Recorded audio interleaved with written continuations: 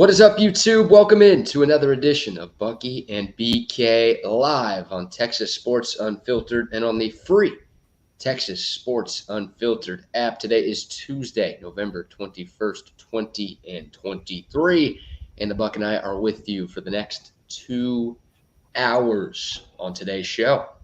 We'll give you another one of Bucky's tips for kids in the car line, but wait, there are no kids in the car line this week because it's Thanksgiving. The Buck apparently has a tip for you adults out there, so be ready for that. Plus, we asked the question, could the Chiefs catch COVID in Wuhan? I'm not sure. We also talk some Texas football. We talk some Texas basketball, and we'll have plenty of fun from now until 10 o'clock right here on Texas Sports Unfiltered. Good morning, Buck. Good morning, BK. How are you feeling this morning? We're getting there. Still a little congested, a little more nasally, are you? Yeah. I've just taken everything there is to take, and it feels like we're still trending in the right direction, but yeah, not quite 100%. How are you? I'm doing good, man. I quit peeing in the bottle, so everything's good.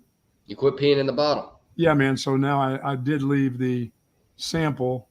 The sample's still on ice, and I have till Wednesday to bring it in, which I thought that I could just bring in a casual container of piss, but I cannot. You have to have a scheduled arrival time. So my schedule was supposed to happen next Sunday, and then I was supposed to bring it in the following on that Monday, 24 hours later. And so I said, well, can't I just drop it off? I mean, it's not like it's not going to explode or anything else, but can't you store it? Do I have to store it?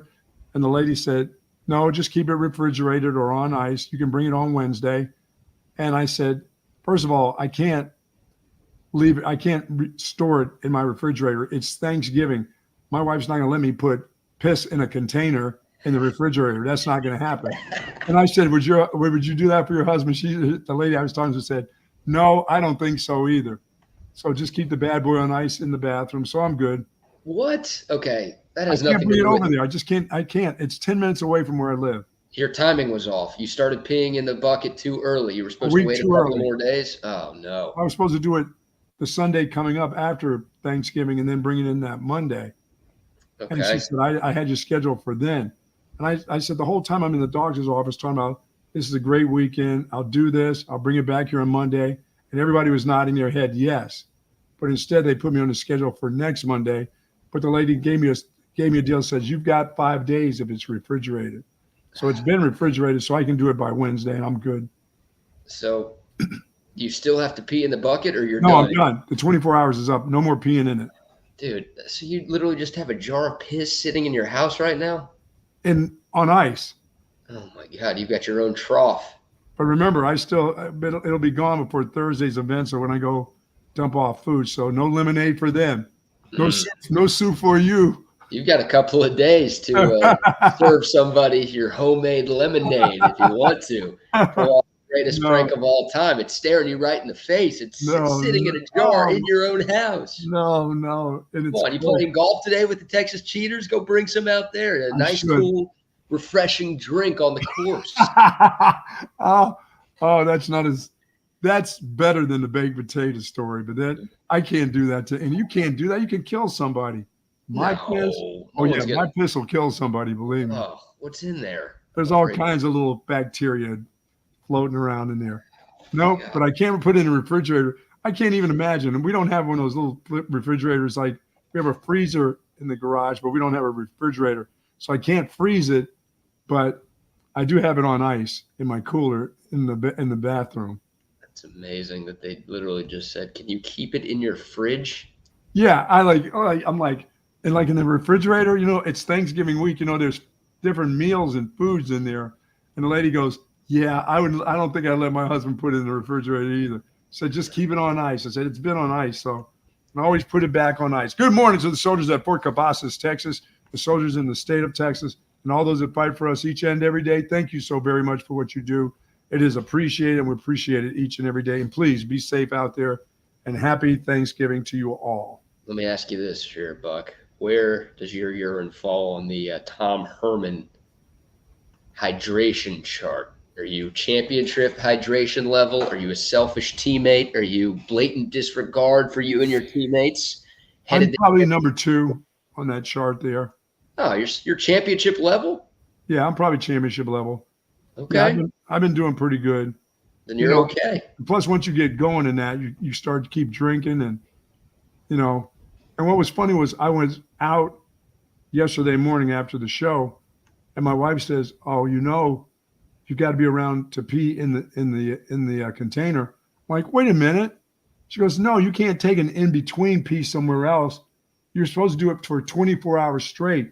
I'm like, "So if I'm out somewhere and I got to go," she goes, "Nope, you can't go too far because you have to come back and pee in that container." I'm like, "Wait a minute. I'm going to Starbucks and have coffee. You mean I can't just pee in the bathroom?" Nope. They need it all for 24 hours. So Whatever. They're not going to know. You can lie to them. If you're out and about and you had to take a piss somewhere, they would have been okay with it, dude. no, they have all kinds of little They ways. got cameras everywhere. What, they got cameras in your 7-Eleven bathroom? I don't know, maybe your pee changes differently after you've not gone for an hour or so, and then you go somewhere else and it doesn't go into the bucket. It goes into the toilet somewhere. It's just weird. Oh, man. All right. Well, what a start to I should have been today's a show. doctor. I should have been a doctor or a chemist or something.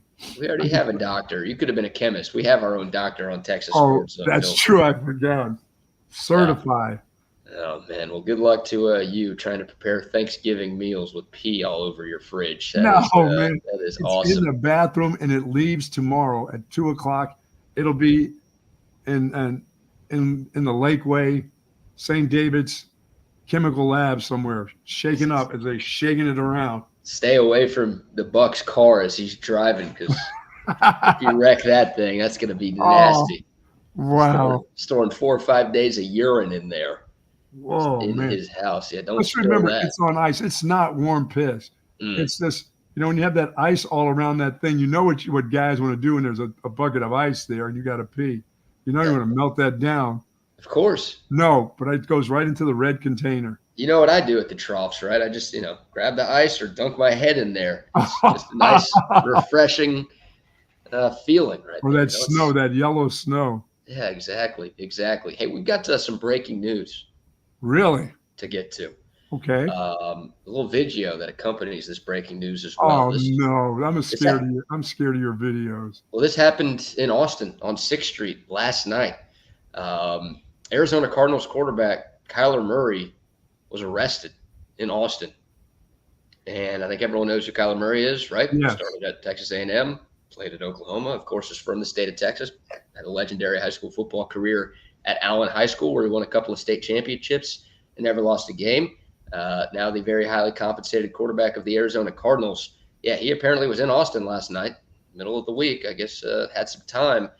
And we've got video footage of him getting taken away by the cops. This is bizarre. Check it out.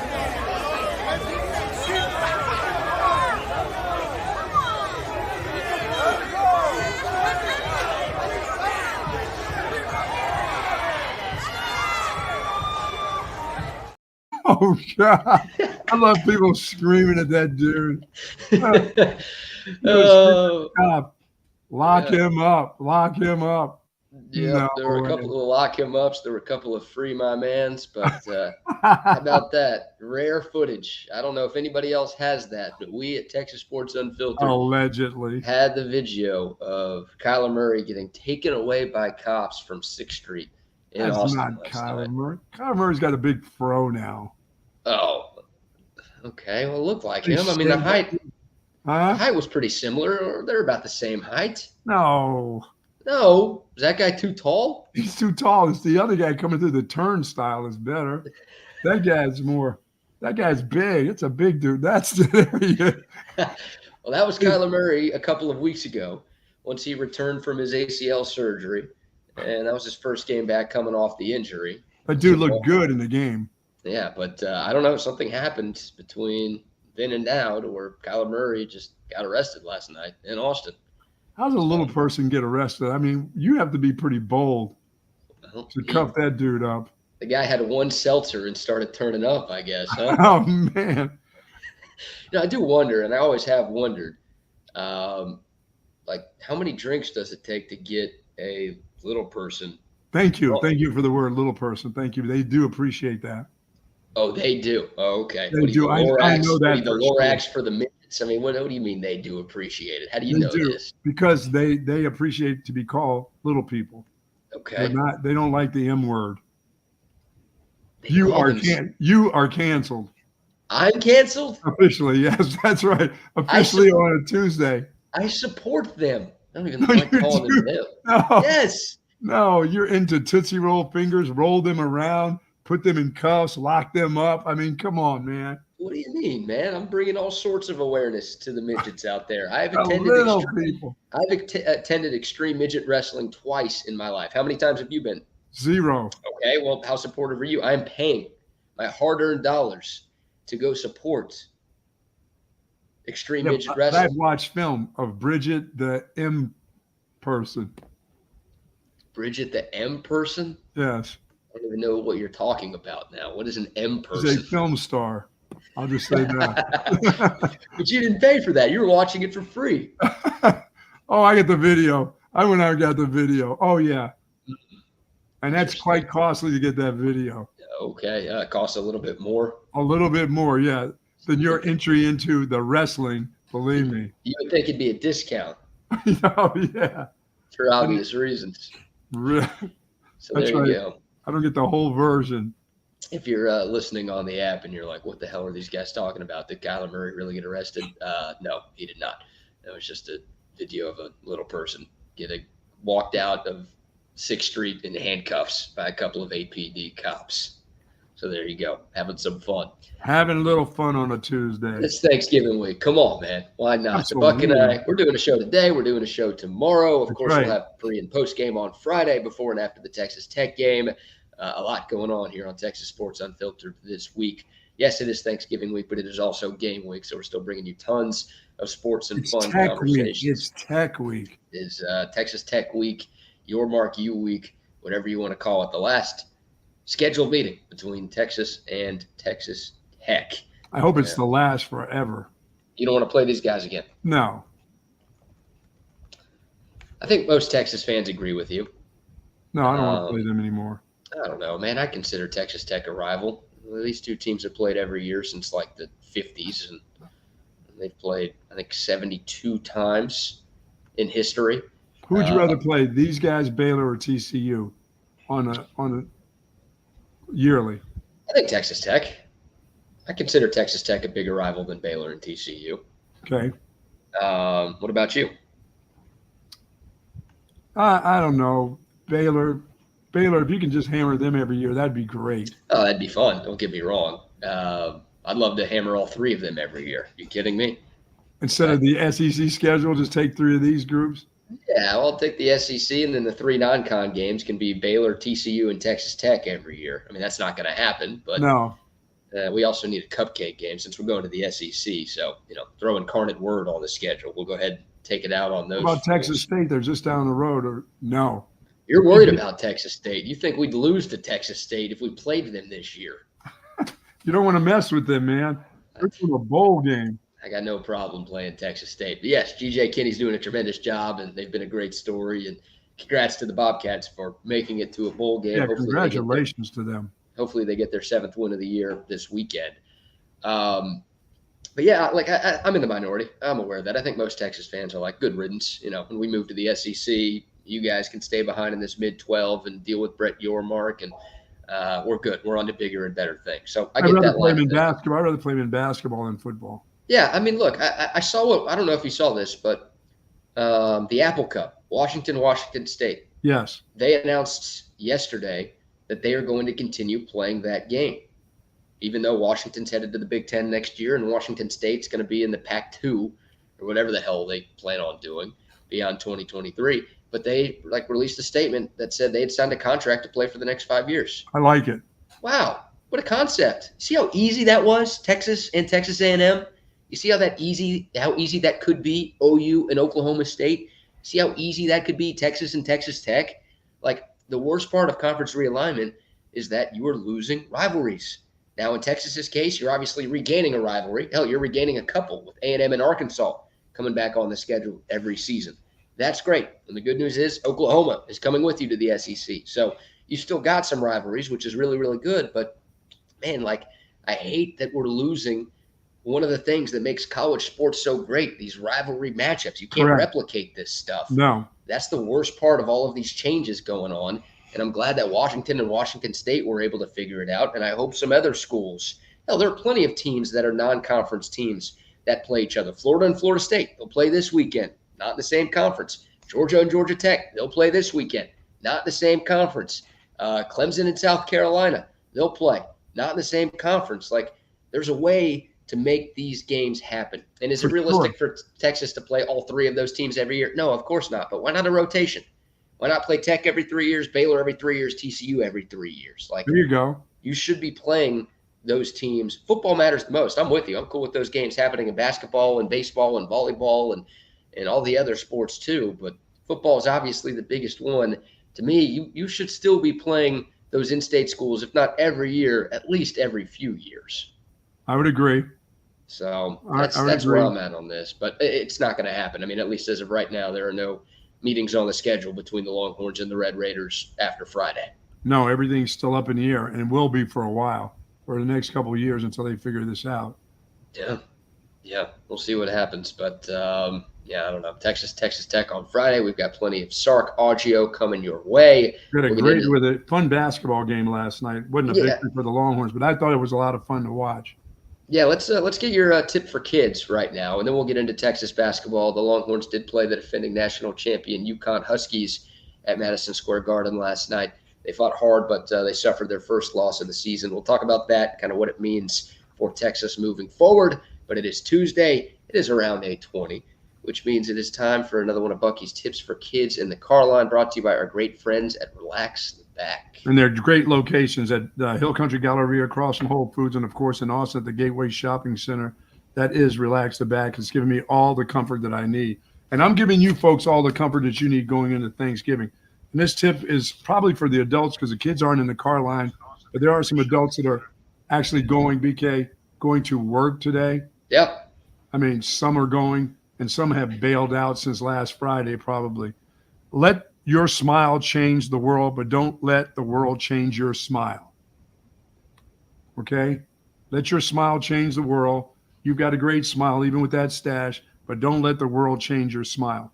Lots of stuff in the world right now that can change that, turn that smile upside down into a frown. Don't let it happen. Let your smile be the thing that changes the world. Where'd you see that one? Oh, this is from the Buck. That's a BG original? Original. Wow. Okay. Not all of them are originals, and I do give the credit to, some of the olds that I get some of those from, but this one, your smile can change the world. But yes. Don't let the world change your smile. Yes. It's good. I like that. It can happen. It can happen to you. It really is. Every time, when you get out there and smile at people, believe me, you change some things, change their day for a lot of people. Thursday, I'm going to go out there and give a smile and some food and try to change the world. But I'm not going to let the world change my smile. I'm still going to smile.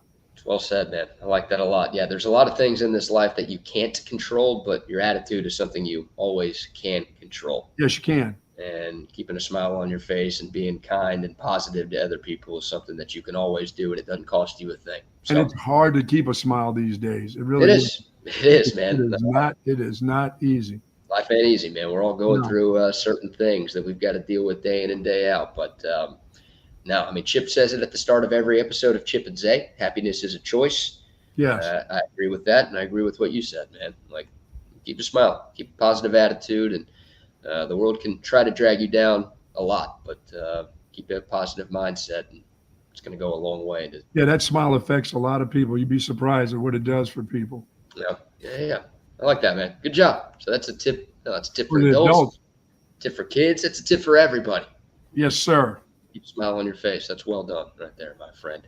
Shout out to our friends at Relax the Back, and shout out to Ruth. He's growing this morning. That guy doesn't take any days off. No.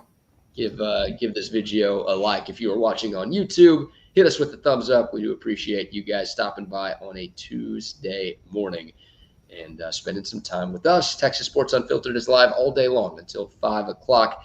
Please tell your friends and enemies about what we've got going on here at TSU. And we're still looking for feedback on the new Texas Sports Unfiltered app. It's available in the App Store. You don't even have to re-download anything. It should automatically update. We've got a new layout. Gives you podcasting features. It shows you our upcoming broadcast schedule, gives you links to our text line and other social media outlets that we have. So let me know if it works on the code of text line 512-222-9328. Yeah, Doug Bo Paul said it's working great. He loves it.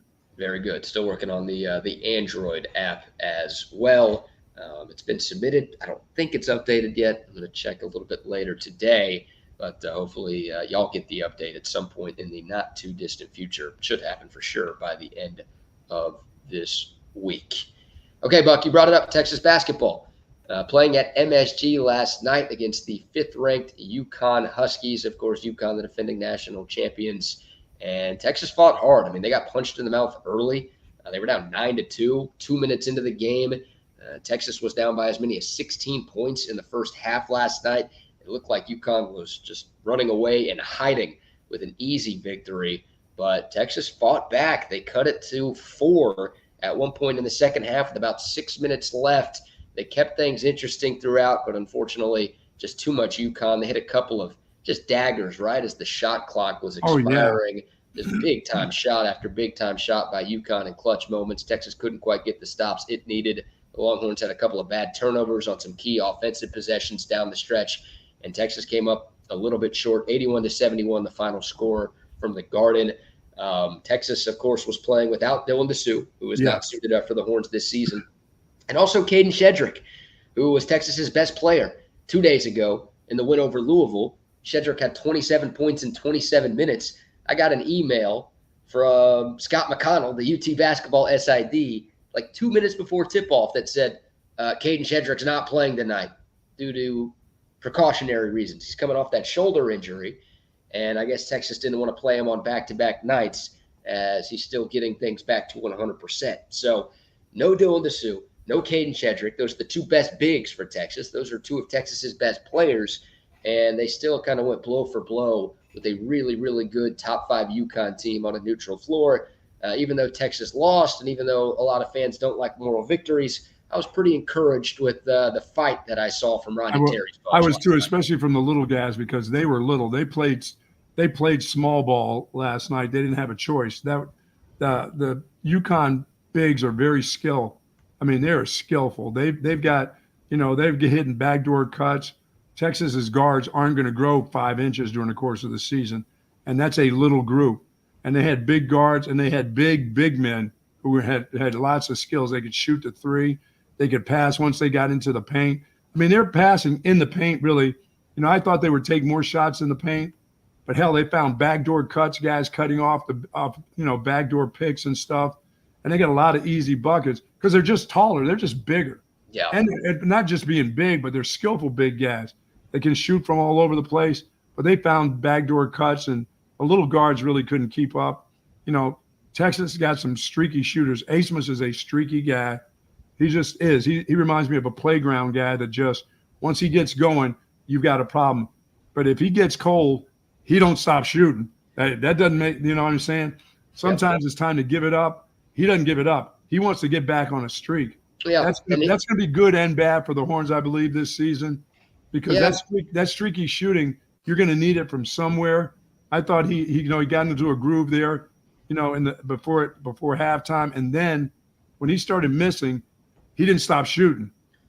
Right. And I think he's got the green light. And I think he should have the green light, honestly. I mean, he's been one of the best scorers in college basketball over the last few years. Now, he was doing it at Oral Roberts. Obviously, this is a big step up in competition. Yeah, the competition and the daily defense against him, he's going to have to figure that out a little bit. Oral Roberts, he was fantastic. They played some good teams, but this is night in and night out. He's going to have really good defenders on him. They're going to put their best defender on him. They're small, and their small defenders are 6'2" and 6'3". That dude's like 5'11", maybe 6 foot. Max Asmus has some definite physical limitations, right? I mean, he's listed at 6 feet. I don't know if he's 6 feet, and he looks like he's about 170 pounds soaking wet. Yes. Look, he's not going to bring a whole lot to the table on the defensive end of the floor. No. And, going up against bigger-bodied, more physical defenders, it's going to be a little bit tougher for him to create shots. So he's got the green light. I mean, he is a streaky shooter. There's no doubt. When he's hot, he is hot. He's tough to stop. And hell, he can hit some really, really difficult shots. We saw that with the game winner against Louisville on Sunday. Like, that guy can hit from just about anywhere on the floor when he's right. But yeah, and generally you see those streaky shooters like that who are just great athletes, can get to the rim and finish. He can't go in there amongst the giants. He's not one of those streaky guys, one of those playground guys that goes to the rack and finishes at the rack. He doesn't do that. He looks to take his jumper. He's not looking to go to the foul line. You have to foul him from outside because he's not coming in there deep. Those guys are big inside. He doesn't go over the top of guys like some little guys do, where you say they'll go to the rim and they'll finish. That's not his game. I thought it was going to be his game. He'll do more of that, I think. I mean, UConn's one of the biggest teams in the country. They're huge. Yeah, I mean, they were blocking shots left and right last night from bigger guys as well. So, I mean, Asmus is more of a shooter. I don't want to compare too much of his game to Marcus Carr, but in terms of, the streakiness, there's a little Marcus Carr to what Max Asmus does. And, Chris Beard and Rodney Terry, it felt like gave Marcus Carr the green light last year for the last couple of years. I think Asmus is going to have that this season. So. I thought I would see more of an Iverson type of player out of him. Iverson. Iverson would go to the hoop. I mean, Iverson's one of the best players of all time. You thought he was going to be Iverson? Well, I thought he would be more of a go to the, go get fouled, go to the free throw line a lot, not be afraid, not intimidated by going in there. He's just not that guy. Right now, he's not. No, that's fair. That's fair. No, he's not Iverson. No, nobody was Iverson, but. I don't think that's an apt comparison, but look, I would love for him to have a little bit more AI to his game. I would love everybody on Texas to have a little bit more AI to their game. But I think the size was the biggest difference. Like, look, Max Asmus did not shoot the ball that well.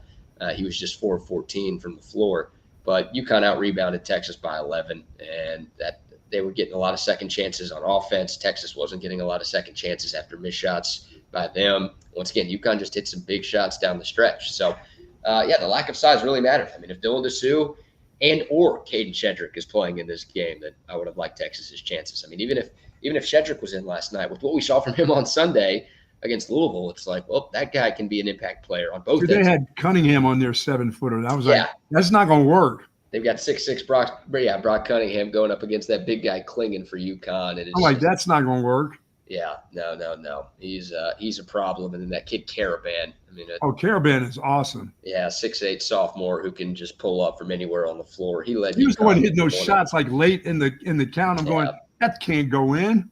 Yeah. He was frustrating to guard last night. He's very, very good, and UConn's really good. I mean, they lost a lot from the national championship game, but they're top 5 for a reason. They deserve to be up there. They've got a great coach in Danny Hurley. And they've got a lot of talent and a lot of experience on that team. And they're going to be a problem, once again, in college hoops this year. So it was a test. I mean, we talked about this, Buck. Like, this was going to be a good early season test for the Longhorns just to see how they stacked up. Texas was ranked, I think, 18 to start the season. They're ranked number 15 right now. I assume they'll go down a couple of spots because of this result. But I don't think anybody was saying Texas was one of the best teams in the country. I feel like their ranking is kind of around where they are. And that's what I saw last night. Like, I think Texas is a top 15 to 20 team in college basketball. Once again, I was encouraged with what they did, considering they were playing without their 2 best big men and 2 of their best players overall. Plus, they were on a high. I mean, their big man had a great night, the 2 nights before that. Then they look, and, a couple minutes before the game, that dude's not playing. And then they look on the other side of the court and see those big dudes going. So you've got to be going, damn, this is going to be an uphill battle tonight. Yeah. And it was uphill battle, but they hung in there. They didn't get blown out. Nope.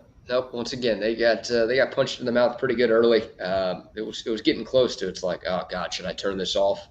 And I'm at my parents' place. I don't have the 4 TV set up from audiovisual consultation. So hard to do when they were only down 6 at one time. It's like, right, turn this off. They're right in the thick of things in the second half. Yeah, I mean, there was so much on last night. I only had 1 TV down here, so I'm flipping back and forth. I kept the game on my computer the whole time.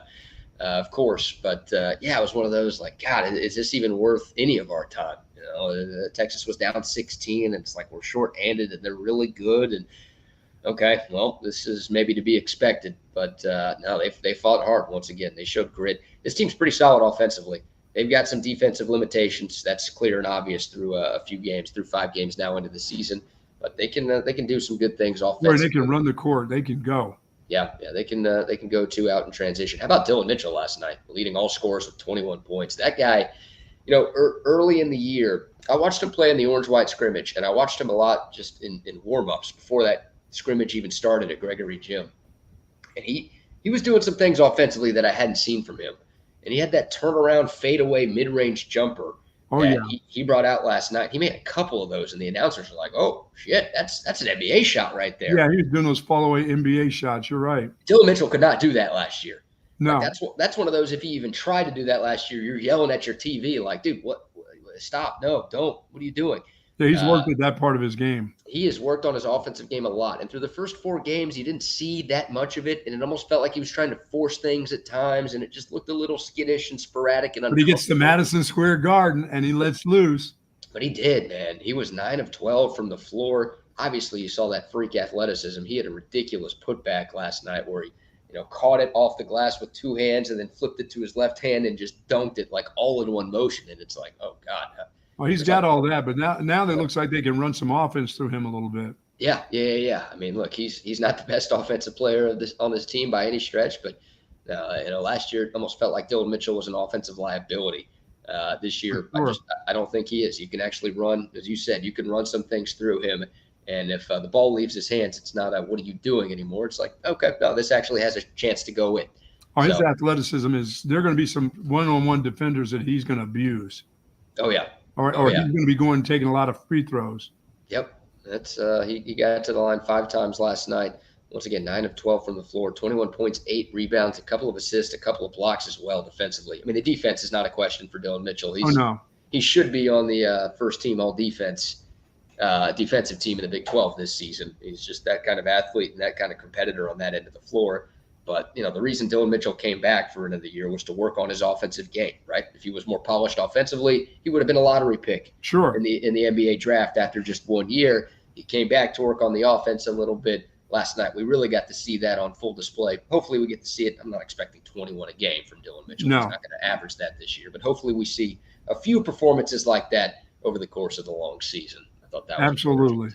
So Texas loses its first game of the year. The Longhorns now 4-1 on the season through 5 games, and the Longhorns will return home to take on the Wyoming Cowboys. Uh-oh. Giddy up. Is Texas Tech going to lose to them in basketball too, or is that a football-only bid for them this year? Football only. Football only. So, the Longhorns' next game at the Mood this Sunday at 2 o'clock, a little matinee against Wyoming. Then they will take on Texas State in the middle of next week before a trip to Milwaukee, Wisconsin. Always beware of the Bobcat. Texas State? Yeah. You're scared of Texas State. I don't know. Are they paying you for this? What's no, I'm a little nervous about the Bobcats. In basketball? They're growing. Their athletic program is growing. Look out. Can you name one player on their basketball team? Joe. Okay, now I'm going to look up their roster and see if they have anybody named Joe. Or Joe. I'm not saying that as an insult. I don't think I could name anybody on the Texas State basketball team. Doing a quick look at their statistics, I do not see anybody named Joe or JoJo. Really? Or Joanne or Joelle or Joe Mama. Dang. Yeah, sorry about that, but they still scare you. I know there's a Michael on there somewhere. You know that. Oh, God, I'm not looking that up. One more time. Just one more time for me. Come on now. See if there's a Michael. Yeah, there's got to be a Michael. Okay, let's see. By the way, the game in Milwaukee is not against Texas State. That is against number 4 Marquette in a rematch with Shaka Smart. A little revenge game there. I do not see any Michaels on the Texas State what kind of team is that? What kind of dudes are they? Come on. Are you questioning if they're dudes? Is this like a Bruce Caitlin situation here? Come on, man. I did not see any Michaels on the ESPN stats. There are only 9 players listed here, though. So what? No walk-ons. So maybe you've got a Michael walk-on. Probably. The Bobcats. But yeah, two tune-up games for Texas before their next really, really big test. Once again, UConn was a top 5 team. Marquette right now is a top 5 team. And the Longhorns will get to play them on the road as part of that Big Ten Big East Challenge, which is coming up in a couple of weeks. Marquette played last night against UCLA, and they beat them by 2. Marquette will actually play Kansas today. So Interesting game for a lot of people. 9:30 to 9. How did Kansas play last night? Did Kansas win last night? Yeah, they played Chaminade. Chaminade hosts the Maui Invitational every year, so they always get that automatic bid. So Kansas got the reward of getting to play them this year. And Kansas, they were a little sluggish, a little sleepy early, but they pulled away, ended up winning by 30. So there's a lot of really, really good teams in the Maui Invitational. If you've looking for a break from family over the next couple of days, you will be, or you're just looking for some sports to watch. I mean, obviously we get a lot of NFL on Thursday and some college football on Thursday. Course, games on Friday and Saturday and Sunday and Monday too. But you've got 2 top 10 matchups in college basketball tonight, Buck. Part of the Maui Invitational, the semifinal games. You've got a lot of former Texas coaches in action tonight. Rick Barnes and 7th-ranked Tennessee taking on number 2 Purdue at 7 o'clock in one Maui semifinal. And then you've got number 1 Kansas against number 4 Marquette at 9:30 tonight. So, hello. Yeah. Great college hoops on the docket tonight. And obviously you'll get the final between the winners of those 2 games tomorrow. There's a chance to get number 1 Kansas against number 2 Purdue tomorrow in Hawaii. So some good college hoops this week, part of Feast Week. I think that's what they call it. Yeah, Feast Week, yeah. The ESPN family of networks. So plenty of good sports to watch throughout the course of the week, which is why we're here right now with you on Texas Sports Unfiltered. So there's some Texas basketball conversation. Keep the text coming on the Coda text line, 512-222-9328. A couple of folks commenting about the static on the app. Yeah, I think that's because I've got my travel kit. I don't think that's an app problem. I think that's because we've got the travel set up here in Galveston. You're on the road down by the ocean, down by the bay. Down by the bay. Hoping to get to fish today. It's windy as hell down here, though. It is here, too. We got a lot of wind today here, too. Only to be in the low 60s today. Oh, that's it? No real cold front coming in? Not cold enough. 60, 59 degrees. Cold enough and windy. Yeah. Gonna make it seem like 45. Oh, you got to golf today, don't you? Yes, I'm not a wind guy unless it's behind me at all times. Yeah. Is any golfer a wind guy? I mean, the only wind you ever want on the golf course is wind behind you. Well, when I'm hitting at 360 sometimes, I like to bring it back just a little bit. Okay, so you want 340 feet instead of 360 feet? Yes. That's what you're looking for? Oh, man. All right, let's give some love to some of our great sponsors. I know our man Tom McKay is listening this morning. He's doing some traveling today. And I teased it earlier this week that we've got a new holiday spot from our man Tom McKay that we've got to play for the people. I've not heard this yet, so we're all going to hear this for the first time together. All together. Holiday season is upon us. How about a word from our buddy Tom McKay over at AV Consultations? Hi, this is Tom McKay, owner of Audiovisual Consultations, and all of us at Audiovisual would like to wish you and your family a happy holiday season. This time of year can get a little hectic, so we want to remind you to relax, enjoy the season with your family and friends, and give us a call for all your home entertainment needs. If you save the time you spend in traffic and big store crowds, you'd have more time with the people you actually enjoy. So smile, hug your kids, make love to your wife, and cheer the game with your friends. Call us at 255-8678. That's 512-255-8678 or online at avconsultations.com. That's very cute, very sweet. Oh, yeah. You know what I'm saying? A little holiday jingle in the background. Yeah, a little smile, bang your wife. You know what I'm saying? Bang your wife. You didn't say that? I think it was make love to your wife. Oh. Although knowing Tom, he would have been allowed. Bang. Yeah. If he would have been allowed to say bang your wife on the old station, I think he would have. Which, hey, Tom, if you're listening, you can say that. You can say whatever the hell you want on Texas Sports Unfiltered. That's the beauty of this thing. Oh, man. We love our guy, Tom McKay. We love Audiovisual Consultations. And, yes, the perfect holiday gift, man. Black Friday, if you want to do some Black Friday shopping. But, of course, you're going to be buying stuff for everybody else in your life in the holiday season. Get yourself something. Now, your family and friends are going to love this gift too, but you're going to enjoy the new TV setup that you get from our friends at AV Consultations. They're the best in the business, and they've been in business since 1988. Don't buy a TV on Black Friday and then call Tom McKay and AV Consultations. No, he gets better prices than even the best Black Friday sales that you can find. He'll get you the equipment. He'll set it up for you. They'll show you how to use everything. They're going to take care of you every step of the way. Just call. You're going to Black Friday. Oh, you can't. You got work to do on Friday. You can't be hanging out at the stores. You won't be at the Best Buys or the Targets and looking for things. Are you now the computer guy? Does it all come to your place down in Oak Hill? let me know, because if there's stuff still sitting on your porch, maybe I should pick it up for you if you've already ordered some things. No, I haven't ordered anything yet. Yeah, I don't know how many people actually go out and Black Friday shop anymore. Like, that was such a big deal for so many years. That was fun for me. I had a blast. Oh, man. I mean, it was, people would just sleep over at stores. Yeah. People would pitch tents out in that way. Outside of like Fry's and Best Buy and Radio Shack. I've never gone to Fry's before. I've never been there for one of those Black Friday events. Well, I've got bad news for you, Buck. You'll never be able to go to Fry's ever again. Done? Yeah, they're done. Just like Circuit City. No. Well, you didn't know Circuit City was gone? Don't think I've ever been to Circuit City. Where? Oh, don't tell me you don't know about. What about Blockbuster? Still around? There's one Blockbuster left. It's in Bend, Oregon. I only know that because my sister and brother-in-law live like a couple of hours from there, and they've been. They've gone over there? Yeah, it's like a tourist thing. Wow. They kept one Blockbuster open, and whenever people are traveling to Bend, Oregon, which usually you're not traveling to Bend, you're just going somewhere in Oregon or Washington. But it ain't to Bend. You drive by and go check out the last Blockbuster in existence. But that's the only one. I don't think Radio Shack exists anymore. Goodbye. Sorry about Kmart, CB. I don't know if we have any Kmarts left. Kmart's still around somewhere, probably in Killeen. You think there's just because it starts with a K, you think they've got Kmart? Yeah, Kmart's got to be in Killeen. There's got to be one available there. Okay. Guaranteed. Somewhere in Killeen, there's a Kmart. How many units are you putting on that?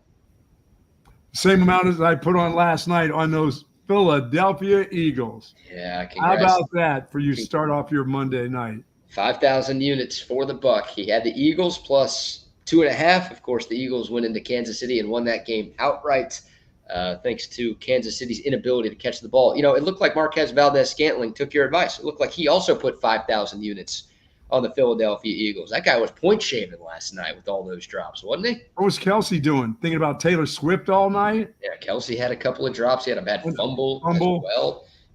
84. Watson, who caught a touchdown early in the game, had a few drops. I mean, even after that Marquez Valdez-Scantling drop, that would have been a game-winning touchdown, or at least a go-ahead touchdown in the final couple of minutes. The Chiefs had a 4th and 25 on their final offensive possession of the game.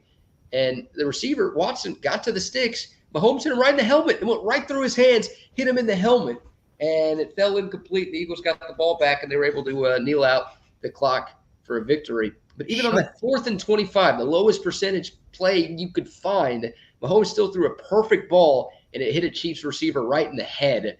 And, boy, if that wasn't symbolic for the rest of the night, I don't know what was. Well, the smart thing the Eagles did in the second half, they put a spy on Mahomes so that after a while, because he would have started, if they didn't have a spy on him, you know what I mean, he would have taken off instead of throwing to those guys that can't catch, those professionals that can't catch the football.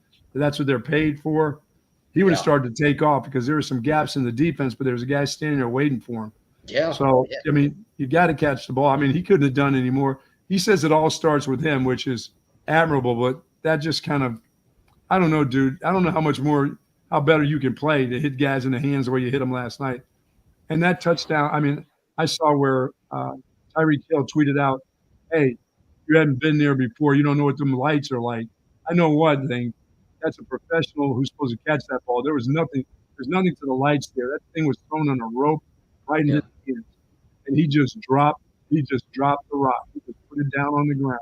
Yeah, I know one thing. Tyreek Hill catches that ball. Sure he does. And walks into the end zone. As a matter of fact, he doesn't have to dive. That guy just catches it and walks in. That guy's waiting there. He's making himself like a sandwich or something, just waiting for that ball to come down. He's that fast. Marquez Valdez-Scantling leads the NFL in drops this year. And the Chiefs as a team lead the NFL in drops. And it's been a different Chiefs year. I think they're 7-2 or 7-3 or 8-3 on the season right now. So obviously they're still really, really good. And they're still very much a contender in the NFL. No surprise there. But why is you never think it's the offense that's letting them down. Exactly. That's the difference, right? That is the difference. Like the Chiefs defense has actually been really, really good this year. Oh, yeah. And they've been one of the best defenses in the NFL, believe it or not, where in years past it's been, the offense is leading the NFL in just about everything, and you just hope the defense is average. Like, as long as the defense doesn't suck, the Chiefs have a chance to win the Super Bowl, and that's how they've won their 2 Super Bowls, right? Offensively, they've been great. look at the Super Bowl last year against the Eagles. The game played in the high 30s. The defense wasn't great. The offense had to carry them to victory. That's kind of been the Chiefs' MO with Andy Reid and Patrick Mahomes. But this year, no, the defense has played at a damn near elite level. And it's just the offense that's been sporadic and up and down. And obviously, look, the Eagles are a great defensive team. You got to give them some credit too. But you don't give the Eagles credit for the drops. Like those balls were hitting receivers right in the hands. Maybe the weather was a little bit of a factor, but still, the Eagles receivers were able to catch last night, and the Chiefs receivers were not able to catch last night. So, they've got to get that figured out, man. And obviously, the trade deadline is passed, so there's nothing Kansas City can really do in terms of adding to their roster this year. They just got to get on the jugs machine, I guess, and figure out how to catch a little bit. Yeah, I got to believe some of that stuff will change. I mean, you just don't have – well, but they've had nights and days like that. It's not just – it wasn't just last night. They've really struggled this season. But Kelsey dropped balls that guy just makes one-handed last night. I know. And not taking care of the ball, the fumble, that was a costly fumble too. Yeah. Yeah, it was. The Chiefs have actually lost 2 of their last 3 games. And that's the second straight game where the Chiefs have been shut out in the second half. Yeah, because they had a bye week last week, but their game before was the game against the Dolphins in Frankfurt. And the Chiefs won that game 21-14, but they did not score a single point in the second half of that one. And then last night, they were up on Philadelphia 17-0.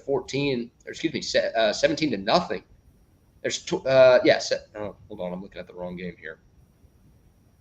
Probably shouldn't even need to look this up. I was watching it. They were up 17-7 at halftime and obviously lost 21-17. So back-to-back games where the Chiefs have not scored a point in the second half. That is not something you see from Patrick Mahomes and Andy Reid at all. So the Eagles 9-1. And if you're a fan of the Cowboys, if you're a fan of the Niners, if you're a fan of the Lions, any other contending team in the NFC, you were obviously pulling for the Chiefs last night. And unfortunately, the Chiefs couldn't get it done. Philadelphia is still the top seed in the NFC. They've got the best record in football, and they look really, really good. Once again, not a lot of teams go into Arrowhead and beat the Chiefs. Philadelphia, they went in there and beat the Chiefs, so they're still a problem in the NFC. Yeah, and Philadelphia could run the ball last night with Swift. I thought they did a good job, and it wasn't Taylor Swift running the ball. I thought they did well running the football. I feel like Taylor Swift might have been a better receiving option than a lot of the guys the Chiefs. Yeah, she's tall and lean. I think she'd have made some of those grabs. Yeah. I don't know if she could take a hit very well, but I feel like got big hands. Tall. Yeah, some of those guys didn't even have to take a hit. It hit them right in the hands. It wasn't like they were being contested. A bunch of them. A bunch of them just went right through their hands. You're right. So for you, is Philadelphia the best team in the NFL now? Yes, for sure. I think for a lot of people, they might have been going into last night, but leaving last night, I feel like if you're releasing an NFL power rankings after week 11 in the NFL, you've got to put Philadelphia at on top. Yeah, they haven't been as dominant as they were last year, but you are what your record says you are, and they've got the best in the league. Yeah, I mean, I still think Philadelphia will lose that second one to Dallas. I think the Cowboys. I thought there would be a split this season between those two, and I think they'll still split when the time comes. Yeah, I mean, the Eagles are going to need to lose a couple of other games if the Cowboys want to win the division. But obviously, that matchup in Dallas 3 weeks from now is going to be massive. I will say this, Philadelphia's next 4 games are all against winning teams. So their schedule does get, I don't want to say a little tougher. They did just play the defending Super Bowl champs last night on the road. But they're in the middle now of a 5-game stretch against really good teams. They play the Chiefs. They play Buffalo next Sunday. Buffalo's been up and down, but they're still talented. They host San Francisco in a couple of weeks. Then they go to Dallas, and then they go to Seattle. Yeah, the Dallas and Seattle are away. The other 2 are at home, which is. Yeah, so that's the actually a 6-game stretch because the Eagles played the Cowboys before their bye. So it was 6 straight games against winning teams. So far, Philadelphia 2-0. They beat the Cowboys. They beat the Chiefs. They've got 4 more relatively tough games coming up before they end the year with the Giants, the Cardinals, and the Giants again. So you assume those will be 3 wins. So now's for the Eagles, they're rooting against the Eagles. You need to get them soon. Yeah, the downfall for them will be how much they end up missing their tight end in some of these big games too. Goddard. That's going to hurt with that broken forearm. Yeah. No Dallas Goedert last night for Philadelphia, but they still got it done. Yeah, not a great offensive performance. You're right. They were able to run the ball pretty well. Obviously, the brotherly shove / tush push, whatever you want to call it, was effective. Nobody can stop that play. Automatic. High school, college, the NFL, whatever. The Eagles are just incredible at it. And, they get the win on Monday Night Football. All right, before we hear from Steve Sarkisian and get into some Longhorn football today, some more shout-outs to some more of our great sponsors, Buck. Let me tell you about our good friends at Texas Orthopedics. If you're seeking specialized patient-focused orthopedic care, contact the experts at Texas Orthopedics. Their physicians offer comprehensive surgical and non-surgical orthopedic care for children and adults, spinal care, sports medicine, trauma care, joint replacement, rheumatology, and even more.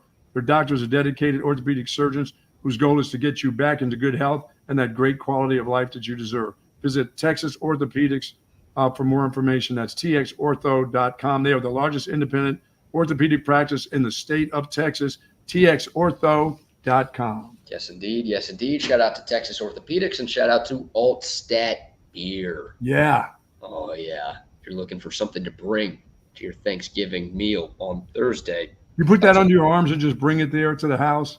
I brought 3 6-packs. Now you're talking. Yeah, probably should have brought more. You've already had 2. I think I'm going to end up needing all 18 of those beers on Thursday with how many people are coming to my parents' house. But no, hey, if you want to be the life of the party, show up with some Altstat beer. They've got a bunch of different brews as well. So if you're bringing a couple of 6-packs, you can get a couple of different brews to make sure that every palate is satisfied. And hey, the Altstat Light, check that one out. You're going to be consuming a lot of calories. I don't know what that is.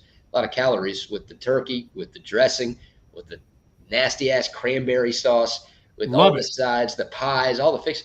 You want to consume your calories with food, but you still want to have a great beer to drink with your food. The Altstat Light is perfect because it sacrifices on calories, but it does not sacrifice on taste. Of course, they've got the lager. They've got the Kolsch. Those are the 2 flagship Altstat beers. Seasonal brews as well. The Oktoberfest is still in stores. I'm telling you, something for every beer drinker out there. So when you're doing your shopping this week at H-E-B or Randall's, or hey, if you're in the liquor store, Twin Liquors, Total Wine, Time Wise, Specs, wherever you go to get your beer and alcohol, make sure you're adding a 6-pack or a couple of 6-packs of Altstat beer to your shopping list. It is Altstat beer. No impurities, no regrets. You know, I've got a neighbor here that when we first moved here, we've been here for 4 years and built a new home. And one of my neighbors had invited us to Thanksgiving dinner. And they do Thanksgiving twice a year. It's their biggest holiday, they say. And they do one in the summertime and they do one in November, which is really kind of cool. I mean, and they do the exact same thing. They still do the turkey and the whole works. It's the exact same meal twice a year. Why couldn't you do it? I don't know. That's just, I don't know. I'm thinking, why don't you just have a turkey dinner? Yeah. I mean, do people have turkey dinners outside of Thanksgiving? I mean, I don't. Yeah, I don't either. I eat turkey outside of it, but I don't do the same kind of meal. They're doing everything, all of the sides and the pies. Oh no. And people get invited over. I mean, it's a double Thanksgiving. They love the holiday, that time of getting people together and sharing bread, that they do it twice a year. I mean, it's kind of a cool thing because they pack the place right up the hill from me. But man, it's invited. Yeah, but it's just weird. I'm like, it's just a weird deal to do a double Thanksgiving. But really, when you think about it, it ain't so bad. Yeah, I mean, I've heard. No, it's not bad at all. I mean, I love Thanksgiving, so yeah, I'd be okay with doing a couple of Thanksgivings. And some people do a few Thanksgivings around Thanksgiving. There's this concept. The Friday, and then you go on to Saturday, and no, not just with the leftovers. I mean, that's obviously a thing. That might be the best part of Thanksgiving. It is the best. Yeah, you get to eat that food like 5 days in a row and just sit and watch football for the entire weekend because there's games on Thursday, Friday, Saturday, Sunday, and Monday. So you're just sitting on the couch, just eating all the leftovers, and that's as good as it gets right there. You still remember the little kids' table? Did you ever have to be at the little kids' table? Yeah, of course. But everybody has that seat, don't they? They're not going to let me there this year with this guy. Oh, no, not with that. You're out of there. They don't want you hanging around the little kids. No, they're going to make me sit outside if I got this thing on my face still on Thursday, which I don't know if that's going to be allowed to happen. But no, something called Friendsgiving, which is something millennials probably invented. Interesting. But it's where just groups of friends get together. It's kind of like a potluck deal where everybody brings something. Awesome. Usually somebody makes or brings a turkey, and people are responsible for bringing the sides. And You do that like the week before. Not the green bean casserole. I hate when that comes rolling in. Oh, you're not a green bean casserole guy? No. Wow. I'm not the green. When that thing comes in, wow. It's like, really? Who brought that? Oh, she brought it again. Oops, I've done it again. Really? Who makes it? I mean, if you can make a good green bean casserole, then it could taste pretty good. Like, I'm not a huge vegetable guy. Everybody knows that, but the green bean part I don't like, but the casserole part, now that's you like okay. the cheese, all the cheese, like that. Give me that cheese, give me that butter, give me all that goodness. Yeah, I'm the gravy. I'm the stuffing guy. Oh, I've heard that about you. Yeah, I'll just put my hand right in that turkey and pull it out and just slam it on my plate. Oh, here's a tip for kids: just put your hand right in there and pull it out. Not sure what you're pulling out though. I don't know if that's good advice for the kids out there. Yeah, tomorrow we're going to do a lot of Thanksgiving talk tomorrow. Lee Sterling's going to join us, so we'll give you some winners for the weekend, and I'm working on getting a Texas Tech guest on tomorrow's show. Maybe I'll tell my baked potato story for those just before Thanksgiving. Oh, yeah, man. I know Jeff Howe loves to hear that story. He can't get enough of that. That's the most disgusting story of all time. I think Jeff texts us like 3 times a week asking for the baked potato story. Yeah. Just before Thanksgiving, it's great. The baked potato story, and hopefully this year you're going to add some of the Bucks homemade lemonade to it. Oh, no. That stuff is gone. Tomorrow it leaves. It leaves the premises. That means on your way to the doctor's office. There'll be somebody with a sign on the side. Hey, here, bring out the cup here. Fresh, cold lemonade. No. You got served like a subpoena, baby. You got served. No, that's not happening. I need to just get that over with. I need to check out, see what's going on within me, and then just move along so I can start feeling. I mean, I feel good. All these tests I have to take are just. These are my wife's. This is my wife's test, by the way. Oh, she's drinking your pee to see if it works. No, it's just. I feel good. I just have some things that they want to put at certain levels, and they want to know why certain things are happening. I had a hyperparathyroid that was taken out, but they may have not taken all of them out a year and a half ago. They may have to go in and find the other loose one that's screwing up my calcium levels. I hate to hear that because that cut on your throat is right near your vocal cord. And I didn't like the dude who did it the first time because he wasn't doing those as a everyday thing. He was sort of like the makeshift mechanic, the substitute teacher that did it every once in a while. And I don't know if they got them all, so we'll see. Yeah, look, you're old, man. Old things happen to old people. You know what I mean? Old people need to go to the doctor more, and they got to test more stuff to make sure you're still working correctly. Yeah, but I'm feeling good, so I don't understand. If I'm feeling good, all these calciums and things like that, dude, so they're high. I mean, my blood pressure was great the other day. I'm still playing golf. I'm still doing gardening. But I've had those amnesia things come up too. I got to be careful of that stuff. Yeah, I mean, when you were at the Constitutional Convention, it's a big deal. It's a big deal that you're still alive. But when you're that old, they've got to make sure that once again everything works the way that it should. So yeah, every time I see when they show the city of Philadelphia where I was born, and there's the Liberty Bell and Betsy Ross House. You were there for all of that. I was there for it. That's right. That's impressive. Man, very impressive. Yes. I kind of like your homemade lemonade idea. I might do some charity work down here. No, dude. I might see if there's a bucket in this house. And don't start that. They're not going to like that. It's got to be refrigerated. Oh, okay. I'll put it in the fridge. Keep it in the refrigerator. Nobody's letting you take a piss bucket and put it in the refrigerator. I mean, even the lady on the phone told me yesterday, she goes, I wouldn't let my husband put that in the refrigerator either. It's Thanksgiving. I said, or any other time. Nasty. Just absolute nasty. How about some Sark? What did Sark say yesterday? Let's hear from Steve Sarkisian. Yep, he met with the media yesterday. We've got a few different cuts to get to from Coach Sark, and we'll start with just kind of an opening statement. Of course, this Texas Tech game, just 3 days away. It's a short week for the Longhorns. Here is Sark's opening statement talking about this game coming up this Friday. A chance for us to kind of solidify an opportunity to play in the Big 12 championship game. Is obviously exciting on that front. And then hopefully for our fans to celebrate this team.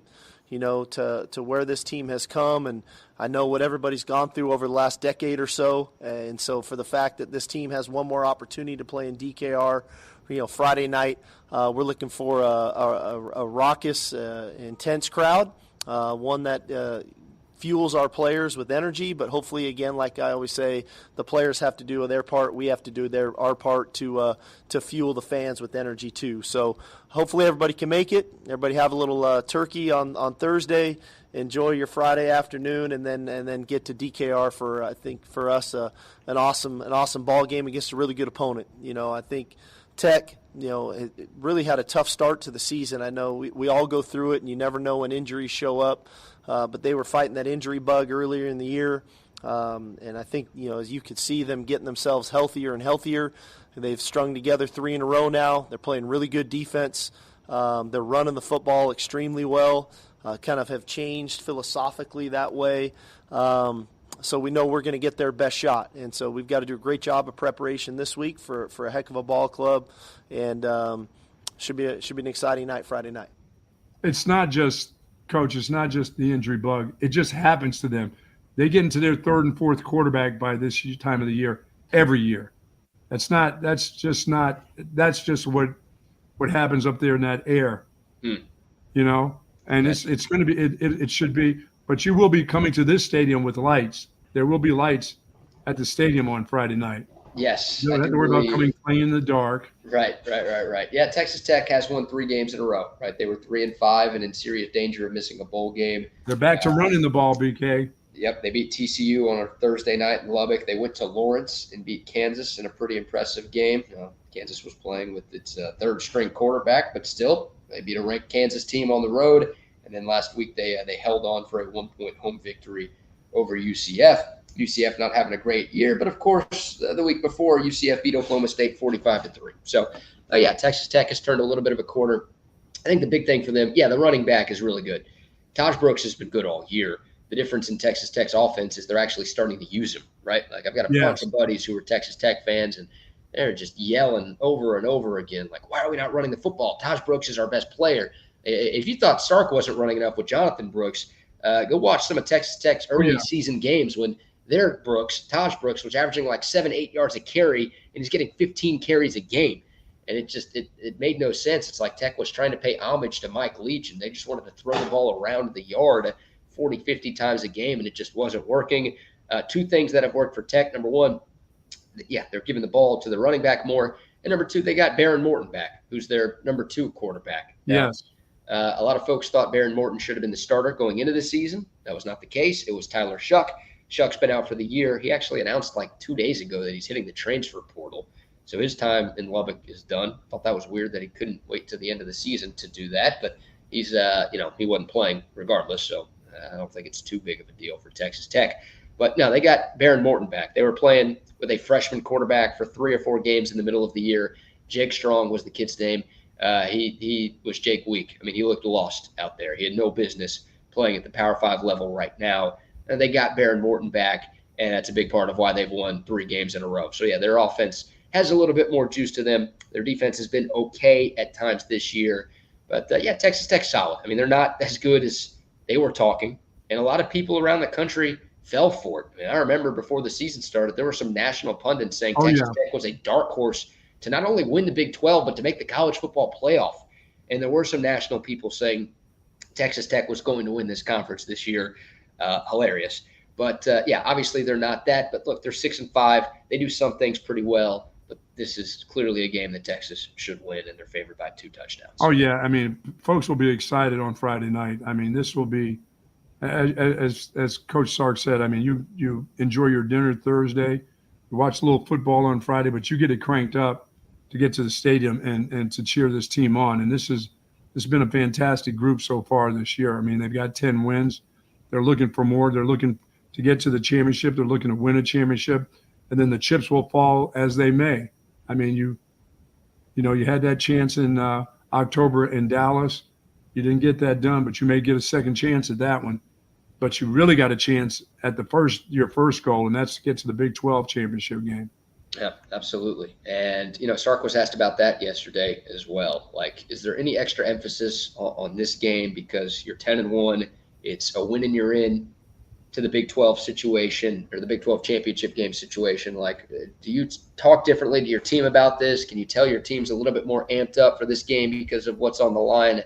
And Sark kind of downplayed that a little bit because he said this game is not very different than some of the other games the Longhorns have played recently. After the OU game, I've made it a point that every game we played, the first thing I talked about to the team every morning, every Monday morning, every Friday night, this is a Big 12 championship game. We feel like we've been playing Big 12 championship games one week after another. We know the value of them. We know the importance of them. You never know how it's going to shake out. And we just did not want to put ourselves in position where we were relying on other people. And so I don't feel like in this week that I have to do more than that. I think that our players understand, hey, we went into this season with a mission to try to be champions. We felt like we were more than capable to do that, but that we would have to handle our business along the way. I think we've performed that way, but the work's not done. And so it's not something that we shy away from or need to shy away from, but it's also not something that I need to make it even bigger this week because we've been talking this way now for almost 2 months. That of every game and the importance of the games, each weekend. And so I think our players are going to prepare really well like they have been. I think they're going to go into the ball game with a clear mind and composed and poised and try to play their best football. And then we'll see if it's good enough. Yeah, I mean, you don't have to tell your team that every week's a playoff game when you lose in October to Oklahoma. They know that. They know that 2 losses, your ass is just about done. Anyway, so now I don't mind overemphasizing the fact that guys win and you're in. I put that on my players. I'll put that on the bulletin board. I'll put that on my coaches. Dude, we win this game. We're playing for a championship. It's not overemphasizing. It's just letting you continue to know the importance of this game. That other stuff about every week was a championship game. The players understand if you lost 2, BK, you're probably done. So they're going to just play the kind of football that they're used to. I'm going to put the pressure on their asses up for Friday. Yeah. I'm going to see if they can really understand this is to play for a championship. I'm not going to sugarcoat this one. This is the one, guys. This is the one that takes you back up to Arlington with the possibilities of seeing that team that beat you in October. Yeah, I was going to ask you about that. So you're not worried about pressure? No pressure. Hell, you came to Texas. I mean, yeah, if you've been playing in pressure games all year long, you understand since October you've been in pressure games. Since you lost to Oklahoma, every game is a pressured game. Sure. Me telling you how much pressure this is for this particular game shouldn't put any more pressure on you. You should just go play your game of football and understand if you win this one, then you've got another one, guess what, the following week again for a championship. But this one actually puts you in the championship. There's nothing that can hold you back but you for Friday. Yeah, it's not lip service from Steve Sarkisian. I mean, you get one mulligan in this sport. That's how it works. Like no team has ever made the college football playoff with multiple losses. That's right. You get one slip up. Hell, a little worried right now that Texas doesn't even get one mulligan. We need some other teams around the country to start losing. Oh, that's for sure. But to get what your original goal you set out for is right there. And you've been playing for that. You're right. Since you lost to Oklahoma, you understand in this conference, this weird ass conference, even 2 losses can get you screwed up. It could get you in the championship game, but when you lose to Oklahoma, the likelihood you're probably, unless you go undefeated from that point on, that's the only way to get back to this championship game. They understand that, and telling them is not going to put any pressure on them. But I'm not going to be afraid to tell them, dude, we got to win this game, and we're playing for the championship. And I don't care if we don't play Oklahoma, we're playing somebody in the Big 12 for a championship again. Yeah, by that's the way, your motivation. We've beaten all the rest of them, and then we didn't play the one.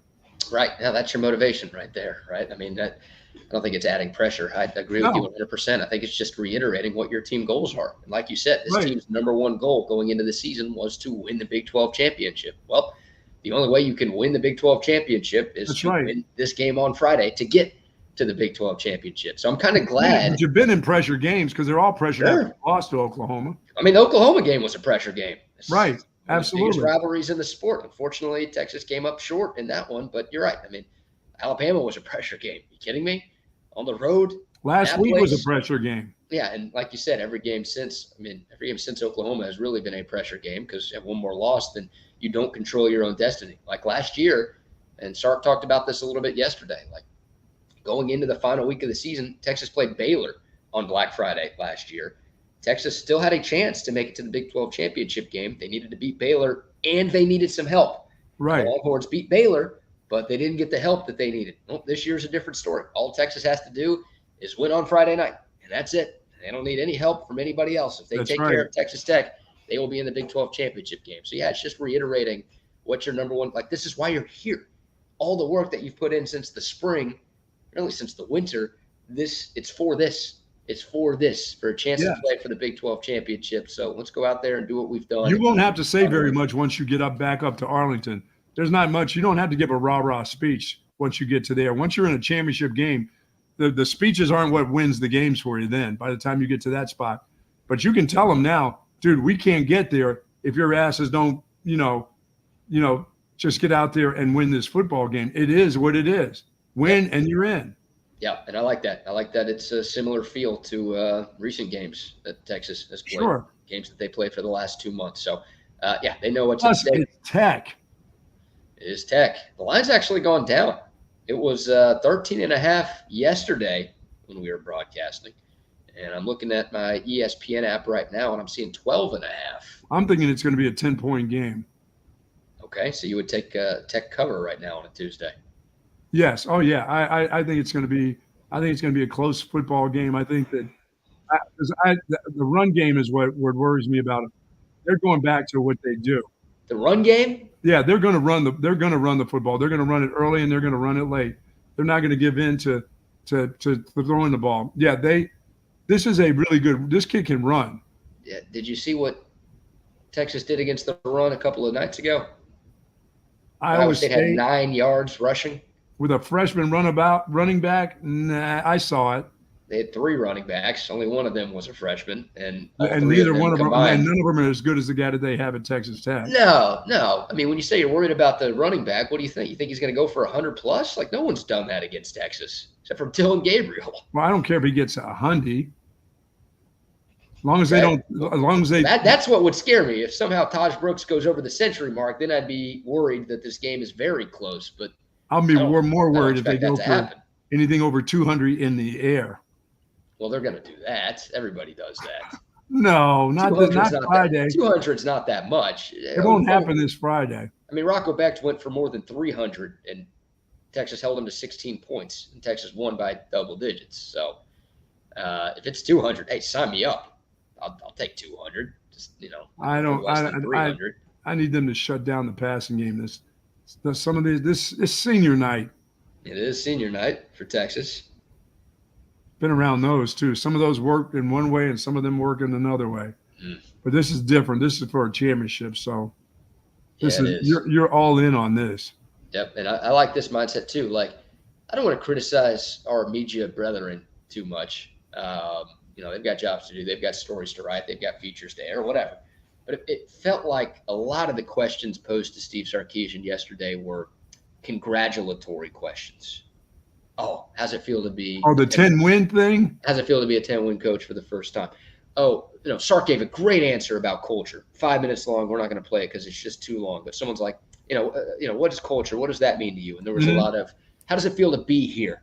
Like based on where this program has been, based on what happened in year one when you guys were 5-7, like how good does it feel to be? It was a lot of like, oh, you guys are done. Congratulations. It's all good here. I like something that Sark said. This was another part of his opening statement where he's like, look, 10 wins is cool. We're proud of what we've done to this point, but job's not finished. Then ultimately for us to get our 10th win, which is, it's obviously as players and as coaches, you're always looking to, those benchmarks throughout a season. Bowl eligibility is always something that people point to. 10-win seasons is always something people point to. Conference championships, something people point to.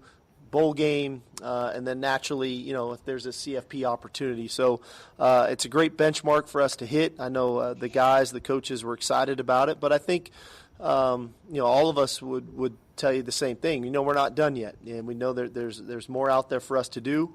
The goals that we had set for ourselves, at the start of the season, are still there for us. So we're looking forward to kind of continuing the mission, continuing the journey. Yeah, I mean the number 10. I mean that never seemed to. I mean I had been around a lot of those, but my goodness, it's just 10 wins. That's not a championship. That's just 10 wins. Yeah, Matt Brown was able to do a really good job convincing people that 10 wins was a big deal. Like, he wasn't winning many conference champiomships. You're right. And he wasn't winning many national championships. Obviously, won one, played for two. Mac had a ton of success, but like it kind of set the standard here, and he just kind of led people to believe that 10-win seasons are really, really good. Like, hey, Oklahoma, Bob Stoops can win the conference championships, but we're winning 10 games here. 10 wins, like I told you 2 weeks ago, are going to get you an extension. And it's a big deal. Like, Texas hasn't won 10 games in a regular season since 2009. So he and the coach is about to get an extension on the 10 wins. I told you that's what's going to happen. And they've earned it. But yeah, I like Sark's mindset. Like, all the 10 wins to this point have done is put you into a position to where you can accomplish your number one goal. The number one goal for Texas this year was not to make a bowl game. The number one goal for Texas was not to win 10 games. The number one goal was to win this conference on the way out the door. Yes. And because they've won 10 games, they're in a position to do that, but they haven't accomplished that yet. So I like the job's not finished mindset. No, I would be very disappointed if more than anything, if they don't play for a championship. That's my disappointment. I look at 10 wins and go, yeah, you're going to get an extension, but you're going to suck going into the SEC. That's how I feel about it. If you don't win this championship, you need to win this championship. This was your number one goal you set out for. Get that done. You have the talent to get it done. You know what I mean? You put yourself in a weird situation in October by not winning that game, and your team and yourself had a lot to do with that. So now you're in position to get back to a championship, the number one goal. Yep. And then from that point on, you can talk about 11 wins, 10 wins, whatever you want to talk about. If you don't get into college playoffs, that's just the way the chips fall. Don't lose in October, and you get there. Now you've got to say, you know what, 10 wins doesn't get us there, to that kind of championship. 10 wins gets us into our conference championship. That's the most important thing to me. I'd be very disappointed if that were. I mean, that's what I set out to talk about earlier. Is you got to get to the championship game. You got to get to that game, and then as we started this with Texas Sports Unfiltered, because you started saying, oh no, it's not about getting there. It's about winning the championship. I said, just get me there first, because weird things happen in championship games. It just happens. But get me into the championship game. There's no excuse for not being in the championship game. Right. And 10 wins is great, but it hasn't gotten you in the championship that's game. Exactly right. 10 wins hasn't got you into that championship game. Yeah, so you need 11, and yes. you're gonna need 12, because you're gonna need to win the championship. For you're gonna need 12, right? You're gonna need to win this conference this year. You're on your way out the door with how down this league is, with the league that you're about to enter into. The type of team that you have. Yeah, with the type of team that you have, the combination of talent and experience and leadership that's within those walls down at Moncrief right now. You got to take advantage of opportunities like this, and you've got a great opportunity. You're playing a home game. They're not, and those coaches and those players weren't talking about winning 10. They won 10 last week. They weren't jumping up and down about, hey, we got 10 wins. Probably no one in the building said a word about 10 wins. They get in that meeting on Sunday or with the coaches, and nobody's going, Sark isn't looking at his boys and going, hey, we got 10. We did it, guys. I mean, even though 10 is going to get you some more money for your guys next year, that's just the way it is. It's Texas. They like to give away money if you get to 10 or 9 or 8 or whatever it is. Yep. CDC, they just like to give you that extra, that extra cash, and that's fine. But it doesn't put the trophies on you need the trophy. That's what you want. That's what your players and your coaches want. They want the trophy. As our guy Jake says, I want to be in the top 6 graphic next week when the rankings come out. Yep. There you go. It'd be nice. And there's a good chance that happens, right? If Texas takes care of Texas Tech on Friday, we know that Ohio State and Michigan are playing each other on Saturday. Hopefully, I'll be rooting for Ohio State. I never root for them, but I'll be rooting for them because that whole deal with what's going on at Michigan right now. Yeah. Your linebacker coach has been fired. I mean, something's going on there. I mean, the group themselves, they were going to fight real hard. Oh no, you can't take our Harbaugh from us. We're taking this to the Michigan State Senate. We're taking it to the top. And then all of a sudden somebody showed them a piece of paper, but what we have on you. And they said, okay, we'll take the 3-game suspension. Plus, we'll fire a dude this late in the season. That's the linebacker coach. Somebody got the goods on them. Somebody knows something that you would fire coach this time of the year on a defense that's playing like that defense is playing. Yeah, an undefeated team, a national championship contender, one of the best defenses in the country. They just fired their linebacker coach. Yeah, no, nothing's going wrong at Michigan. Everybody else is doing that, right? Ain't nobody fighting. Anybody fighting for the linebacker coach? Hell no. Oh, my God. He's gone. He's gone. Yeah, reports that the Michigan linebackers coach was caught deleting evidence, and that's why he lost his job. But, as Chris Carter says, everyone needs a fall guy. And maybe that guy was Jim Harbaugh's fall guy. Look, there'll be a few more of those to go down too. Let's not forget. Because they didn't know what was going on. No, Jim Harbaugh had no idea what was going on. I don't even know if he knows his linebacker coach got fired. You think he knows? No, he's been at the hotel. Remember, he hangs out at the hotel, watches the game.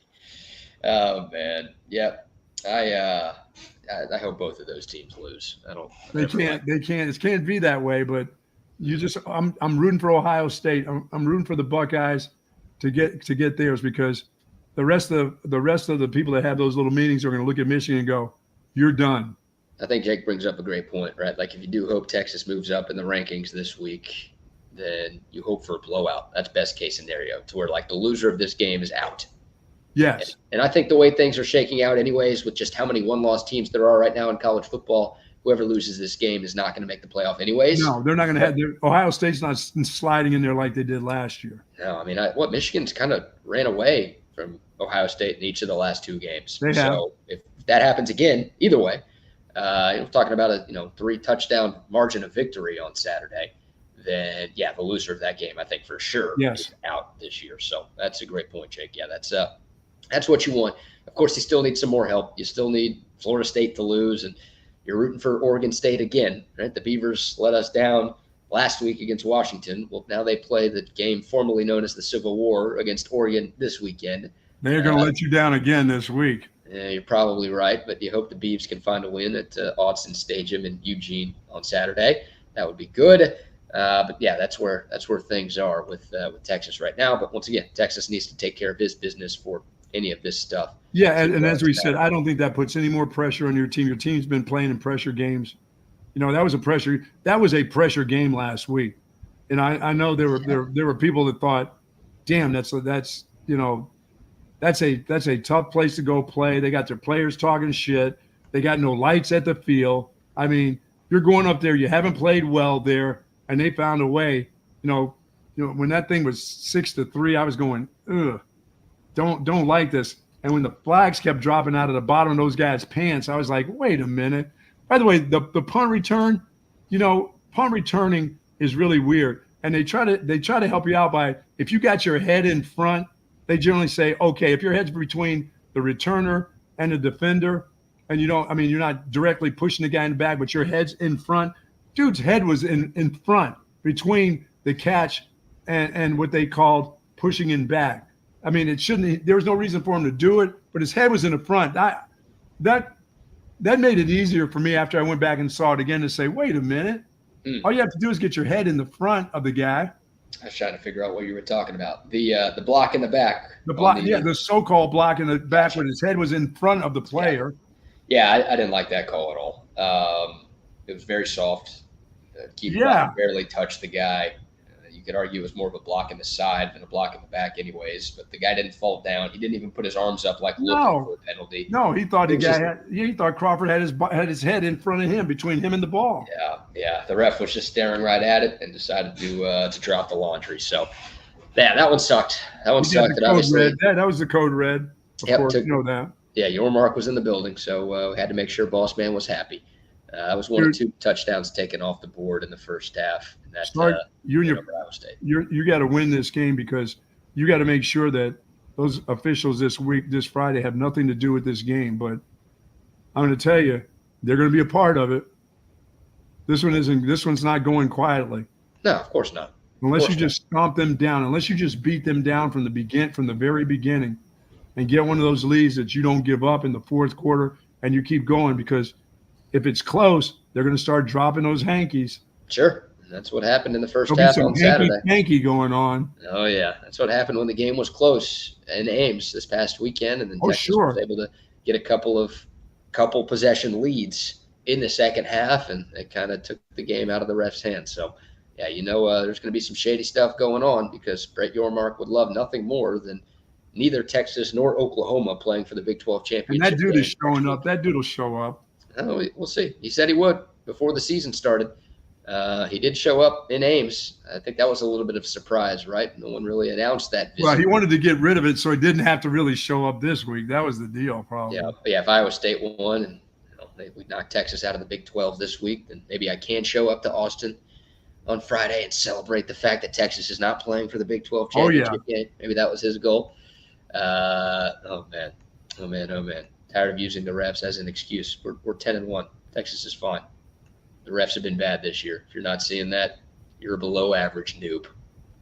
Sorry about that. I mean, they've taken care of their business. I don't think the officiating is what would have cost them any of them. The Oklahoma game, Texas hadn't let it get to that point where the officiating can lose them a game. They've had close games, but actually physically they've taken care of, no matter what, no matter how many times the guys get held on defense, they find ways to get to the runner or the passer too. Sure. So, for the record, called. Right. It's just a matter of numbers. How can it not be that those guys are that good and nothing has been called on them? I'm not saying the refs have screwed them. They found way. Hey, they're 10. They've got 10 wins. So no, the refs haven't screwed them enough. But I'm just talking about sheer numbers of that's not possible to play that kind of defense over the last 2 years and not have your guys not being held by somebody. Somebody's grabbing somebody in there. You've got the best interior D-line in the country. You've got one of the best D-lines in the country, and none of those guys are getting held ever. Come on. No, man. I mean, you look throughout the game and you go, wait a minute. I mean, somebody's getting yanked and they just run right through the grabs or whatever. That's how good they've been. Yeah. But no, I'm not saying the officials have screwed them in every game. They're just better than the other teams. And those particular guys are just better, whether they get held or not. Right. So, look, when Texas lost to Oklahoma, there were a lot of Texas fans unhappy with the refs. That was not the reason Texas lost that game. No. Oh, no. But also, there has been some shady officiating this year. Last week, it could have happened. That stuff was enough to cause them to lose last week. They took 2 touchdowns off the board. Like, that's a lot. Yes. That's a lot right there. So, hey, we talked about Oregon State a moment ago. Mm-hmm. Got a video for you, Buck.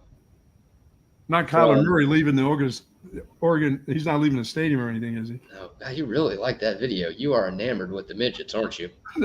No, they're little people. Some weird fetish you have where you just want to see this little guy walking under a turnstile like 40 times a week? He's buff. Kyler's buff. This guy is pretty jacked. And Kyler Murray, of course, is an NFL quarterback. So, plus, his I think you like showing it. That's what you like doing. Well, you asked for it. So I'm just trying to be nice to you. Okay. It is Thanksgiving. Kyler Murray's got strong forearms and hands because of all the Xbox he plays, all the Call of Duty hours he's logging. So, he's good at that. This is a video that comes from Reser Stadium in Corvallis, Oregon, the site of last Saturday's Washington-Oregon State game. Of course, Washington won that game. Thanks for nothing, Beavers. This is from the concourse. There's no sound to this. I turned it off so we can commentate while we're showing exactly what's going on. But check out what this Beaver fan was doing in the concourse during the Washington-Oregon State game last week. Seeing that? Is somebody cooking up some crack or something? No. Got his waist. Are you looking at this? No. I don't know how it took you that long to see that. I'll show it again. There's literally a guy on a concourse, like leaned up against a table. He's got a cold beer in one hand, and he is literally taking a leak. And there are a bunch of people around, too. There's a girl right there. There's a girl on the other side of this pole. So I guess she can't see it. And it looks like the urine is hitting the pole. So it's not hitting her, thankfully, for her sake. But this dude in the middle of the concourse just whips it out and is taking a leak like nobody else is around. Not even hold my beer. No. There's like so many people around. Obviously, there's someone filming this. So clearly some folks know what's going on. And this Look, dude there's is that girl. She's pointing at it. She's like, hey, that guy's peeing. That video is about 20 seconds long, and it looks like the stream started before the video started. So that guy was just urinating for 25, 30 seconds. Now, you know that piss must have felt great, by the way. Oh, yeah. He was like, oh, yeah. This is great. It's freezing cold here. This is great. I mean, if you can't wait. Great place to go potty. If you can't wait, 5 to 10 minutes in line to use the bathroom, then you really, really have to go. So that one must have felt really good for that guy. And it was clearly a few cold ones deep to do that. And it was, he's not even trying to hide it. He's not like on the side, turning sideways, like laying on the concourse, like a bum or something, I mean, he's just full going. Stand up. He's going. Yeah, you're right. Like, he's not in the corner. There's certain parts where maybe you could hide a little bit to where it wouldn't be this obvious. Somebody throws a cup at him. And he's like, I think that dude, girl pee just in this cup. She just threw the cup at him like, hey, pee in the cup, dude. Yeah. Not up against the wall. I mean, that is disgusting, dude. That's Pac-12 football at its finest right there. I don't know how you get these videos. You come about them, or do you go searching? Do you have an archive that just brings those up? A little bit of both. Oh, I love the cup. Somebody throws the coffee cup at the guy. Nice job throwing that cup to him, because that guy doesn't care about that cup. Right? He just cares about that beer and that piss. And I owe our listeners, a lot of folks tag me in videos on Twitter. So if you see funny stuff like this, keep sending these vids my way. Wow. So sometimes I go out and find them myself, but sometimes they find me. Yeah. I don't know. Those airplane ones seem to find you somehow. Yeah. I mean, I got 14 tall boys in. He spent like $200 on beers at the game, and he's thinking this is a great idea. No one's ever. What are you thinking the condom lady, is she flying home for Thanksgiving wearing a condom to the Thanksgiving meal? I mean, she can't come dressed like that, right? Would you expect her to come dressed like that for Thanksgiving, flying across country? Would you be upset if she showed up? If she showed up at my house for Thanksgiving on Thursday? You would mind. You let her wear that outfit? Yeah. Oh, of course. I'd want her to wear that outfit. It shows everything. What about the kids? There's going to be kids. There's going to be Uncle Frank. Everybody's going to be there. She shows up dressed in a condom for Thanksgiving.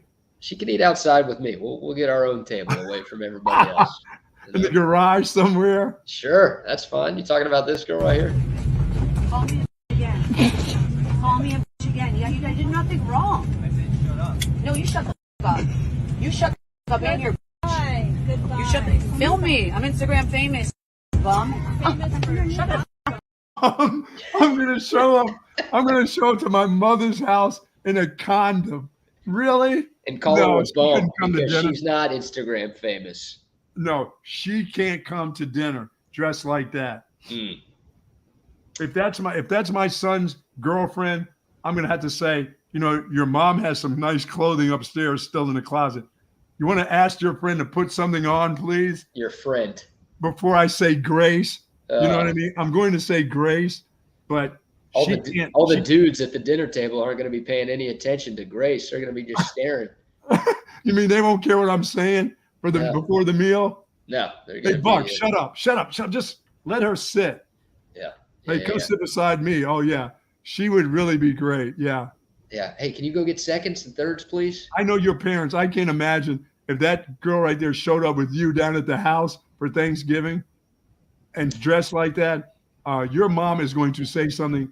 Oh, she's definitely saying something to you. You're getting it first. Yeah, if she was Jewish, I don't think my parents would care. I think they'd be thrilled that I brought home a Jewish woman. A Jewish condom? Yeah, and then a lot of my other family would be like, "Oh my God, he's actually brought a girl home. This is a big deal." This is a big deal. But that outfit. That outfit is not great. No. There's no way. It's great for us. It's probably not great for Thanksgiving. Because she might pop, dude. You call it a condom. Those things are pretty tight. If she's eating a bunch of food on Turkey I know Day, it is going to pop. That ass is going to pop out of the back of that outfit after a couple turkey legs. Hold on now. And that cranberry sauce. Hold on now. That's What's wrong with that? Uncle Fred would wake up. That's for sure. Yep. Yep. Yeah, I don't want her, and I don't want this guy. This is a good healthy stream, by the way. I mean, He this does guy, have a good flow. That's Tom unlike Herman. the 8-year-old buck right there. No, Tom Herman would be thrilled with this guy's hydration because At my age, I'm holding on to that pole. and you can't confront this dude once he started. You got to wait for him to hell fully no. empty that bladder before you even go up to him. And I love that That is there's awful. steam. I love that there's steam coming from his urine. You see that? Because it's so That's cold what I up said. there. I said, what's the steam? Is somebody cooking crack there? What's the deal? That's the steam from that dude. And hey, Washington fans must have felt right at home, because UW is in Seattle with all the homeless guys taking the leaks on the streets up there. No big deal to them. No, they felt right at home there. So, yeah, Way there to you go. Beavers. We've got one more funny video for the people. Oh no. And it involves your girl, Kim Mulkey. Oh yeah, but before we do that, we've slacked on giving our sponsors some love today. So we've got some folks we need to shout out here. We just shout out to Dr. Eckert for those that are about to embark in that Thanksgiving meal. And when you get that tooth decay or you get that turkey leg jammed in one of those teeth, call Dr. Greg Eckert and his all-star group of professionals. They do everything from general dentistry to the most advanced work. Now, and most advanced work is restoring teeth. I had mine done in 2 visits with a good doctor. And I've got this smile for Thanksgiving. And that's right. When I go send my meal out there, everybody's going to see that big smile on my face. And I'm so happy about that. I want to thank the good doctor for doing that in just 2 visits. But if you want to have a smile in just one day, dental implants may be the way you want to go. Find out if you're a candidate by giving them a call at 512-345-3166. Doc is doing tons of those. But general dentistry, teeth whitening, teeth cleaning, tooth loss solution, of course, extractions. And how about this? Don't forget, if you're afraid to go to the dentist, IV sedation will knock you out, BK. And we don't do it with a hammer. We just knock you out. We get the dental work done. You come back, you got your smile, you're ready to go. But don't screw up that great smile by eating that big old green apple that you're jamming into right now. Dr. Greg Eckert, 28 years of service, over 1,500 cases of restoring teeth. He's our dentist. He should be your dentist also. Love that dude. Apples aren't so bad. I think this is the first time I've ever had one of these things. One of those big green ones? Any of them. Tastes pretty good. Oh, you mean a good apple, a piece of fruit? Yeah. I've got tangerines to give out to homeless on Thursday. I've got tangerines to go in. I got a cookie, tangerines, turkey sandwich. I got to go get some chips, though. Don't they need chips to go with the sandwich? Yeah, of course. Yeah, you got to have chips with the sandwich. Okay. That's a good meal right there. Sandwich, chips, fruit, and dessert. It's good. What about cranberry sauce? Do I get a little cans of, hey, love that Jell-O pudding? You got to give them Bill Cosby? Should I get him some Jell-O pops or something? The Jell-O pudding pop? No, you got the cookie. That's your dessert, right? Okay, that's good. I'm good. I'm good to go. I'm excited. Get out there early on Thursday. And nobody better say, hey, I need cash, mister. Of course somebody's going to say they need cash. They always do, but you got any smokes? Hey, you got some? Hey, would you go get me a pack of smokes? Somebody's going to say, hey, where's my drink? I can't eat all this without a drink. You know somebody out of the crowd will do that. Of course. Hey, did you bring any water for us? Yeah. What the hell are we going to do? Eat this dry-ass sandwich? Then they're going to be like, oh, is that Tito's in your car? Oh, yeah. Give me some of that Tito's. Hey, is that your wife you brought with you? Is that a friend of yours? Uh-oh. What's she doing later? I mean, I told my wife, I said, you may not want to go underneath some of the places I went to last year. She goes, I'll be fine. I said, you may want to wait in the car, but at least 5 or 6 blocks away. Oh, no. Yeah. I'm looking forward to it. I always look forward to this day. Yeah. I remember back in the day when I first started doing this crazy stuff, dude, I would actually bring like turkeys, like big turkeys that have been cut right there. And somebody would come bum rush the car. Dude, I would be fearful for my life that they were going to tear the doors off the cars to get in and see what's in the back.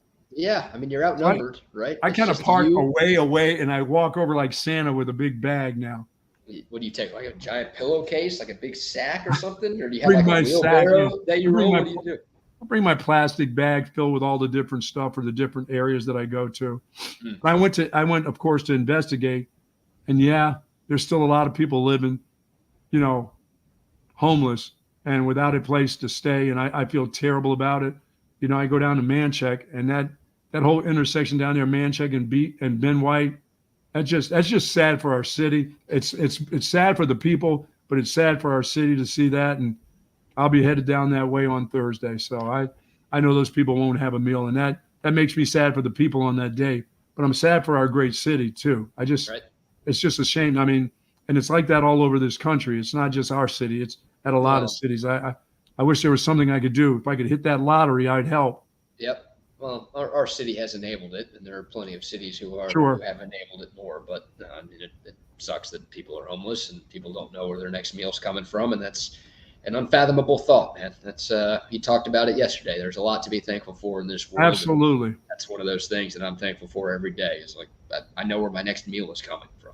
Yep. Taco Bell. Taco Bell. That's where it's coming from. You know, the only thing I have to figure out with my meal is, am I going to Taco Bell or Wendy's or Whataburger or Popeyes? 7-Eleven. You're going to see our good friends at 7-Eleven, Ashish. Of course.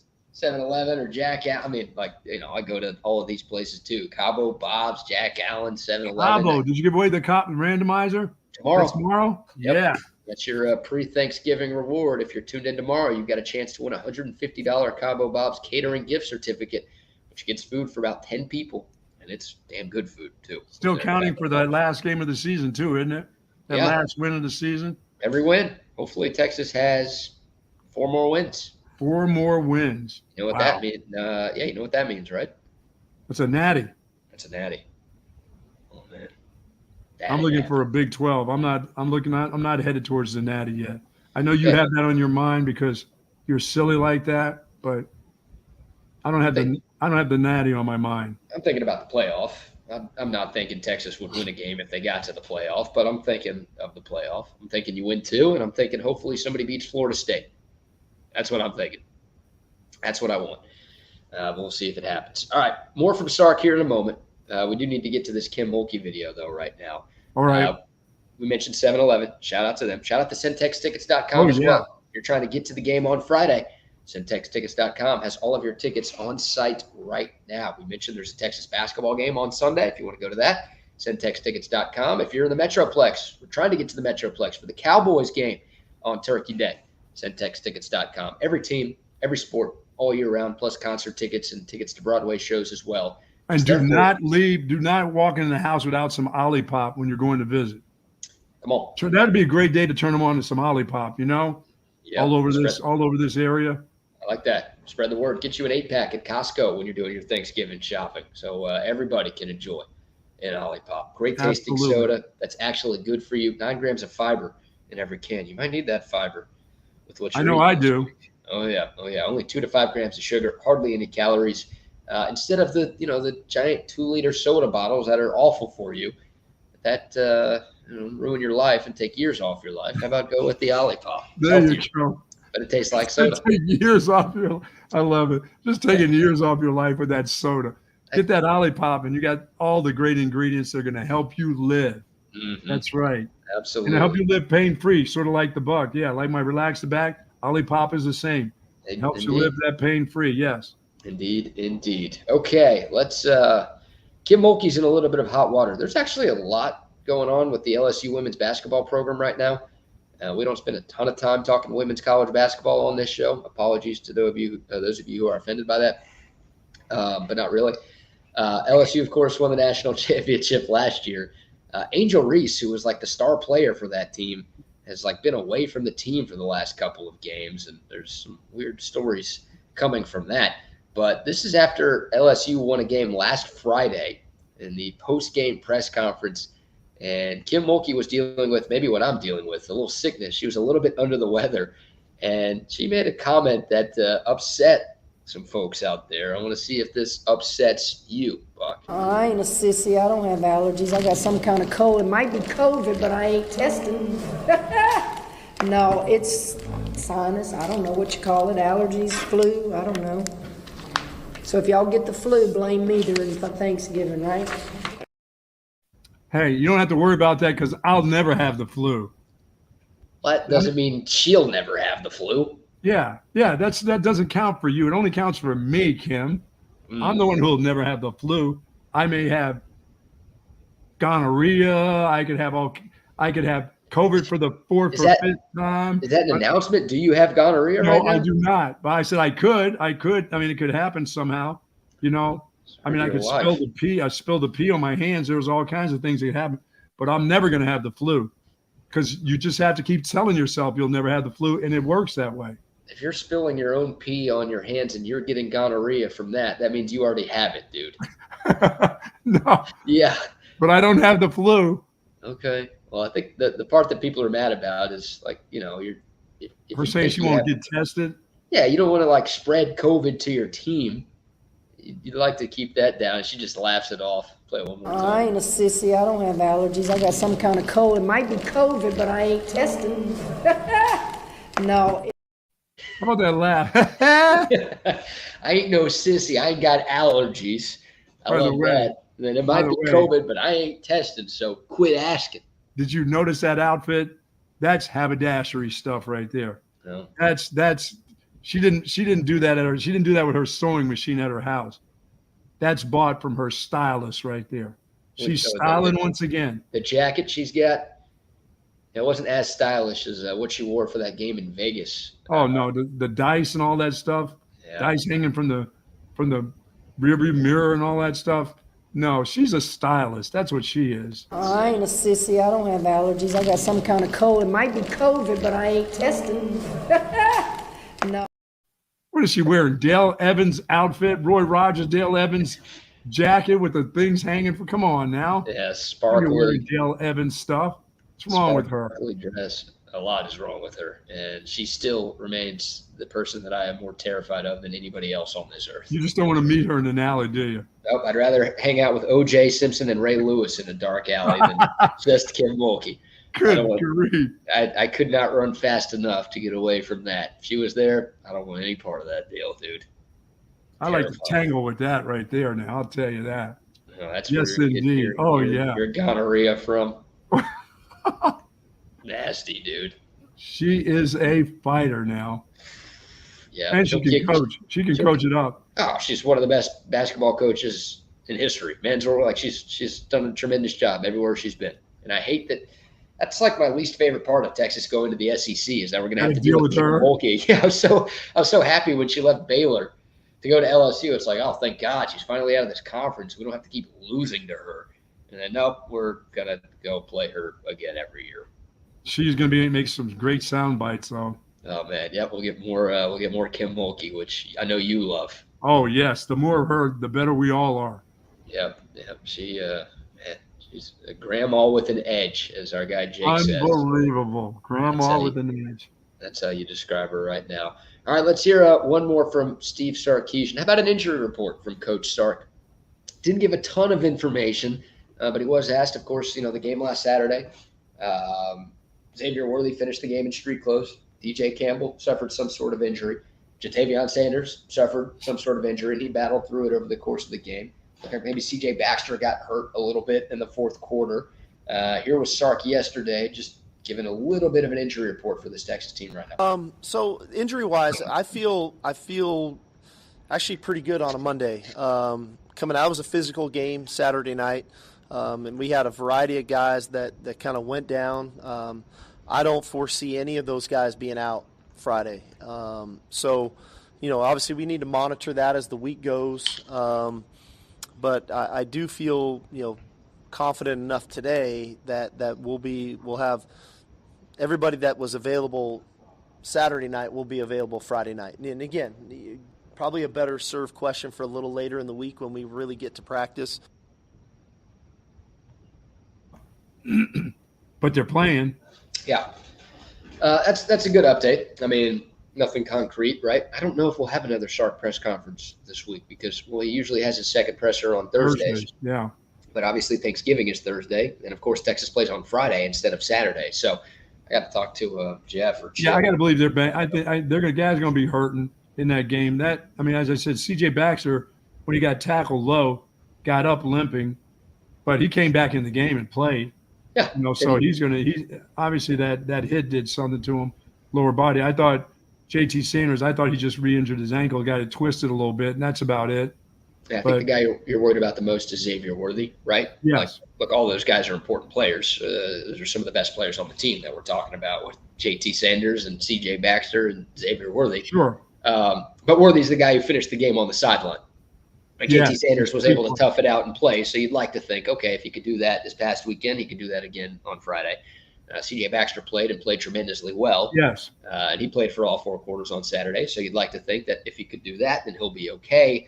DJ Campbell, same thing, although Cole Hudson looked pretty good. So you feel like Texas has a nice replacement just in case something happens to DJ Campbell. But Xavier Worthy, you're talking about one of the best receivers in college football. Like that guy means a lot to this team. And one of the best punt returners in college football also. Big-time return man, too. Yep, already has a touchdown. Should have had another one last weekend. He's a stud. So all of those guys matter. You want all of them to be suited up. I mean, this is probably Xavier Worthy's last home game, too. Something to consider. Look for my call of the game coming up here tomorrow.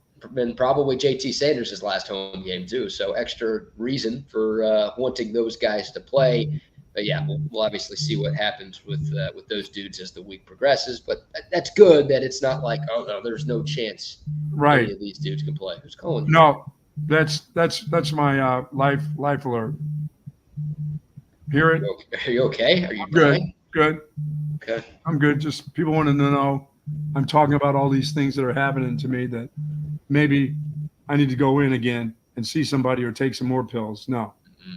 Yeah, well, you need something to fix your personality, but that might be too far gone. Too far. It's too late now. Yeah, there's nothing we can do. Can't put the reverse on that. About that. I still have that smile. I got to have the smile. Yes, you do. Yes, you do. So on a Tuesday, you're saying a 10-point win for Texas. That's your call right now? Yeah, I feel like a 10-point win should do it. Yeah. But I'm either going 10-point win or it's not going to be a close game.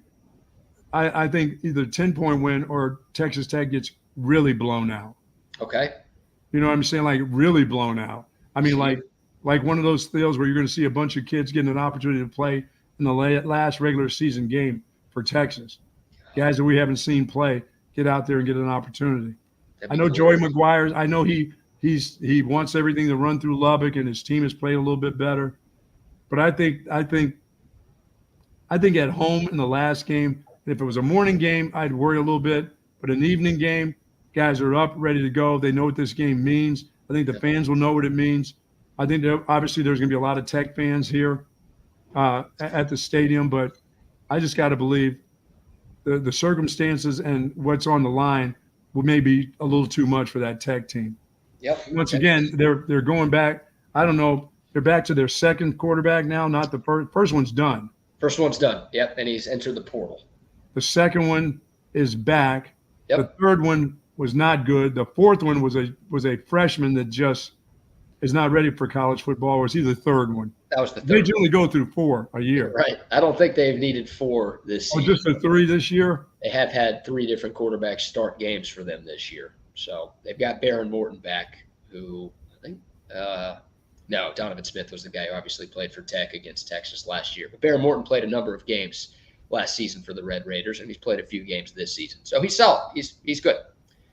Unlike what Joey McGuire said before the year, Texas Tech does not have the best quarterback room in college football. Well, we know what they have at the running back position. So what we're going to have to look at is what are their wide receivers like? They generally have some 6'4", 6'5" sprinter on their team that does okay, that can get behind you. But the consistency of the rest of them, not so much. Not when you have 3 different quarterbacks throwing to you all year long. Right. You know, that's the problem right there. But you don't need much of a problem against that Texas secondary. Now, I expect this Texas secondary to give up yards and a couple of big plays because that's kind of what's happened all year. But hopefully the Texas defensive line can dominate the way that it did at Iowa State. Get in the quarterback's face, yes. I thought the Texas linebackers played really well. I mentioned this yesterday, but David Benda, I think, had the best game of his Texas career. I think he was the highest graded linebacker in all of Power 5 last Saturday. Yeah, he had some struggles. He has some struggles when it comes to coverage, and you know that. But when the teams like last week decided that they were going to show you how to be physical, that was not the winning edge for Iowa State last week, is to run in the middle against those 2 dudes. I mean, but he ran from boundary to boundary pretty well too. He made a lot of plays. I mean, I when he's going good, that linebacker area is really, really good. When things are going bad is when he gets caught in coverage. and he's got to cover dudes. He's not that guy. He's too big. Right. Yeah. I thought Benda played a heck of a game last week. Jalen Ford was fine. He's had an up and down year. Yeah, he's had a couple good games back to back that he's played pretty well. Sure, we know what he's capable of. So yeah, now the front. I think people feel good about the front six on this Texas defense, but it's the back end that still getting picked apart a little bit more than any of us would have liked. Now, did Catalan play the entire game last week? I mean, he wasn't on the field for every snap, but I think he saw action in all 4 quarters of the game. But it looked like he was on a little bit of a snap count. Okay, because I didn't really notice much of him last week. Maybe he was on a snap count. Yeah, you're right. Sometimes that's a good thing when you're not noticing your safety. Yeah, probably. Because we've noticed a lot of safety play this year in a bad way. Now, hey, Jaron Thompson, we'll give him love for that interception. Oh, what a great interception! What a great move, him undercutting that deal. That was fantastic. But to have him have some success, because that guy has had success. That's what the disappointing thing about this secondary is. That some of the guys who have had success back there just haven't gotten better. But to have them play up to what you would call a pretty good standard for the way they play defense was good to see last week. Yes, it was. Especially in the dark. I mean, it's hard to play in the dark. I don't know if you know that. But when you're playing defense in the dark and the offense knows where they're going and the quarterback knows where to throw the ball in the dark, that's not to your advantage on defense. Jared Hufford couldn't find anybody to block. It was so dark. He missed guys that were right in his face. He was huffing and puffing, but he couldn't find a house to blow down. No. Right there, they were right in front of him, and he couldn't see him. No, and it was glorious too. That was great. On that last Iowa State drive, that 3rd down and 8, I've gone back and watched that play like 15 times, where Byron Murphy gets the sack. Well, the smart thing about Texas Tech is Joe McGuire's not going to say a word. He's just bringing his team. We'll have some Joey McGuire audio tomorrow, but he praised Steve Sarkisian. He said at his press conference yesterday that he texted Sark after the Alabama game and after the Kansas State game and said, like, "Oh, congrats on a nice culture win." He's trying to build his program kind of like what Sark is doing. He understands it takes some time. He's not gonna play that get them mad game on the last game of the season. Too late. He's already done it. With what he said after the game last year, and with what he said in the offseason, and with what Brett Yormark said, I know that's not McGuire's fault because he didn't say it, but Texas has too late. Really? Yeah. I mean, everything running through Lubbock. He said that after the game last year. Like, Texas should be pissed because of what happened in Lubbock last season. And then the coach is like, "Yeah, the Big 12 runs through Lubbock." It's like, one game, and then we're in the Big 12 championship. Big 12 runs through us. Don't run through them. F them. Show them where the Big 12 runs through. You got to hold that against them last year? Come on. Of course. That's a long, long time ago. You don't do that? I mean, look, Texas talked about the 2021 Iowa State game being a motivating factor for this game this past weekend. That was 2 years ago, and that game mattered. The scene of the crime. That's what Sark called it, the scene of the crime. Yeah, that is exactly what he called it. What happened in Lubbock last year? The scene of another crime, the scene of some bullshit. What happened with Brett Yormark at that Red Raider Club deal? The scene of that last year was the number one of the great running backs of all times at Texas, coughing it up in OT, coughing it up. Well, that wasn't the only problem for Texas in that game. No. They had a lot of issues, and they got to correct it and right the ship against Texas. They couldn't stop 4th down. Yeah, they could. Oh, my God. They could not stop. Over and over again. And they will be doing that Saturday when they get the opportunity, believe me. Of course. All right, before we get out of here, we got to give some love to our friends at Covert BK, Buck. Absolutely. 42 acres of unbelievable cars, trucks, and SUVs out there in beautiful Bee Cave, Texas. As a matter of fact, the Covert's been doing it since 1909, since I was a baby. They've been doing that, selling cars, trucks, and SUVs in Central Texas. Covert Ford and Chevy out in Hutto, of course, and they've got Covert Lincoln and Ford in Austin. And folks, when you get out to Bee Cave, how about these 7 brands? Buicks, GMCs, Cadillacs, Chrysler, Dodge, Jeep, and Ram. And don't forget that Sierra out there. You're going to love the Sierra. What a beautiful truck that is. They've got it, and they've got a lot filled. They're just full of cars out there, and SUVs, Jeeps, and trucks. Don't forget the wonderful Cadillac dealership out there. And if you bought a car from the Covert family, say you bought your car somewhere, whether it's in Hutto or out there in Bastrop, but you live closer to Bee Caves in Austin, go get it serviced here. You bought it from the Covert family. They're going to service your car or your SUV. They're going to do just that for you. While you're out there, say hello to Dan Covert, Mike and Stacy, Jerome, the whole gang out there. And for more information on the wonderful sales that they have out there, go to covertbcave.com. Yes. I love the Covert family. We love those folks out there. Yes, we do. And shout out to Pest Wranglers as well. If you've got some uninvited guests this week, that might still be people. But if you've got insects or rodents or those creepy crawlies in your house ruining your Thanksgiving, reach out to our buddy Steve at Pest Wranglers. Check them out at pestwranglers.com. And hey, Great Blue Heron Furniture as well. Check them out at greatblueheronfurniture.com. I'm going to tell you all about a great Black Friday sale that starts tomorrow. Give you some more information tomorrow about Great Blue Heron Furniture. But yeah, if you've been looking for a new couch, a new recliner, make sure you're locked in to Texas Sports Unfiltered tomorrow to hear the news. And also you'll have a chance to win a Cabo Bob's gift certificate as well during tomorrow morning's program. And our friends, of course, at Woods Comfort Systems will be coming out to my house on the 12th of December. You know, they hear me talk about how quick when I, before the 21st or whatever, when you call winter, they heard me talking about it. They said, Buck, we need to get you. You haven't got to that point. We want to winterize the house and make sure everything's set for the winter. And I said, okay, well, let's do it the 12th because just a couple days after that, winter will arrive. Not when BK tells you or when the other people tell you. When the Buck tells you about winter, that's when it's coming. So Woods Comfort Systems, over 60 years of service. Now they actually do plumbing also. So heating, air conditioning, plumbing. They're coming out on the 12th. That's right.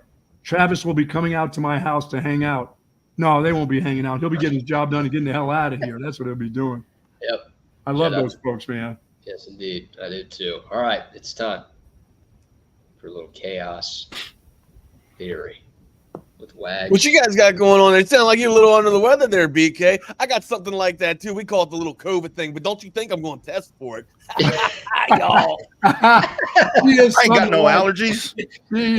Ain't no allergies. Ain't no allergies. And don't you be thinking I'm testing for that COVID thing either. It probably ain't nothing.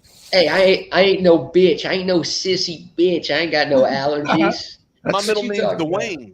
That's my kind of woman right there, man. That's a woman NASCAR right woman. She can take on the damn world. Let me tell you about that. She just upped my recruiting. I'm sending my son there to play women's basketball. Hey, you want that? That's the one you want on your side right there, Wags. Right there, man. She's going to win the damn war.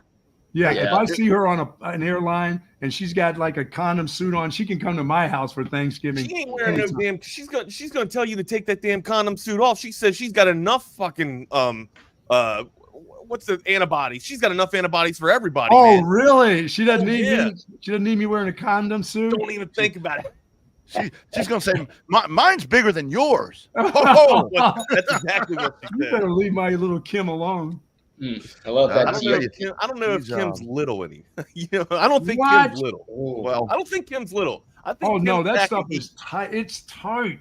Oh, it's tight. It's tighter than Tiffany's time bomb. That's for sure. It's tight. You mean it's unused, Bucky? What are you talking about here, man? Oh no, she is absolutely the best. I mean, she is. I used to think that it was just LSU fashion to have like coaches of just high, I guess high character or whatever. I mean, this woman, she did that shit at Baylor. She wasn't just doing it at LSU; she was doing it at Baylor too. She's always in the limelight, man. Wow. She can coach. She can coach it up. Maybe they had to let her coach a football team. Maybe they'd be in the playoff thing here if they let her coach a football team, right? There's a guy. If you guys don't know, we're talking about Dwayne Mulkey, by the way. That's right, Dwayne Mulkey. Dwayne. Dwayne Wade Mulkey. That's what you sound like my fucking aunt from Iowa. Smoking them cigarettes. I bet you should just smoke some cigarettes. I bet Kim could put down a pack of Marlboro. How about a pack of Pall Mall? That's what I'm talking about. She's smoking Cadillacs, Buck. Not the Virginia Slims, the Marlboro 100s. You know what I mean? Got a cool behind her ear. Cool. She got a cool in her head. Yeah, she doesn't smoke Virginia Slim. I promise. No, she does not. No. It's Pall Mall or Marlboro or one of those. That other shit.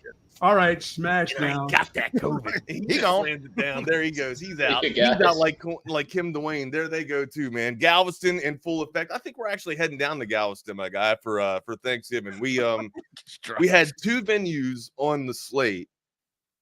My wife has honed it down to the Galveston. We are heading out of Austin, heading to Galveston. We're gonna bombard BK's house or whatnot. No, I'm kidding. We're not. But anyways, we'll be down in the same town or whatnot. But it'll be fun, dude. I don't know why we decided to get out of Austin for Thanksgiving, but we just kind of feel the urge to go. Do you guys go or travel anywhere for Thanksgiving or Christmas, or do you guys usually have people over at your house? Do you guys usually host, or I don't know? Me? Like, I feel like the whole family traditional stuff doesn't really happen that much, except for like BK usually always has like traditional family holidays with like 30 to 35 people and shit.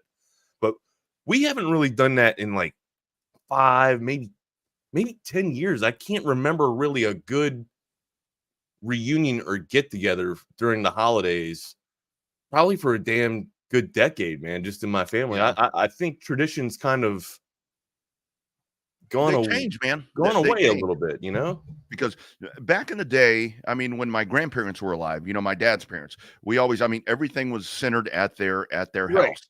And like I was talking about the other day, you know, now what we do, it's our small family. You know, the girls come in and Tracy and I, we go down to my dad's house, my dad, my aunt, my uncle, and they still cook like we're having 35 or whatever people there. And the sad part is, and when you say about traditions changing, I mean, that kind of is the shitty part, because like what happens now in our family, you know, it's thinned out. Obviously, attrition has set in for various reasons, but it's like one part of the family does this, one part of the family does this, one part of the family does this, and it's like, kind of sucks. Yeah, when does that family member take ownership to say, hey, you know, we're going to have the tradition and kind of pass the torch, and we want to have everybody over here to host? One, there's two things that happen with that.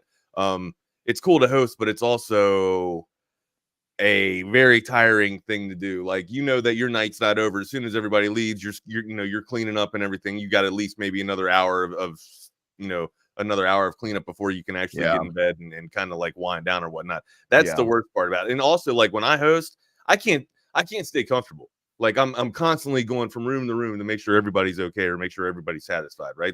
I guess that's, I don't know. I'm not in people relations or public relations or anything like that, or hospitality or anything like that. I just feel like, you know, if it's my house, man, I have to put on like some of the best,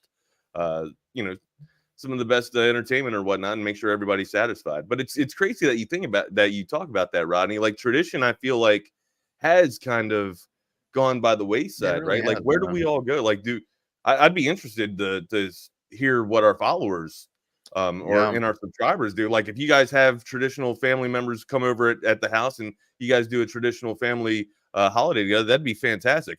I'm honestly curious, man, because we have not been in the big family atmosphere of family traditional holidays for at least a decade, man. And I think it's just something that I'm longing for, dude. Like, I don't know why we continue to leave.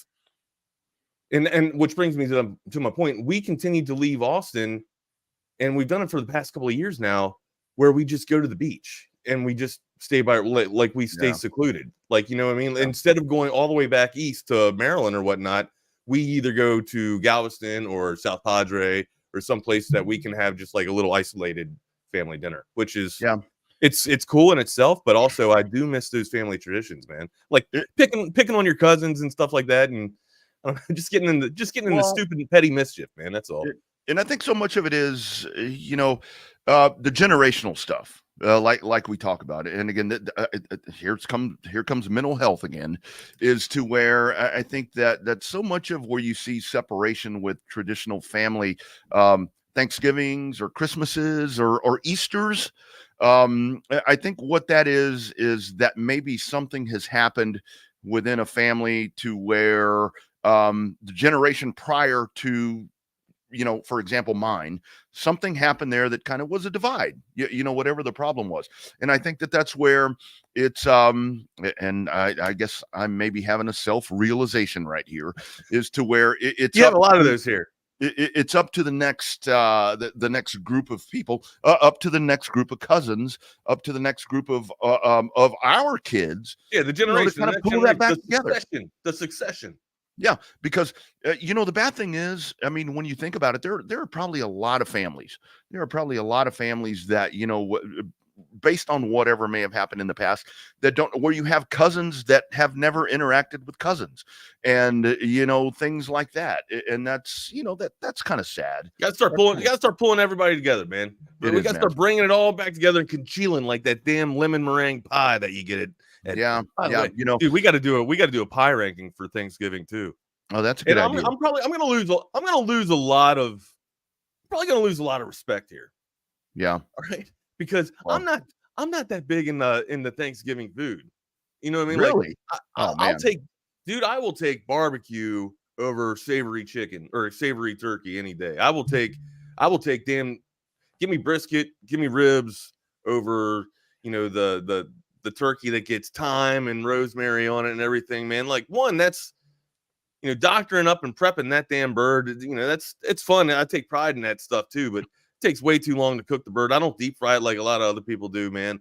But I think I like the sides more than I like turkey.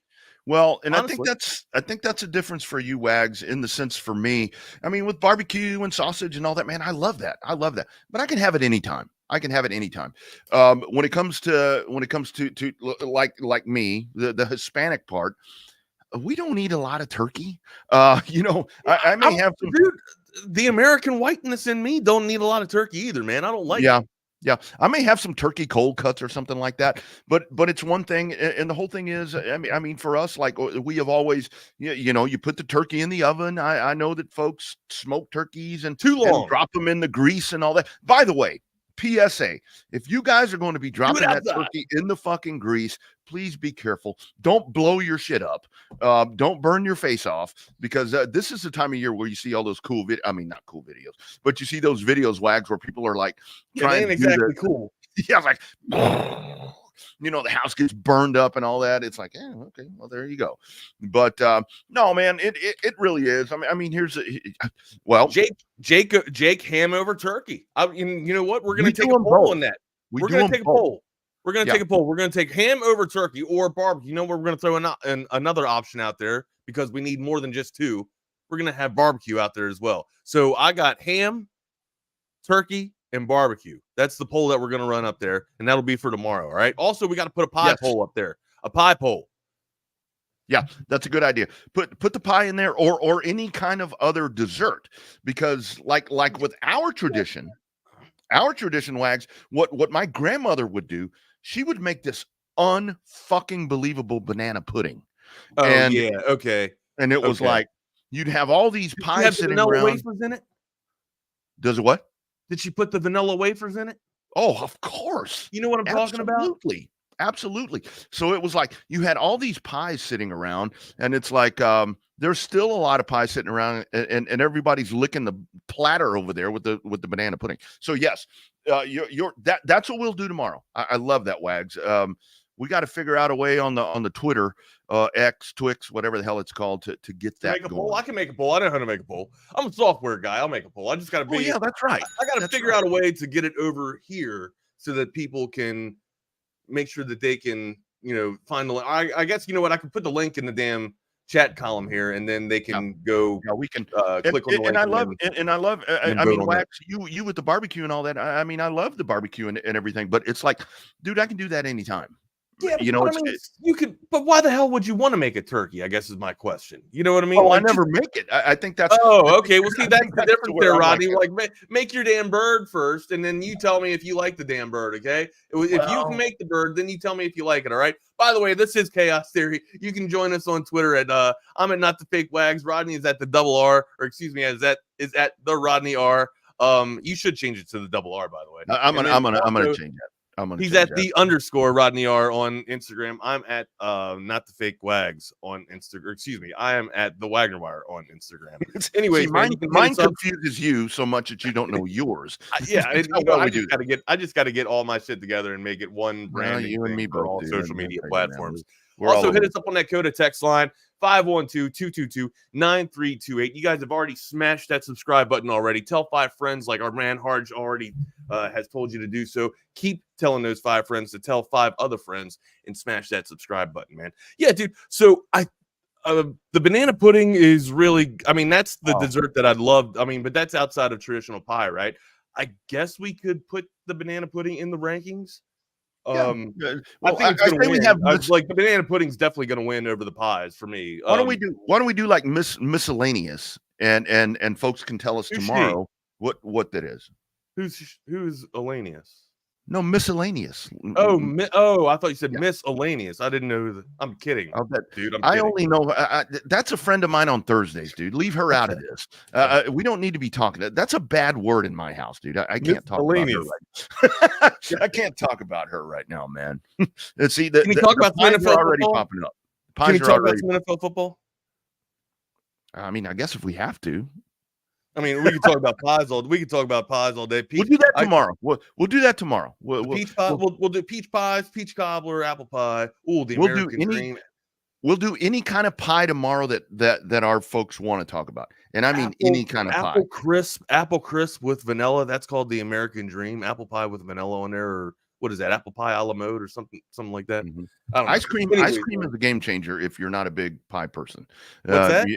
Ice cream on pie is a game changer. I think, for a lot of people, it's like, I just don't want pie. But when you add the ice cream and maybe heat the pie up and all that good shit, that's how I am with apple pie. Like, I don't really like apple pie unless you put like a scoop of vanilla ice cream on there. Dude, you know what I mean? Absolutely. It's like the whole thing, and then we'll get to NFL. It's like when you go way down into the valley, when you go down to the valley of Texas, and you go to one of those, old school Mexican restaurants, and they bring you out the chile, they bring you out the salsa, whatever you want to call it. They bring it out, Wags, and it's hot.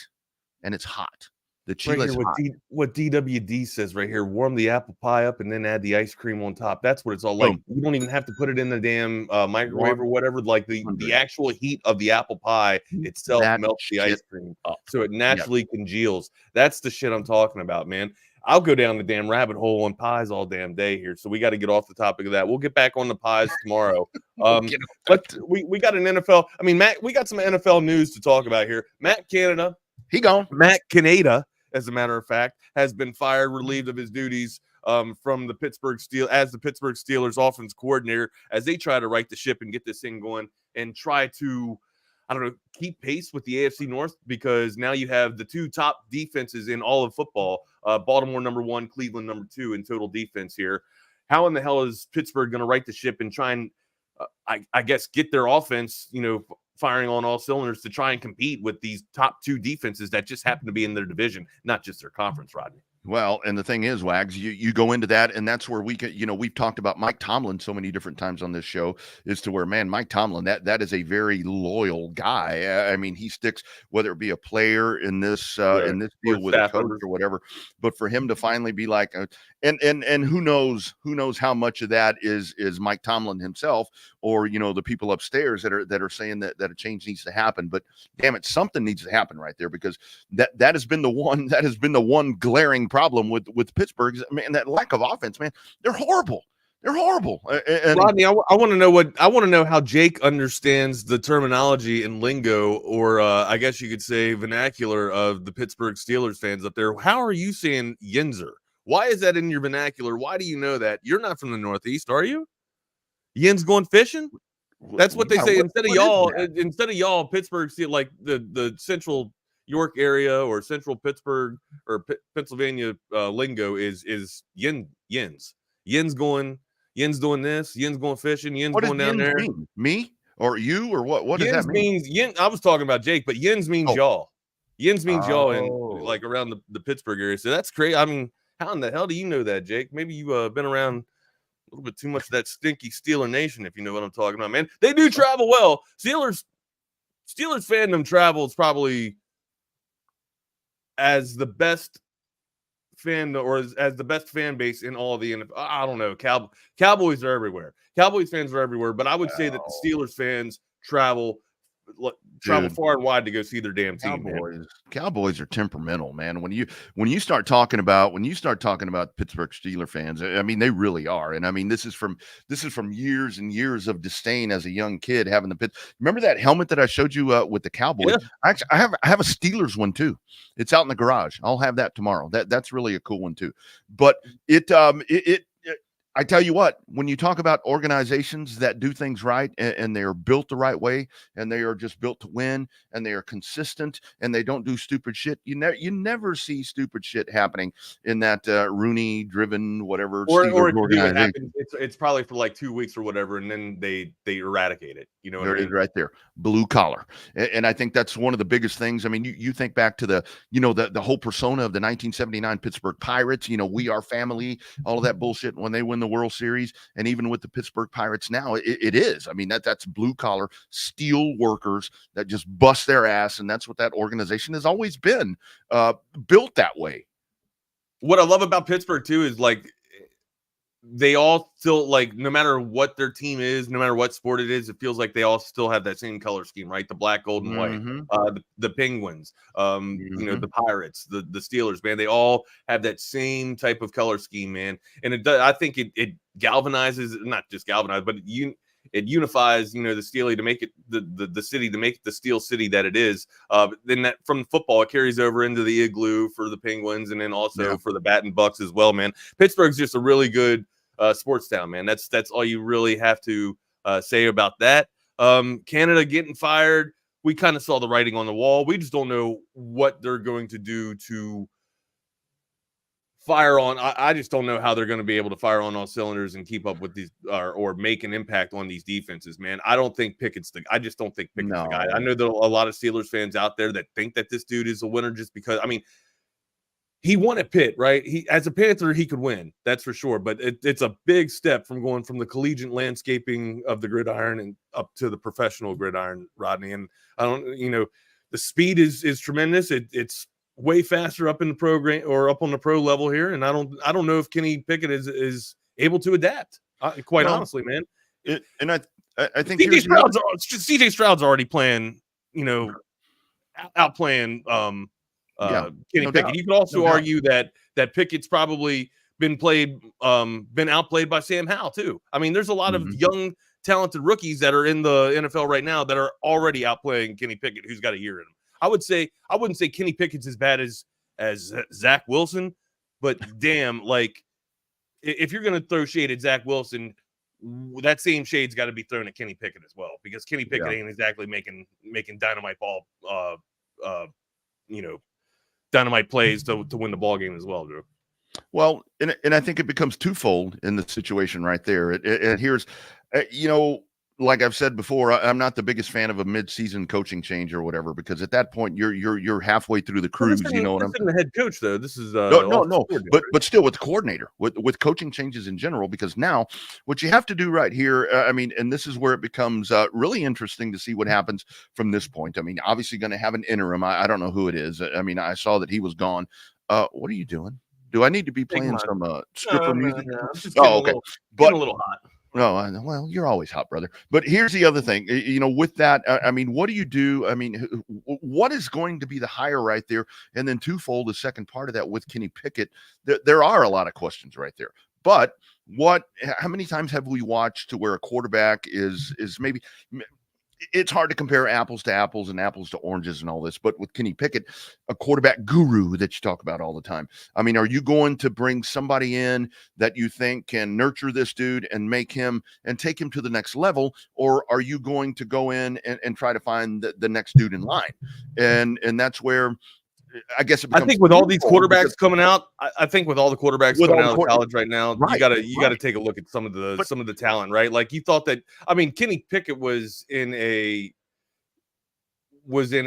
class where the scarcity of quarterback was just too few and far between, man. Like I think that's why they took a shot on Pickett. They didn't see too much talent coming out of college at that time. So Rodney, I guess if that's your best batch and that's what you got to go with, man, so be it. But damn, dude, it's time to get back into that hunt for your franchise quarterback, because Kenny Pickett just ain't it.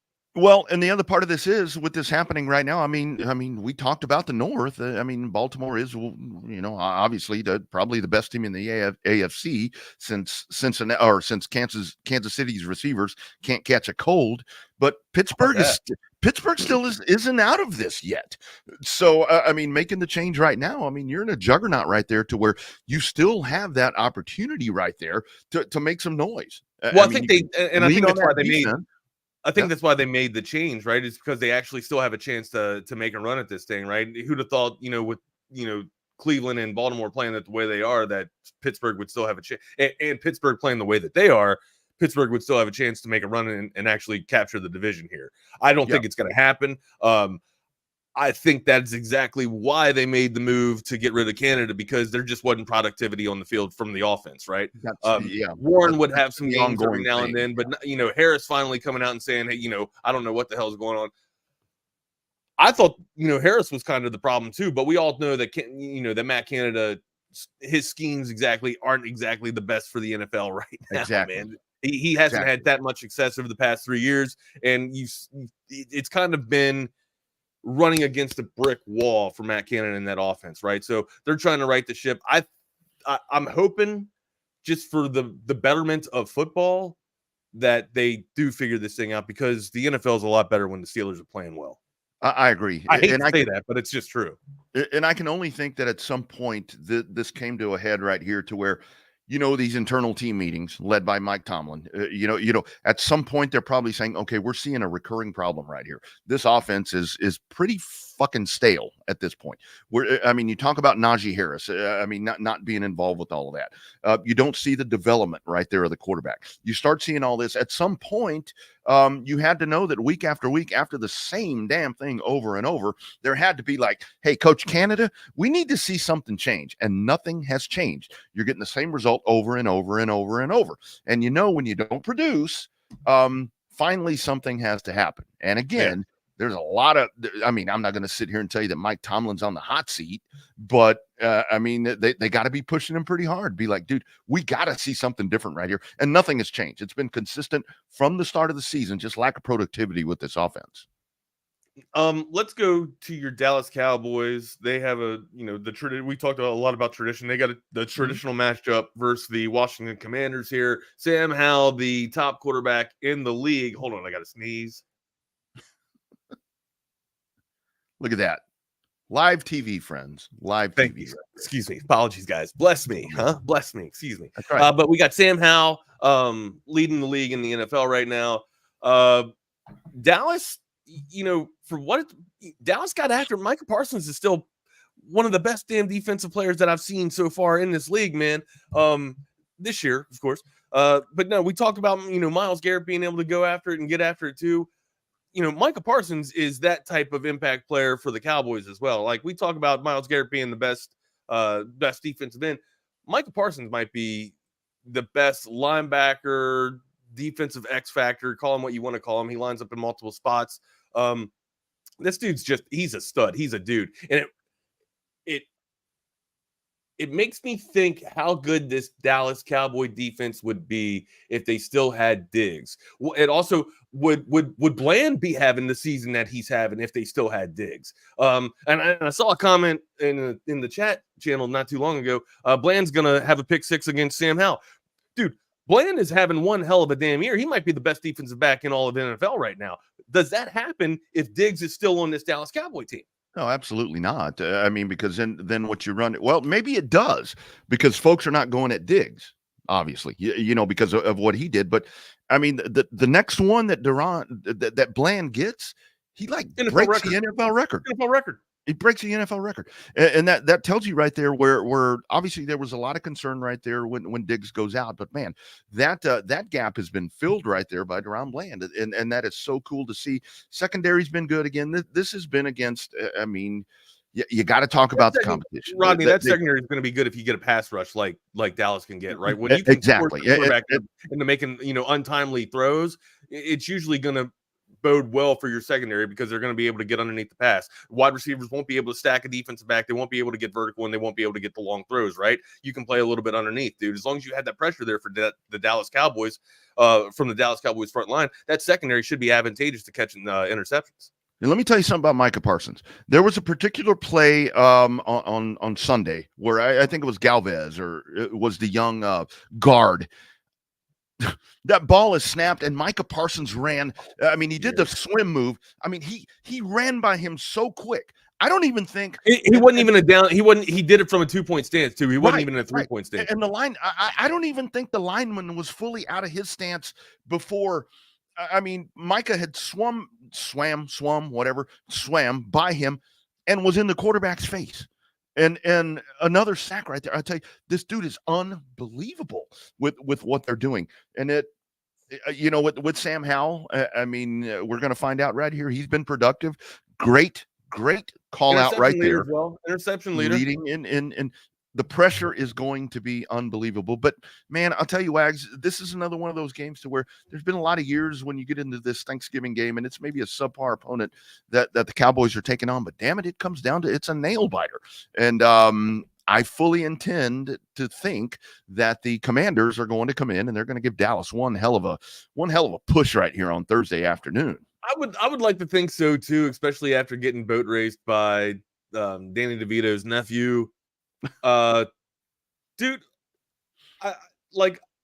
it's kind of what we talked about, right? Like, the Commanders have the team to actually still be able to compete, but they are clearly in sell mode or tank mode, whatever you want to call it, because if you're getting rid of Sweat, if you're getting rid of Young, come on, man. I mean, the writing's on the wall. Why are you getting rid of your two best defensive linemen? You know what I mean? Like, the jacked up part, Wags, they're in the wrong division.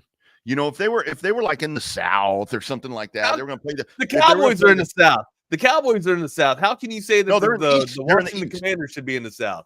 The Cowboys are in the wrong damn division. If anybody's in the wrong damn division, it's the Cowboys. I'm talking about pound for pound with quality. I got you. Yeah, if you had Atlanta, New Orleans, they're better than the Giants. The Cowboys are better than the Giants, or excuse me, the Commanders are better than the Giants. They are. Well, they are. I don't care about that head-to-head that just happened over the past week.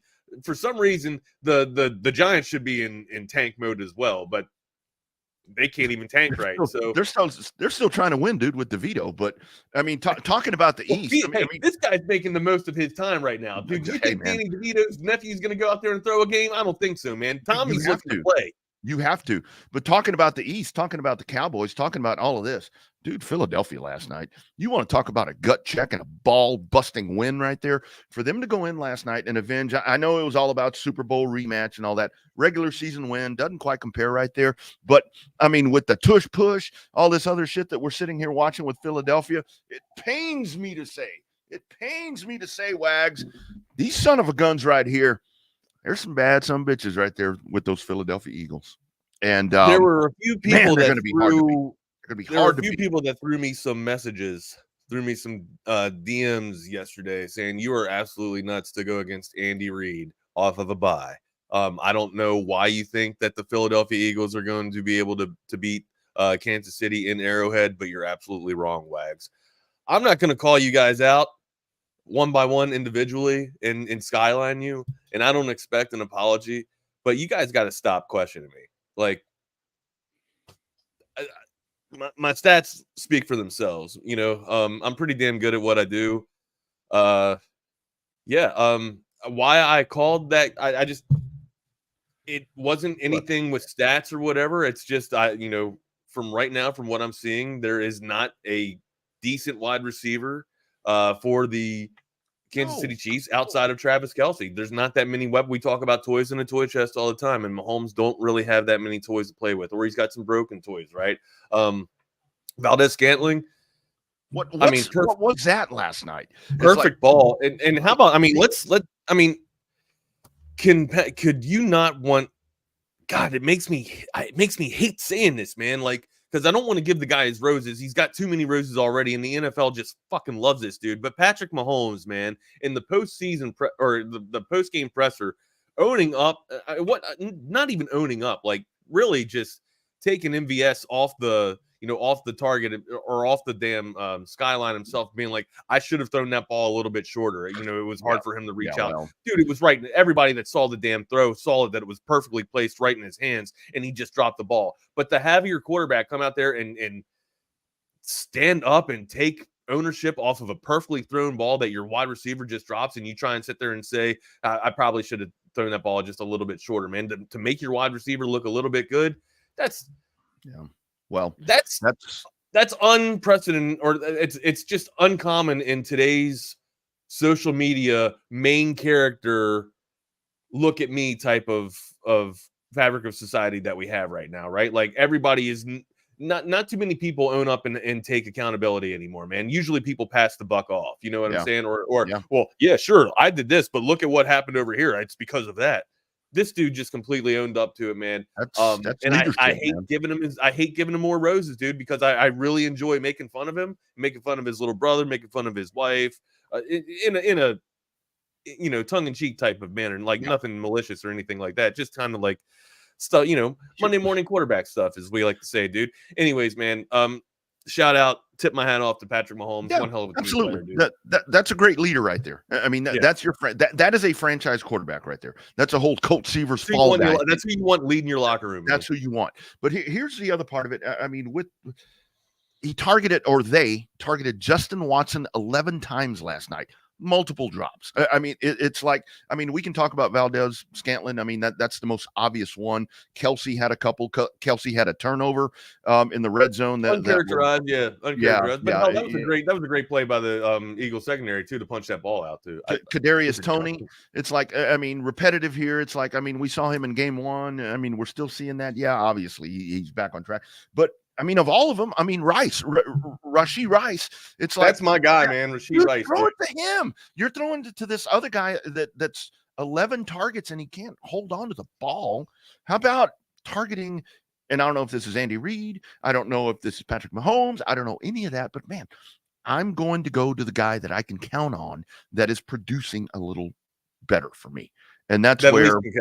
That's Rashee Rice. Like, that's why I told everybody I thought for sure Rashee Rice was going to have one hell of a game this week, because he's the only one that Patrick Mahomes can count on outside of Travis Kelce. So I thought for sure that I thought for sure his productivity would go up. I thought that his targets would be up, but Mahomes, Mahomes just might not be on a good rapport with Rice just yet, and I think that it should build. Rice is the most. To me, Rice is the most talented wide receiver in the room right now. So, or the most consistent wide receiver in the room right now. I won't say that he's talented, but this is something that the Chiefs have struggled with since they've lost Tyreek Hill, right? They've been looking to supplement the speed and find a wide receiver outside of Travis Kelce. They just haven't been able to do it, not even with a wide receiver room by committee or anything like that. And it was supposed to be Valdez Scantling. And that deal last night. Juju Smith-Schuster too. Juju Smith-Schuster came over and didn't do anything either. No doubt about it. And I do want to touch on something with the Eagles. I love the comment right there. Yes, lucky. That's part of this. That's part of this. I want to talk about that tush push, brotherly shove, whatever the hell you call it, because it's like nobody seems to be able to do this as well as Philadelphia. I sat there last night and watched it a couple of different times and put that shit on slow motion. Yes, I get the push. You have the guys back there that are doing the push. Go back, go watch it on repeat in slow motion and look. Here we go again, Wags. Look at the surge of the offensive line. Look at the offensive line, the push that they get. To me, that's the real push right there. The tush push is working because it starts up front. Right. Yeah. The hog mollies are pushing the mass. They're pushing mass all around the damn offensive line of scrimmage. Yeah, when you go and blow the defensive line off the line of scrimmage, it's really easy to get in there and get somebody to push. And I don't give a damn who's pushing. You or I could push, and the odds would be good when you have that kind of offensive surge. I saw that about the ankle injury, about CeeDee Lamb. Yeah, McCarthy sat there and said it's nothing to be too concerned about, just like a little bit of a ding up or a knock, if you want to call it that. He should be out there for the game against the Commanders. Yeah, he's limited. He's limited. It's a short week. He ain't going to practice. that's what he says. You know what? I'm all right. I just don't feel like off. practicing this week. Give him day off. You got other dudes. I mean, that's a whole thing right there. You don't need to, and that's where you need to, especially if you're the Cowboys, because I mean, and that's the biggest part that I was thinking about last night with that win for Philadelphia, just in the sense that I did not want them to win.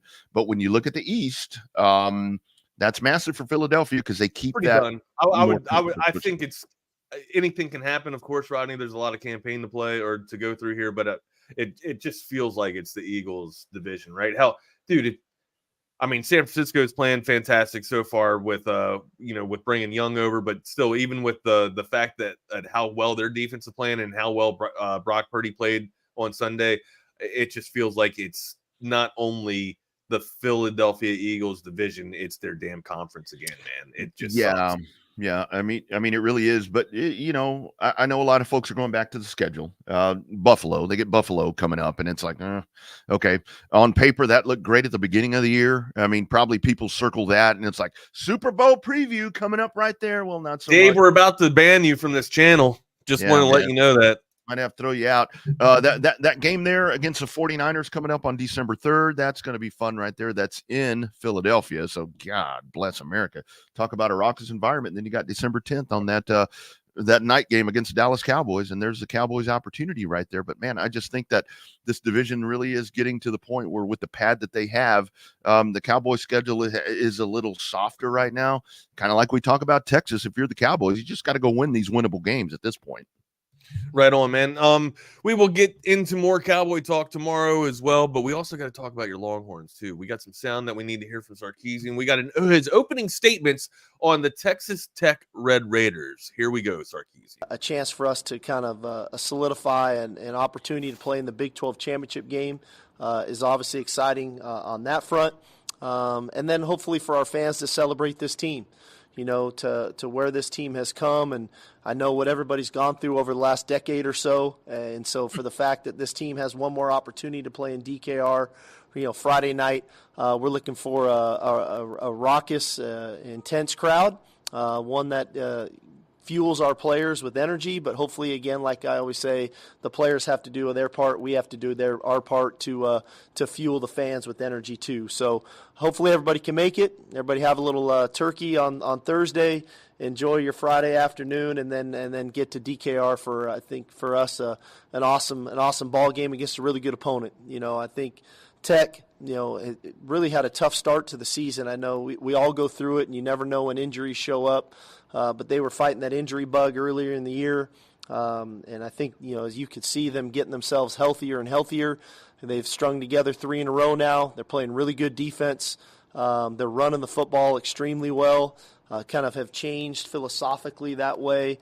So we know we're going to get their best shot. And so we've got to do a great job of preparation this week for a heck of a ball club. And should be an exciting night Friday night. Yeah, I think Coach Sarkisian's been a little bit kind, or being somewhat kind right there. Look, your mark has the Red Raiders where they need to be. I think Taj Boyd's one of the best running backs in the Big 12 right now. He's running pretty damn good. If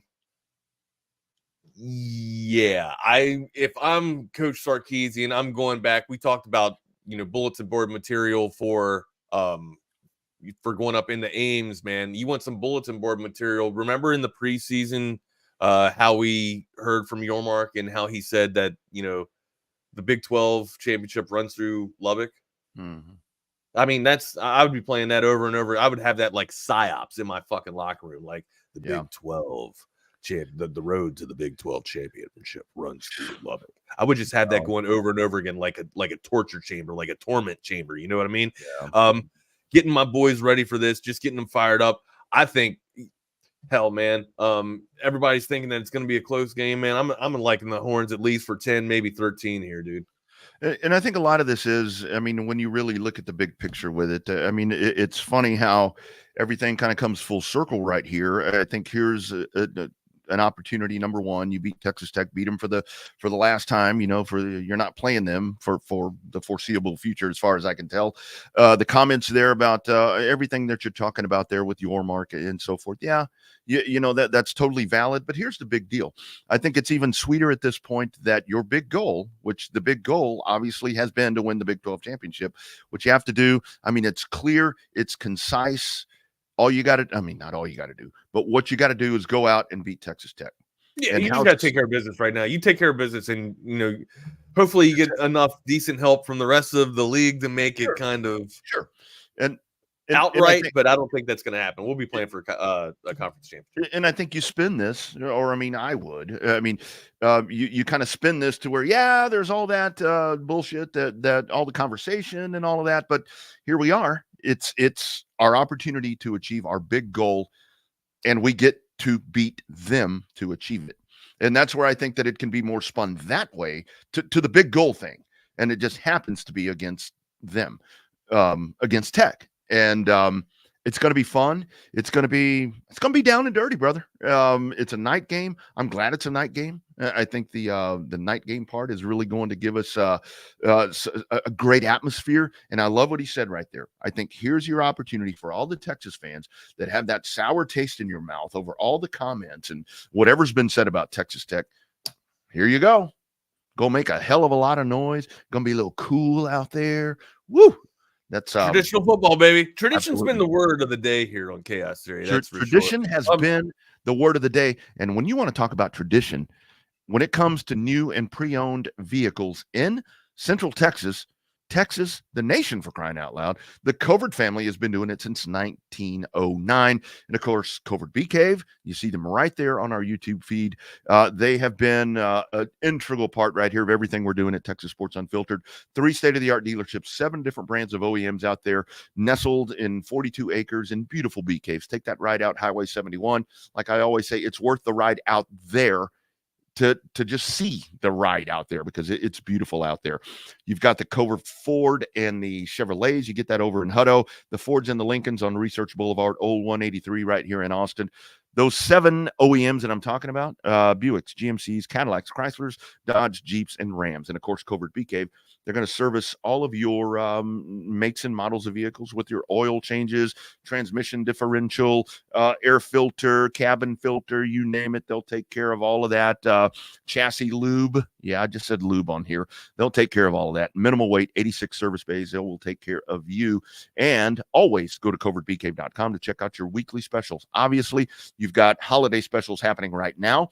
But once you get past Thanksgiving, check in next week, because there will be a weekly special on new and pre-owned vehicles. The Covert family, they've been doing it for a long time. Tradition is the word of the day right here on Chaos Theory. Nobody beats a Covert deal, not now, and sure as hell not ever, Wags. Covert. Love those folks. CovertBK.com.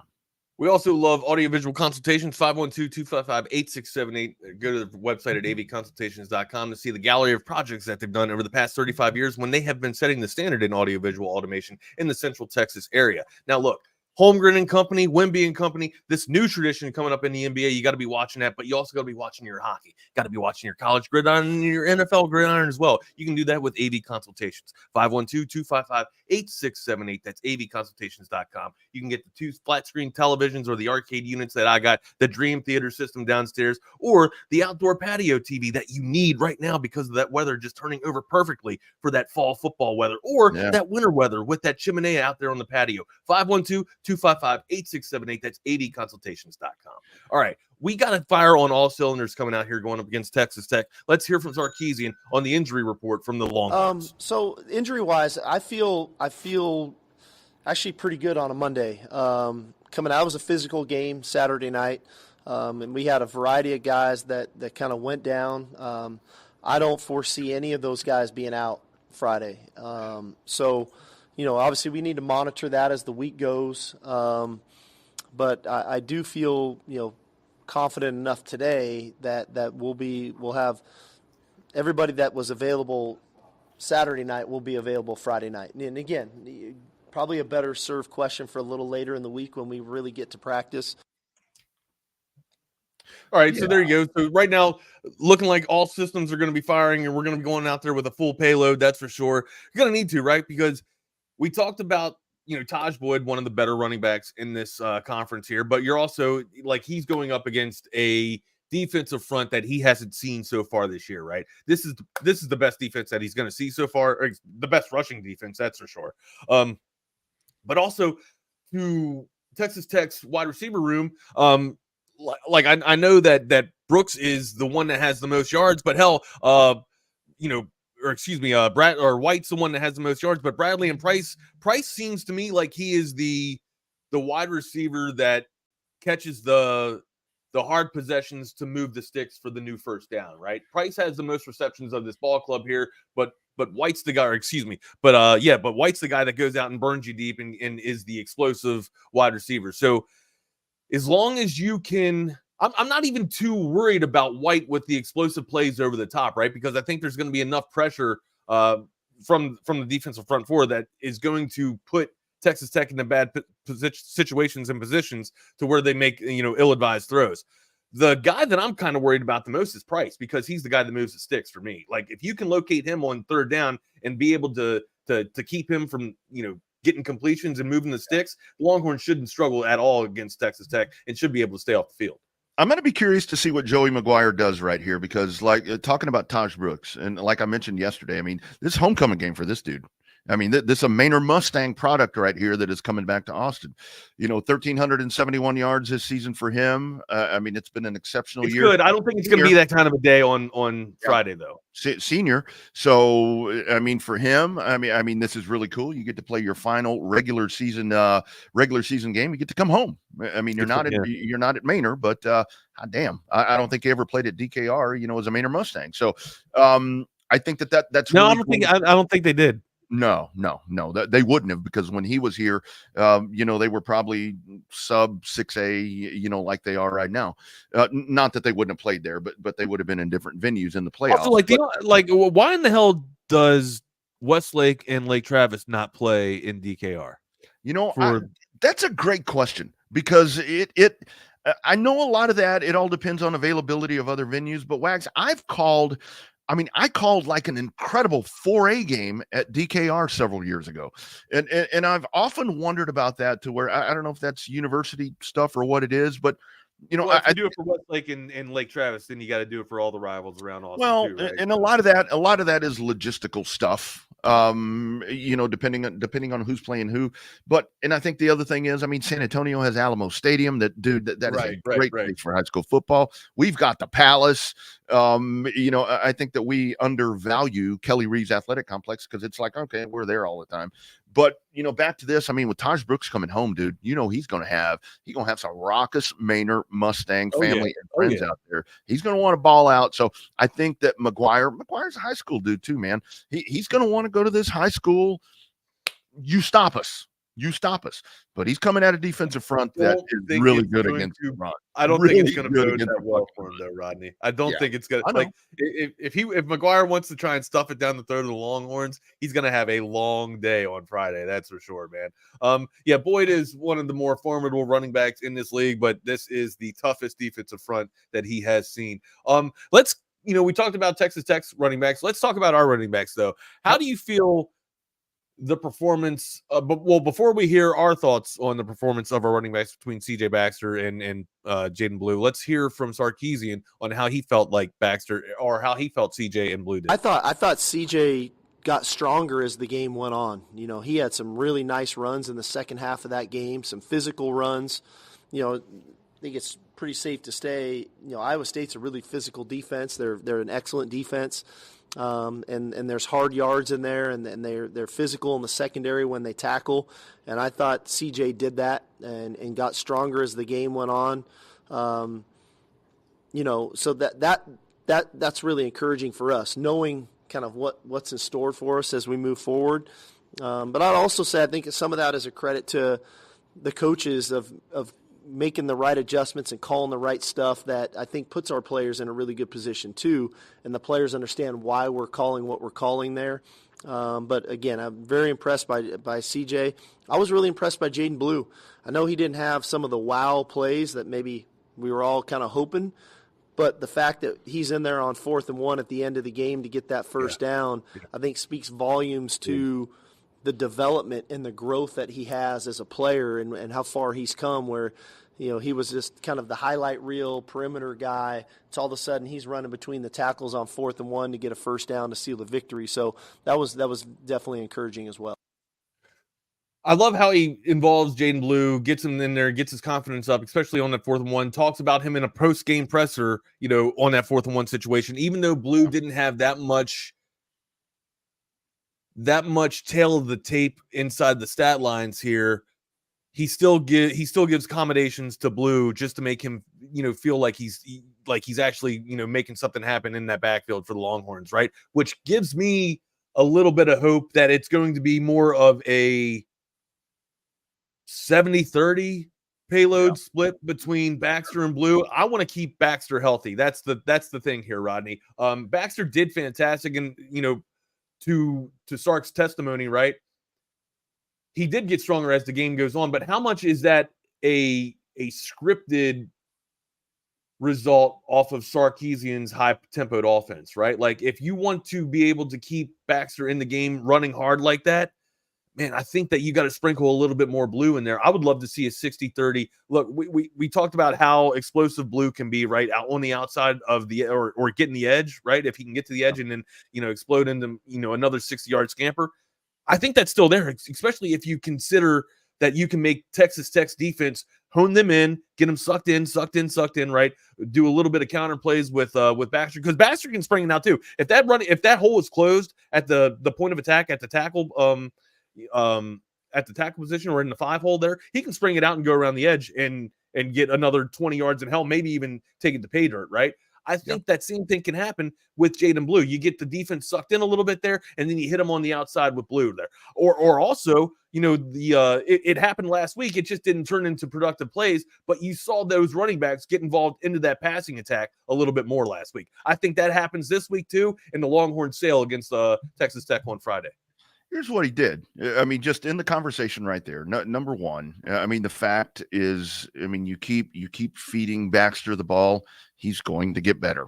He's going to get more confident. He's going to run tougher and all of that. But really, you go back and listen to what Sark is talking about right there with the productivity of the running backs, and let's kind of rewind and listen to some of the other pressers. It was always Jonathan Brooks had a phenomenal day. Then you sprinkle in CJ Baxter, and he does whatever. It's the same difference right here. It's just different names in there. And that, again, this is the beauty of the running back room that you have right here. And I love the comment right here. I mean, at some point, I do think you spring Keelan Robinson in on this thing.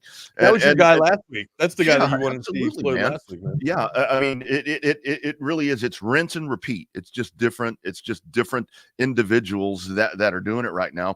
And that's the beauty of what you're seeing right here. And Wags, I love your theory right there on kind of the ratio on what you do with these running backs. Hopefully, if things work out the way that we hope that they do, you're going to be able to have some cycle, some dudes around, because you're going to be so far ahead. And that's really what I want in this ball game. I want them to, with all the struggles that we've talked about, with teams coming back and everything, but yet other games like Alabama and the one that we just saw against Iowa State, to where they just fourth quarter, they're like, ugh.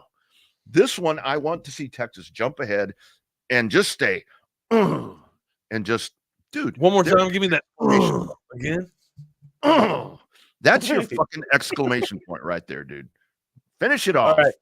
Rankings have turned over in college football. We do have a new landscape. Georgia is your number 1, Ohio State your 2, Michigan your 3, and then the Huskies of Washington, led by Michael Penix Jr. At number 4. Well, here we go, Rodney. Oregon, can the Ducks duck? Duck, goose against these Huskies? Can that change up the landscape here? If the Ducks win, what's that do for the Longhorns? So you got to think that Michigan and Ohio State, one of these two teams is going to drop, right? Right? Wags. Washington and Oregon, one of these two teams is going to drop, right? Yes. And when you get to the Ohio State, Michigan, that's elimination game. You'd like to think that the Oregon and Washington game is an elimination game, correct? Well, exactly. And Florida State's Right? quarterback ain't playing. Right? It's Right? There. It's there, right? The writing is on the wall. Guys, can we do all right, Rodney, do you actually think that it's doable? Do you think that the Longhorns can sneak up into this thing? And I say sneak up accordingly because that is the truth. Anybody that has one win or one loss right now is kind of sneaking into this college playoff, if you ask me, man. It sucks that that the loser of Michigan and Ohio State is not going to be in the college playoff. It really does suck. How do you keep it does? And honestly, if one of it these really does, if one of Michigan and Ohio, if Michigan and Ohio State has one loss and Texas has one loss, I mean, sure, well, I'd love to see Texas get in, but it's hard for me to sit there and argue that out of the one loss teams, Michigan and Ohio State aren't better than Texas, or excuse me, Michigan or Ohio State isn't better than Texas. Hell, it'd be hard for me to argue out of the the loss of Washington. If Washington loses, right, and they have a one loss record, it's hard for me to argue that Texas is better than Washington. I think honestly, and no one wants to hear this. I think the best game for the Longhorns to establish a litmus test would be against Washington. I think they have a legitimate chance to compete against Washington and win against Washington. I don't think the Longhorns can beat Georgia as it stands today, and I don't think they can beat Ohio State and Michigan. They can beat Florida State. They can beat Oregon. Oregon would be a really good game. Oregon would be an awesome game. I think Oregon's better than Washington. I don't know why. I think and I know Penix is better than Bo Nix. Penix has been playing better than Bo Nix. For some reason, I just think I like Buck Irvin. I like the Oregon Ducks over Washington. I think they're the better football team. Yeah, and it's hard for me to sit here and give the Longhorns the green light into the college football playoff when I know that there are some one-loss teams that are probably better than them. What about when Alabama beats Georgia in the SEC championship? That's one hell of a call, Rodney. Well, no, I say win, but I mean if. I'm just throwing, since we're throwing scenarios around, this really is setting itself up to where, I mean, look, dude, 2 weeks ago, I'm like, ain't no way. But with Jordan Travis out, and if it's truly going to be viewed as 2 elimination games right there, with what Alabama's doing, strength of schedule, I don't know, is that going to, and this is where we were talking about style points and all of that yesterday, dude. That's where it's like, here we are at the end of this. What seemed to be pretty clear as to what could possibly happen is now awful cloudy, just like it is outside today, my friend.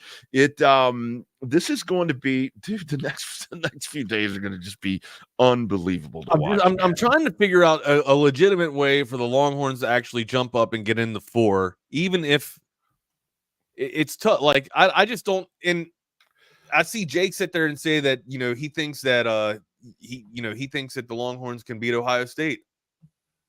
That one I don't know. Man. But man, I love the confidence. I don't know if I can get all on board with that, man. I think out of the top 3, I think out of Georgia, Ohio State, and Michigan, I think that Ohio State is the club out of those 3 that the Longhorns can compete against. Yeah, I'll give you that. I'll give you that. I mean, especially the way that Georgia's playing now, man. 2 weeks ago, I would have told you that it's Michigan and Ohio State and then everybody else, right? Yeah. Pre-season, I would have told you it's Georgia. It's Georgia versus Field. You know what I mean? As a matter of fact, I think I even took that bet. Yeah. And here's a great point too. But this is something that could be like we talk about. With Texas. With the.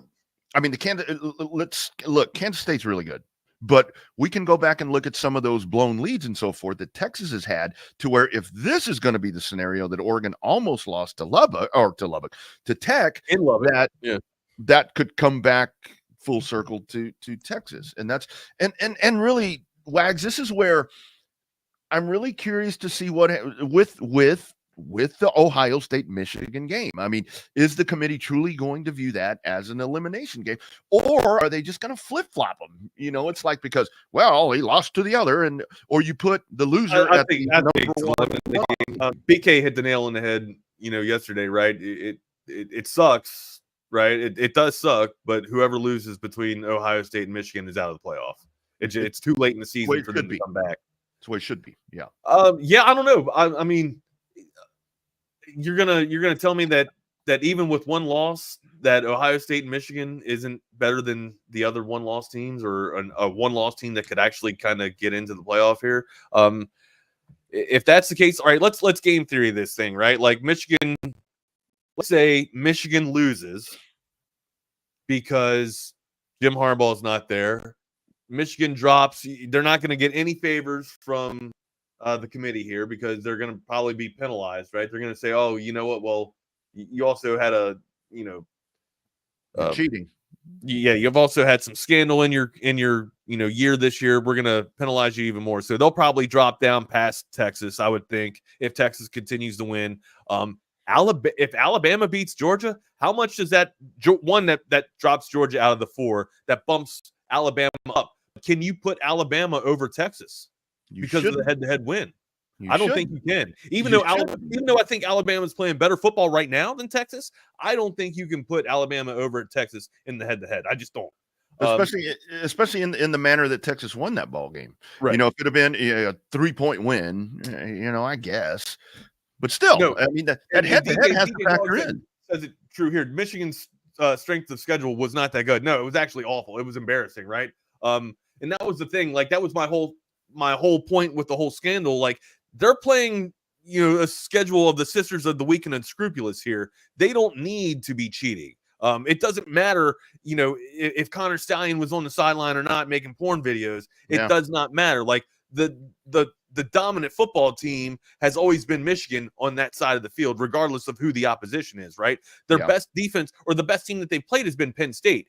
And not that Penn State's got, an impressive offense. It's that Penn State's defense is just so damn dynamic, right? There are a ton of speed on that Penn State defense. What did Michigan do? They got big. They got big and beat the brakes off of Penn State in the second half by not even throwing the ball. Or, excuse me, they made one attempt at throwing the ball, but it was a pass interference. It got killed. It went as ill-advised and didn't even get in the stat list or stat sheet. So basically, Michigan ran the damn ball all second half. That's how they neutralized the speed of Penn State.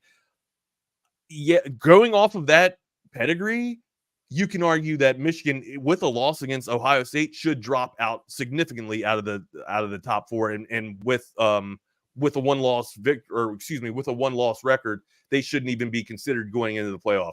That I will give you, because I would say that Texas has played a stronger schedule than Michigan. I will agree with you there. And the whole thing I just still think that Michigan's a better team, a more dominant team than Texas. There is just part of me that thinks that the loser of that game is going to be the highest rated one-loss team, regardless of anything that's happened before, unfortunately. And that's a fucked up part about this whole system. And this is possibly where let's factor back in the Big 12 championship, to where, I mean, Oklahoma State. I would love that one, just to beat another Big 12 opponent. My whole heart on here for beating all the Big 12. But this is where I go back to, okay, if it's going to be Oklahoma, do you get them back in and you avenge the loss? Right. I'm listening to you, buddy. I got to set something up for. No, you're good. You're good. My other job, real quick. You're good. So that's where there are so many different scenarios. Wags, go ahead, man. I can. Oh, you're good. You're good. Okay. What's going to happen right here, and that's why I do go back to maybe Oklahoma is who you want to face right there, because you do avenge that loss. Alabama, Georgia. I don't know what's going to happen with any of that right there, but I think the fact is that Alabama has. I mean, since the loss to Texas. Dude, they've been really fucking good. They have been really good. They have looked like Nick Saban's Alabama Crimson Tide. You in with your whole, hypothetical scenario, if Alabama beats Georgia, where does that put Alabama into this run for the top 4? That's my thing. Like, does Alabama clearly Texas is, if Georgia drops and Ohio State / Michigan, one of them drops, right? The two of the top 4 are out of the 4. Who jumps up? We got Oregon and Michigan. we've got Oregon and Washington that's going to play too. That's an elimination game. You almost think that Texas has to get into the 4, right? Or we still don't know what's going to happen with the fallout of Jordan Travis and Florida State. Florida State could still be able to win this thing. I mean, they could, but the other part of that whole thing there with Georgia and Alabama, it's like if Alabama beats Georgia, hell, then Georgia's a 1-loss team, right? So, and how far does Georgia drop? You got to think that Georgia drops out of the 4, right? But then that's my question to you: is Georgia with a 1 loss better than Texas, or does Texas get the green light over Georgia with a 1 loss? I mean, hell, Georgia's been dominating the entire college landscape, for the entire campaign here. You're going to penalize them just after 1 loss against Alabama, who's still a formidable foe in the SEC? That's crazy. Smart. But if you're going to do that to Michigan or Ohio State, then you got to do it to Georgia, right? That's where I'm going back to the head-to-head, because you had Texas that beat Alabama, they beat Georgia, but then at the same time, I think the argument would be, well, Texas beat Alabama before Alabama, whatever's happened there with Milroe and everything with the run that they've been on. So that's why this is so stupid, man. Let's just go to the 12-team playoff. Like, this would be the perfect year for that, wouldn't it? I mean, yeah. Looking at the field right now, Oklahoma would actually be out. If you looked at the rankings right now, Georgia at the 1, Ohio State the 2, Michigan the 3, Washington the 4, Florida State the 5, Oregon 6, our Longhorns at 7, right behind Saban's Bama at 8. And then Louisville with a surprise there, getting up into the top 10 at 9, and then Mizzou at 10. Penn State at 11 with 2 losses. Missouri is also the first team with 2 losses as well at 10, and then Ole Miss at 12. What about Oklahoma? That leaves out Oklahoma and LSU. You don't think they deserve to be in? No, I don't think so. I mean, I truly don't think so. And I mean, I tell you what. Yeah, you got 2 losses. If you got 2 losses, I don't. Yeah.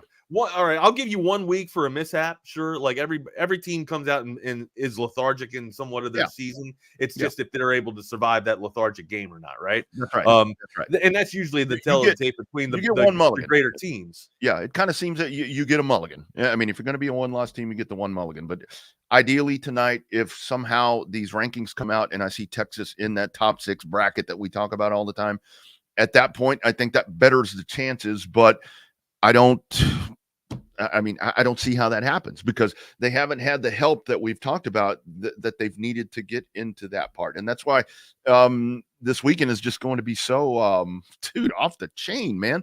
Let me tell you something here. We can sit here and look at it as it is right now. It's either going to be really clear, by the time we're done, or things are just going to radically change one way or the other just because stuff goes off the rails. So I don't know, man. But I think there are some really good probabilities and possibilities of Texas getting into the playoff. But oh man, it all depends. They need a lot of. We've already introduced the help that needs to happen, right? Yeah, it is doable. It is doable, but first and foremost, Texas needs to take care of business on Friday. That's really the whole thing. We can sit here and talk about this ad nauseum about, if this and this and this, but I mean, just go out there and win. And I think that's another reason to where, the whole style points thing has come up a lot. Is it important? I don't know. I think it should be when you get to the head-to-head and the 1-loss teams and all that. But I think that's why you come out in the all gas, no brakes for real. Do it this week. Just go solidify yourself as the Big 12 champion, because that's the other part. It's like, is the committee going to look at this and say, well, the Big 12, there were a couple of good teams, right? Jake, excuse me, I'm sorry if I said the B. I don't think I said the B. Yeah, they come out tonight. They come out. I thought I said the coaches poll. I was reading the coaches poll, I was reading the AP poll, not the coaches poll. But hell, the damn coaches poll is pretty much just the same damn thing as the damn AP poll here. But yeah, the actual BCS rankings do come out tonight. We'll see if the Longhorns are in the top 6. I don't think they will be. I think the coaches poll and the AP poll has this thing right, as a matter of fact. Especially through 1 through 10 here. I think 1 through 10 they've nailed. I don't know if I'm doing it just because it's the last season with both of these two teams in the conference, but I give Oklahoma the bump. I think I give Oklahoma the bump in the 12, man. I think they're better than Penn State. I just, like I do. I know that Oklahoma can't play defense for a lick, but I would love to see Oklahoma versus Penn State. I think that would be one hell of a contest, one hell of a bout. A true litmus test for both teams, that's for sure. You want to, maybe the 2 or the 3 out of the Big Ten versus the 2 out of the Big 12. I think that would be a pretty decent matchup, that's for sure. All right, Heisman quarterback hype here, Rodney. Let's get into this real quick before only an hour jumps into here. Jeff Howe's running a little bit behind, and BK is coming back from a doctor's appointment as well. So they'll be on here in just a few minutes. But yeah, we're keeping this thing going here just for a little bit. Heisman Trophy candidacy here, Rodney. Is Penix still your guy? He is. Is he? I think he's my guy too. Like I wanted to. Caleb Williams is probably the best pro quarterback. He'll be the number 1 draft pick. Right. He will be the number 1 draft pick. But I think for the Michael Heisman, Penix Jr. is the best quarterback in college football right now. I mean, and then you got to. Bo Nix, like, how is Bo Nix not in this conversation yet? I mean, maybe he will start to emerge in the conversation with the national pundits and all the Heisman. He's been around too long. Yeah, 70. What is a decade? He's on the Brock, he's on the Brock Cunningham. Scholastic program, that's for sure. I like Penix, man. Yeah, I agree. He's been my dude since the beginning. He's been my dude since the beginning. I got Penix, I got Bo Nix, and then I got Jaden Daniels as my top 3. I loved May, but I mean that loss against Clemson, you can't lose against Clemson, man, especially when Clemson being down like this. Yeah, I think that takes you out of it. Caleb Williams, I mean, you're clearly the dude, right? You got the number 1 scoring offense, or you got the number 1 scoring offense. Well, you just can't have a defense on the field that can help you guys out, man. And you can't beat UCLA, man. That's tough. There's Jeff Howe as he comes in. How you doing, Howe? What's up, fellas? Yep. Good, man. How are you guys doing? Bo Nix is in that. He's in that mix, Wags. I'll piggyback what you guys were saying. Caleb Williams is the best pro prospect. Gotcha. He'll be the number 1 pick, double R, like you said. Yeah. Jaden Daniels at LSU has been, to me, the most outstanding player. Which, if you want to look at what the Heisman is all about, and again, this is everybody has their own criteria, right? I know, Chip has a vote, and I know Chip is. Those guys are pretty much held at gunpoint now to not reveal it until the thing's announced. But if you want to go by definition of what the award is all about, the most outstanding player in college football, it's been Jaden Daniels at LSU.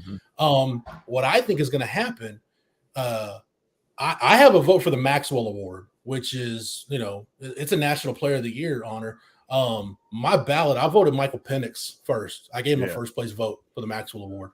I think I had Jaden Daniels 2 and Jordan Travis at Florida State 3. I was going to say, where would you have Jordan Travis if you didn't have that injury? I went 3 because I like, my criteria is if you take this guy off their team, like basically who means the most to their team. Yeah. I don't know that there's a quarterback in the country that means more to their team than Jordan Travis. So, there's multiple guys based on how you look at it. I really think what's going to happen, boys, is because I think the ballots are due the Monday after the championship games. I think people, if it's an Oregon-Washington Pac-12 championship game, I think people will wait until that championship game, and whoever the winning quarterback is, that's who's going to be your Heisman winner. It's either going to be Bo Nix or Michael Penix. When did Bo Nix get into the conversation for you? I think he's just Bo Nix's rise kind of reminds me of like he didn't have the signature moment that RG3 did, like with the Oklahoma game, but it's just kind of like it's almost like Christian McCaffrey or like one of those Stanford running backs like Toby Gerhart the year he was in it. Like you kind of look up at the threshold. Yeah, you kind of look up at the end of the year and you're like, dude, does anybody look at this dude's numbers? Like we got like 42 touchdowns and 2 picks or whatever he's got. So I don't know what Bo Nix has. It's ridiculous, but yeah, I think it's just kind of gradually he's been up there, and I was like, damn, but Bo Nix playing some pretty good football. I think they're like folks like me, like I watch a lot of college football. Wags, I know you do too from the fantasy side, and Double R, you do. Like I've kind of got a Bo Nix bias because I just remember the Bo Nix at Auburn. Go short. So it's like, oh wow, Bo Nix. Bo Nix can actually play some football. So. Yeah, it's crazy. Yeah, Isn't it? when I saw Oregon play USC and I saw Bo Nix have the game that he had there, I was just like, all right, this guy might actually have something, dude. This guy's going to be a Sunday quarterback, that's for sure. I mean, it looks like he does. Not to quote, all the NFL pundits, but he does look like he has the intangible. Pro-style quarterback. He very much like a pro-style quarterback. Yeah. He looks better than Zach Wilson. I think VY. Oh man, let's not get started with Zach Wilson.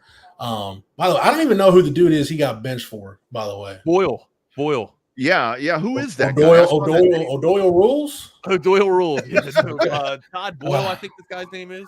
Yeah. But with I don't even remember what I was going to talk about at this point. I was going to say something about the quarterback discussion with Bo. Oh, so I think as people, Texas fans and people who follow the program, the Vince race in 05 and the Colt race in 09 should have told you this. The Heisman isn't necessarily about having a signature moment per se. Don't put up one of those clunkers late in the process. Right.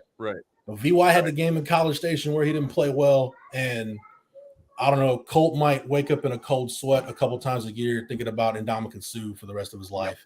Yep. Just the way it is. That's one game, Wags, even though it was a Texas win. Like, it's almost like those embarrassing clips you have of your buddies from back in the day. Like, dude, I don't want to go back on Facebook and watch any of that. Yeah. Like, yeah, it was a good time, but I don't want to relive it. I've been there. Like, I don't want to go back and rewatch that Big 12 championship game. Yeah, it's like that It's one's brutal. done. It hurts. Yeah. I saw it one time, and that was I like going back and watching the Michigan bowl game, and then I like going back and watching the 2005 championship game. That's 2004 to 2005. That's the back-to-back that I like to watch. Yeah. So just don't have one of those clunkers late, and you can be right in there. There it is. Right. All right, gentlemen. Unfortunately, man, I got to roll, dude. I got to get ready and set up for my afternoon job here. You guys good to continue this thing, Rodney? You good with Jeff out here? Jeff, up to you, my man. Yeah, double R. Hang out. If you can, we'll we'll run down some of this. All right, boys. I got to run. Thank you guys so much for watching Texas Sports Unfiltered. The guys got you for the rest of the day. You all have a great. Well, hell, I'll see you guys tomorrow, and then we'll talk about your all's Thanksgiving and stuff. You guys be good, man. Take care. Take it easy, Wags. Later, man. Wags is kind of like the dude in the Big Lebowski sometimes. Look at Wags taking it easy for all the sinners out there. I like Sal. Mike White is better than Zach Morris Wilson. Sal, I would rather have Mark Paul Gosselaar playing quarterback for my NFL franchise at this point than Zach Wilson. You got that right. Even though what Saved by the Bell wasn't Slater a quarterback. Yeah, AC Slater. Yeah, Mario Lopez was the quarterback. I might take Mario Lopez right now over Zach Wilson as my quarterback. Yeah, exactly. But Rodney and CB, Jake, Bruce, I see all you guys in the chat. Thank you for tuning in. DJ has got this question. The quarterback position for the draft almost reminds me of the 83 draft. Marino, Elway, Jim Kelly was in that draft. But you also had Tony Eason. Yeah. Top Blackledge. Yep. You had Kid O'Brien, who was O'Brien. Yeah. There's been a couple drafts like that. Rodney, the one draft I remember like it was yesterday, the 99 draft, because that was Ricky Williams was in that draft. Mm-hmm. And that was one that I watched real intently because I wanted to know where Ricky was going to end up. That was going to be one of those kind of generational drafts. And Donovan McNabb took a team to a Super Bowl.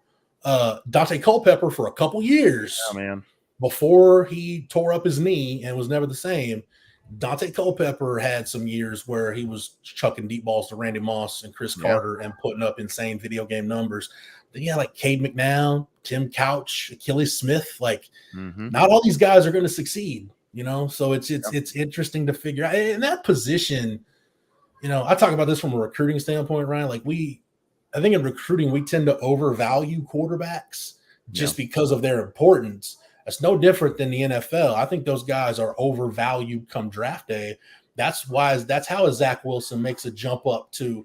If Zach Wilson, double R, was picked back in the first round, early second round, I don't think anybody would have a problem with Zach Wilson's maturation process. Yeah. But you take a guy second overall that probably should have been picked 20 some odd picks later, the pressure mounts. And now he's got the pressure of a number 2 overall pick. Christian Ponder, that's how Christian Ponder ends up getting elevated to the first round of the draft. Every year we see it with one of these quarterbacks that, everybody's like, oh, he's a second round guy. He's a good, solid, maybe a late first rounder. And he ends up going top 5, top 10 because people are so desperate to find that next guy that they'll do stupid stuff. Yeah. Yeah. And I think that's a great point, Jeff, because you know, so often you see where it's like, oh man, you know, so-and-so got whoever in the third or fourth round or whatever. Dak Prescott, great example, you know, and it's like, man, fell to the fourth round and has come in and has become the franchise quarterback and all that. And it goes back to exactly what you're talking about right there with Zach Wilson. I mean, it's not all of that pressure that you come in when you're in that spot. And that's why a lot of times I am fascinated with that when it's like, oh, low round draft pick. Well, yeah, I mean, but just as good, but for whatever reason, wasn't the first, second, or third, you know, pick of the draft, and we see it all the time. And the game has changed too, because now we were having this conversation, Rodney. I know you've been on that flagship message board we've got over at Horns 24/7. The conversation came up with it's the NFL draft stuff's come up with Jonathan Brooks, but it came up with Quinn. And you know, hey, would he be better off taking money right now, or does he come back next year and maybe you solidify yourself in the first round? It's not going to be maybe as deep of a quarterback draft next year as it is this coming draft. And people say, somebody can take him as a project and play the waiting game. I said, fewer teams are playing the waiting game with guys because the ideal scenario now, and this is why I feel like the Cowboys missed out on a nice little window. Not that they still haven't had success or still can't get there, but you miss out on a nice little window. When you find a guy that you feel is capable of getting you to a Super Bowl and you've got him on a rookie contract, that is the best way to build a championship roster, because you're not devoting 40% of your salary cap to one position. So you want to find that rookie quarterback. You're a little more, Patrick Mahomes is so different because he had Alex Smith in front of him. Alex Smith was the starter until Andy Reid just decided, you know what? I think the kid's ready in year two. Let's roll with it. So that adds to the pressure for a guy like Zach Wilson. They got to figure out pretty quick. And we need to get a return on our investment. We need to figure out if this is a guy we can build around, because if not, we need to redo this again. So that just adds the pressure for those quarterbacks, man. There aren't going to be quarterbacks, Rodney, unless there's and I have trouble seeing it, unless there's a drastic change down the road to where the rookie wage scale fluctuates a little bit more, or I don't think you'll ever see what it was where it's completely waived. But like, no quarterback will ever be able to have the same kind of trajectory that Troy Aikman did, where you're the number one overall pick. You basically come into it. I mean, the 89 Cowboys, for all intents and purposes, were an expansion franchise. They were an expansion franchise for all intents and purposes. Aikman was 0-11. As people forget, like the Cowboys went 1-15. Steve Walsh quarterbacked that one win. He did. So against the Redskins. Aikman was 0-11. He got the crap kicked out of him. But at some point, as he grew with this young team, he ended up being exactly what you want a number one draft pick to be, what you hope he is. He leads you to 3 Super Bowls, wins a Super Bowl MVP, ends up in the Hall of Fame. But the path Troy Aikman took to getting there, I have a very hard time seeing any other quarterback. Because, Rodney, you know as well as I do, if you're a quarterback and you have a 1-11, 0-11 record as a rookie, and you don't start out so, what did the Cowboys start in 90? Were they 3-6? I think the first 9 games of that season. They were horrible. They'll be ready to draft your replacement in the following draft. They will. And the year that the Cowboys did, what was it, 91, I guess, when the Cowboys broke through, it was Steve Berline that led. Yeah, because Aikman, what was it? It was a collarbone? Shoulder. Yeah. And they got beat by Detroit, in the divisional round, because they did win. I think they won the wild card round. But, it really is. That's a great point. They beat the Bears at Soldier Field. That was the last of those Mike Ditka Bears teams. That was the last kind of good one that he had.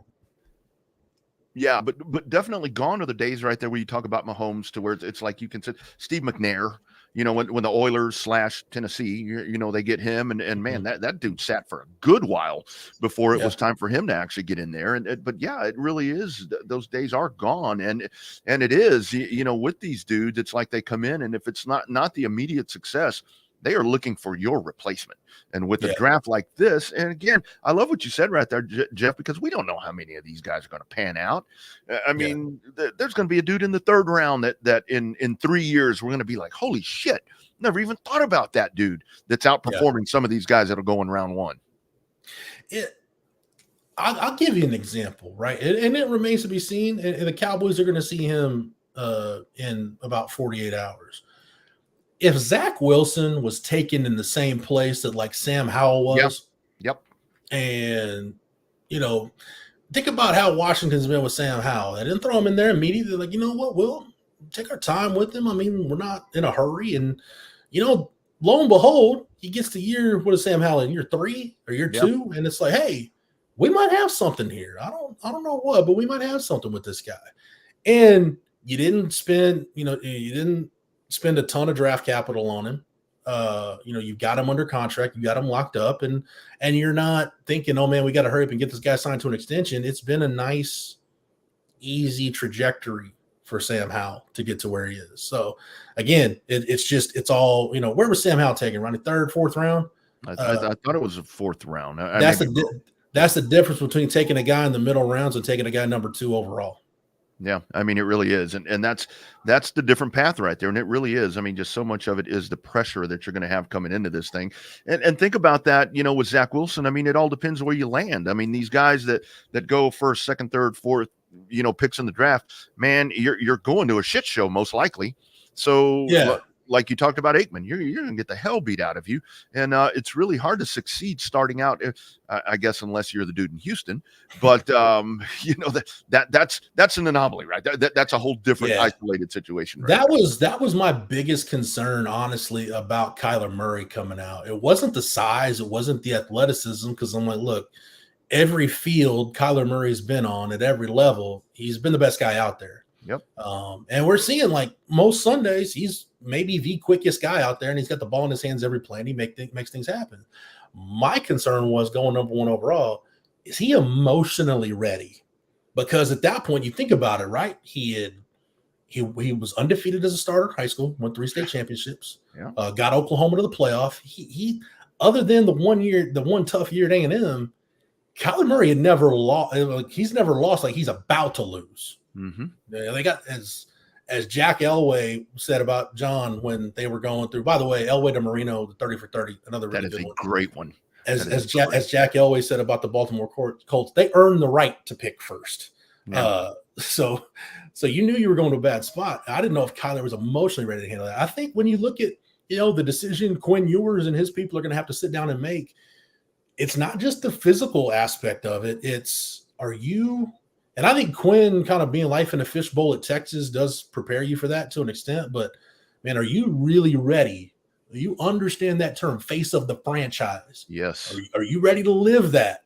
Because that's one of those abstract ideas. Like, you may think you're ready, but not everybody is. Not everybody can handle that. It really is. But then, another example is Trevor Lawrence. I mean, here he goes. Another one. He hadn't lost. You go into just a horrible situation right there. And he was. I mean, it looks like, we heard it. I mean, okay, maybe a bust, maybe not quite a bust, but not what we expected. Boom. Change the situation, change the pieces around him, put people that are going to guide him better. And now look at him. So Lou Holtz and Bobby Petrino thank Urban Meyer, because now neither one of those guys has to go down as the worst experimental college to NFL coach ever. Absolutely. Like Urban's couldn't have gone worse, like when he thought he tried to punk Josh Lambo, former Aggie kicker, and he's like, dude, I don't know who the hell you think you're talking to, but I'm a grown man. You're not talking to me like that. That was, they basically, the Jaguars, they basically wasted Trevor Lawrence's rookie year. They did. You wasted it.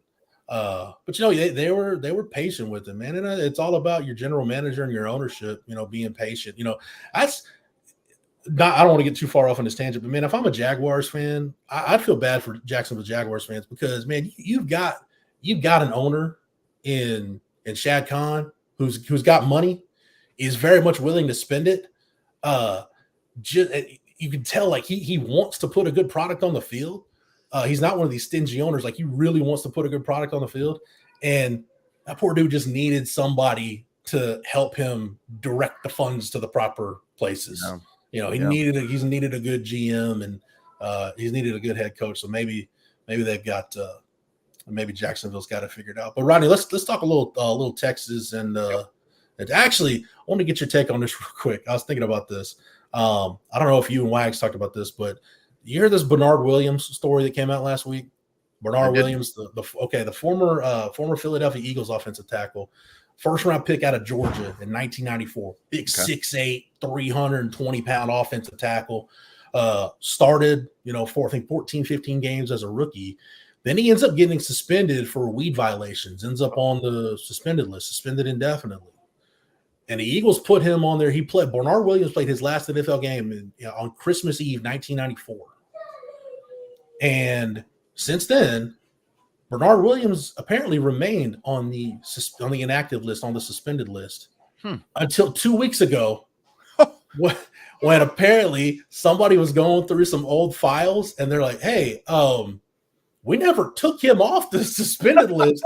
So Bernard Williams, almost 29 years on the suspended list, was finally waived by the Eagles. I'm like, dude, we found the NFL's version of Milton from Office Space. Oh my God. Turns out he was laid off and nobody ever told him. And he never said anything. Great. So you from Bernardo. No, listen there, Professor. We fixed the glitch. Oh my goodness. I had not heard that, dude. That is unbelievable. Dude, that's wild, man. That's wild. Man, and my buddy was telling me. I told one of my buddy Chris Dukes, who works. He's in an editorial role at CBS Sports. We're talking, and Chris was telling me, because he's a big Steelers fan. He said, the Steelers did something like that with Terry Bradshaw. Like it was something to retain his rights, and it wasn't until like 1992 that the Steelers finally relinquished Terry Bradshaw's rights. I'm like, dude, y'all couldn't have done that a few years earlier. He wasn't coming out of the booth at that point. Boy, that's a lot of extra years. Speaking of Terry Bradshaw, I was watching him the other day. But that guy, he loves laughing at his own jokes. I'll tell you that. I don't know. The most like just painful thing to sit through is why Fox still lets him do like their halftime updates and run it down. Oh, and like Kurt Menefee has to sit there and babysit him. I don't know why they let him do that. So I want to talk about the Bernard Williams thing. And before we get to Texas, kind of the last 20-ish minutes of the show will be all Texas football. But Rodney, I've talked about it. I'll let you guys know about it in our Texas Sports Unfiltered group chat. Anytime somebody brings up the Cowboys and brings up Jerry Jones, I got to find a gif of Jimmy Johnson and say, hey, until he makes this right, at some point he's going to make this right. And it must have got cold in hell on Sunday, because that thing must have frozen over when it fun Jerry, even though he got the year wrong. Jerry couldn't even do that right. Oh, 1923. Yeah, that's wow. Yeah. Jimmy Johnson taking his rightful place in the Ring of Honor on December 30th. And I had a feeling, Jeff, that something was going on. For some reason that morning, I was checking Twitter, I was checking different spots, and there were a lot of pictures of them together, Jimmy and Jerry together, and I'm like, okay, so what's going on here? I think I even posted maybe they're doing something on Thanksgiving. Maybe that's what's going to happen here. I know you can't cancel Dolly Parton, for crying out loud, for that, but I got to tell you, dude, as a Cowboy fan, that was that. Luckily, we were cooking beef stew that morning with onions, because that was kind of one of those things that kind of choked you up a little bit. And it's like, dude, what took so long for that? And it was heartfelt. It seemed very heartfelt from Jerry. So I'm 40 years old, right?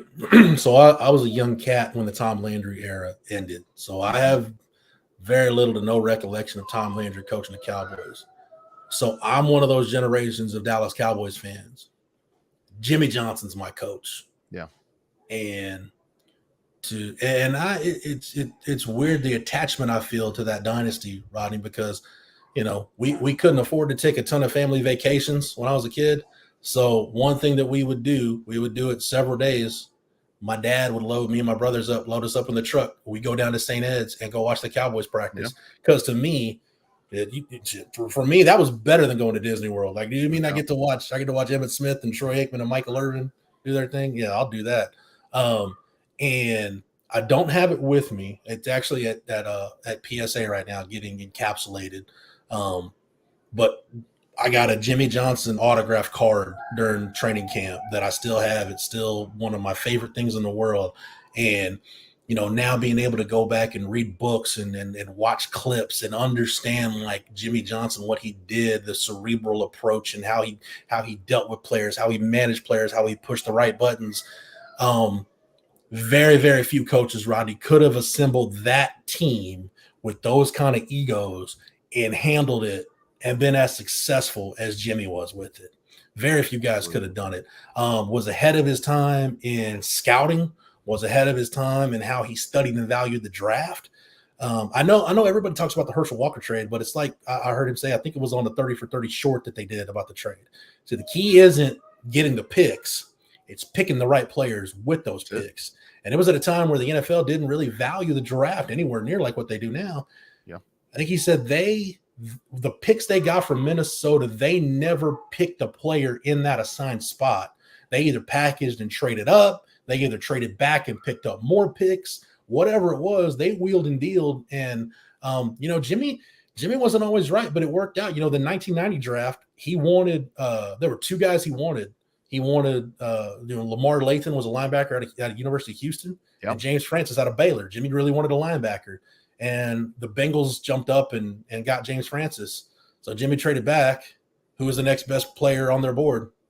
It was Emmitt Smith. Yeah, how about that? So sometimes it works out for you. But man, I just everything. Yeah, as DJ points out, the trade chart, the draft value chart was created.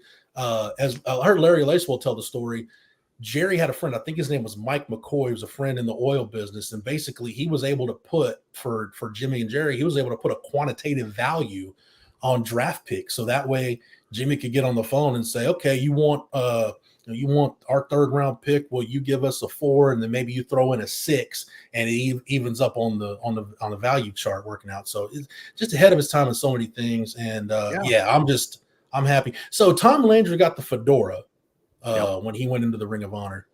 Do we get like just a silhouette of Jimmy's hair? Yeah, is that what happens? Like a bronzed wig, or what are they going to put up there? Dude, it's crazy. It's crazy to think like you look at Jimmy's hair like back when he was coaching like in Miami back in the 80s. Yeah. And I'm like, man, the hairline's a little further back. It's a little grayer. But that dude's hair has not changed in like 40 years. It's the same thing.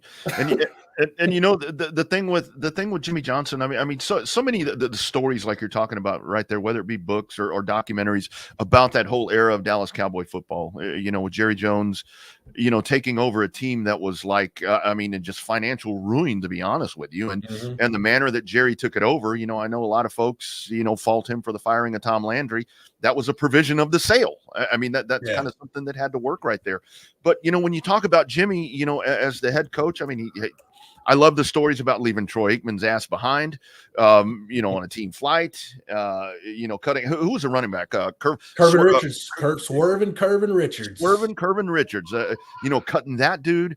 I mean, that football coach right there. I mean, like you said, it really was something that was unheard of at the time. And I hate to say this, and don't hate me, Jeff, but when I look right now at what the 49ers have done with Shano and with John Lynch, that's kind of the modern day what Jerry and Jimmy and all of that group did back then, because there have been some misses. There have been some swings and misses, but damn it, I mean, they may not have those Super Bowl championships, but man, they've built that thing the right way. And I think Detroit's headed in that same direction as well. Yeah, DJ mentions maybe two of my favorite Jimmy stories. One is when they were doing a conditioning drill and the kicker was struggling and told Jimmy he had asthma. And Jimmy said, asthma my ass, why don't you go over to the asthma field and have some asthma? And that, needless to say, that dude never played for the Cowboys. And then John Roper fell asleep in a special teams meeting and got cut. And Jimmy famously, his response was, somebody asked him, well, what if Troy Aikman would have fallen asleep? He's like, simple. I'd have gone over to the back, leaned over and said, Troy, wake up. Yeah. And gone back to my seat. Yeah. Exactly. He had the scale, right? You know what Jimmy's scale was? If you do what you're told, if you're dependable and you're a good player, you're at the top of the scale. If you don't do what you're told and you're not dependable and you don't make plays, then you're at the bottom of the scale. Yeah. Yeah. So he said, I'm going to be consistent, and then I'm going to treat each and every one of you different. Jeff, how much of this do you think, obviously the breakup right there, with Jerry and Jimmy, I mean, well documented. It's one of the first times I legit sports cried. Like I was, I remember that shit on Nightline. I remember watching ABC News Nightline, and that's like the whole thing. Jimmy Johnson no longer the coach of the Dallas Cowboys. I remember coming home. I was in the 4th grade, and I remember coming home, and my mom's sitting. It's like almost like you can tell me like your grandma died. Like sitting me down, she's like, "Yeah, Elvis, I need you to understand what's going on." I'm like, what?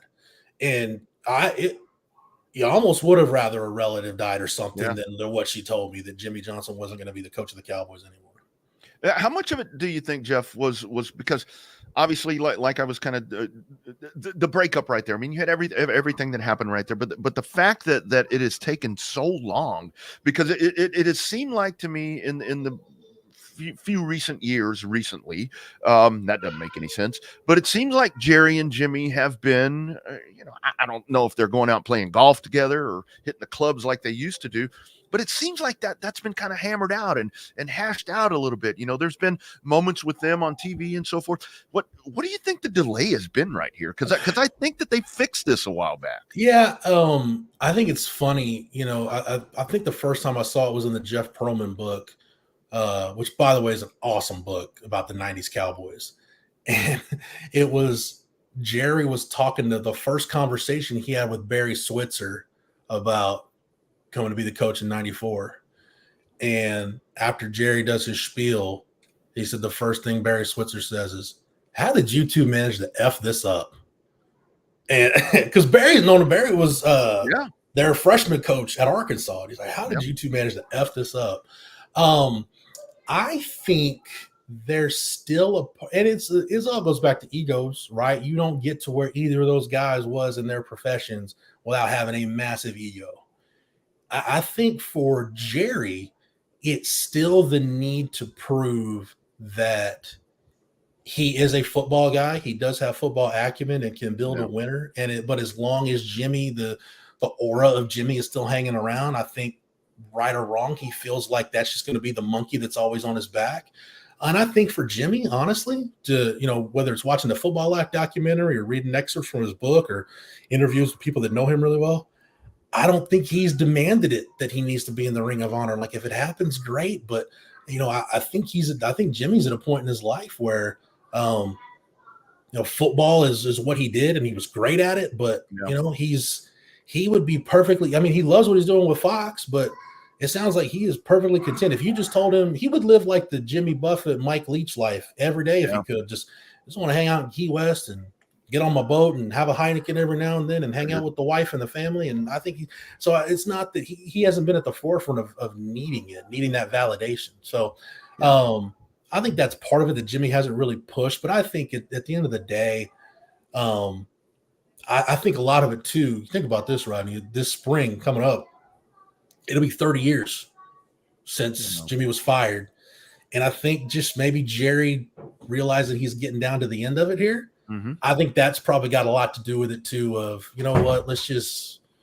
they buried the hatchet, like you said long ago. Let's just go ahead and do this because it makes sense. It's the right thing to do. And I do have to say again, I know I rambled there, but no, it's totally good. I love that. It was a very emotional moment. Just for everything to kind of book in the way it did right there. Like we're saying, they fixed it, but there was the closure for everybody to see, in my opinion, because that was a very heartfelt moment because you could see it in both of them. I knew something was up because I know Jerry's getting up there in age, but when that whole interview started, if you go back and you watch it, you see Jerry and he is, he's shaking like it's 20 degrees out there, and he may have the shakes for all I know, but. And then you saw it as this was going on. You saw Jimmy. There was so much emotion in that. Mm-hmm. And of course, my first thought, Jeff, is all this happens, and I'm like, guys, don't go lose to Carolina after that. No, come on, Rodney. The Panthers are garbage. It's you were good there, but I think it's kind of like I've never been divorced. I hope I never go through that. My parents weren't divorced, so I don't have firsthand experience with it, but. I would imagine it's kind of like the divorced couple watching their kid graduate from college. Yeah. And that bringing you together. And it's like, you know what? You did love each other at one point. There was something that brought you together. And in their case, it's those banners hanging up in AT&T. It's like, you know what? Didn't end the way we wanted it to, and in the years since, it hadn't always been pretty. But you know what? We did do something pretty damn special. You know, and I got to tell you, because I have been through everything that you just talked about right there. And it is kind of one of those things to where, like, that's a great correlation right there, because it's that moment to where, and then the other part of it is, you know, maybe for whatever reason, that part of our life didn't work out, but damn, we can coexist pretty good. And that's what's really happened right there. And I'm just glad it's happening. It's about damn, maybe the curse will be broken. I see people saying, well, time to go to the Super Bowl. Well, somebody better tell Philadelphia that, because those dudes seem really, really good after that win last night in Kansas City. Oh, I hate Philly. And a lot of that goes back to the Jimmy years for me. I vaguely remember Bounty Bowl and, you know, Jimmy getting snowballs chucked at him. Michael Irvin. One of my first big proud Cowboys moments as a fan was that 1990 game. I can still remember Kelvin Martin parting the sea, returning a punt for a touchdown when they clinched the playoff spot. They finally beat Philly at the Vet on that green painted concrete. Yeah, man. And it felt like, man, they got the monkey off their back. Like, that's so great that they beat the Eagles. Yeah. Kind of like what you felt like as a Texas fan in 2005 when Texas finally ended that Oklahoma winning streak. Like, finally. You can just stop talking about it. You finally went and did it. So let's talk a little Texas, Rodney, in the time we've got left. Longhorns, Red Raiders, coming up on Friday, 6:30. I like that it's a night game, so get to lay around the house a little bit, maybe get some leftovers, fall into a turkey coma before I go to DKR again. I'm not expecting, Rodney, anything to change with the CFP rankings tonight. I don't think Alabama wouldn't have done enough beating Chattanooga's brains in the pay game, and Texas didn't do enough to leap Oregon, so I'm expecting Texas to be at 7. But I'll tell you what, I like where the mindset of this team is, understanding that, look, don't put it in anybody else's hands. We want to take care of business, win this thing, and get in. My concern is, and I wrote about this at Horns 24/7 yesterday, you can go there. You don't even need a subscription. We're running our Black Friday special. It's our best special of the year, 75% off an annual sub. So that's our best promotion of the year. You won't get this kind of discount until a year from now. So take advantage if you're not a member. But you don't even need a subscription to read this. And I was running down the injuries, and Sark saying, you know, yesterday he felt as good as he could on a Monday, which usually tells you he's probably feeling pretty good. The fact that you're playing a Texas Tech team that, you know, the numbers don't really bear it out, but they're winning games in a very un-Tech-like way. Yeah. Did you realize, Rodney, Tech is ranked 10th, not in the country, in the conference in pass yards per game? Mm-hmm. They don't have a quarterback that's statistically qualified to be among the Big 12 passing leaders now. That's unbelievable. I mean, very not Tech-like. And they went to Lawrence and beat Kansas 16-13. They just beat UCF 24-23. Yeah, so it's fine. They're winning games in a very un-Tech-like way. And again, the numbers don't bear that out, because when you look at run defense, you look at rushing yards, they're kind of middle of the pack to maybe just above middle of the pack in the conference. But from a matchup standpoint, that should be a matchup that favors Texas, right? Because nobody has been able to line up and just run the football right at Texas. And I don't know that Tech has the passing game to supplement that. At the same time, I do worry about the Texas injuries adding up. I worry about it adding up because it's the end of the year. And I got this question on the message board. I think it was Sunday, or maybe it was yesterday when I was running down the injuries. But somebody posted there, I mean, it seems like Texas is dealing with more injuries than anybody in the country. No, they're not. It's just the injuries happen for different teams at different points in the year. It just so happens that a lot of the ones Texas is dealing with seem to be piling up towards the middle and the end of the season. But it's not an abnormal amount of injuries, but it is injuries to key players. It's the lingering stuff. It's that ankle with JT Sanders. It's Xavier Worthy leaving the game. It's, DJ Campbell going down. But I do worry about the fact that this team has been through a grind, that you're coming down to the end of the regular season, and you've got these injuries piled up, and you're getting ready to play a Tech team. Why I said all that, you're getting ready to play a Texas Tech team that maybe one of the more physical, not saying it makes them better or whatever, but maybe one of the more physical Texas Tech teams that Texas has seen on the schedule in a while. And I think a lot of that goes back to Joey McGuire, kind of the brand of football that they want to play.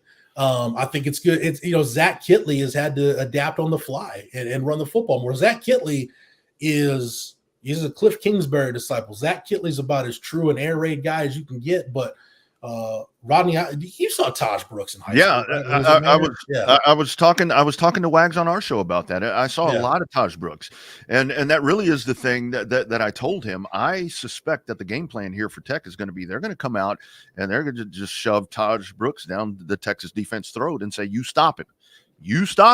And they've been really good at stopping the run this year, so that's a bold strategy, Cotton. Let's see if it works out. Yeah.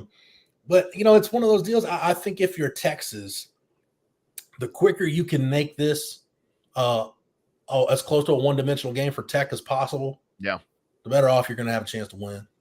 It's hard for me to see Tech scoring enough points. It's just, can Quinn Ewers and that offense take care of the ball, get some quick scores, put them in a hole? And if you got Tech working, pushing that boulder up the hill, so to say, pretty early, I think you're going to be fine. But it's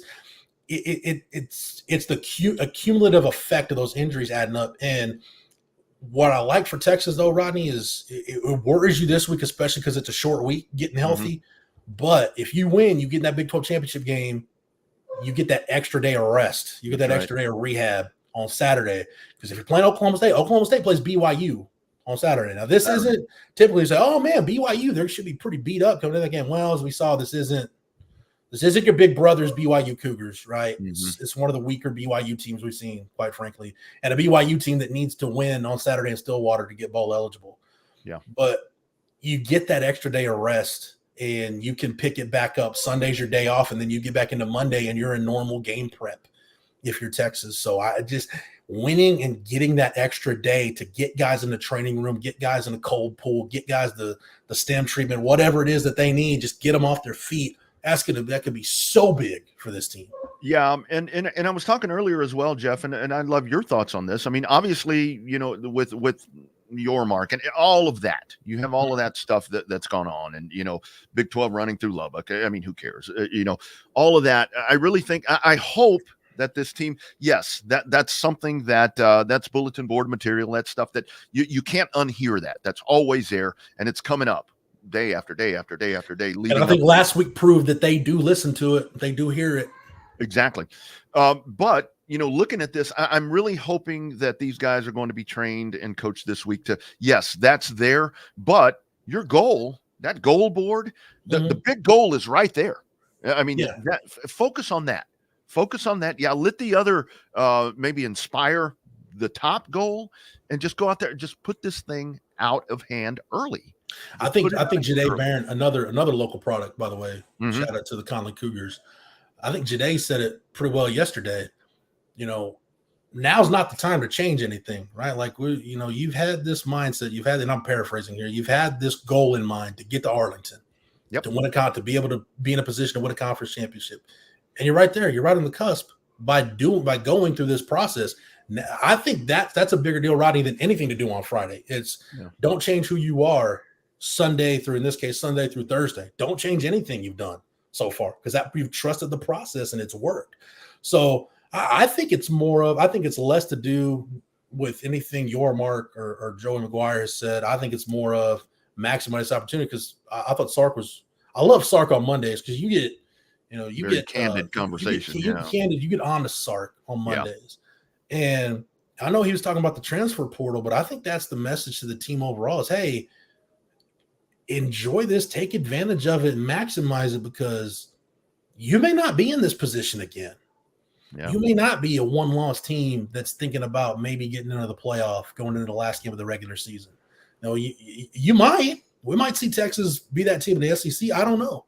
But you've got a chance right now to put a number up on that wall at DKR that's going to be there forever. And not a lot of Texas teams in the last 13, 14 years have had a chance to do that. So don't let this opportunity go by the wayside. Just treasure it, cherish it, take care of it, take advantage of it. I think that to me is the bigger message that guys are focused on. And let's be frank, I think they're way more pissed off about losing in Lubbock last year than they are anything that was said in the offseason. That's kind of that seems to be the mindset for me as well. That makes a lot of sense right there. I think if you put some truth serum in these guys, Rodney, I think that would be the one game that they would tell you, hey, we shouldn't have lost that game. I know. I know.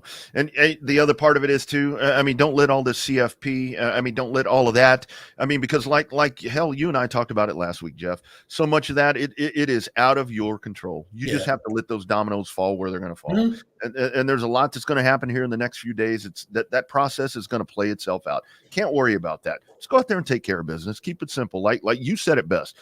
Don't do anything different from what you've done, because damn it, you have put yourself in a position to achieve the goal that you wanted to achieve. Don't be changing things now. Yeah, I thought if you get over to Horns 24/7, Chip did a great job of laying out kind of, if you're a Texas fan, like what should you be rooting for to happen? Aside from, obviously, you want Texas to win. You want to win, yeah. But what should you be rooting for? And I won't spoil everything, but it's like, hey, you need Washington to win out and take Oregon out of the conversation. Mm-hmm. You need Florida State to lose, which eliminates. It would eliminate the ACC, because even if Florida State loses the ACC championship game, you're not putting a one-loss non-conference, not one-loss team that didn't win their conference in there. And those odds are better now. Odds are better now that could happen. And you're not putting in a Louisville team that lost to Pitt. Right. Say what you want about a Texas loss to Oklahoma. You lost to what Pitt got 7-8 losses. Yeah. By the way, speaking of coaches that nobody likes, we always talk about, oh man, don't really like that guy. Pat Narduzzi is climbing that list of coaches that are rubbing me the wrong way, just because he just always seems to find something. Dude, it's not your fault you can't adapt to the portal. Like, adapt or die. And what was the other one Chip said? You need Georgia to beat Alabama, so you just take Alabama out of the equation. And, you handle your business as long as, Ohio State beats Michigan, then the argument comes down to a one-loss Texas that won their conference against a one-loss Michigan whose only losses to Ohio State. And I think, Rodney? I think that's the scenario you want. Chip and I were talking about this before he finished publishing that. My thought was exactly what he wrote. I think it's lets the committee off the hook, wondering, okay, how are they going to treat Michigan? Mm-hmm. That's the perfect. That's the committee's ideal situation. Is, hey, oh man, yeah, Michigan. Well, I mean, they didn't win their conference, and Texas did, so that superseded, Michigan's loss to Ohio State. That's the perfect way for the committee to get let off the hook. Man, but what if Michigan wins? I mean, that's where it's like, I know I don't want to go down that scenario, that rabbit hole, but man, I love that, dude. I had not even thought about that. That is perfect. Jim Harbaugh is so seedy. It's made me almost like want to root for Ohio State, which goes against just every fiber of my being, having grown up loving Michigan football. I'd have Michigan as my team, Rodney, because when I was a kid, Texas wasn't good. So I'd have a good team to cheer for. Yeah. I've got buddies. I've told people this on this show. I've got buddies who are like Florida State fans randomly, because what Florida State have? When you're a kid, what do you care about? Florida State had badass helmets and a badass color scheme. Yeah, they did. Like that gold. Yeah, a spear on a helmet. That's right. That's right. Awesome. Yeah. So I got some buddies who are Florida State fans. I love Michigan. I love Michigan for a long time. And I did dig Harbaugh, but after a while the shtick just gets old, and it's like, dude, you're kind of a quirky guy on top of the fact that you just come off as an a-hole, and now maybe you're a blatant cheater on top of that. Yeah, I can't get down with that, man. I didn't mind him as a Chicago Bears quarterback. From that point, it was like, okay, done. And one of my biggest complaints against Harbaugh too is he changed up Michigan's uniform scheme. Yeah. Yep. I don't want to watch Michigan and watch them have the white jersey tops, white pants. Michigan needs to be wearing white jersey tops, yellow pants. That's the way it should be. Absolutely. And blue on blue when they do that for home games. That uniform combination needs to be fired into the sun. A little too much as we bring in Trey and BK. It's a lot of blue. Trey, we're talking about how big of an a-hole Jim Harbaugh is. You were telling me you saw that, I guess it was the Amazon Plus document, or the Amazon Prime documentary. Oh, that docuseries they did on Michigan football, where Jim Harbaugh was just an a-hole to his kids. Just being a colossal piece of shit to his kids, and his wife is like, will you please stop it? These are like 4 and 6-year-old kids. Now, has my wife said similar things to me in the last few years? Maybe. But I'm not Jim Harbaugh. I'm just me. There you go. Yeah, it's I can kind of work with the fact if you're a quirky guy, but dude, when you're an a-hole on top of the fact that you're a blatant cheater, It's almost making me want to root for Ohio State, which just goes against everything I believe in. Yeah. That's how. Yeah, as Jake says, he's just weird. Like, you cross that line from quirky to creepy, and Jim Harbaugh's crossed that line. Yeah, many times. Absolutely. Rodney, I know you've done yeoman's work today, sir. So we appreciate it. No problem. You guys have a good afternoon. We'll see you guys tomorrow. I'm going to hang out for a second because I got to ask BK something before I hop off here. Rodney, thank you so much. It's only an hour's done. We're going to train BK. BK, if your parents said anything about the mustache, they said a lot of things about the mustache. I don't think my dad cares. I think he gave up on me a long time ago. Smart move on his part. It's a shame. My mom has insinuated that I will not be served food on Thursday if this thing is still on my face. Good for her. For her. Draw a line. It's a good, strong woman right there. Oddly enough, one of my sisters actually said it looked good this year. Like, everybody in my family has bashed it for years, and I think everybody I've known has bashed it. I don't think I've ever received one compliment for this mustache in all of the years that I've done Movember. But one of my sisters is like, no, it actually looks okay this year. Like, you should maybe consider bringing that back some other part of the year. I'm like, can I give you a semi compliment? I'll take what I can get. I'm not getting much these days. It looks a little more full than it has in previous years. Yeah, thank you. I've been. You still look like you still look like you shouldn't be allowed within 500 yards of a school, but it does look a little more full. It's the HGH. It's coming through. Yeah. I hit up Fernando Tatis's guy, and also looks like I hit up Wander Franco's guy with this mustache on me. Well, again, in the vein of Wander Franco, you should not be within 500 yards of a school with that thing on. So, gross. I should not have said that. Yeah. Well, you set it up. I knocked it down, sir. I appreciate it, that, sir. Trey, BK, you guys have a good show, and I may be on tomorrow. I don't know. We'll see what's going on. But, okay. Yeah. Text me. I know there are a lot of folks planning to do their Wednesday programs, so I might just jump in and do an hour. Cool. Right. It's only an hour, as we've learned. All right. Have a good one, fellas. Thanks, Jeff. There he goes, Jeff Howe. And here we go on another edition of the award-winning Midday with Trey and BK. What's up, brother? How you doing today? I am good. It's another one of those days where I'm trying to shoehorn a lot in before noon, and the odd item on the checklist out is me eating all of my lunch. So my chicken and olive and mixed greens and yellow mustard salad sits here on the side, and will do so for another 55 minutes or so. You're still eating that same meal? Not every lunch, but look, it's all relative. It's like your mustache looks good relative to how it's looked in the past. It looks less wheezy. It looks like you should live in a trailer park in Lake Whitney, just north of Waco. My diet has not been as good as it has been in years past. It's not as dialed in. So this week, ahead of what is going to be one of the most gluttonous days of the year for me on Thursday, Thanksgiving, eating the Thanksgiving meal and just being shameless in doing so, and whatever meal I end up having after that, I'm trying to clean it up in the 3 days leading into Thanksgiving to help me feel less bad about that. That's smart. All right. That's being pre-actionary, not reactionary. You know, most people eat Thanksgiving food 5 days in a row, and then the week after Thanksgiving, they're like, oh God, I got to eat something healthy to make up for all this crap that I just ate. You're getting out in front of this. That's smart. You know it's going to be a rough week and weekend in terms of quality of food that you're consuming, so you're getting out in front of it. I like that. That's right. We're going to the Texas Tech game on Friday. I'm taking the family. So inevitably, like, the kids love going to the game. They like watching the football, but they're 9 and 7. They like going to games for the hot dogs and nachos and pizza and all the junk that they get to consume in the stands too. And whatever we partake in on Bevo Boulevard beforehand, or wherever we hang out before the game itself. And so I know I'll indulge in a little bit of that as well. And going to a comedy show on Saturday night. So I'm meeting a friend for dinner prior to that. So that likely won't be all that healthy either. So you're right.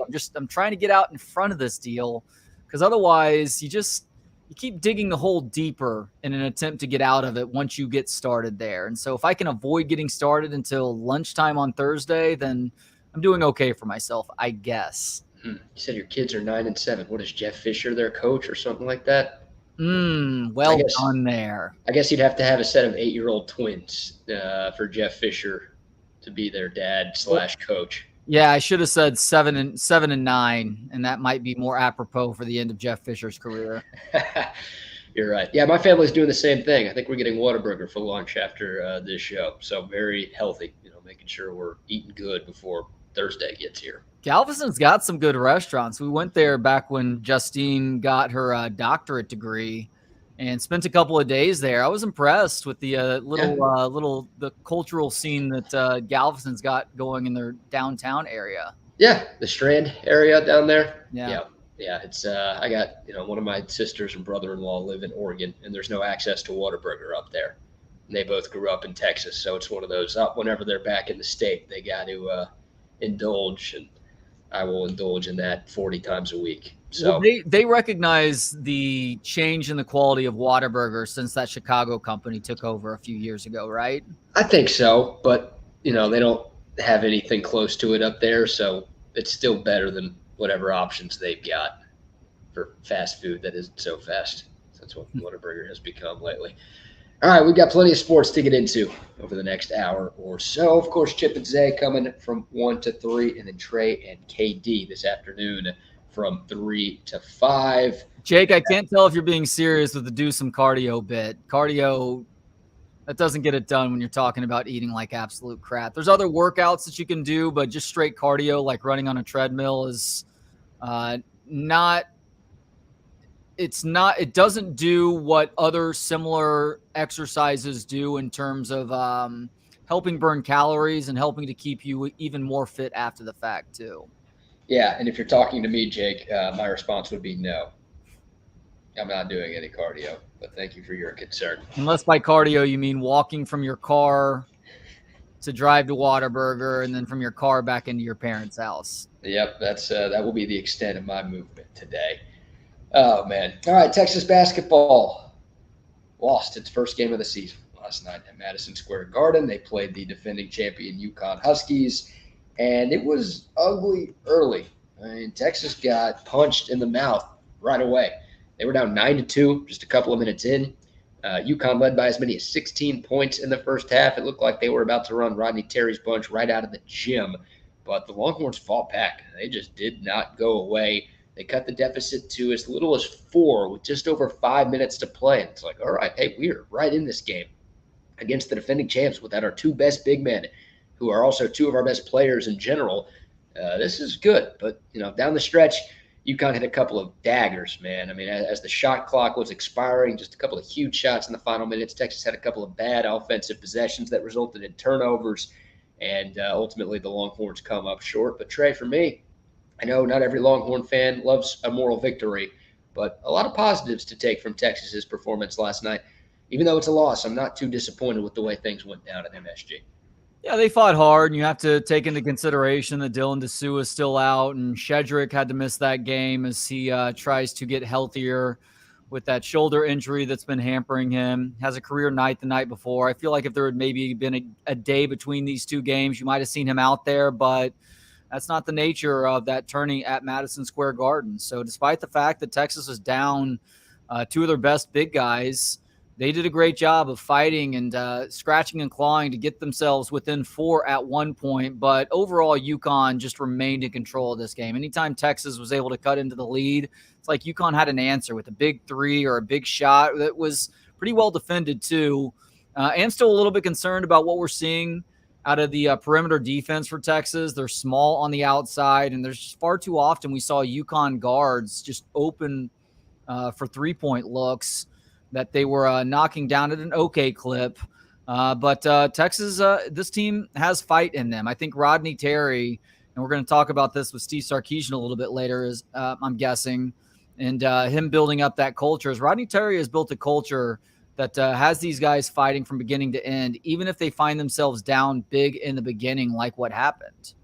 Yeah, they fought hard. And you're right. I mean, no Dylan Dessou, no Caden Shedrick. Shedrick was amazing a couple of days ago. He scored 27 points in 27 minutes against Louisville. You don't think Texas could have used that? And I think the biggest difference between these 2 teams last night was the size. I mean, yeah, Brock Cunningham, bless his heart, we make jokes about how old that dude is, and he is old as hell. But, he's 6'6", trying to guard 7-footers on UConn. That's how shorthanded Texas was on the front line. The Longhorns got out-rebounded pretty significantly in this game. UConn had a lot of blocked shots in this game. And, just not having your two big men was very costly for Texas yesterday. And that's, once, I got an email from Scott McConnell, who's the UT basketball SID, like 2 minutes before this game started, and it said Caden Shedrick's not playing. And once I saw that, there's a part of me that's like, should I even turn this on? And then when the lead ballooned to 16 in the first half like it did, I'm thinking, should I turn this off? But stuck with it. And the Texas team stuck with it as well. But, now the talent discrepancy, even if Texas was fully healthy, you could still make a case UConn's the more talented team, and they're the defending champs for a reason. They're really, really good. But, obviously with Texas, without those two guys, they just didn't have enough to run with Connecticut for 40 minutes. Echoing a sentiment the DJ Dog 31 just made. Mitchell had a good one. He looks like a different player right now early in the season. He is a guy who has really developed nicely offensively to go along with that impressive defensive prowess. And while I'm not totally comfortable with him shooting threes just yet, I know he just took one last night, he really has expanded his offensive game and has become a true threat on that end versus last year where you had to keep an eye on him because he was so good in that alley-oop situation. But otherwise, if he had the ball in his hands 10, 12, 15 feet away from the basket, you could sag off because he wasn't a threat to score right there. Yeah, 100%. Dylan Mitchell was awesome last night, and he'd been working on his offensive game a lot in the offseason. I was telling Bucky this morning, but I went to the orange-white scrimmage for Texas Hoops right before the year started, and I was watching Dylan Mitchell closely in warm-ups and in the game itself, and he had a couple of those turnaround fadeaways that he made last night. But, I saw that in the scrimmage, and I'm like, whoa, that's new. And, Dylan Mitchell was amazing. That was probably his best game as a Texas Longhorn, honestly, and not just this season, but even including last year. 21 points for him on 75% shooting, also had 8 boards. We know how good he is defensively, right? That guy's a first-team all-defensive player in this Big 12 conference. He's just such a freak athlete, and he hustles, and he's a problem on that end of the floor. But he's been a problem in the bad way on the offensive end of the floor for Texas. He was a bit of a liability. That's why he didn't get a lot of minutes in crunch time in close games last year. Now, he's added a lot to his offensive game. It's looked still a little bit awkward at times. It still feels like he's trying to find his rhythm, and he's never going to be a primary option, whether it's here at Texas or in the NBA. That's just not his game.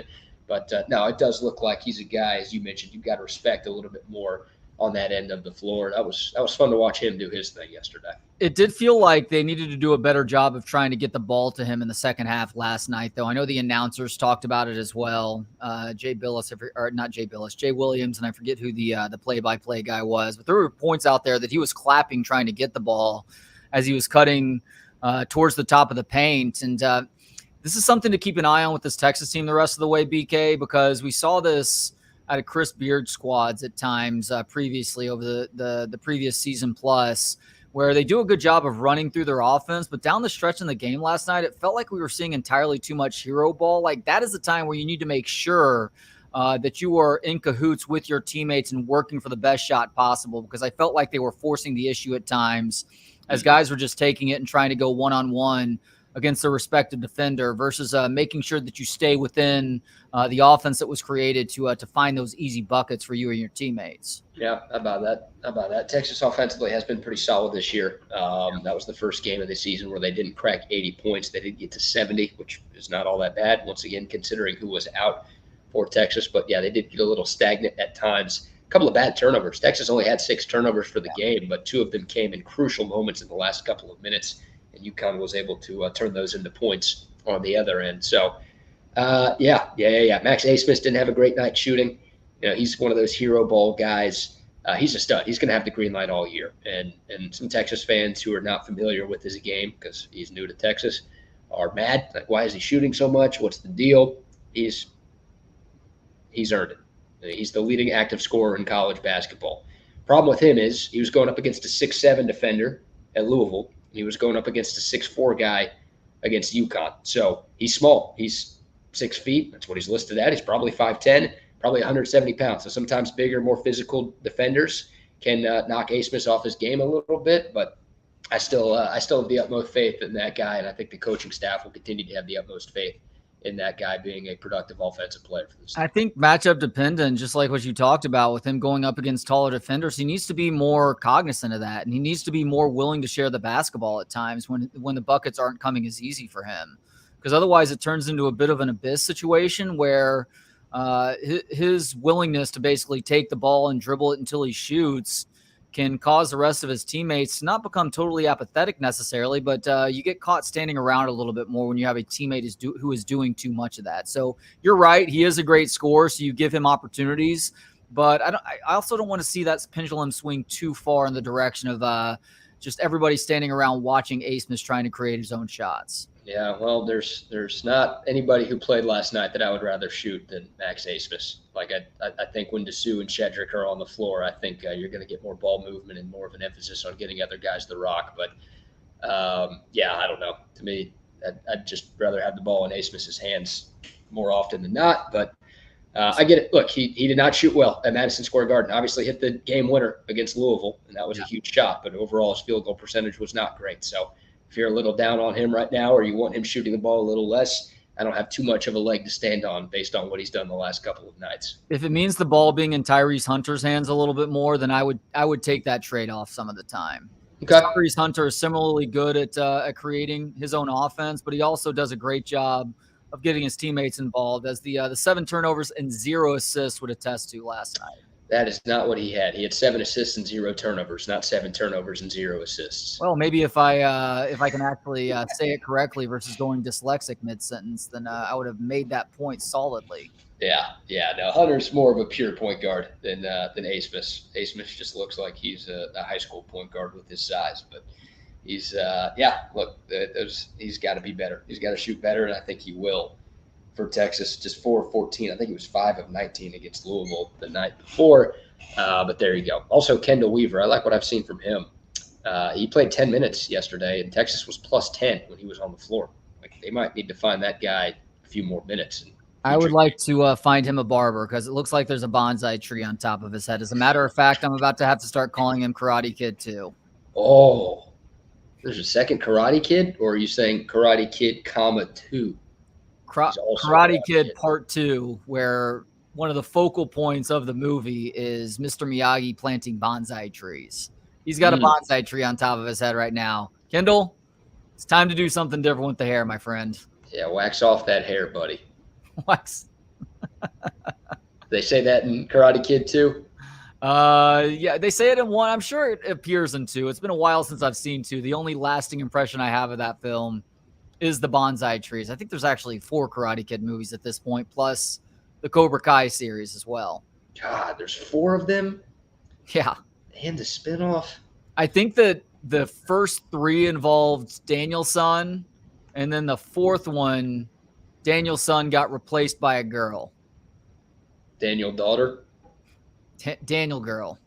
Daniel girl. Sorry, Daniel she her. I believe Danielle is how what her name was, I guess. Yeah, shit. That makes way more sense than whatever we were just saying before that. Yeah, I like that. All right, so Texas loses its first game of the year, but still encouraged by what we saw from the Horns last night. Like Trey said, Caden Shedrick held out for precautionary reasons. I think if those games weren't on back-to-back days, we would have seen Shedrick play. I assume the next time the Longhorns take the floor, which is this Sunday against Wyoming back at the Mood, Shedrick will be out there. Still think Dylan Dessou's a couple of weeks away from returning. But yeah, 2 more tune-up games for Texas. They've got Wyoming and they've got Texas State at the Moody Center within the next week and a half, and then a trip to Milwaukee to see an old friend. Do we call him a friend? Old friends. Yeah, Shaka Smart and Marquette. Marquette, the 4th-ranked team in the country. Marquette plays Kansas tonight. Also, Purdue plays Tennessee. You've got a couple of top 10 games in Maui in college basketball tonight. So if you need to get away from the family or just looking for good sports to watch, ESPN's got you covered on Tuesday. It's gonna be fun to watch them get dump trucked in the first round as a 1 or 2 seed here in a few months. That's what they do. That's what he does. Except when he's at VCU, I guess, that 1 year. That 1 year. That 1 year got him all of these jobs. When college basketball was really down and his team just caught fire from 3-point lands. Mm-hmm. It was quite annoying. And the Havoc defense, no one knew what it was. Now most people know what it is, and they figured out how to score on it. But an old friend, we love you. I don't. We appreciate some of the stuff that you did here. Some things. You brought some guys in that were fun to root for who are now NBA players. Yeah, the Big 12 tournament championship that he won was good. The national championship that he won the year that they made the NIT, BK. God. Yeah, that was the worst. I don't appreciate that. The Big 12 tournament championship when Texas got a bye because Kansas didn't have enough players due to COVID. That was very impressive. We also got to avoid Baylor in the championship game because Oklahoma State beat them the round before. That was awesome. What else? The North Carolina win. That was pretty cool. Sending big guys to the league a year or two too early to watch those guys just toil in the G League for several years. Oh, man. Can't wait for December 6th because we'll be super positive talking about Shaka Smart leading up to that game for all the great things he did at the University of Texas. Let's talk some Texas football. The current coach of Texas football is doing some great things. We'll get us started on Charlie Strong and Tom Herman, please. Not enough time in this hour to be dunking on all those folks. But the Charlie finger. Doesn't even do it justice. Here's the Tom Herman finger. Yeah. There's the Charlie Strong finger right there. Steve Sarkisian met with the media yesterday, of course, as he does during every game week during football season. The Longhorns coming off that impressive win at Iowa State on Saturday, and it's a short week for Texas. Texas, of course, hosts Texas Tech in the regular season finale Friday night at DKR Texas Memorial Stadium. We will just start with this, an opening statement for this matchup coming up on Friday. A chance for us to kind of solidify an opportunity to play in the Big 12 championship game is obviously exciting on that front.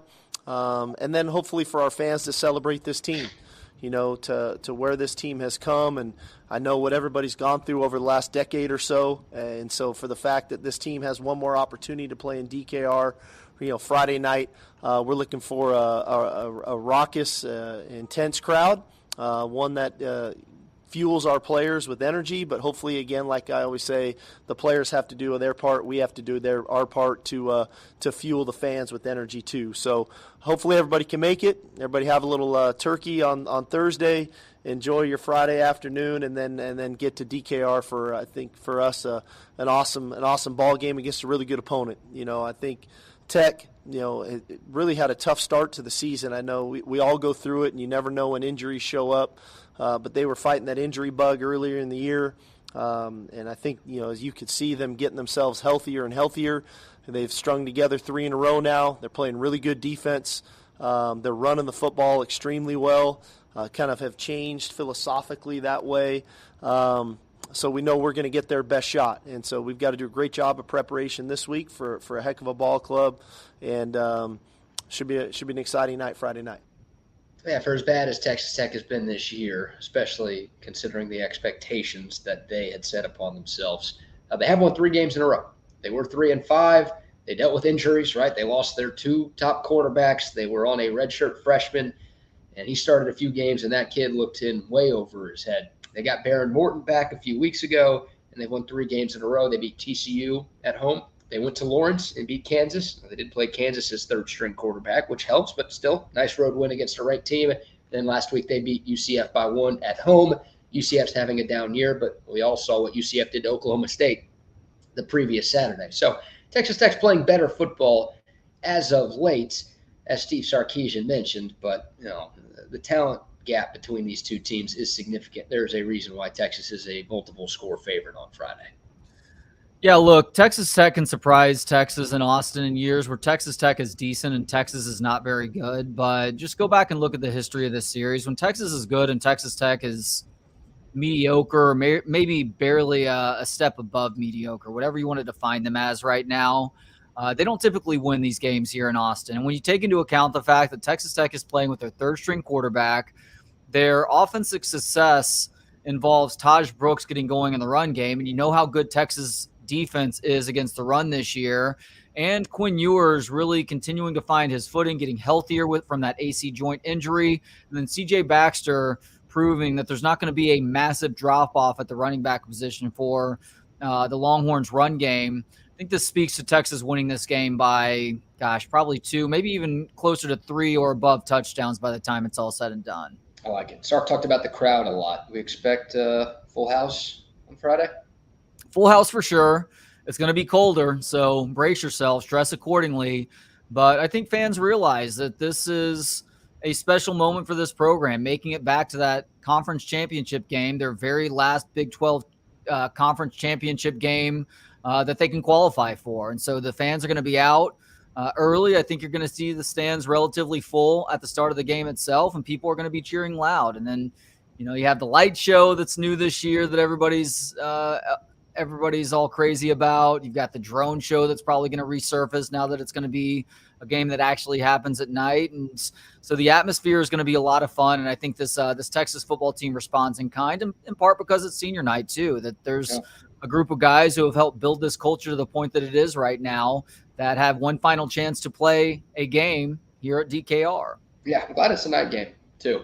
It feels like these Black Friday games have been 11 a.m. kicks more often than not in recent years. So glad it's a night game. And Texas has played 5 night games this year. They're 5-0, but only one of those night games was at home, and that was against Wyoming way back in non-conference play, right? They went to Tuscaloosa and played at night. They went to Waco and played at night. Obviously, these last 2 games in Fort Worth and in Ames have been on the road at night. So it's nice that, the drone show and the lights and all this new stuff that Texas was bragging about in the offseason, the fans will actually get the chance to see it under the lights. Hopefully it's not dark. It was very dark at Iowa State. Too dark for Jared Hufford to see anybody to block on that last sack this past Saturday, apparently. I think it's a good crowd. There will be plenty of Tech fans there. There are Tech fans everywhere. There are a lot that live in Austin, and there are plenty who will travel because this is the last scheduled matchup, of course, between these two teams. But it should be a great Texas contingent. I know a lot of students sometimes go home for Thanksgiving, but come on, this is the best team we've had around here in 14 years. Like, show up, show out, make some noise. I think it will be a sellout and a great crowd on Friday. It'll be nice for Texas and these seniors to have the send-off that they deserve. How about this? The president of Texas Tech spoke about this game. Did you see this? What? Oh boy, are you setting me up for something here? I have not seen this. No. Minnesota! Wrong president. Sorry about that. Here's the president of Texas Tech talking about this Friday's match. Candidly, we were able to get Texas and Oklahoma out a year early. That was a big deal for us, and I think all of you. Okay? And Coach, I'm not going to put any pressure on you, but I'm going to be in Austin for Thanksgiving. Okay? And you better take care of business like you did right here in Lubbock last year. Yes, the president of Your Mark U. Sorry, I misspoke and called it Texas Tech. With those comments, the reason I bring those up, I know you've heard those. I know every Longhorn fan has heard those. But Steve Sarkisian was asked about those comments during his press conference yesterday, and here was Sark's response. There was nothing to smooth over. He for me, we've been on this kick here for months now. This whole situation, us leaving the Big 12, our players didn't choose to leave the Big 12, right? They came to play for the University of Texas. What conference we're in, that's not what our players – they're just choosing to put on the burnt orange and white and run out of the tunnel. And so whether the commissioner's rooting against our players to win or not, or we're in the SEC or we're in the Big 12, at the end of the day, our guys just want to play good football and they want to win. And so we've tried to consume ourselves with what we need to do. As you guys have heard me say, we need to be enamored with us, and that's something that we've done. And that's been our focus. And I think that's why our players have been so poised and so composed, even on the road as we go on the road and the success we've had there, says we haven't gotten caught up in what's going on outside. We've really tried to quiet the noise. We've really tried to stay focused on one another and how we can continue to support one another. And so, for the commissioner, we've had plenty of conversations, and he is coming. I got a chance to see him. He was in Ames Saturday night. He'll be here Friday. And I'm hopefully we put on a heck of a show for him. That's what I want. He's the commissioner of our conference, and I'm hopeful that when he watches us play, he's proud of the way that we play and representing the Big 12, because that's the conference we're in right now. So there's Sark taking the high road, and it's interesting that he said he spoke with Brett Yormark in Ames before the game on Saturday, and Brett Yormark did confirm. Now, Trey, you've got this conspiracy theory that Yormark's going to come down with COVID at some point this week, but at least as of Saturday, Yormark still planned on being in Austin for this game on Friday. But there's Sark saying, "Hey, man, we don't care about that. People can root against us, whatever. We know what it is. We're just going out there and we're trying to win this Big 12 championship for one final time." So I've said the COVID thing tongue-in-cheek a few times over the months now, but ultimately I think that Brett Yormark is a man of his word, and he's not afraid to – now he won't be showing face in Austin, I don't think. They may catch a shot of him in a suite or something, but he has no reason to be down on the field necessarily. Maybe before the game he's down there wishing both coaches luck, but where you'll really see Brett Yormark have to grin and bear it and just kind of take that egg on his face is at the Big 12 championship game. If he has to give that championship trophy to Texas, their final opportunity to win said trophy. But I think Brett Yormark will show up. He'll shake the hands that he needs to shake. He'll be friendly. He's a very engaging dude. And he'll probably deal with some friendly and maybe not so friendly ribbing from Texas brass who are going to be in that same suite or who will be around him over the course of the couple of days that he's in Austin. And for Steve Sarkisian, the answer that he just gave, that is such a healthy attitude to take in the face of some blatant hatred. And I don't even know if it's hatred as I say that, as much as it is Brett Yormark fighting for those that will still be under his umbrella after this season. He was obviously doing that, posturing for the cameras at the same time. He knew cameras were rolling. He knew that would get out there. He knew that would take over the college football news cycle that week. It was like a week before the season got going, or maybe it was the week heading into week 0. So he knew exactly what he was doing there, and he knew the risk that he was taking by saying that as well. And here we are at the end of the season. Texas Tech is fighting to finish the season above 500. They lose this game, they're going to be right at 6-6. Whereas if Texas wins this game, they make it to the Big 12 championship game and they finish the season 11-1. So he understood the risk when he said that, but he still took that chance, made the news cycle, had the Big 12 a big part of the conversation the week leading into college football. And here we are at the end of the season now. And that looks like a pretty foolish moment for him. But that's what happens when you take chances like that. And so will that keep him from doing something similar the next time? I have no idea. He is a showman when it's all said and done. He is all about the business first. But I do think that he is man enough to show his face in Austin and not fake a COVID test, a positive test in the meantime. We'll see about that. And I think Yormark will be on the sidelines before the game on Saturday because he's got to pay off the refs to make sure that they know what they're doing. He's got to slip them a little something to make sure that the calls are going Tech's way in this game. Do we know who the crew is this Friday? Is it the Kevin Marr crew? No, they're saving him for the Big 12 championship game. True. That Kevin Marr is like the master hand in Super Smash Brothers. He's like Mike Tyson and Mike Tyson's Punch-Out. He's the final boss. That's the guy you've got to get over. So, no. This is still a warm-up. This is a semifinal for the Big 12 championship. The actual final, we'll have to go up against the worst of the worst, or in Yormark's eyes, the best of the best, to prevent Texas from winning this thing. Texas fans, stop being so sensitive over this. You need to understand exactly why Brett Yormark did what he did, and also get that every other member of this conference appreciated what he did, because he was basically saying, I know where my allegiance is right now, and so I'm going to have some fun with this. And he did that, and Texas fans are so easily triggered and so sensitive about shit that we're still looking like whiners and crybabies over it, even though we've won. We have won. We're going to beat the shit out of Texas Tech on Friday. We're going to win a Big 12 championship, and he's going to have to hand us the trophy. So we won this little situation here. Yep, it'll be great when it actually happens. But you maintain that stance. I'm not changing my stance. The conference commissioner should not do that. That's not what he's supposed to do. In a given year, you're right. But as we talked about in the preseason, if Jerry Jones said, you know what, we're going to go join this different pro football league over in Europe, but we're going to stay in the NFL one more year, and Roger Goodell goes into the Giants locker room before the game and says, kick their butts, and he gets caught on video doing so. Like, you understand why people would be mad, and people would be mad, and you should be mad. That's people would be mad, but you would also understand why he did that, though. And I think, yes, my point is people can be mad, and I'm mad about it because your conference commissioner is not supposed to be doing something like that. Are you really mad about that?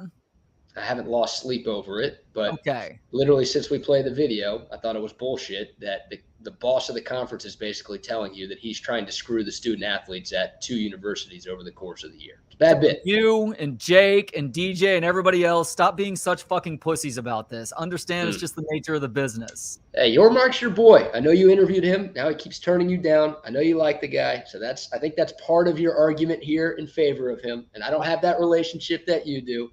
Like I said, I'm not losing sleep. I do appreciate how good he is at his job. I think that was a mistake that he made doing that, but I also understand exactly why he did it too. And as I said, he's got egg on his face now. So this is an absolute win for Texas. We should be happy about this. This provided more bulletin board material, more motivation for this team to stay focused week in and week out. Yep, and if I'm Sark, I'm playing this in the locker room all week long. Yes. I'm also playing Joey McGuire's comments from post-game last year after the game in Lubbock where he's like, everything runs through Lubbock. Big 12 runs through. Like that. I'm playing that all week. There's extra motivation. There should be enough for Texas for what they're playing this for. Convoluted idea of professional or unprofessional people. That's fucking ridiculous. It was unprofessional that Texas and Oklahoma pulled the rug out from under the Big 12 and moved into the SEC. It doesn't mean that it was the wrong thing to do, but you completely blindsided the conference by doing so. That's fucking unprofessional too. Professional and unprofessional is such a ridiculous concept. Stop throwing that bullshit out there. It's stupid. It's a stupid bit of rationale to try and throw out there into this conversation. You're on your side, I'm on my side, and most of the people are on the right side, and that's why they call me right side of history BK, and they call you wrong side of history Trey. That's a nickname that's been given to you for years, I think. You know that those who are right oftentimes are living on an island and doing so because the masses are a bunch of fucking sheep. Oh man, but we're Texas fans, and we're the easiest triggered fan base in college football, and so here we are, still being triggered by it all these months later, even though we fucking won. We haven't won yet, first of all. So now I'm going to blame you if we lose. We're the victims here. We're like Michigan, okay? Haven't you learned by now? I'm the guy who goes up to the pitcher in the 7th inning of a no-hitter and says, "You're doing a great job. Keep it up." And then he goes no-hitter, just like what happened in the Rangers World Series. How many no-hitters have you seen in person? Like 12. Okay. Oh, man. All right, we'll take your thoughts. Keep the comments coming. The Dakota text line, 512-222-9328. Somebody says, I think Friday's game might have a huge amount of signs and banners from fans. Yeah, I do wonder if the fans will go college game day with your mark. And I wonder, there's no way whoever's in charge, was it Bob Cole who runs the Jumbotron at DKR? And he's just the PA guy, I think. There's no way. Bill. Yeah, like they put obviously they'll put like McConaughey on the Jumbotron. There's no way they put your mark on the Jumbotron this week, right? Oh, they 100% they will. Are you kidding me? You think so? You listed 100,000 people booing that man? Absolutely. Oh, I would love that. I don't think they will, but I would love if they do. That'd be fantastic. Listen, I know I have a lot of unpopular opinions here. I'm proving that right now over the last 5 to 10 minutes. Something that I fucking despise about night games at DKR is a stupid don't stop believing moment between the third and fourth quarters. I don't know if that's turned into the light show now. Hopefully it doesn't induce too many seizures when that happens, but I will be accepting of all of that. I will embrace all of that if you show Brett Yormark on that giant Jumbotron at some point during the game so we can get 100,000 plus people booing in unison. Somebody else on the Coda text line says, Trey telling us to stop being peas while he complains about the cannon being too loud at the game is pretty funny. Oh, that's just fucking noise pollution. That's people are being bitches about a guy doing what's best for the business that he's responsible for. Yeah, he looks he's looking like an idiot right now. But man, he looks like a fucking idiot right now. He took he took a very big risk considering how good Texas looked going into the year. And I know people were high on Texas Tech as a dark horse to win the conference. Some morons were picking them to make it to the college football playoff too. That was a pretty big risk he took in that moment if you think about that. Even if people thought that Texas Tech might make some noise in the Big 12 this year, because this Texas football team on paper, according to the media who's responsible for covering them, was the favorite to win their final Big 12 championship. And so here he is all these months later looking really fucking stupid for what he did. And hey, I guess he can look smart on Friday. It's not like he said, oh, you guys are going to win that game in Austin on Black Friday, and that's going to vault you into the Big 12 championship. That's going to, guarantee you guys a spot in the college football playoff. He just basically said he's rooting for Texas Tech to win this game on Friday, and that he expects Texas Tech to win this game on Friday. So that's really all he said. And I guess Texas hasn't won this game yet on Friday. True, but spoiler alert, they will. Grant, I love you. Yormark cooks his brisket in the microwave, and he agrees 1,000%. Hates the "don't stop believing" thing. It's fine when it's done the very first time, like 15 years ago when the White Sox were on their World Series run. But it's been copycatted so many times over the years. It's not original anymore, and it's just not even that cool. But then again, you and I are in the minority in our belief with that one, Grant. So maybe we should stop believing our own opinions on these things. No, I hate that song, for the record. It has nothing to do with Texas playing it. Nobody said profile of courage. We said he was taking a big risk in that moment, perhaps an uncalculated risk, and he's eating shit as a result, DJ Dog 31. I would love to see him actually eat shit. Like Bevo shit. Ooh. Yeah, as punishment. Texas wins the Big 12. That's what I would like to see happen. I'd like to see somebody slip him some mushrooms from under the Bevo shit and just have him tripping his balls off during the game. I would also like some of those mushrooms just for experimental purposes. Not too poisonous. Yeah, exactly. Clean the dung off of them, please. That's my one request. All right, let's give some love to some of our sponsors here. Fun conversations. Keep the comments coming. Keep the text coming, too. We really do appreciate you guys spending some of your Tuesday with us. I think Trey and I are doing a show tomorrow, right? You down for that? Yes, sir. We are doing a show tomorrow. So we got one more day before Thanksgiving, and, of course, pre- and post-game coming up on Friday. I know BK realizes this, that I'm just on one today, and I love him, even if I'm using inflammatory language. It's not my style. I apologize to everybody for calling you bitches and pussies. I don't really mean that. I love you guys, but it's frustrating to see people still getting triggered by Brett Yormark and the stupid comments that he made several months ago. So please know that I said I love all of you. I love most of you. Some of you guys, but I love most of you, and please don't take that personally. I'm sorry for my language. That was ignorant of me, and I hope you can find it in your heart to forgive me. Oh, there you go. Nice Thanksgiving apology there, showing that you're thankful to us. And I'm canceling you, for the record. So, just so you know. A guy that I'll never cancel, a guy who probably loved your line of thinking, is our man Tom McKay. About a new holiday spot from Tom and AV Consultations. Hi, this is Tom McKay, owner of Audiovisual Consultations, and all of us at Audiovisual would like to wish you and your family a happy holiday season. This time of year can get a little hectic, so we want to remind you to relax, enjoy the season with your family and friends, and give us a call for all your home entertainment needs. If you save the time you spend in traffic and big store crowds, you'd have more time with the people you actually enjoy. So smile, hug your kids, make love to your wife, and cheer the game with your friends. Call us at 255-8678. That's 512-255-8678, or online at avconsultations.com. Yes, indeed. Shout out to AV Consultations. And like Tom says, don't waste your time Black Friday shopping if that's something people even do in person anymore. I feel like most of that happens online nowadays. But don't buy the TV somewhere else and then call Tom. Just call Tom. He's got better prices than even the Black Friday deals that you can find this week. Shout out to him. Shout out to Covert BK as well. If you're looking for a newer pre-owned car, truck, or SUV, go see our friends at Covert out in BK, one of our great partners here with Texas Sports Unfiltered. 7 brands, 3 state-of-the-art dealerships on 42 acres out there in the gorgeous Central Texas Hill Country. They've got something for everybody. And, of course, the Covert Auto Group has been around since 1909. They've got Covert Ford. They've got Covert Chevy. They've got Covert Lincoln. Basically every domestic brand you can think of, they've got it here in Central Texas. Shout out to our friends at Covert BK. Go to the website, covertbk.com. All right, Trey, before we get to where are we at in society today, quick word on Monday Night Football last night. The Philadelphia Eagles going into Kansas City and pitching a second-half shutout against the Chiefs en route to a 21-17 win. Philly, with the win, improves to 9-1. They've got the best record in the NFL. They get a little revenge for Super Bowl 57, although we know which of those two games was more important. And the Chiefs, man, just drops for days. I said it earlier with the Buck.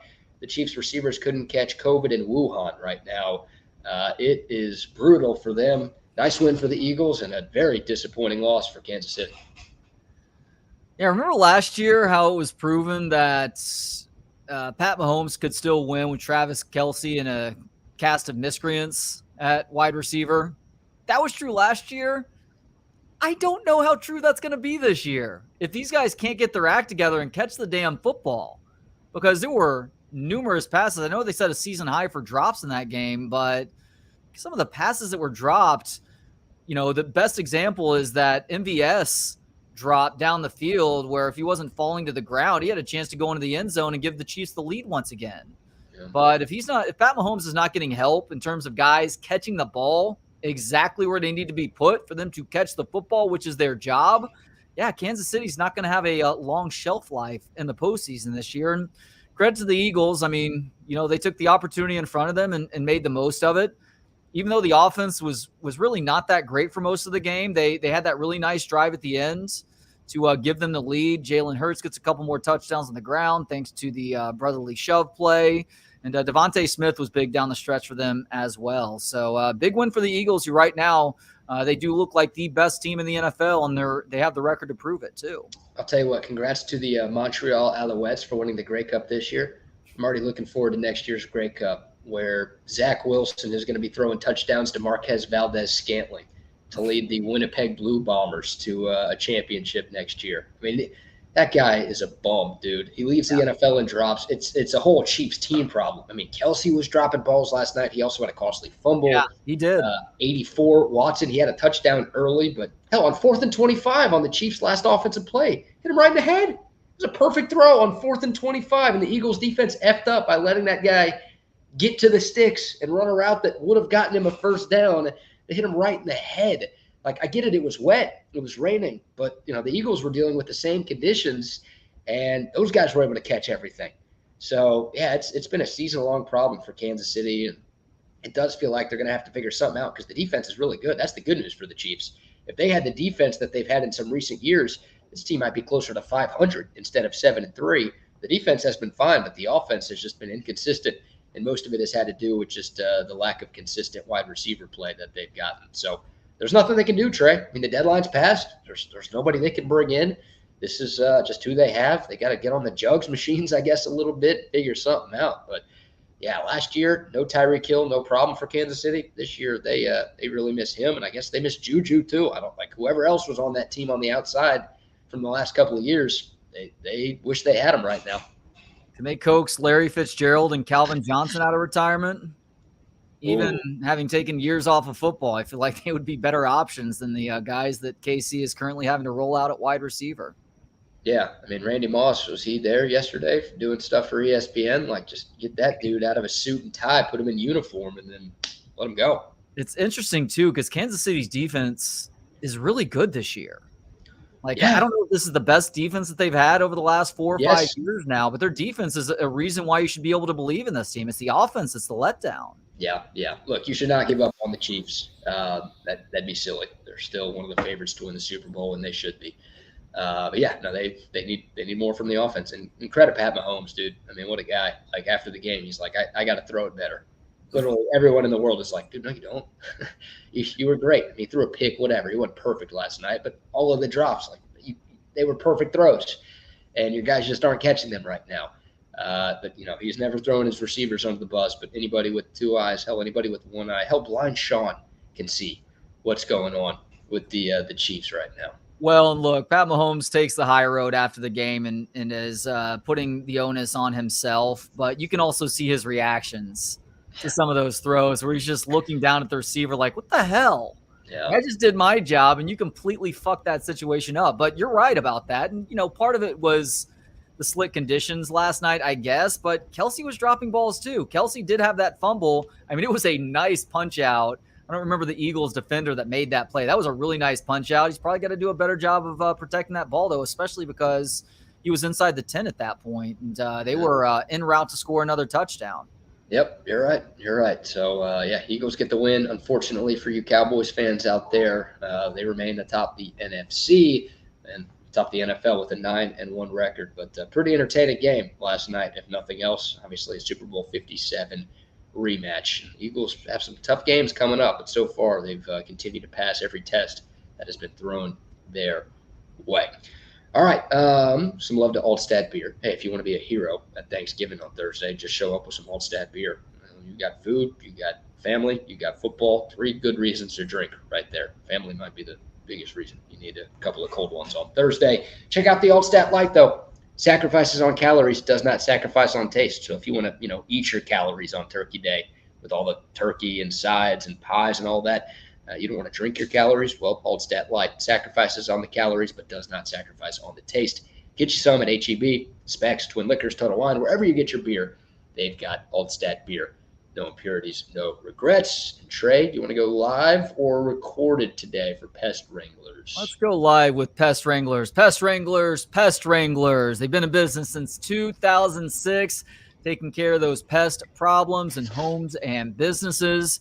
In that time, Steve, a.k.a. Cooter, who is the owner and operator of Pest Wranglers, has valued relationships. He makes sure to treat his employees well. In turn, his employees make sure to treat you, the customer, well. It's why they have numerous 5-star rating reviews on Google, Yelp, and elsewhere. They don't do contracts, so if you're unhappy with the service, don't worry. You're not on the hook for anything more, but they are big believers in customer service while also doing a great job of removing those pests, and they would love to have your service as well. Go to pestwranglers.com to find out more. Also, for that contact info, and Pest Wranglers is also a proud sponsor of. Where are we at in society today? That's right, it is your daily look at stories that show we as a people are headed in the wrong direction. Very occasionally, we'll bring you a story that provides a sense of optimism that has us all saying to ourselves, hey, maybe we as a people are starting to figure something out, but sadly, today is not that day. BK, are you familiar with something called a rage room? It is apparently a big craze in this country going back to the start of COVID, I guess. I am familiar. I have never participated or attended a rage room, but I know what they are. Rage rooms are spaces where guests can spend time in a private room smashing various items such as plates, televisions, radios, tables, and more with bats, sledgehammers, and things like that. That actually sounds like a lot of fun. I'm not going to lie. It's like an extension of the whole bubble wrap bit, or walking past an abandoned warehouse and throwing a rock through a window. Yeah. Do it. Beating the shit out of a homeless guy when walking downtown. All like very classic traditions here in our country. There are lots of opportunities to that in downtown Austin, even if those opportunities have gone down over the last few years, thanks to the voters of this great city. Well, owners and managers of rage rooms across the U.S. are starting to warn about a growing number of customers who are engaged in sexual acts within the confines of the rage room. Yes. This comes from Corey Holtum, the owner of Rec Room Las Vegas. What he told the USA Today, quote, every once in a while, people get a little handsy. I've had some customers laid down together in a room filled with broken glass, so there may be a danger aspect to it. Being in that atmosphere, it's super weird, so I think people tend to go to a primal place. They've actually tried to thwart this behavior, Rec Room Las Vegas, by making customers aware that there's a camera in the room that's watching them for safety purposes, but people still insist on engaging in sex in some of these rage rooms. People like that. People like turning the camera on and pressing record, They like being watched. Yeah, they'll probably go and ask for the video after they leave. Nico Farmer is the founder of Wrecked in Carrollton, Georgia, and he's seen similar behavior in his place of business. He admitted that he's seen couples engaging in heavy petting and intense makeout sessions at least twice a month with some stripping down to their underwear. And so you might be asking yourself, what the hell is causing people to get that inappropriate in places where if you lay down or sit in the wrong area, you're probably going to end up with shards of glass in your skin? Well, according to Justin Laymiller, who is a researcher at the Kinsey Institute for Research in Sex, he says that both aggression and sexual behaviors activate an individual's fight or flight response, triggering adrenaline. The response increases blood flow throughout the human body, including the genitals, which may lead to a sexual response. There you go. I mean, I think those two things are kind of stress relievers, right? Like just breaking and hitting a bunch of shit, and then also intercourse. Like those two things can be stress relievers, and you can combine both of them. Like, near your house, if you break something home, it's a problem. You got to clean it up, and you got to pay for a replacement, and that causes all sorts of issues. But when you're in a rage room, you get to break stuff, which that's the fun part. And then you're also in a private room, just with your significant other or whoever you choose to be in there. So I see the appeal. Perhaps this helps to explain makeup sex too, because even though you've made up, there may still be that tiny bit of aggression that somebody is holding on to, which lends itself to you doing a better job in the sack with the partner. Yeah, I like that theory. Interesting. So this is a nationwide problem. Yeah, what do they bring, a blanket? Or they just try to find a soft spot on the ground or there's no glass or stuff that could hurt? I don't think they're bringing blankets in there. I think it really is about just finding that less glass-filled spot on the ground to make some things happen. What's the issue? You're paying for it. You're paying for the room. You can do whatever you want in that room, right? Well, other rage room owners in this article say that there are a lot of people who end up getting it on in their cars in the parking lot outside of the rage rooms. And then like after they relieve all that stress, and then this is boom. Yeah, you got to make some things happen with the stick shift in the car afterwards. At least those people have the common decency not to try and do it in the rage room. At least they're waiting until they get to the car in the parking lot. Now, I would argue, by the way, to every rage room here in Central Texas, you're welcome for the added business that you're about to get over the next couple of weeks. As people listening to this are like, date night idea. That's literally the first thing that went through my head when you started telling this story. I mean, I think it's a very common connection to make. I'm considering taking Justine to a rage room sometime in the next couple of weeks to really set the proper mood before we come back. And assuming the kids are asleep, we make some things happen, No, you're not going to do it in the rage room. You're going to wait till you get home. You're not even going to do it in the car, in the parking lot after. You're going to lose all the testosterone and things. I'm way too aware of everything going on around me in sexual situations, so the rage room is completely off limits, and I really don't have any desire to get it on in some random parking lot in Round Rock either. I'm fine waiting until we get home to make those things happen. Is that what Ray Rice and his fiance did? Is that their deal? Ooh. I think that was a rage elevator. She was the rage room, I guess. Well, she was don't want to call her a piece of property. She was what was being raged on that night. Yeah, it did happen, didn't it? Wow. Okay. Well, I gotta reach out to a rage room, see if they'll sponsor us on Texas Sports Unfiltered, #1, and then #2, see if I can get in there. I went rage room on the midday show today on you and all of our wonderful watchers and listeners. So I think I'm about to have to go beat it, BK. Listen to the Michael Jackson song. Something like that.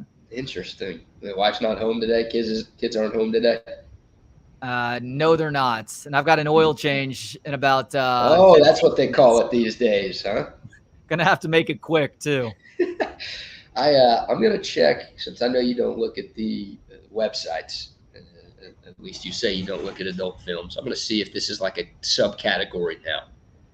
Oh, on PornTube? Yeah, there are rage room pornos out there. I wonder if that's a thing. Oh, okay. There are some really twisted pornos out there, from what I've been told by friends, that do involve like weird levels of violence. So just be careful there. You don't want to get marked by the FBI as somebody who's in that category. And what's I'm already marked by them for a few other things, but what is the Arch Manning highlights that you like to look up?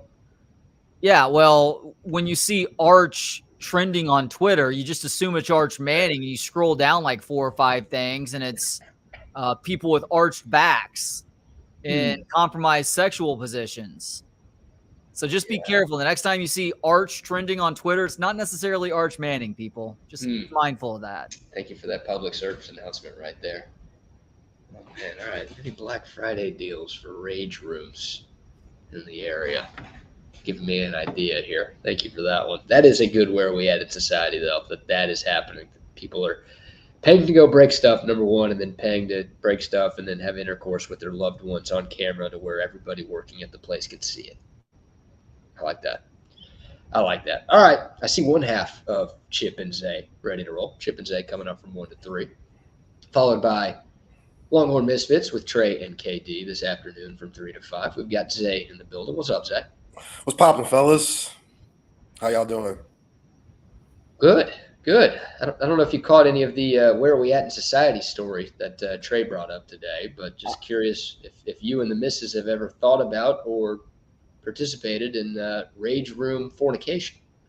So I didn't catch most of it, just probably the last minute. I have no idea what that is. So we are. You don't know what a rage room is? No, I don't. This is such white people shit, Zay.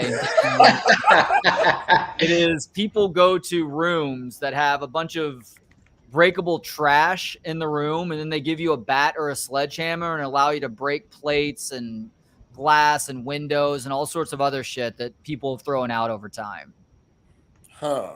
And so apparently the owners and operators of rage rooms around the country are warning folks that people are getting really horny while breaking stuff in this rage room. And sometimes that's ending with them making out or taking their clothes off or flat out laying down on broken glass and trying to have sex with one another. Wow. Yeah, definitely some. Even though my wife is white, that's some white people shit that I don't know nothing about. Well, congratulations. You've got an idea now then, because maybe she'll just fall right in line with getting horny in the rage room. Yeah, here's a picture I just pulled up. This is just kind of what it looks like, right? They give you baseball bats or other weapons, I guess, that you can use, and they've got like old computers or washing machines or tables or furniture, and you get like 30 minutes or an hour, whatever you pay for, to just go to town and break stuff. Yeah, having glass on my Johnson doesn't sound like the funnest of ideas, but hey, to each his own. I try not to judge. Me being in my 30s, I try not to judge folks. I try to be a good citizen to society, you know. So I try not to judge. To each his own. As long as you're not hurting anybody or the laws aren't involved, go ahead. Enjoy your fun, people. Zay, if you've never had glass on your Johnson, you've never lived. And you've clearly never died either. Poor Justine. Oh, that was the vasectomy you got, Trey? Haven't gone there yet. I hear about it on just about a daily basis too. Hey, you're the man. Make sure she gets her tubes tied. Come on. It's more delicate for us. I just feel like we're just going to keep going with the pull-out method. That'll be okay. That's never backfired in human history. Never. Oh, there's that too. I mean, just ask less laundry if you get the procedure, but all right, go ahead. Chip, what about you? Have you been to a rage room before? No, I just enjoyed watching Tom Herman in the rage room. That was my favorite when he was swinging that sledgehammer. Dude, he had to have messed his back up so bad because that wall did not give like he thought it would. At all. Then he was like, here, Tristan Nicholson, you take it. Did he hand it off to Tristan? Yeah, because Tristan started jacking stuff up. Herman didn't make a dent. We're going to have to ask Tristan about that next Monday. Oh, yeah. Forgotten that detail. I do know that Tom Herman hurt his back. Like, I don't have concrete evidence about that, but I saw the look on his face as somebody who also deals with a bad back. That dude threw out his lumbar in that moment. Oh, a show. Hold on, before we part ways, just for old time's sake. There he is.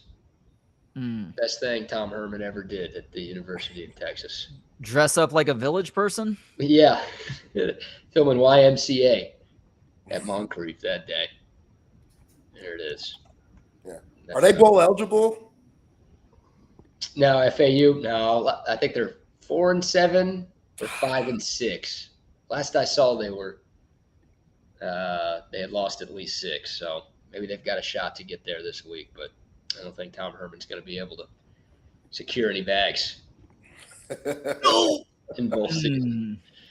All right, Jets. My guy Drew Lock, baby. That's the man.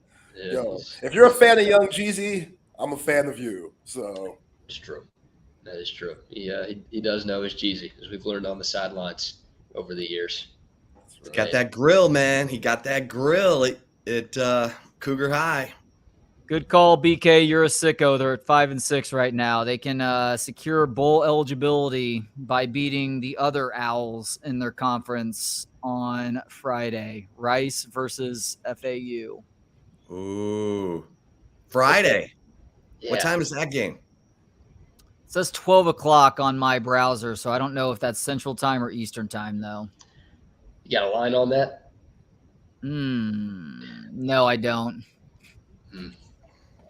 Tom Herman's the underdog. I know who I'm betting on. Oh, man. That's how it works. You betting on that game? Oh, holy shit. Oh, well, maybe I'm wrong. Level of degenerate right 4-7 on the FAU website, so they're completely out of it at this point. All right. Riveting crosstalk by us. We'll let you guys actually give us good content. Y'all have a great show. All right, fellas. See y'all. Oh, we love it. Hey, in the immortal words of Judy Brown, happiness is a choice. We're happy you're spending some time with us. Chip and Zay with you from 1 to 3 today, and then we're off to Thanksgiving to give thanks. Zay, how you doing, man? I'm good, brother. You know, just one of my favorite weeks of the year. All right, tell me why. Love Thanksgiving. I mean, you see my build. Obviously, I love to eat. You know, I don't see my intermediate family as much as I would like because everybody's living their lives and very busy. But it's nice for everybody to come together and eat some great food that you don't eat all the time. And yeah, like you said, just give thanks to, you know, what I'm grateful for and being in my early 30s and living this beautiful Austin, Texas life. Love it. I love it. And the Horns have won 10 games and have a chance to get to the Big 12 championship by beating the Red Raiders on Friday. So I'm extra hype about that because sometimes during this week, you're like, damn, I got to look forward to the Alamo Bowl. You know that's coming. Or if that, you know, get Texas Bowl. Shit, that still could be a thing, but, you know, I'm just saying it's nice to know that you got some hope by playing for some serious hardware at the end of the season, unlike seasons in the past. Yeah, I've seen enough of the Alamo Bowl. I mean, that's like been that was where Mac Brown coached his last game, where David Ash had maybe his best moment. But yeah, I've had a good long run at the Alamo Bowl, ready for a college football playoff. Yeah, can we manage that? I was driving around yesterday, Zay, and I heard some, you know, Texas fan on Sirius XM with Gabe Eichert, and they were, you know, the fan was saying, oh, if we just win the Big 12, I'm okay with not being in the college football playoff. And I wanted to shake the person because you don't get teams built like this every year. Like, this team is built to win the Big 12 title and go to a college football playoff because you're pretty good on the lines of scrimmage. Like T'Vondre Sweat and Byron Murphy are probably, well, we know Sweat is, Murphy probably is playing their last home game on Friday. And they're the 2 highest rated interior defensive linemen in college football, according to Pro Football Focus. Like, Texas has the 2 highest rated defensive tackles in college football. That doesn't happen. That may have, I mean, I don't know how long Pro Football Focus has been around, but that doesn't happen. I mean, unless you're Georgia. Right. So this is the time. This is the window. This is the opportunity. Texas fans, get out your Ouija boards and your tiki dolls and your seances, because you need some voodoo to happen for you this week. Florida State losing, or over the next 2 weeks, Florida State losing is a must. Sorry, Seminoles. You got to go down, and I think they will be the number 5 team when the rankings come out tonight from the College Football Playoff Committee. But, I mean, look, Texas can hang. Everyone's like, oh, well, Texas, look, if Texas gets in, they're probably the 4th seed. They're probably playing Georgia.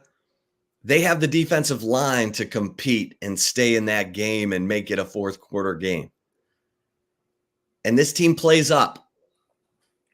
You want to be in that college football playoff. Don't set yourself up for, you want to be in that playoff. It's the last 4-team playoff. You want to be in it. Yeah, I agree. I do also understand some Texas fans just trying to be as positive as possible and trying to relish a Big 12 title, because you and I both know only 3 in the history of the University of Texas. 3 Big 12 championships. So, yeah, you would like to get a 4th on your way out to the SEC. But, again, Chip, you're absolutely right on teams like this don't come around very often. And with all you're going to lose, I know we're hearing ramblings on Quinn Ewers potentially coming back. And, yeah, that's nice and all. But Jahdae Barron, you mentioned Byron Murphy and T'Vondre Sweat, they gone. Jahdae Barron, I expect him to be playing on Sundays next year. I look out on the other side, Xavier Worthy, Adonai Mitchell, those boys both gone.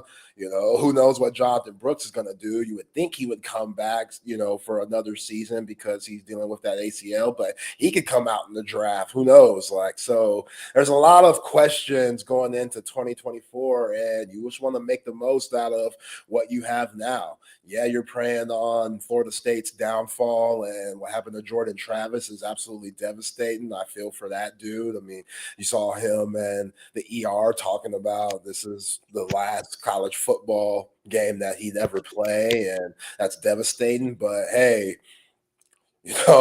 somebody loses, this is when you come up and try to get a dub. And by what I mean by that is, hey, you can't help that. We got our injuries too. I just mentioned Jonathan Brooks. So all you could do is handle what's in front of you. You hate those games versus U of H, Kansas State, and TCU, because all those games with how just up and down the Big 12 has been, I think that's just going to give the committee a lot of questions. And yes, I know the Horns have a lot more ranked wins than Oregon does. I absolutely understand that, Longhorn fans, but still, you got a long way to go if you want to get that 4-seed spot. And taking care of a Texas Tech team that's coming in with a lot of confidence, winning 3 straight games and dogfights, I think that'd be huge going into the Big 12 championship game. So, yeah, I'm going to miss this team. This team is special, man. Even though they've had flaws that we've seen, red zone issues,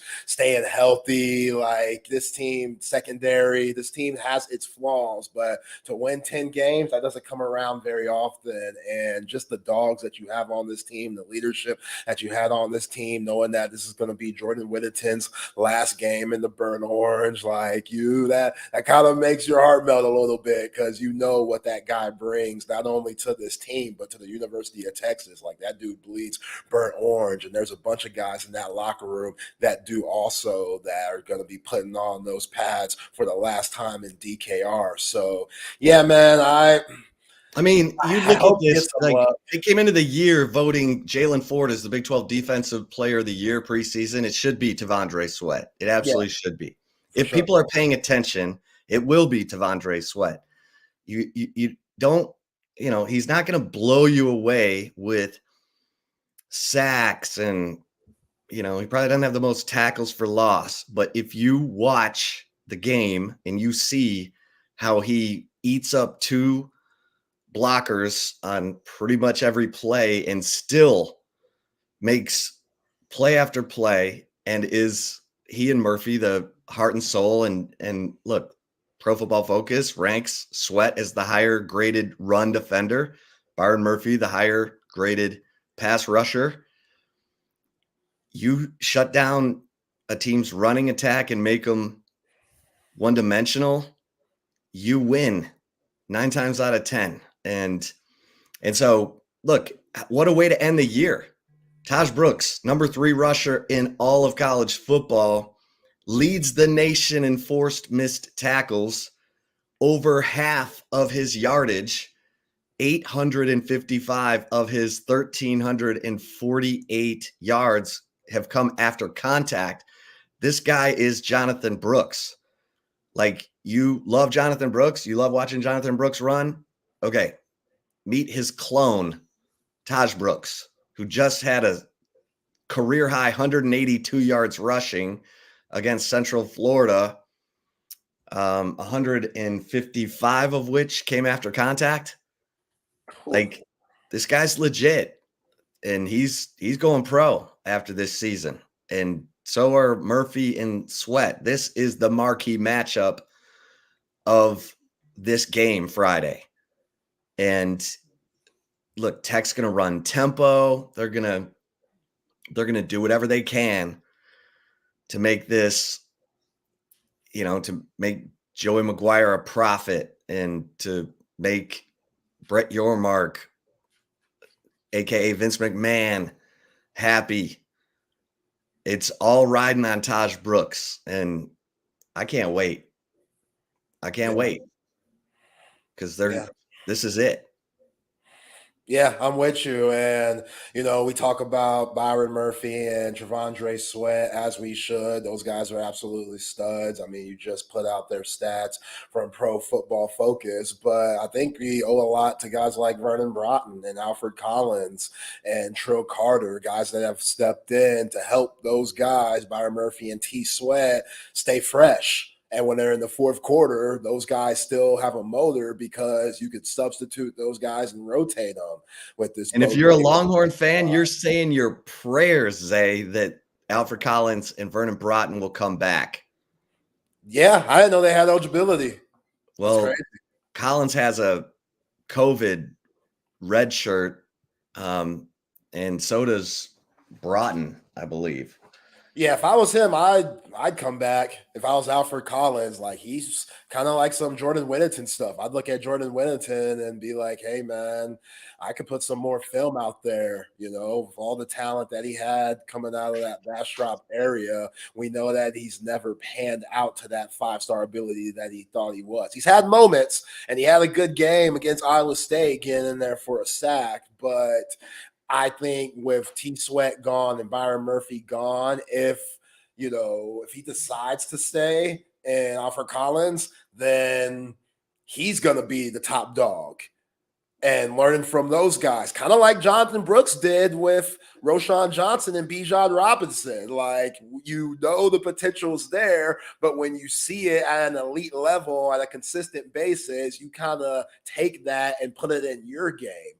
And if Alfred Collins has that mindset, because he ain't going to get drafted, he might get picked up for a team, as like a free agent or something, but nobody's going to draft him. He just doesn't have enough positive work to take that risk. But somebody's going to put him on the squad because of the potentials there. Like, just the guy getting off the bus is different. So if he could see that, hey, man, if I come back for another year in the SEC and cause havoc for opposing offenses, like we know he has the potential to do, then, man, yeah, you're right. Longhorn fans, they take that in a heartbeat because I still think that dude has another gear. It just hasn't been put out there for us to see on a consistent rate.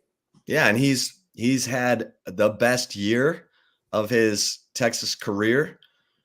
But think about where we were at this point a year ago.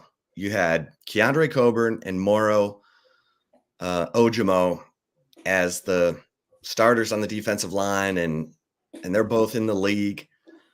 And, you know, you had T'Vondre Sweat and Byron Murphy waiting in the wings. Now you've got Alfred Collins, who's got a COVID year he can use next year, and Vernon Broughton's a junior. Vernon Broughton is not walking with the seniors. Byron Murphy is. Byron Murphy will graduate next month, and I hear he is ready to be done with school and ready to go earn a paycheck. But Alfred Collins is walking with the seniors. That's all right. You can change your mind. So what? Christian Jones was joking about this the other day. He's walked like 3 times. His 12-year-old sister is like, really? Really? You're walking again? Yeah. Get that love, like, C. Hey, Jones. are you getting a free ticket to the game? Pipe down. Small change. Yeah. So, yeah. Yeah. I mean, look, if Alfred Collins and Vernon Broughton come back and Sadir Mitchell takes another step, Trill Carter's walking, but he has a COVID year. If he wants to come back, you know, then Texas they're okay on the defensive line. Otherwise, they're going to have to hit the portal like crazy. Yeah. And they'll probably find some dudes, but you'd rather have the guys who've grown up in the culture who can, you know, pass it off. I mean, that is one of the biggest developments of, you know, to watch as this regular season comes to an end and the transfer portal opens on December 4th and that's why I asked Sarkisian that question yesterday. It wasn't so much about Texas players looking to get in the portal as much as it was, do you need to know who's coming back? Like Alfred Collins, Trill Carter, so that you know what you have to go get in the portal. Right. Because these windows, they cut the windows down from 60 days to 45 days. And the first window is for 30 days. And it's December 4th to early January. And then you get another 15-day window in May. And that's typically when Texas does a lot of its wheeling and dealing in the portal because they've been through spring. They know guys have a better idea where they stand, blah, blah, blah. But look, Sark's been really good in the portal, pretty surgical, averaged 6 guys. This last round of guys, A.D. Mitchell, you know, Trill Carter, and Gavin Ryan Holmes. Sanborn. I mean, they needed all the guys that they got in the portal this last year. And of course, Quinn Ewers came in 2022. So Sark's been really good in the portal. And yeah, this is a senior night on Friday that Texas fans really need to, you know, appreciate, because you're right, Zay. This group has come together. It's been a special season. They were a minute 17 away from an undefeated season up to this point after taking the lead on OU. And they got to stay focused because, you know, crazy Joey McGuire is going to wheel, deal, gamble, whatever he can do to pull off a win. And T'Vondre Sweat and Byron Murphy need to be as amped as they were pregame for that Iowa State game when they were literally ready to rip people's heads off. Yeah. Yeah, and senior night always kind of makes you nervous because are you going to let the emotion of it being maybe your last game ever playing football, is that going to get in the way of what you need to get done? And are the Horns going to start off slow because of that? Because that's exactly what Joey McGuire and the Red Raiders need. They need the Horns to start off slow and kind of, get into a dogfight with them a la Iowa State, which, again, salute to the Horns. We saw this past Saturday night in Ames, what they showed us was just a lot of growth. In the 6-3 game going into halftime, Bert Auburn makes that field goal. You see everybody embracing him, and that's kind of the feeling I had going into half. Like, all these guys, they're not hanging their heads down. Like, they have full confidence that they're gonna pick it back up and start producing. And when you got Xavier Worthy fumbling and Kelvin Banks holding where it could have been a touchdown for Adonai Mitchell, and you could overcome that and still get the big plays that you need. And guys like Jaron Thompson are starting to make plays again. And Jalen Catalan, he was out there. You might not have seen him much, but he was out there. Like, I don't know where Xavier Worthy is health-wise. I hear he's going to be okay. Okay, well, perfect. You still kind of worry about that because the dude's only $165 at the end of the day. But yeah, him being out there, even as a decoy, helps the Longhorns' success when it comes to moving the chains. So, yeah, this team, very proud of this team, very proud of this coaching staff. Yes, we get on Sark and we get on Pete Kwiatkowski because it's our job. We got to keep it real. Like, it's not always going to be peaches and rainbows out here. If you're undefeated, we'd still be talking about red zone and different things that they're struggling at or why, the games have been hard. Like, it is what it is. But at the end of the day, going from 5-7 to 8-5 in 2022, now a 10-win season with a chance to go to a Big 12 championship, you got to love it. You got to be very proud of this Horns team. Longhorn fans got to be very proud of what we're seeing with just the growth moving into the SEC. But you are always going to look back if this team doesn't make a CFP, they let that Oklahoma game get away from them because, as you said, Chip, you don't get squads with the talent like this around very often. And Zay, you got the fastest player in college football this season. Yeah, we knew that. Xavier Worthy, man. That's what I'm saying. That's why I compare him to Tyreek Hill. The dude's the fastest wide receiver in the nation, And you got him. You got A.D. Mitchell, who all he does is catch touchdowns in college football playoffs. Listen, if Georgia's the number 1 seed and Texas is the number 4 seed in the college football playoff, and they're meeting in the Adonai Mitchell Bowl, come on, man. Yeah. AD's going to go off. If that happens, we're going Jared Wiley, Chip. I need all the signals, all the plays. I need to be speculation that we were stealing stuff and y'all find nothing. That's how I need Adonai Mitchell to come like, all right, bro, you won championships with these dudes. They can't change that much. They want to keep that same culture, right? Give us the inside scoop, big dog, because then you need it when that championship DNA. We saw it with Texas basketball last night in UConn. That championship DNA is real. Like, all these wins with this Georgia team, and everybody's like, man, they don't have the guys that they had last year. All those guys on the Eagles, my man ain't Stetson Bennett, this and that. They still undefeated. They still gonna, meet Alabama in the SEC championship. So that championship DNA, even if guys leave and go off to the pros, it sticks around. Oh, yeah. Let's bring in our man, Hank South. Recruiting guru, Horns 24/7. Things are heating up as we inch closer to signing day in December. The transfer portal opens December 4th.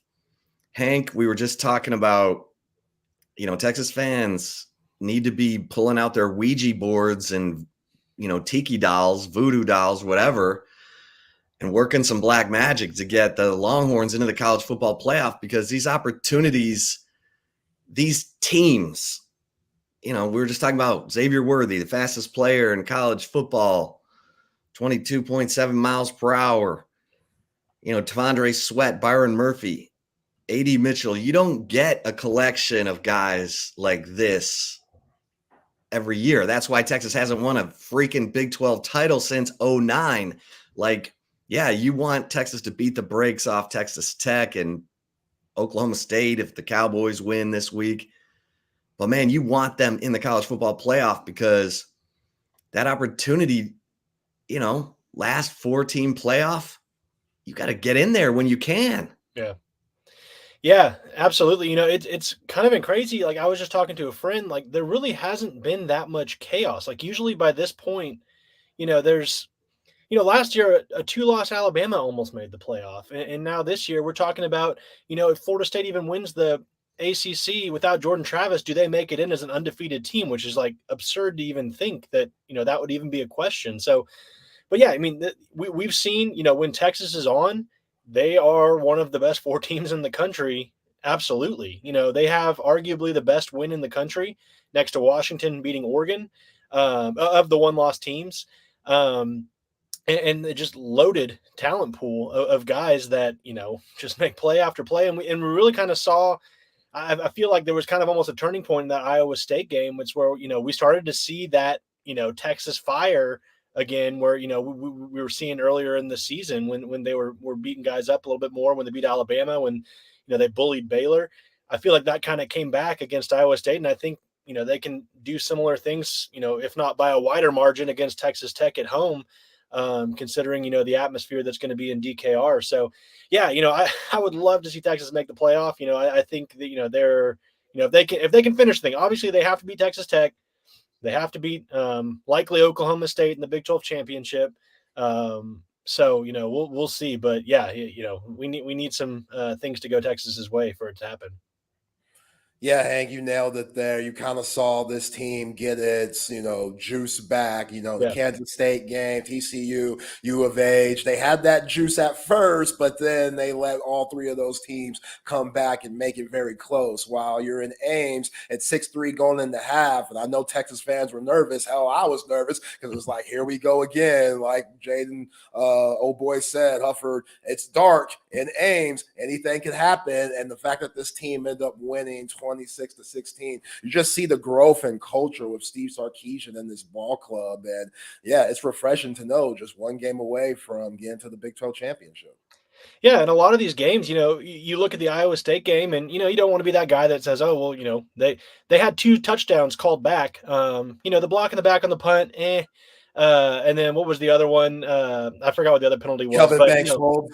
Yeah, then the hold. And it's like, all these games, like they could have blown these opponents out. They just haven't put together a complete game. I think, I think arguing their most complete game probably would have been against Baylor in Waco a few months ago. Iowa State, they were consistent. They weren't too high, weren't too low. Like, they just consistently played and stayed in the game and obviously pulled away. But K-State could have pulled away easy, had a 20-point lead. They played a really good game against BYU. TCU, obviously we saw what happened there, Houston. So, I think if there's a silver lining here, Texas still hasn't really played that, you want to work towards like get better each week. You don't want to be your best version of yourself first game of the season. And, I think, we could see this Iowa State win, build into Texas Tech, build into a potential Big 12 championship. And, we'll see what happens then. I mean, with Jordan Travis going down for Florida State, you got to imagine they'll get knocked off by either Florida or Louisville. You got to think a spot's going to open up there. Obviously, Chip did that great story on, what Texas fans need to hope for or cheer for Texas's playoff chances. But yeah, we'll see. There's 2 more weeks to go. Obviously, rivalry weekend this weekend, so we'll see what happens. Well, Hank, I mentioned it when we brought you in. It's getting to be the exciting time in the recruiting calendar. And in this stampede, you did a 2-4-7 breakdown, 2, big predictions, 4 big names, 7 storylines. Which do you want to tackle of those first? Yeah. Yeah. I mean, I think the predictions, you know, one of our predictions, Jordan Scruggs and myself, was Texas with a top 5 class. We talked about making it top 3. Was a little iffy on it. I think top 5 is very well within the realm of the finish here. Obviously, you know, if they land Kobe Black next Wednesday when he announces on November 29th, that puts him into the top 5. After that, you have to, you know, potentially flip a guy like Ty Anthony Smith, or, you know, maybe pull something else off, which they can certainly do. But it's just a little bit more iffy on whether they can jump Florida State into that 3 spot. So top 5, I think Texas is going to get, which, I mean, you know, looking at this class back in the summer prior to that explosion, it was, you know, when are they going to, you know, when is it going to pick up? When are they going to really make their move? And they're doing that now. They're number 9 right now.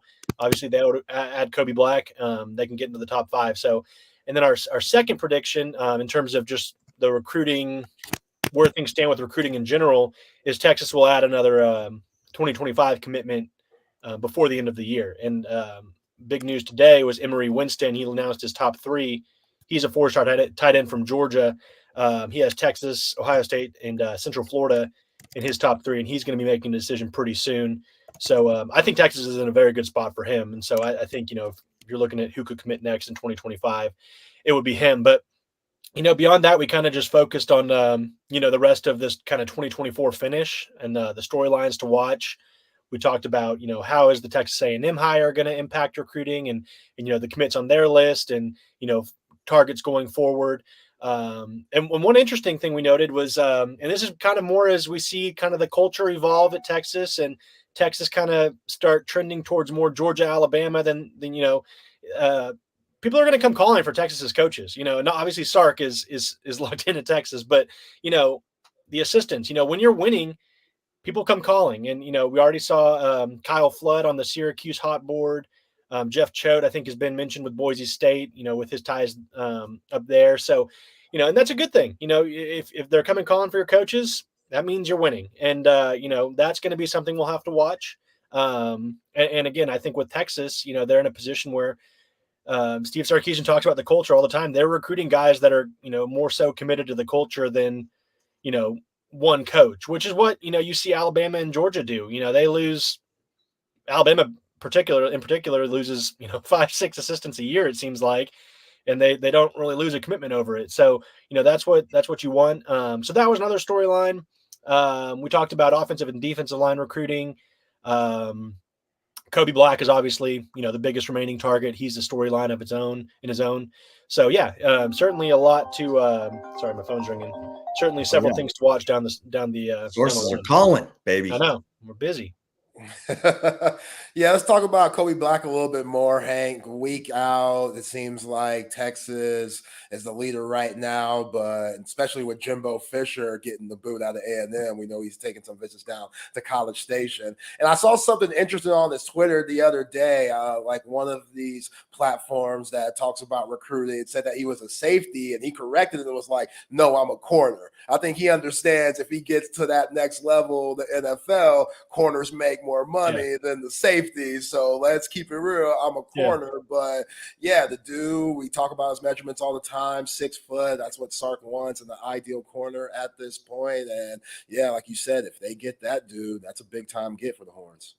Yeah, absolutely. I kind of compare him almost to like the Caleb Downs of last cycle with Alabama. You know, he was just, you know, you kind of know guys that are going to be surefire, you know, players at the next level. And Caleb Downs was exactly that. You just knew he was going to go in and kind of have a Minka Fitzpatrick impact. Now you look at what he's doing this season. He's their guy in the secondary at Alabama, minus or outside of a Kool-Aid McKinstry. So I think Kobe Black could be that. And, you know, maybe kind of a similar role, you know, with Ryan Watts, you know, in terms of his impact he could make or where he could contribute early on the field. But yeah, he Mike Roach reported on Friday night that he announced, or that he's set to make a commitment on November 29th. So next Wednesday. Finally got our commitment date. That's been the biggest question. You know, outside, you know, Ryan Wingo passed, then everything turned to Kobe Black. When's he going to announce? Why hasn't he visited Texas? All that. And he is expected, I think, tentatively right now in Austin on Friday. So this will mark his first game this fall in Austin. Obviously, he goes to see his brother a lot at Oklahoma State, who plays up there. I know I think I know he was at the Red River Shootout. Sorry, he was supposed to be at A&M that weekend, but ended up going to Dallas instead. So saw Texas live in action there. But really, in terms of timing, there's no better timing than to take your visit, days before your commitment. So Texas will look to kind of close the deal there with Kobe Black, and I still think they're in a good position to add him. Texas A&M, obviously, they're sorting through things with their head coach. Oklahoma State obviously has his brother, but I'm not sure how serious they are beyond that.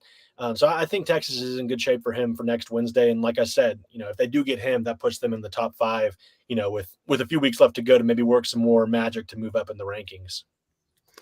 Well, Hank, is there a difference maker at safety coming to Texas? Because I think Derek Williams is going to be a stud, but you lose dudes. You're losing, Jaron Thompson, Keaton Crawford, and they haven't maybe had the best season that we're looking for. But any help at safety? Yeah, I think, you look at the class, and again, Kobe Black says he's not going to play safety. I think he could if he needed to. I think he could contribute there and be really effective. Jordan Johnson-Rubel, who you have committed from IMG Academy, a kid originally from Fort Worth. I think he's going to be a really good player. Will he contribute early? We've seen a lot of guys contribute early. They've rotated a lot of guys in, so I wouldn't put it past him, especially considering he can enroll early. He's going to get a full semester under his belt and learn everything. But difference maker, I think eventually. I don't think he's going to be right away. You got Aaron Hampton, or Bubba Hampton is what he goes by. He's a guy that can play both ways. If he does play in the defense, if he plays in the secondary, I think he would project as a safety more so. He actually likes the idea of playing defensive back more so than he does receiver. So, I think he sees an opportunity there. Another guy that could, come in early and learn the defense, learn everything he needs to maybe contribute next fall. But yeah, maybe that's the spot. They look, I don't want to start speculating, but I think it's fair. The portal is going to open. We'll see who's going to be in the portal on December 4th. Maybe that's a spot Texas looks at if they need a guy. Stark always talks about, they want to recruit guys and develop them out of the high school level and use the portal only if they need somebody. And so, we've seen that, with receiver, they got Adonai Mitchell last year. That was a guy that, now you look at, that was a guy they needed. And with the contributions he's put on offense this year, Trill Carter, we've seen kind of come on more as of late. So certainly, they're going to be evaluating who's there, what their roster looks like. Obviously, there's probably guys that are going to enter the portal that we don't know are going to enter the portal yet. So it's going to kind of change the makeup there and kind of change, what you need come December 4th. Hank, Colin Simmons, I don't think we've mentioned his name in a while. The Duncanville product, the dude, 5-star edge rusher. He could absolutely go. How's his season been before he comes down to the 40 acres? Is he going to be an early enrollee, by the way? Yeah, I believe that's the plan. And he's not good. Duncanville, they played DeSoto and actually lost, but prior to that, Duncanville was just embarrassing people. I don't think they let up a touchdown. I need to go back and look at the stats, but they had like a historic defensive run. Then they got beat by DeSoto, who's obviously really good too. They're 2 of the top 10 teams in the state of Texas. But, and with that comes, you're not playing a lot of second halves. So, his stats are pretty solid. He's definitely stood out on that loaded defense. But it is interesting, with recruitments like his that were so, constantly, in the media, him taking visits, where was he going? What was he doing? For him to commit in August. And then really, there hasn't been any drama. He's been locked in with Texas. And that's, it's a testament to the job the staff did and their, the relationship they've built with him and the communication they keep up with him. So, but no, he's had a strong senior season. And yeah, I do believe he's expected to enroll after his likely state championship run, I would imagine, or at least get to the state championship. Hank, one of the other guys we've been talking about with you, Ty Anthony Smith, the linebacker who is committed to A&M right now. What's the latest on Ty Anthony Smith? Yeah, so Jordan Scruggs, our guy on Horse 24/7, went out and saw him last Friday. He was actually playing Kobe Black's team. He knocked out Kobe Black's team. So in a way, Ty Anthony Smith made it possible for Kobe Black to maybe visit Austin on Friday. But no, he is still in contact with Texas. Texas has been pushing for him pre-Jimbo firing and post. They want him in this class. And he does plan to officially visit. We haven't confirmed. There's a report out. I think that he's going to move his official visit date. He was supposed to be on campus this weekend after his playoff game on Friday. But I think that's going to, it's just kind of, I think it runs up too close to the game timing and being able to get to campus for the visit.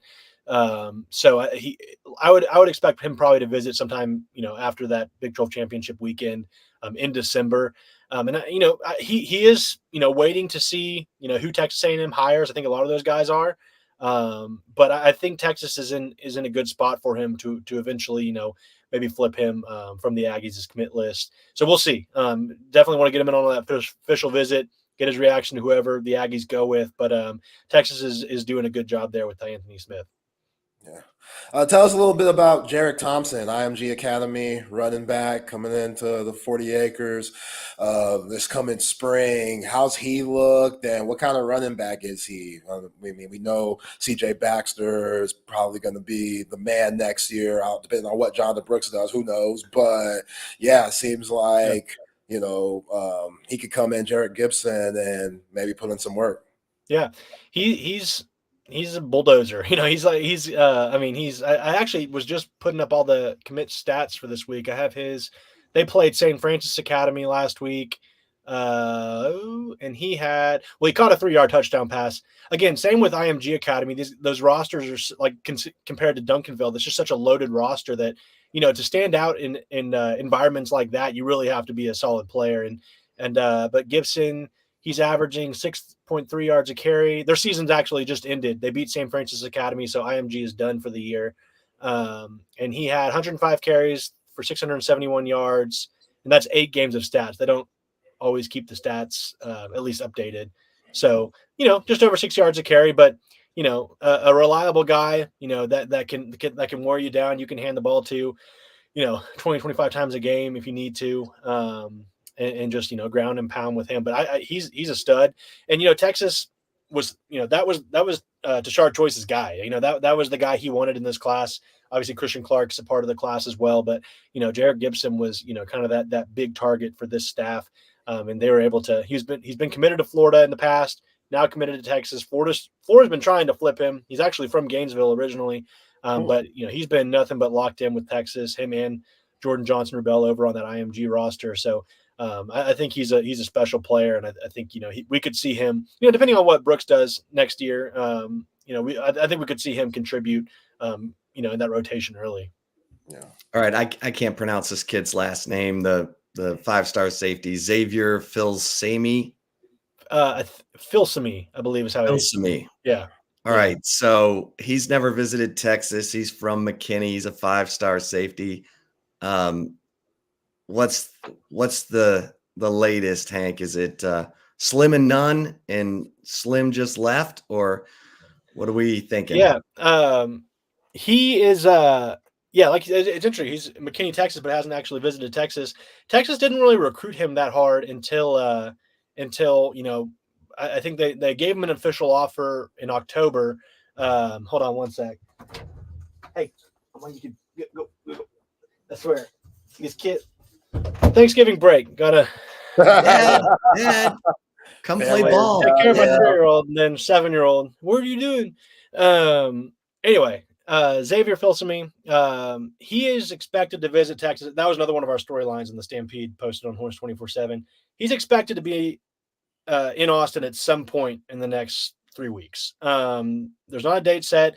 I've talked to sources about him. They like him a lot. They actually, Blake Gideon was out to see him, I think 2 or 3 weeks ago, same night as Corey Raymond. So they both watched. I wonder what that conversation was like on the sideline. Committed to Florida, staying with Corey Raymond. We're trying to change his mind. I always wonder what they're talking about. But yeah, so get him in on a visit. Obviously, Texas just flipped Wardell Mack 2 weekends ago from Florida. Florida's actually, they're kind of taking a hit on the recruiting trail. They still have DJ Lagway, the 5-star quarterback. They still have Phil Simi in the class, but they lost three big commitments in like a 5-day period, including Wardell Mack, and then they lost a kid to Georgia, and then one other. They're trying to hold on to LJ McCray, the 5-star defensive lineman. I think Auburn's trying to flip him, so they're kind of going through a rough patch. But through it all, Phil Simi's been saying, people don't realize how committed I am. He's locked in. He's not changing his mind.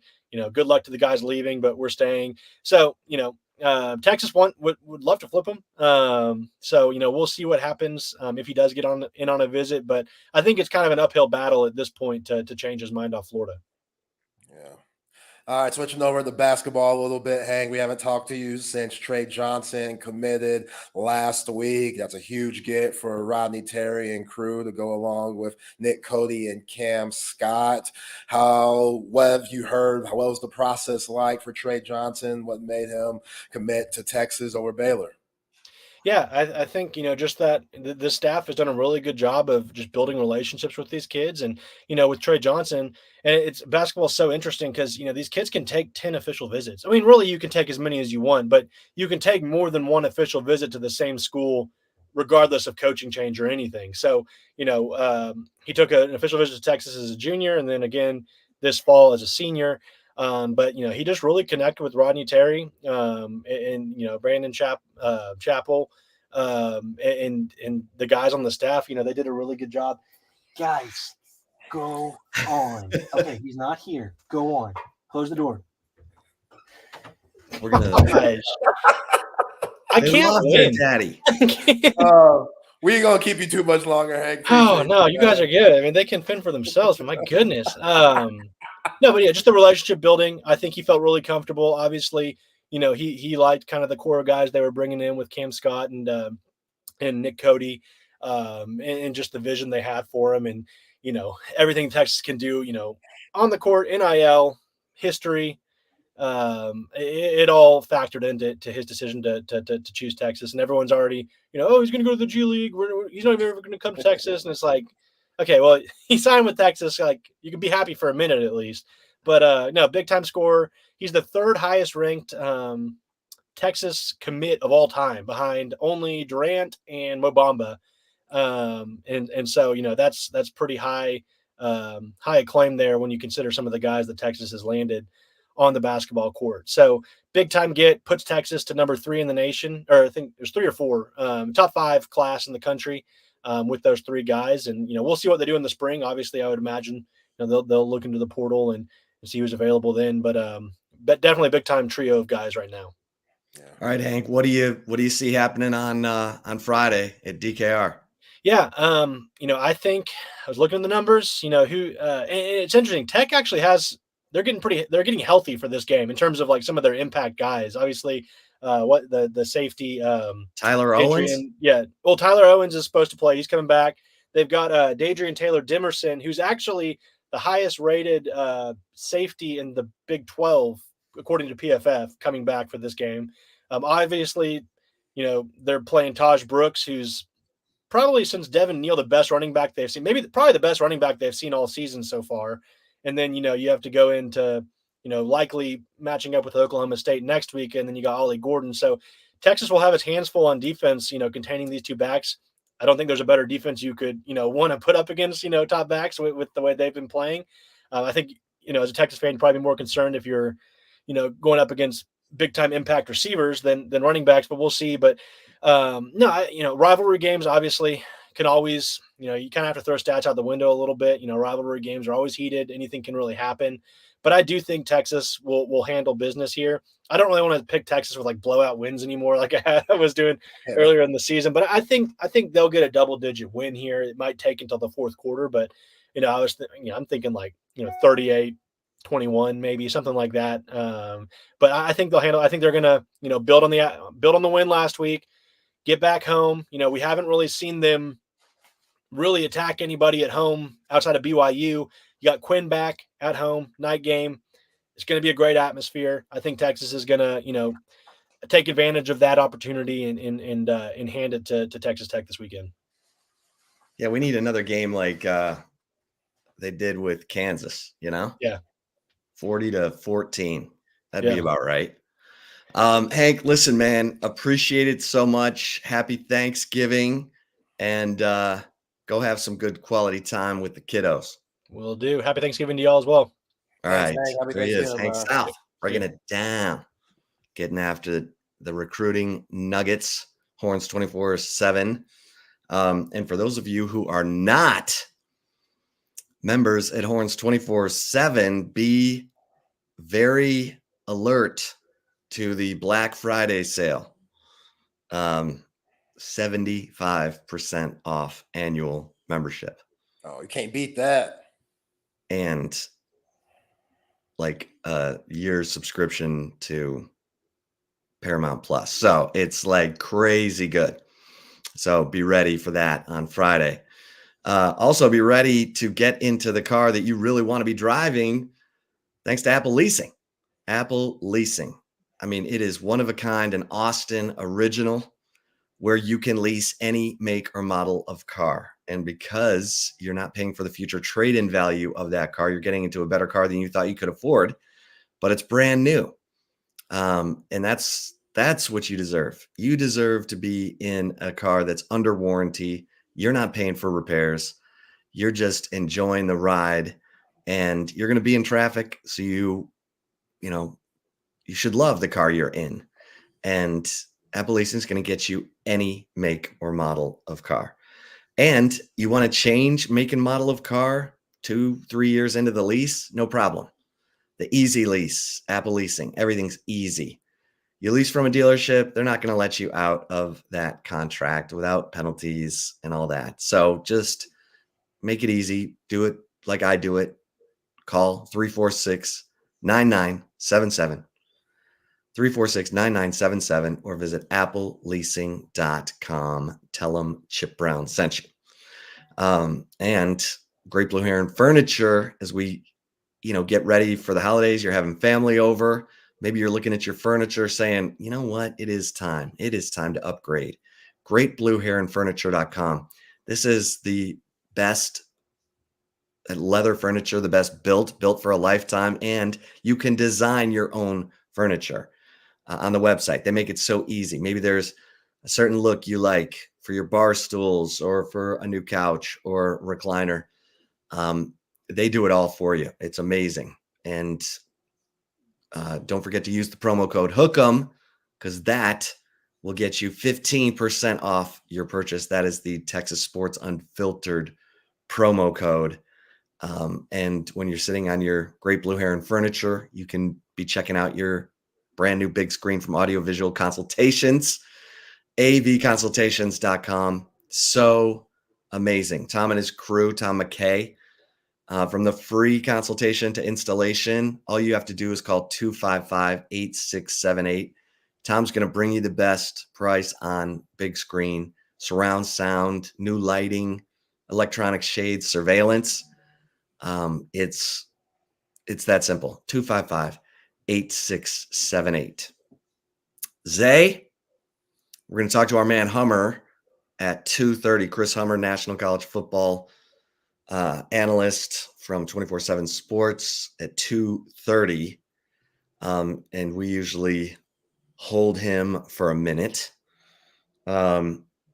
So chip shot right call time. Yeah, I'm thinking chip shot right call time. Yeah. You down? Man. Yeah, let's do it.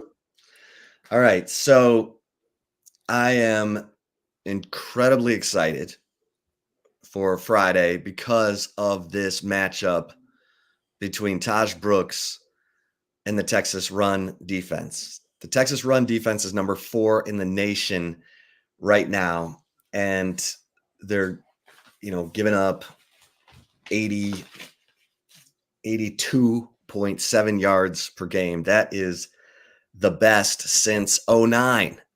The last time Texas won a Big 12 title and ended up playing for the national championship against Alabama.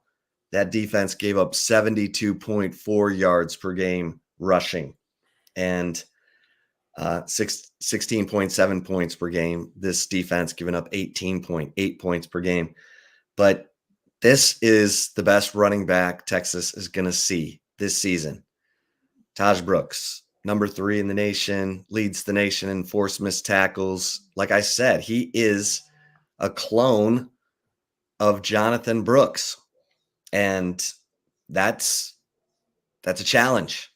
Like, we can talk about how great the Texas defense was against Iowa State. Iowa State had a committee of backs, not anyone proven like Taj Brooks. And Taj Brooks has a chance, to break some records there at Tech or move up their list because he's been good for a while. He and Sir Roderick Thompson were sharing the load 3 years ago, and Taj has emerged as the guy, obviously. But this is a guy who is all about yards after contact. And so let's see T'Vondre Sweat, Byron Murphy, this Texas front 7, just lock them up. The best rushing day that Texas has given up to someone was Dylan Gabriel. Yeah. 113 yards rushing. That's what I was thinking. I was like, what's the longest run since then? And then Dylan Gabriel's first person that came to mind, like 44-yard run. Yeah, like we don't count Jason Bean's fumble, Jalen Callahan that led to a touchdown like that. Highshaw's touchdown against Kansas. It's hard to count that. Maybe that Wyoming run where Anthony Hill was in the wrong spot. Like, other than that, I haven't seen any explosive plays from the opposing offenses that face this Texas D. Like, that's pretty impressive, man. Yeah, and so no one's been sniffing 100 yards as a team since the OU game. Houston ran for 19 yards on 14 carries. BYU ran 26 times for 95 yards. Kansas State ran 29 times for 30 yards. TCU ran 28 times for 88 yards. And then last week, Iowa State 21 times for 9 yards. So Taj Brooks is doing this, and the Texas run defense is doing this, and they are going to meet on Friday at 6:30 on ABC, or if you're fortunate enough to be going to the game. And I can't wait, because if Oklahoma State wins against BYU in Stillwater, they will clinch a berth in the Big 12 title game as long as Texas wins. Because if Texas loses, then there's all these freaking 120, how many? 120 something? 128. Which I'm like, come on, man. Yeah. By that time, it's like if Mike Gundy slaps the hell out of somebody, then they might not get in. Like, that's what I think. If they're at 128, then you're just making up scenarios at this point. Yeah. Yeah. But if that dirty ass possum comes on the field at Texas from Lubbock, then somehow Kansas State gets in. Like, it just doesn't make any sense. If Texas handles business against Taj Brooks and Oak State handles their business, then you get the back-to-back of Taj Brooks and Ollie Gordon. And I think most 9 out of 10 Texas fans are going to take that matchup because, like Hank said, and like most Texas fans right now, they're probably a little more concerned if you're up against a top passing quarterback with some receivers who can get open, like freaking the Savion Williams at TCU and some of these other cats who were dealing. Yeah, Phillip Brooks. Yeah. I don't want to see that dude. I know Ryan Watson, Michael Tabb don't want to see that dude either. Shit. Right. And yeah, so I can't wait. I can't wait for this. Look, you don't get defensive tackles like this to come along. You just don't. You don't. It's I mean, ideally, Texas is going to have these guys lined up on the runway. Like we said, we got to see if Alfred Collins, maybe he needs the NIL money to be right. I'd be walking too if I was him. Leverage everything you can. Vernon Broughton, those guys coming back next year would be huge. With Trill Carter, who's got a COVID year, and Sadir Mitchell, you'd have a pretty good nucleus on the line. Offensively, you're going to be pretty good. Cam Williams, as good as Christian Jones has been, and he's been really good, and he's a guy that deserves a huge round of applause at senior night, because Zay, after he started at left tackle in 2021, I was like, oh, yeah, it's time for you to move on.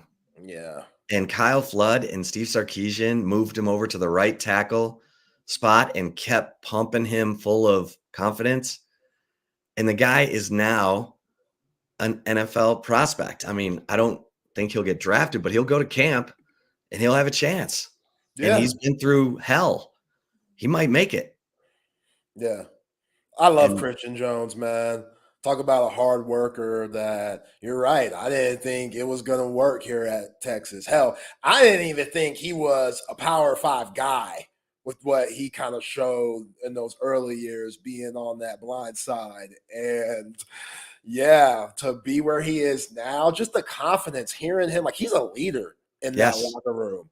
Yes, you hear him talk and the way that he just, uses his words and the way he describes his team and the love that he has for this university, that dude's a bona fide leader. And again, to come from where he came from to now, you're right, Chip. He deserves a standing ovation come Friday, because I know it might be his third standing ovation, but he really deserves one because, he obviously loves the University of Texas. If he didn't, he wouldn't have came back for a super senior year. And yeah, give the homie some lollipop for this season, because as good as Kelvin Banks is, I think Christian Jones was the most consistent offensive lineman this season. And yeah, he had a tough game against TCU, but I think that was due to him just coming back from that injury and getting his feet wet again.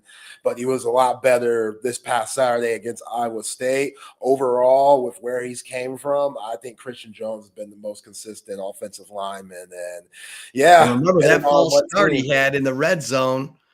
Might have saved him. It got him to kick the field goal. Mm-hmm. That field goal ended up being clutch in a 29-26 win. So otherwise they were going to go for it. And we know that's been an adventure. So yeah.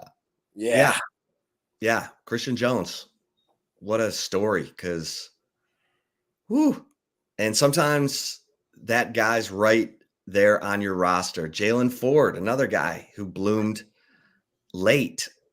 It is, Steve Sarkisian said yesterday, we would not be where we are right now without Jalen Ford. And Jalen Ford was a 3-star last second flip from Utah. Really only got turned on to Texas by the defensive coordinator at Denton Ryan, who's Aaron Delatorre, his son, Alex Delatorre, was a fullback at Texas and was like, why aren't y'all recruiting Jalen Ford at Frisco Lone Star? That dude can ball. And they're like, huh? And they watched the film and they're like, hey, Jalen Ford. This was Tom Herman's staff. But Jalen Ford, and you got to keep developing those guys. And that's where I give Sark and this coaching staff a lot of credit. Yeah. And those guys have bought in, when Tom Herman got the boot, you easily could have left and went elsewhere. And a lot of those guys that we're going to see walking on Friday stayed and bought into what Steve Sarkisian was throwing at them. And that 5-7 season, absolutely brutal. I mean, we've been talking about that Bo Davis experience for, for a while now. And just tell me you bleached it to get in the portal. That's what I'm saying, man. Like, that was the heat was on there. It was for real. And to stay after that season, Not only the Tom Herman experience, now Starks coming in to stay after 5 and 7 and continue to be balled in. Like, how I feel about Jahdae Barron. Like, it's going to hurt not seeing that guy in the burnt orange anymore because, man, the swagger that he carries and the confidence that he brings to that Texas defense / secondary, it's going to be missed. I don't care who you bring in next season. That's going to be missed because the versatility from putting him at the nickel spot where he absolutely thrives to maybe moving him on the outside, having them blitz, just all the things, putting them at like a linebacker area at times, just Jahdae Barron.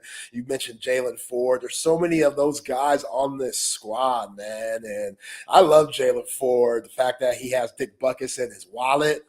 For one, I didn't even know Gen Z people had wallets anymore. I thought they always put it on the phone. Like, I use a wallet because I'll get like just PTSD if I don't feel it on me. You know what I'm saying? Like, I need a wallet to be on me just for my sake. So the fact that he pulled Dick Butkus, RIP, we just lost him, picture out of his wallet because he knows this is what I want to do. Like, I want this award.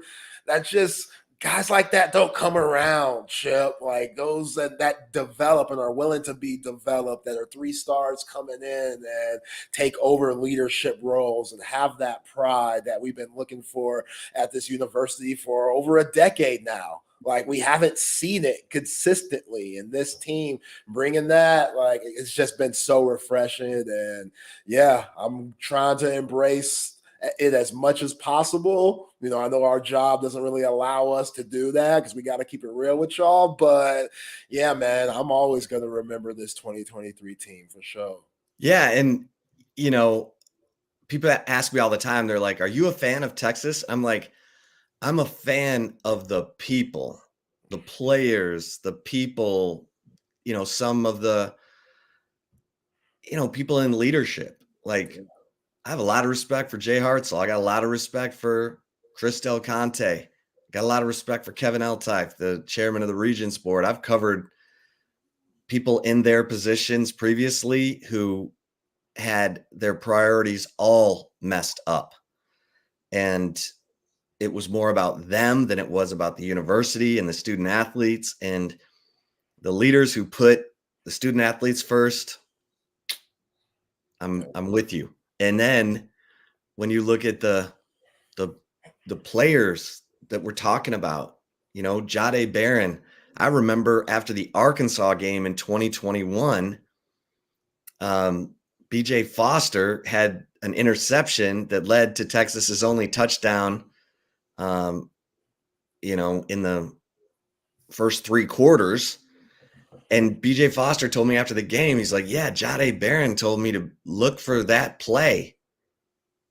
And I was like, why the hell isn't Jahdae Barron playing more?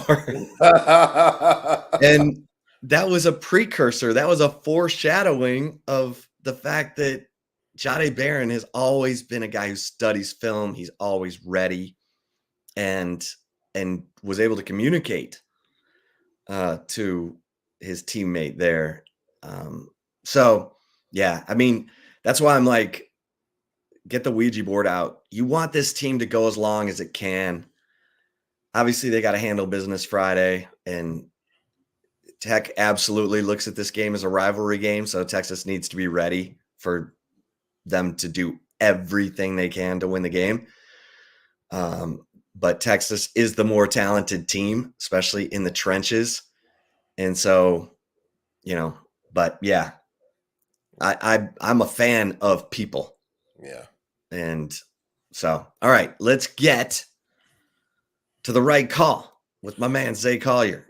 Yeah, man, before we get to the right call, shout out to Covert BK. Y'all driving around those buckets right now, trying to go pick up that turkey and turkey overflowing on all just the stuff and the interior. You don't need that. Go to Covert BK and get hooked up. They've been doing it for over 100 years, people. That means they're consistent. That means they're reliable, and they will take care of you down there at the beautiful 42 acres. 7 terrific brands: Buick, GMC, Cadillac, Chrysler, Dodge, and Jeep. You will find what you want at Covert BK, because they've always been committed to providing their customers with a high-quality selection of new and pre-owned vehicles. And you deserve that. You deserve that this time of the year, man, especially if you could go get it. I get everybody wants to drive their car to the ground, but at some point when you're over, 6 digits in miles, it just becomes a burden. Go get you something fresh, or go get you something used that's basically fresh at Covert BK, because at covertbk.com, you can see all the latest specials and inventory, and you can find something you like for him, for her, from the daughter that has a sweet 16, the son that we need to give the new whip before they go to college, anything. Covert BK will take care of you, because nobody beats a Covert deal. Not now, not ever.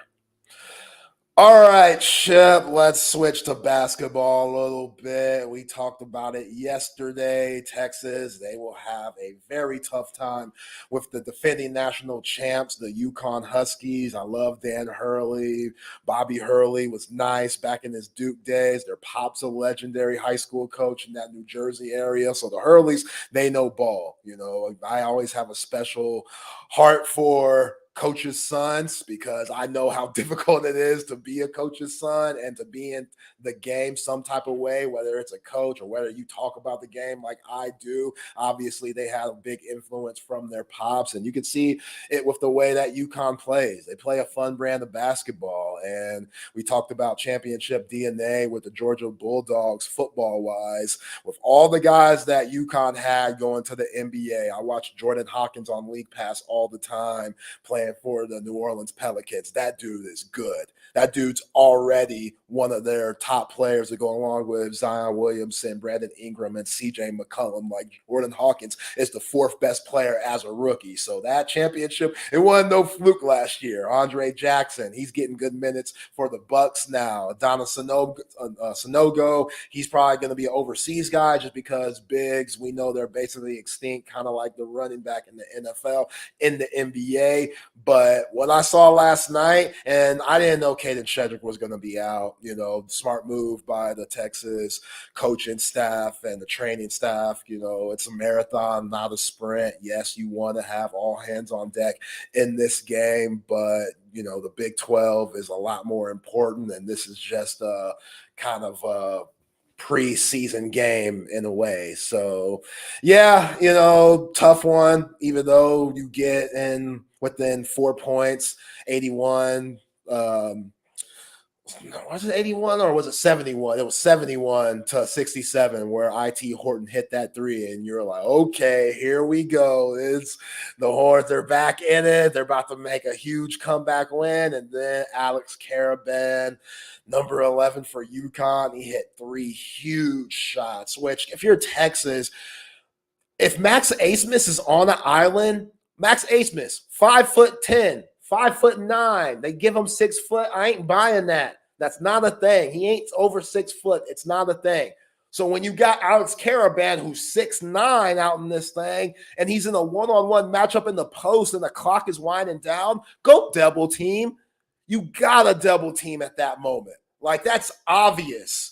It's a 6-point game at that point. He just hit a floater. He's been hitting big, timely shots all game. He hit 4 threes. He was a big part of their national championship last year and started with all 3 of those guys that I named that are now in the association. You got to go help Max Asmus out. And sometimes I think Texas gets caught up in over-helping on Max Asmus due to his lack of size. But at that moment, with the shot clock winding down, that was a big time to do that. They didn't. Caravan went right over the top, can't stop, fadeaway jumper to extend the lead, and then he hit that off the dribble pull up on Brock Cunningham that basically iced the game, under 1 minute. So the Horns, they're gonna, without the Sioux and Shedrick, they're gonna get killed inside. That's just an obvious thing. Like, it's not rocket science to see that. You saw those big men from Connecticut put in work. Klingon, he kind of made his impact when he was in there. But Samson Johnson, that dude, he was all over the boards. He was catching lobs. He was dunking, getting putback dunks. And then UConn's guard play is solid. You know, Cam Spencer, picture perfect jumper every time he releases a three. I thought it was a bucket. And Tristan Newton, they did a good job on him, but he still had 8 points and 8 assists. So he was still orchestrating for his guys and getting to his spots. And again, you just knew the Horns, without Caden Shedrick, it would be an uphill battle, but I love the fight that Rodney Terry's team showed. Dylan Mitchell showed me a lot last night, Chip. That's what I was going to say. We've been worried about Dylan Mitchell and his progression coming into year 2. And, you know, a couple of games this season, he's had 5 turnover games. It seems like he's rushing stuff at times. And this is the best game that he's had in the Burnt Orange. 21 points. His jumper looked smooth in that elbow area. He was crashing the boards. He was blocking shots. The defense was solid. And he was the reason why the Horns were in the game, just his overall play. So that's very promising because, again, Dylan Mitchell could kind of be invisible out there, especially on the offensive end due to the lack of skill and just, you know, he doesn't have that jumper that's consistent. He took a 3 yesterday. You don't want him taking any threes, but Max Asmus, he had a tough weekend in New York. Even though he hit that game-winning shot against Louisville, you talked about it when you saw that orange and white game, Chip. You talked about just him fitting in with this system and kind of being a ball stopper. And he could get his shot off at any time. And I said it on Twitter yesterday. When you got a guy like that, it's a gift more than it's a curse, but it can also be a gift and a curse. It's a gift that when the shot clock's going down, you know that he could get a shot off and he can make tough shots. He's a tough shot maker. But it's a curse because with where he came from at Oral Roberts, knowing that he had to be the man, knowing that, hey, I'm going to have to take bad shots just to keep us in the game. Here at Texas, he doesn't necessarily have to do that. He took some threes last night with the shot clock with about 15 seconds left where you're like, dude, let's work the ball around a little more. Yeah. Like, yes, that's available, but you don't need that. Look, Dylan Mitchell's having a good game. Like Brock Cunningham in the pick and pop roll, he's hit a couple of threes. Get back to where you're scoring within the offense. You know, they do a lot of dribble drive stuff, a lot of dribble handoff, dribble loop stuff. And yes, that works and all, but you could keep moving the ball within that type of offense and keep swinging it from sideline to sideline. That's what you have to do against high-quality teams like a UConn that has so much length and so much size all around. So I didn't see that enough last night. Again, the ball kind of gets stopped in Asmus' hands where he goes a little Allen Iverson and he just takes his man regardless of what everybody else is doing. And sometimes that's good, but in games like last night where Tyrese Hunter kind of got going, you know, at times, and obviously Dylan Mitchell had his best game of his Longhorn tenure, Max Asmus is going to have to find his rhythm within the offense a lot more. You saw these last 2 games against Louisville and UConn. That could get in the way in his production and for this team, you know, with what they want to do moving forward. They were 7 of 33 from 3 in the 2 games. That's awful. Yeah, that's 21%. And the best players were the inside guys. Caden Shedrick, 27 points, 11 of 15 against Louisville. And then Dylan Mitchell, 9 of 12. Best game by far of his career. And so, you know, when Dylan Dizu comes back, that gives him another scoring option. And suddenly you're looking at Caden Shedrick, Dylan Dizu and Dylan Mitchell playing together, and you're like, okay. Yeah. And even if that means, you know, you have Asmus and Hunter on the floor and with Kendall Weaver coming in, that's great. But yeah, Asmus has got to learn to keep moving the basketball and have a really good feel. And I didn't feel like he had a really good feel last night for who was dealing, you know? Yeah. And so, you know, keep setting up your teammates who are hot. It took Marcus Carr a year at Texas to figure that out. And then he was like, hey, Dylan Dizu's hot. Let's go to him. Right. So, you know, I came to this. I should have called you last night. I said to my wife, I like Brock Cunningham shooting a 3 within the flow I don't like Brock Cunningham shooting a 3 at the end of the shot clock. No. I don't want that. And that happened a couple times. So they got to work some stuff out, but we did see 2 big flashes of positivity with what what Caden Shedrick did against Louisville and what Dylan Mitchell did against UConn. Because if they can get that kind of consistency, I know that's a lot to ask. I mean, my God, Dylan Mitchell, he had 4 offensive rebounds, 8 total boards, 2 assists, 1 turnover, 2 blocks, 1 steal. You'll take that. Yeah. With 21 points on 9 of 12. Yeah, and they were just getting killed down low, whether it was the pick and roll game when they were hitting Johnson, on the roll, or he was catching lobs and stuff. Like, if Shedrick and Dessou aren't going to play and you're playing against a Connecticut team that doesn't have many flaws, man, like that UConn team, they got good point guard play and Tristan Newton. They got shooters and, Caravan and Spencer. They got big guy you could throw the ball to, and he could get you a bucket, and Klingon and guys like Johnson. So all 3 of those things usually lead to success in the NCAA tournament. Yeah, if they stay healthy, they'll be in the Final Four again. Yeah. I like them right now better than Kansas. Oh, absolutely. Like, yeah, I do too. I like UConn. Yeah, I agree. And they're missing their McDonald's All-American freshman that's supposed to be a big-time player over there for the Huskies. So, yeah, Texas fans, I wouldn't trip about this loss to UConn. I've been saying it before the season started. We won't know what this team's ceiling is until Dylan Dessou is back.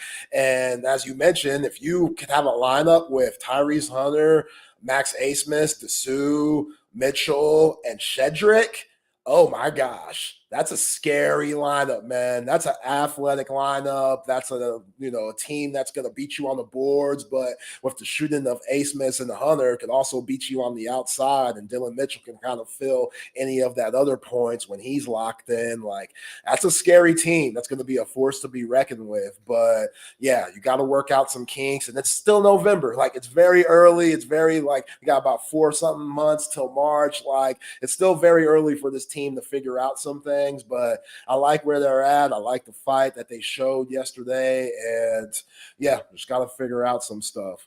Kendall Weaver, I think that he's going to be a good player. I think he's kind of a step away from where he needs to be. He has to be a better shooter, and his defense is there, but offensively, he got to tune up some things. Zurich Oyema, I like what he brings to the table with his toughness, especially in limited minutes. But, yeah, if they can find a 9-man rotation when Dylan Dessou gets back, that's what you need going into the Big 12, because this is an absolute gauntlet, and you could get got any night.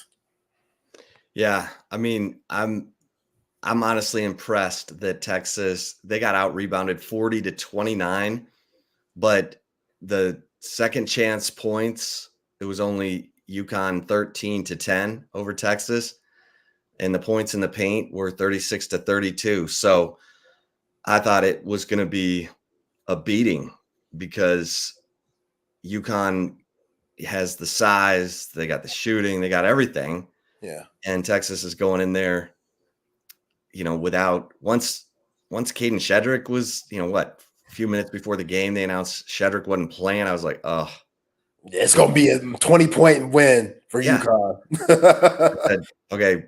Get ready for a 20-pointer, and it looked like it was headed that direction. Then all of a sudden, like you said, they cut it to 4 and they hung in there. So, All right, good stuff. Let's get some more good stuff here with our man, Chris Hummer.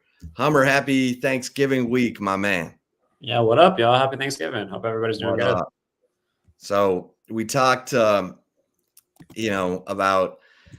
look, Texas fans are hoping for the Big 12 championship. They're probably not as optimistic about the college football playoff. And I'm like, you better get your voodoo dolls out and Ouija boards and, start working some black magic to get Florida State beat. And, Hummer, let's look at, let's say Texas handles business against Tech. then they probably will play Oklahoma State in the Big 12 title game. Let's say they handle that. Yep. If Florida State loses, yep. If Washington wins out, if Georgia wins out, those aren't, I mean, okay, we'll get into the percentages in a minute. And then Michigan, Ohio State. If Ohio State beats Michigan, the committee's probably looking for a reason to drop Michigan. Yep. That gets Texas in. Georgia number 1, Washington number 2, Ohio State number 3, Texas number 4. Wouldn't Ohio State be number 2? Like, am I missing something there? Did they lose? Ohio State number 2. Okay, sorry. I just wanted to make sure I didn't miss anything in the scenario. I think Washington's resume at that point is way better than Ohio State's, but I would agree, but the committee still has Washington at 5 behind Florida State, which is me, confounding. Yeah, it's interesting. But yeah, no, I think it comes down to, obviously, in that scenario, Michigan versus Texas.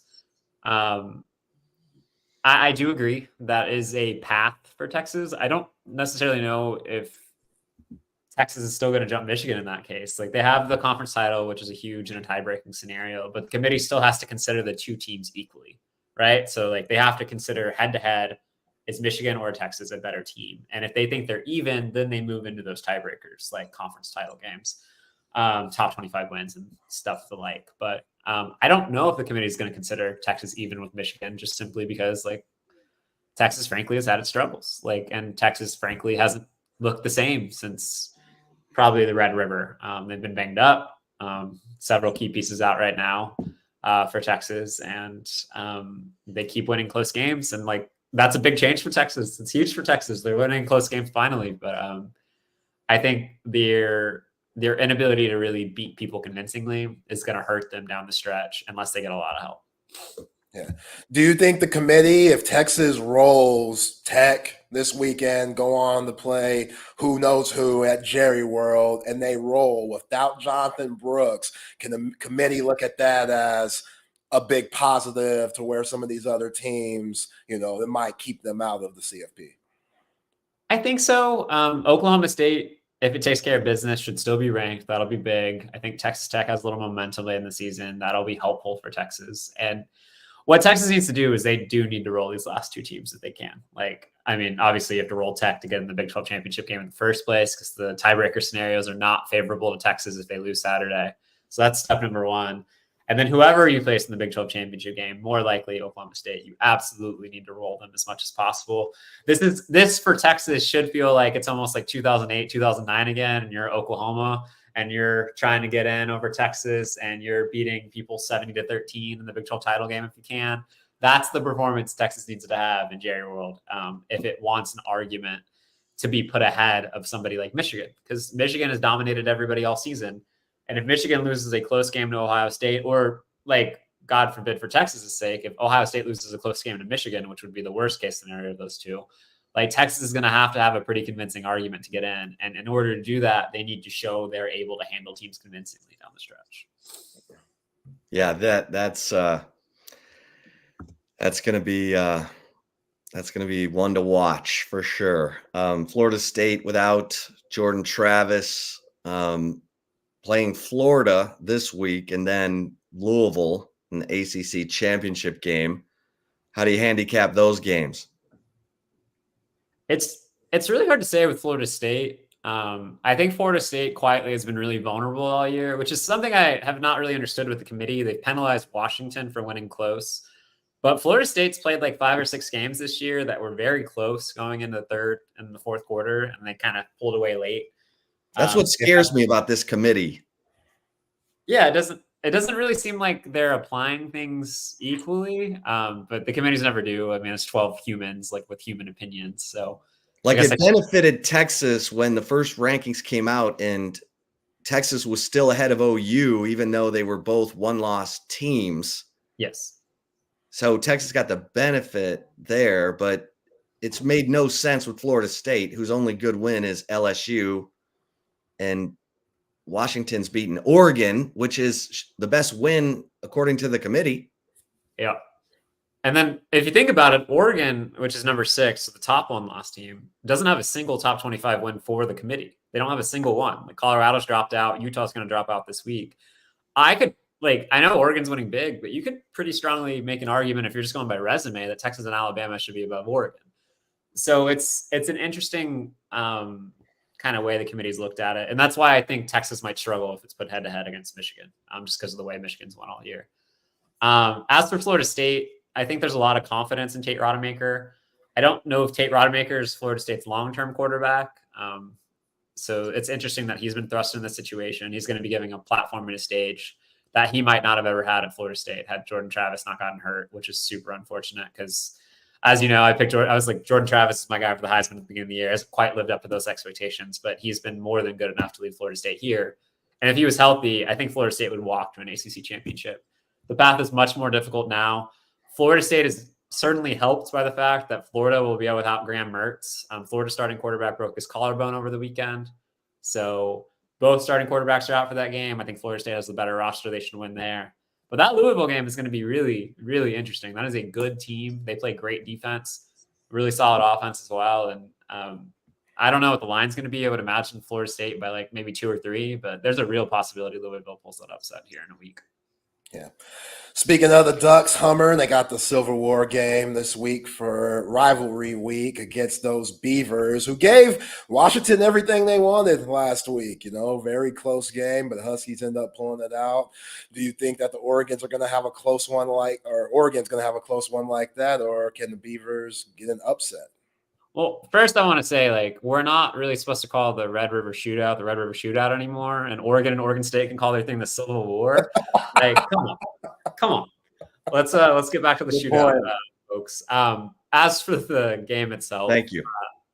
I like Oregon in this game, but I love that Oregon State cover. I think the last 4 games in the series have all been decided by 14 points or less, which the spread's 14.5 going to this one. And it doesn't make a lot of sense to me. Oregon has only played one, as we talked about earlier, one legitimate top 25 team all year. That was Washington. It was a 3-point game. Oregon's defense struggled to stop a good offense that day. And Oregon State has a very good offense. Oregon State also has the secondary necessary to slow down Bo Nix. I don't know if I'd go as far to pick that upset. I think it could happen. I really do. But I love a close game this week and an Oregon State cover. I think Oregon State's going to be in that game throughout. And I don't think we should discount hate week, y'all. It's rivalry week. That stuff matters. This is the last time Oregon and Oregon State are scheduled to play for the foreseeable future. Oregon State is very much the little brother in this rivalry, and I know they would like nothing more than to send Oregon off to the Big Ten with a loss. Yeah, the line in that one is Oregon minus 13.5. So it's moved a point since I saw the line. So the public is on Oregon State a little bit, at least at that number. So I still think it's an appealing number at 13.5. Well, what do you think happens in the game? Ohio State at Michigan. That's a good question. Really good radio there. Me saying that's a good question. Your question. I'm picking Michigan. I've thought all year Michigan was going to win this game. I think Michigan all year outside of Georgia is the best team in the country. There are reasons to doubt that, though, which have me kind of hung up on this game a little bit. Not only have we seen the last 2 weeks that Michigan's offensive line hasn't held up the way it has in the last couple of years, particularly their tackles. They've been beat with speed rushes on the outside. Michigan isn't able to run the ball the way you've seen recently, and they're a little banged up front. So that's a concern against Ohio State's offensive line. And I also worry that Michigan's defense is being exposed a little bit the last couple of weeks. It's very good. I don't know if it's as elite as we talked about early in the year. So those things give me a little bit of pause. But Michigan has the corner to cover Marvin Harrison. They're not going to win every battle, but Will Johnson is as good as it gets in the country at that position, their sophomore corner. Michigan has the better quarterback. Michigan has the better offensive and defensive line. That's a formula I love. I'm picking Michigan. I'm not comfortable with it. I think it's going to be close. I wouldn't be surprised if Ohio State covered. I think it's a 3.5 spread. But I think Michigan's just the better team right now, and they win that game. Yeah, it's down to 3. Oh, that's an ugly line. I hate that. Vegas should give out more. half point spreads. That would help us all out. Just don't go to 2.5 Vegas. That's also ugly. Nobody wants that. So you're sold on Oklahoma State beating BYU and going to Big 12 title game. I mean, BYU's been difficult to deal with. I mean, they almost beat Oklahoma last week, and I think BYU is playing for bowl eligibility, but you got to do one thing to stop Oklahoma State. And we actually talked about this against UCF, so it might sound stupid before UCF punked Oklahoma State, but you got to stop the run to beat Oklahoma State. You got to stop Ollie Gordon, and I believe BYU ranks 116th nationally in yards allowed per rush. So they have not shown the ability to stop the run this year.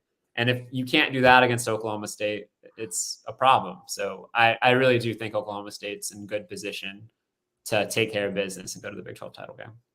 All right. So, Hummer, you've actually done the deep dive into the tiebreakers if Texas loses. I mean, I've definitely followed the conversation on Twitter. I don't know if I'm an expert on this. So you might have to explain it to me like I'm 5. Well, I have chosen not to dive in there because I've felt like Texas is going to handle business. But if they lose, what does it come down to? I haven't done the math. I think if they lose, Texas needs a lot of help. I think you need 2 of the 3, Oklahoma State, Kansas State, and Oklahoma to lose, I believe is what I saw. But I would be lying if I said I was an expert on the Big 12 tiebreaker scenarios. I got my head full in the sand of transfer portal and coaching news right now. But I think Texas needs a lot of help if it loses on Saturday. Like, it would behoove Texas to take care of business. Yeah, TCU is at OU, and Kansas State are playing. So yeah, Texas, handle your business. And this is correct me if I'm wrong, other than 2018? Other than 2018, this is the first time Texas controlled its own destiny in this way going into the last week and since 2013 against Baylor, right? Like, is that the last time? Yeah. Yeah. So pretty foreign for Texas to be in this position, which is interesting. Which is astounding. Yeah. Yeah. Tom Herman pissed away the chance to have destiny control by pissing away a 10-point lead against Iowa State in 2020 by going for it on 4th down twice with the lead. Yeah. And failing both times. But anyway, who remembers that? I mean, I guarantee you Tom Herman does, Chip. I guarantee he does. What any other games jumping out at you, Hummer? I mean, obviously, Bama, Auburn, Chip, I'm just going to bring it up because I think it's the most exciting game of the weekend, just from betting and just like an interest perspective. It's Iowa at Nebraska. The over-under in this game is 26. That's just absurd. I think it's hilarious. 26 is what most teams score at halftime in college football. Halftime, it feels like. Neither one of those teams could score. Both of those defenses are great. It's going to be just great classic Big Ten football before both of those programs have to adjust the reality of new teams coming to the Big Ten. This is the swan song of the Big Ten West. I'm going to really miss it. I think we should all just watch Iowa and Nebraska together, eat our turkey leftovers, root for the defenses on the day, just really good punting opportunities out there. A turnover is probably going to decide it. It's just going to be wonderful, beautiful Big Ten football. Yeah. 11 a.m. kids on Friday. That game right there reminds me of some dry ass turkey that some of these folks are going to be eating this week, man. Good grief, Hummer. Hey, so you talk about coaching news that you're wrapped up in. What's going on in College Station as of now? What have you heard? Just who do you think is going to be the one to replace Jimbo Fisher? Yeah, I think A&M, we talked about this last week, I believe. John Sharp runs that department, but they've done a pretty good job mostly keeping a lid on it so far. I still think Jeff Traylor's in really good position there. I didn't necessarily feel that way at this time last week, but just talking to some people, I think he's got a real shot at that job. Mike Elko's still in it, but Mike Elko's in the Michigan State, and I think there's a chance Mike Elko ends up staying at Duke as well.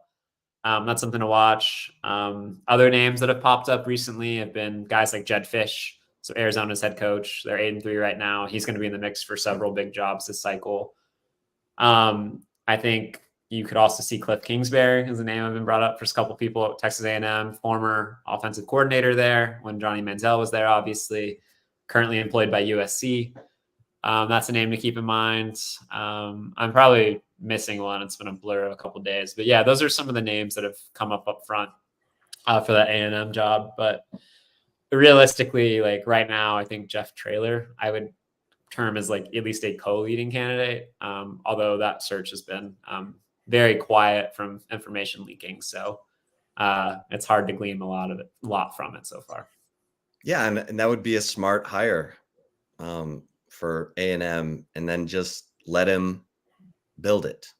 You know, don't go talking about here's a plaque for a national championship. You fill in the date. Let that guy build it.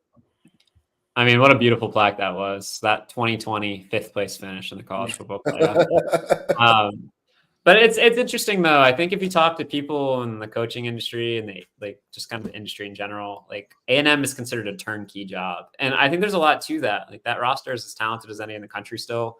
If you can manage to hold on to it, there are going to be immediate expectations there. So I think whatever coach takes that job has to be aware of that. They're not going to be giving a runway to build this thing up the way they like it. Like they're expected to go in and win. So if you are that head coach, like you better be ready, because if you go 5-7 your first year, the heat is going to be immediate. Like much like Texas, Charlie Strong experienced that right after Mac Brown. Well, that's what makes me say is Urban Meyer's name surfacing at all? Because if Urban smells a team that is close, he will jump. I have not heard Urban Meyer's name circulating personally, but that doesn't mean it's not happening. I heard Urban Meyer's name a bit with Michigan State, but that was never actually real. So yeah, maybe like, I mean, if you're looking, that just feels like that's the thing. I've also heard Dabo Swinney's name a little bit come up with A&M, not like in a realistic scenario, but like A&M did that last time, right? They hired Jimbo Fisher. You hired the guy who's had success before and like hadn't necessarily adapted to this era of college football and adapted his scheme. And you could realistically say the same thing about Urban Meyer. Like obviously a very successful coach, has the skeletons in his closet, certainly. But like the last time Urban Meyer really had success was like 2017, 2018. His offense even back then was starting to show its age. It's very similar to what Tom Herman ran at Texas. And the game had kind of changed by then. And Urban Meyer's like style has also certainly rubbed people the wrong way at times. Just look at how it ended in Jacksonville. And I don't necessarily think you can coach in the same way. So I don't know if they're the smartest hire for A&M, but well, even Urban said, I'm not sure my brand of coaching is as, conducive to the age of NIL and the transfer portal, because he is a fear guy. He is. Oh, what? You can't kick your kicker? You can't do that? Oh, I mean, that's not allowed. Oh, okay. My bad, Urban. Sorry. Urban just took it a little too literally, right? Like you're supposed to kick the kicker. Like, yeah. You give the nickel back a nickel every time. It's really good. But no, I don't really. I have not heard Urban Meyer's name there, and I don't really know how good of a fit he would be for that program at the moment. Yeah. Yo, Hummer, is Trevondre Sweat the best defensive player in the nation? And if not, who is? I think it could be. I tweeted that out, I think, on Saturday night. Yeah, I saw that. After the blocked kick he had. Like, he's just unbelievable, man. And I think it just depends on what you look for in an elite defensive player. So Latu, the UCLA edge rusher, also defensive lineman, he leads the country in pressures. He wrecks a game in the defensive backfield 7 or 10 times a game. Like every week he does that. And it's just different than what Trevondre Sweat does. I think those two are the best defensive players in college football right now. Trevondre Sweat wrecks the game because you can't run on him. He eats up so many blocks every play that he changes what you can do offensively. And he totally erases essentially one element of offensive football for an opposing opponent. And I don't know, it's more valuable. Usually the edge rusher is more valuable, but I think in college football, somebody like Trevondre Sweat is so rare. You could certainly argue that he is the best player at that position right now. I think, I don't know if he's like number one, but he's certainly on that short list of like the top like 2 or 3 defensive players in college football. I think he's He's probably the best Texas defensive player since Earl Thomas. Like, I don't know if y'all would agree with that. But like, he's been that good. He's a legitimate All-American. He should be drafted highly. I think he's the most impactful player on Texas' team without much question. And I think he should be in that conversation to be the best defensive player in college football because he's that impactful. Yeah, Texas's run defense right now the best since 2009 when Earl Thomas was at Texas. And this is going to be a great showdown between Murphy and Sweat and Taj Brooks. Yeah, absolutely. Well, I will point out, like, on that conversation, by the way, like, Malcolm Brown got drafted in the first round by the Patriots back then. There were games that felt like, to me, like, you didn't notice Malcolm Brown. There's not been a single time this year where you do not notice Devondre Sweat. So he's that good. And I certainly think he's Texas' best defensive player in at least a decade. He's been awesome. Yeah, I hope the Big 12 acknowledges that with the Big 12 Defensive Player of the Year. Because you have to, if you're just looking at numbers, you're not going to pick up on what Devondre Sweat means. You know, he's not a big sack guy. He probably doesn't have the most pressures, but he makes it impossible to run. 100%. And like, what are his stats this year? I agree. What has he got? He's got 36 tackles, 7.5 tackles for loss, 2 sacks. Like, that looks like nothing compared to some other defensive linemen, but unless you like watch the tape and watch him every Saturday and watch the opponent have to, like, literally the worst thing you could do against Texas defense with the amount of speed they have is run outside. Like, that's like, it shouldn't work, but the teams have to do it because Byron Murphy and Devondre Sweat plug up the middle of the defense that well. Like, they totally changed the game. Devondre Sweat totally changes the outlook of the game for Texas. And I think he's easily the best defensive player in the Big 12 this year. Yeah. Absolutely. Sorry to Jalen Ford, by the way. Like, he probably should have won it last year, but like, Devondre is now the best defensive player. Right. Yeah, they should have given it to Ford last year because they need to give it to Sweat this year. Hummer, happy Thanksgiving to you and yours. And let's do it again next week. Let's do it. Conference championship week. I'm sure y'all will be getting ready to go up to Arlington, I'm sure. So it'll be good. Well, let's hope so. And I'll be about 5 pounds heavier the next time you talk to me. Yeah, buddy. Let's go. I'll be about 8 pounds heavier, Hummer. So I got you beat there, baby. Appreciate you, man. Have a good No dry turkey on deck for any of us. Hopefully. Hell no. I don't do dry, man. Absolutely not. Have a good Thanksgiving, man. Appreciate you. Happy Thanksgiving, Hummer. All right, bye. All right, good stuff. Good stuff, man. Zay? Yo. Texas going to have to jump through some rings of fire to get into that college football playoff. But hey, get the voodoo dolls out. Get the Ouija boards out. Don't give up hope, Texas fans. Yeah, man. Get the sage. Phil Yeah. Jackson sage out. Anything. Good vibes all around. Positive vibes all around. Manifest it. Yeah, man. Yeah, don't be out on Black Friday punching people for a TV and then expect to pray for Texas winning. Like, I don't think that's going to work then. Be careful. You can't be an asshole, out here on Black Friday. Yeah, we don't need your karma to wipe out. Yeah, right. Like, treat people nicely. We don't need no ludicrous throwing them both situations for Black Friday. Treat everybody with respect. Hopefully everybody could stay safe and then bring those good vibes and voodoo and sage, later on that night. Yeah. That's what I'm talking about. All right.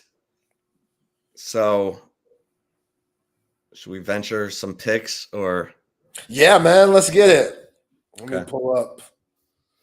I'm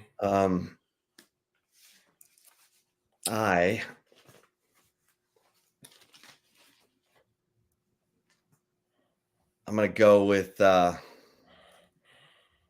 I agree. I think Oregon State is better than 13.5. I think they're better than that. I think they can cover the 13.5. I'm going to go Oregon State plus 13.5.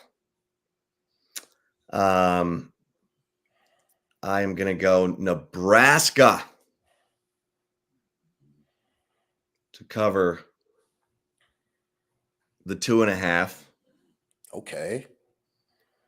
And how about I'm looking at A&M LSU, and LSU is favored by 11.5. Why do I think the Aggies are going to cover this? Ooh. Interesting. Am I crazy? Man. I'm not saying anything. You blamed me for not letting you pick BYU last week. So, yeah, I'm on that zip 'em shit. This is on you. Gut feeling. Oh, gut feeling.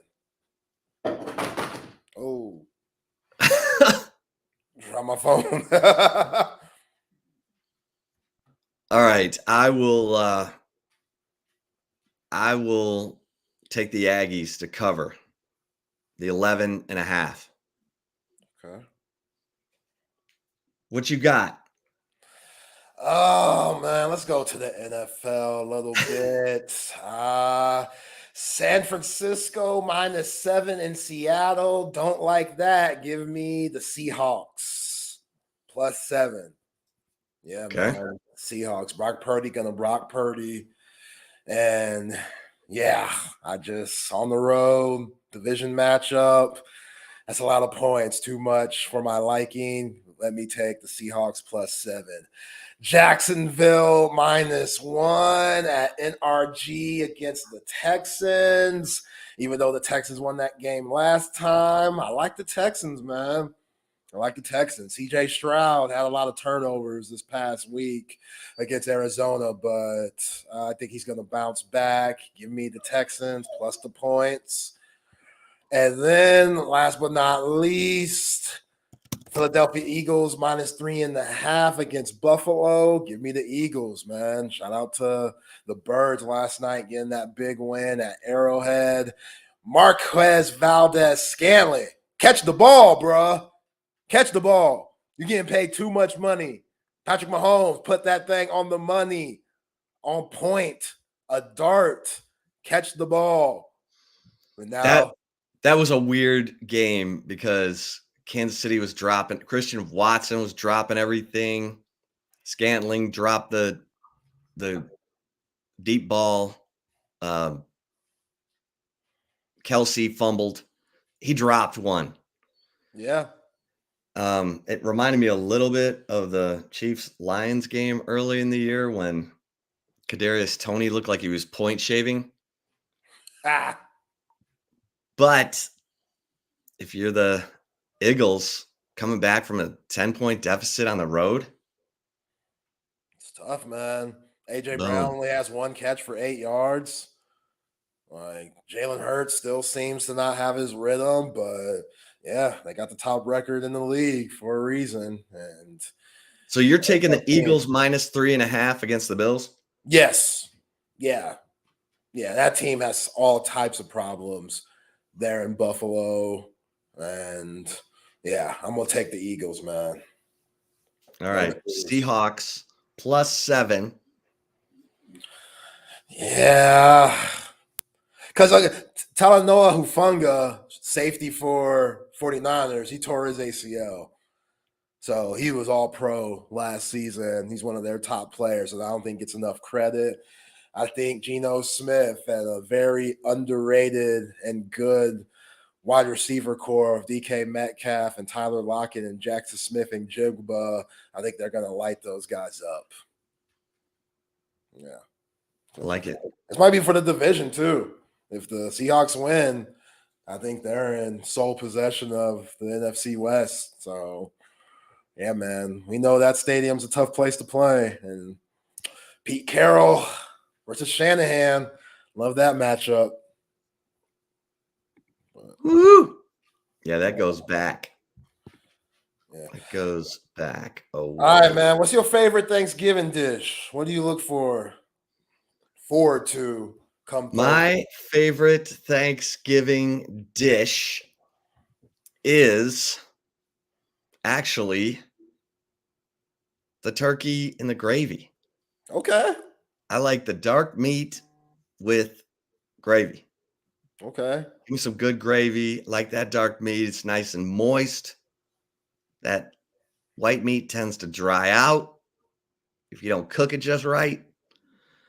Love the candied yams. Oh man. Okay.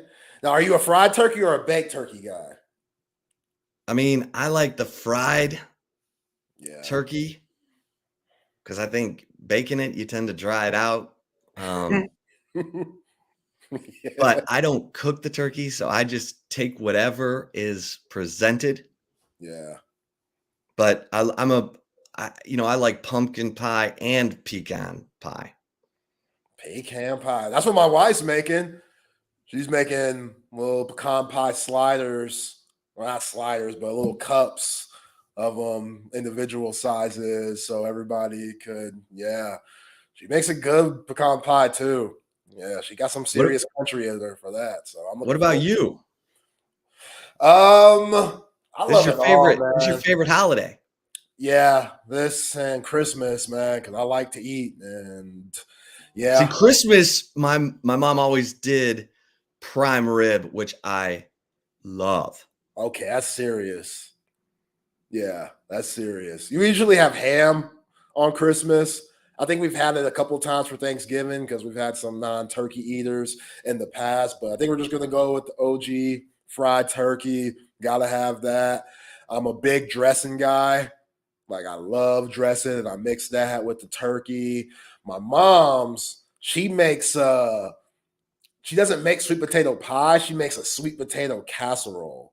So we eat it with the meal. Like, we don't eat it as a dessert. We eat it with the meal. So, like, it's right beside the baked mac and cheese and the corn casserole and the green bean casserole. Like, it's serious, man. It's serious. And I've always loved her sweet potato casserole. But yeah, man, this is my holiday. I go crazy. I got my Tupperware stuff ready for the leftovers. I always leave last just to make sure I got everything I need, because I can eat Thanksgiving until next week. Like, this time don't come around very often. So I embrace it as much as I can. And yeah, we have a good time. Dude, you're making me starving. Yo, hey, I try to fast myself. Like, Wednesday night, probably around 8 o'clock, I cut it off until the next day. Because, yeah, I wear sweatpants. Like, it's my family. They don't need to see me in jeans and nothing. I don't need to be dressed up. I'm here to eat. The whole point of it, we giving thanks, and I get that, whatever. I don't know much about the Pilgrims and the history. All I know is food is going to be served that you don't get to eat very often. So I'm going to come as prepared as possible. No jeans, no belt, sweatpants, and maybe a nice sweater to make up for all that stuff. And let's get down, baby. Let's get down. Yeah. Oh, I love it. I love it. Yeah. I forgot about that. The casseroles, the many casseroles that Thanksgiving brings out. Yeah, I've never had just normal mashed potatoes on Thanksgiving. Actually, that's a lie, because, again, my wife is white, so I go to my in-laws too, and they do it differently, which is fun. I love comparing plates. Both is really good, but you can tell the difference between my folks and that plate that's most likely on the paper plate, and my wife's folks, who have the nice fine China dining. And just now, does everyone get together so you get the combined food, or do you do one house and then the other house? One house and then the other house. Oh, that's max food. Oh yeah, I love it. A lot of people wouldn't appreciate it because it's a lot, and I do like to watch my football, so we do have to do a little bit of traveling. But yeah, my mom, pop's house, it's only about 20 minutes away from my in-laws, so I don't miss much, and usually in between games, we'll take off. But yeah, you get the best of both worlds. Which one do you go to first? This year we're going to my parents' house first, so I got to be careful because I could go crazy. Yourself. Yeah, I got to pace myself. It's what the leftovers are for. That's right. And then that's when I can combine the two. When it's leftover time, that's when I combine the two. And yeah, it's going down. So you come with a bag for your Tupperware. Yep. And yeah. CC called me last week talking about, hey, get your own Tupperware, boy. Don't be taking ours. I swear you got a few of ours anyway, which we don't. That's some old BS. My wife does a good job giving them back the Tupperware, but yeah, we've taken matter into our own hands. Bring your own Tupperware. And we're bringing our own Tupperware. That's only fair. I get it. They're making the food. I completely understand. Yo, Gringo Horn 65. Yes, I can show up to the sweatpants and the in-laws. That's why I married my wife, because they know what to expect with me. I don't have to, go off brand just to please them. Nah, man. They could just be straight grimy, the sweatpants. This is Thanksgiving. Christmas, I get you, Gringo Horn 65. Christmas, 100%. I understand. I'm dressed to the T, nice Christmas sweater, nice boots. It's a little cooler. I dress up. I get that. But Thanksgiving, nah. The best you could do is a nice sweater. The best I could do is a nice sweater. But I need room. Right, you have to dress to take a nap. Exactly. Once that itis hits, yeah, there's nothing you can do. That turkey. Tryptophan or whatever. Yeah. Just conks you out. Exactly, man. While you're watching ball. Yeah. What are the games for Thanksgiving? I know Cowboys play Commanders. That's going to be ugly. Oh, yeah, you're Lions versus Jordan Love. Lions are early. Yeah, you've got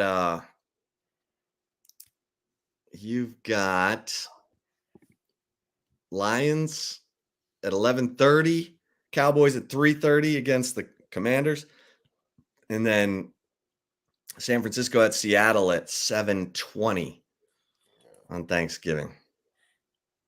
Okay. Come on. Yeah. The Lions. Mo Better, he said, it's family. Hell, I don't even dress up for Christmas. Just give me the grub. Dang, Mo Better, you act like you don't even bring a present over for Christmas. You just come ready to eat. I respect it. Sam is throwing in his prediction. You got a prediction for Friday's game? I'm going to go 30-21. 30-21 Texas. Yeah. How about you? I don't think that Tech will score that much. Let me see. I'm going to go with, what did K-State beat them? 38-21? I'll say 34-17. Okay. 34-17. I like it. I'll take it. Yeah. Like Hummer said, this team needs some style points, man. If they could get a 20-point win for a Texas Tech team that's coming in with a lot of confidence, winning the last 3 games and now becoming bowl eligible, then that's going to be huge for the Longhorns when the CFP rankings come up. But your boy, Danny Stutzman, is out here wilding in these streets again, which I know people are wondering, why are we still on? Kevin Dunn and Trey are on their way. They're just a little tardy at the moment. But yeah, Danny Stutzman, linebacker for Oklahoma.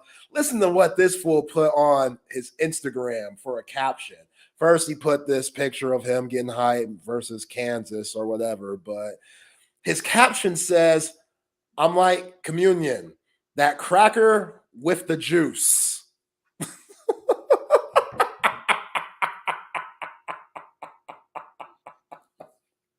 Wow. Oh my gosh, man. More like that. Cracking with some moonshine, this country self. Like, dude, that dude, gosh, he makes me so mad, man. He makes me so mad, especially if the Horns don't get in the college football playoff. Like, you let this dude be the reason why the Horns aren't in the national or playing for a national championship, potentially playing for a national championship.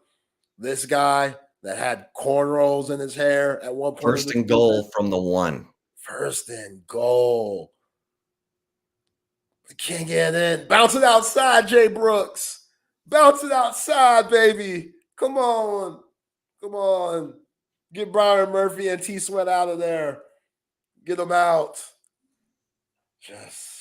I thought Jordan Whittington was gonna get there, get to the finish line, get to the end zone. And when he got pulled down at the 1, we all looked at each other and we're like, oh Lord. First and goal from the 1, Trey. Nothing. 0. And now? Low point in the season. Yeah. Based on if they had converted there, they probably beat Oklahoma, and we're not having to worry about other teams winning or losing to make it to the college football playoff if Texas takes care of business over the next 2 games. Yep. Hey, Trey, I don't know if you heard me talk about Danny Stutzman and his caption on his Instagram post, but this dude said, I'm like communion, that cracker with the juice. And he's from Florida. Like, it would be so much better if he was from Oklahoma.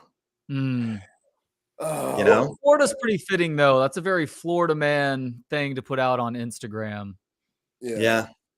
Yeah, Florida is a wild frontier unto itself. Oh, yeah. If there's a word for white trash football player in the dictionary and Danny Stutzman's picture is not right next to it, what are we doing in life? You know? I almost hate to say the name because he's in Austin now, and according to many people who have interacted with him, he's a good dude. But yeah, that Stutzman and Bosworth. Shocking it's 2 Oklahoma linebackers whose pictures are right next to that one. Bosworth at least had a little swag, though, with like the glasses and the hair. Yeah, I get he was trashy, but there was still like swag mixed in with, you know, the white trashness. There were so many people who thanked Bo Jackson after he decleated Bosworth and effectively ended his career because he had gotten too big for himself. Like, that shtick was okay, I guess, in college, but in the NFL, dudes are like, are you fucking kidding me, guy? It was very WWE. Yeah. Like, it was very WWE. And from that standpoint, Bosworth created a brand for himself that I mean, he's in the Fansville commercials. He's the sheriff, and he's funny, and he's now self-deprecating, and he created that WWE persona, and Barry Switzer loved it. Switzer loved it. Switzer was all about it. Switzer was about the mink he put on his mink to go recruiting Eric Dickerson, and that mink cost him Eric Dickerson. Because Dickerson's mom was like, ain't no way in hell you going to play for that man. And Dickerson was like, damn, mama. I guess I'll just have to take the Aggies Trans Am and go to SMU. Because he was wearing a mink? Yeah, she's untrustworthy, like a guy wearing a cape or something? Yeah, she thought he was too flashy. He looked like a pimp. Yeah, you can't look like no pimp. To an old black woman like that's probably around my big mama's age. Yeah, that ain't gonna fly. That's where he wanted to go. Dickerson said he wanted to go to OU and play for Switzer, but his mom wouldn't let him, so he went with Ron Meyer and SMU. So Kevin showed me the start of the Pony Express 30 for 30. I didn't realize how big of a character Ron Meyer was. I mean, that guy had his own brand of used car salesman flash about him. Like, even in, I guess, what was then modern times, when the 30 for 30 was being made, he was still somebody who was still very, very much into his own appearance. Yeah, Ron Meyer was hilarious. Like, he could talk anyone into anything at anytime. Was he the coach at SMU when you were in school there? No. Okay. He had left, and it was the Mississippi State Bobby, not Bobby Ross, Bobby Collins. Bobby Collins. Yeah. And Bob Hitch was the athletic director. Bob Hitch. It did not end well, as we know. That's weird. We can see Kevin's picture in the green room, but the studio picture is showing black. Oh, all right. There he goes. Guys, I am very sorry about being as late as we are today.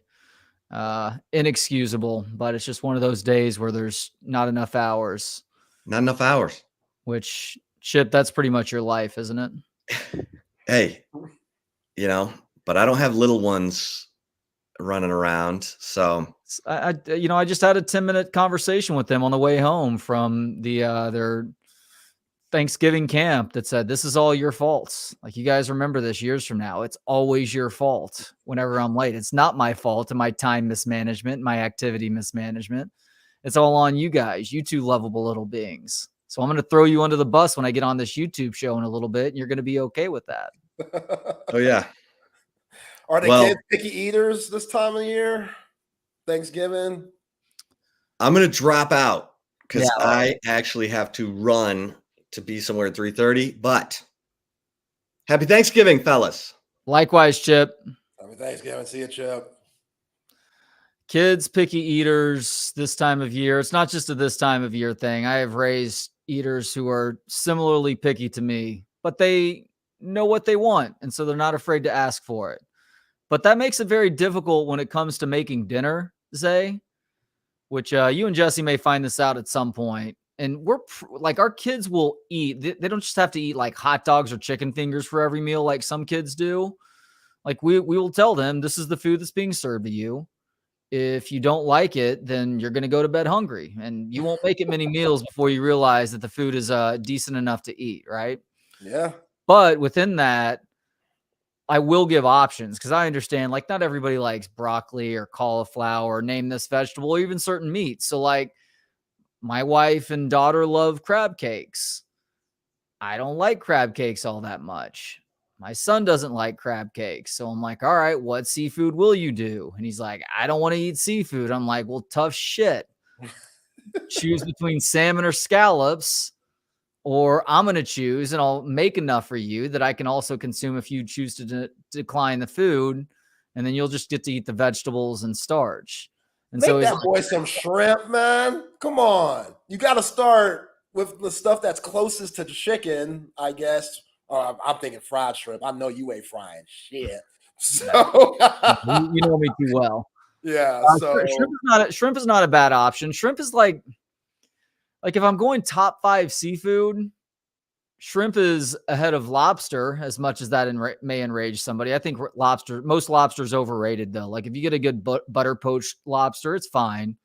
But there's other seafood that I'm ordering first, shrimp included. But shrimp still falls below like trout and salmon and things like that. And then I'm a big scallop fan, big fan of the scallops. And so that's what I ended up getting tonight, because my son, I was like, scallops or fish. Maybe I'll give him the shrimp option next time, and he'll probably take that. But he got the scallops or fish option. He said, I don't want either of those. I said, all right, well, I'm going to get scallops, and that's going to be your chance to eat meat on this Tuesday night. And if you say no, then you'll just get to eat the, sweet potatoes and either cauliflower or broccoli. See, I've never been a scallops guy.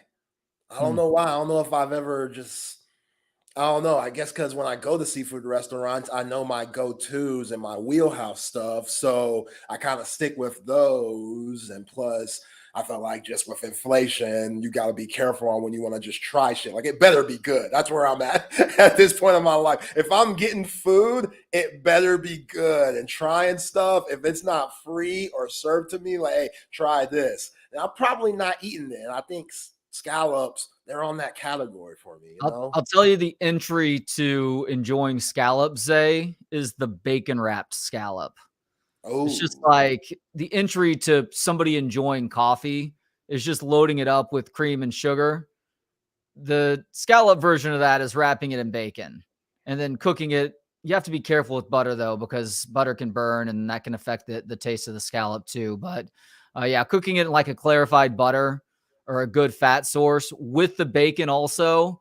Yeah, that's really hard to mess up. Like you can't, scallops are delicate and you have to be careful about overcooking them, but with the bacon wrapped around it, you're given a lot more leeway. Okay. Just like with a coffee that's maybe like a mediocre quality coffee, if you load it down with sugar and cream, it'll taste great because it's got a bunch of sugar and cream in it, right? See? Yeah. I'm not a coffee guy either, so I hear what you're saying. I definitely hear what you're saying. So what's with your health nut ass palate?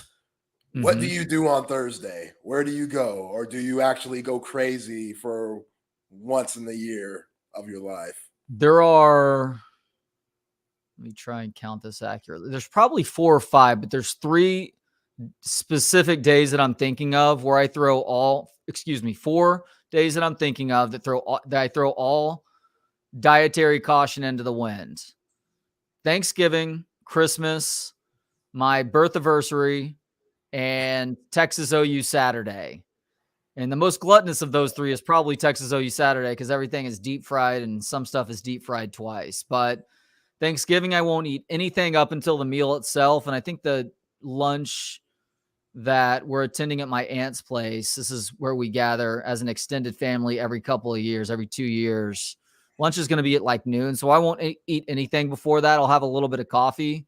And then I will be shameless about how many Thanksgiving sandwiches I'm making with those King's Hawaiian rolls and just a variety of ingredients that are being served up. Turkey, stuffing, cheesy green bean casserole. May throw a little bit of that gelatinous cranberry on there as well. And yeah, it's all bets are off. I don't normally eat pie. I may just choose to eat some pie because it's Thanksgiving and why the fuck not? Or a good cookie or something. Yeah, I go total fat kid on Thanksgiving to answer your question. What about you? Yeah, everything. I go in, like I've been talking on these airwaves to the people about I don't even wear jeans or nice pants on Thanksgiving because I need space, man. Like it's a serious holiday for me. I don't do much talking. When I'm eating, don't really talk to me, but all right, fellas, that's my cue because my dog is sleeping right here and like, dude, take me out. So appreciate you guys. Y'all have a happy Thanksgiving. Love you guys. Thank you, Zay. I'll see y'all soon. Happy Thanksgiving, buddy. Same to you and your fam, Zay. Appreciate you, brother. Appreciate you. Yo. Hey. I guess KD is experiencing some technical difficulties. Yeah, his video was showing up in the green room, but then whenever I was patching him through to the studio, it was a black screen. And so according to the text that he just sent, he is resetting once again. And in the meantime, you're stuck with me for at least a few more minutes. I was going to say the same thing about you. Well, it's just, you know, you have to be ready to pivot in these times, these holiday times, because shit never goes as expected, right? No, everyone's busy this week. Everyone's got stuff going on. I mean, I've reached out to, I think, 6 different potential Texas Tech guests for either you and I show or Bucky and I show, and just nobody's available. Everyone's responding, which is good, but it's like, nah, just swamped this week, or I'm traveling today. And it's like, oh my God, like this is like, obviously football is such a big part of Thanksgiving in this week and this weekend. So I'm very glad that there's football, but yeah, part of having to work this week is just, it's the struggle of having to work this week because nobody wants to do anything this week. And people actually have reasonable excuses that I believe in, but that's what we're going through right now. So it is what it is. I'm tempted just to take a trip to the grocery store when the show is over at 5, just to really fuck myself over, because that's what I seem to be doing this week. It's like I'm trying to shoehorn too much into the time that I have to do stuff. And inevitably one thing falls 5 or 10 minutes behind and it throws everything else off. Everything else. This week sucks. What better way to test that out than to just go to the grocery store when it's probably shoulder to shoulder with people? It's fun to people watch at the grocery store if that's what you're looking for. if by people watch you mean watch people be complete assholes to one another in the spirit of these holidays where it's supposed to be all about everybody else, then yes. Yeah, go to like a Target that's got a Starbucks in front. Just get you a cup of coffee and just like sit there and watch people for a couple of hours, and it'll be really entertaining. It might make you feel a whole hell of a lot worse about society, but you'll get a couple of laughs out of it, I would think. Dude, I fucking hate Target on a regular basis. Like when it's normal times, I cannot stand to go into Target, and of course, because my lovely wife, Justine, is a suburban mom. It's one of her favorite places to go. My kids like to go there as a result because they occasionally get stuff bought for them there. I went on an absolute rant to my kids the other day about how much Target sucks. Really? I hadn't even gone in there or anything. It was just like they were talking Target up. I'm like, guys, Target is not that fucking cool. At some point, you're going to grow up enough to realize that Target is just another place to buy stuff. And most of that stuff is not all that cool. I'm Team Target, man.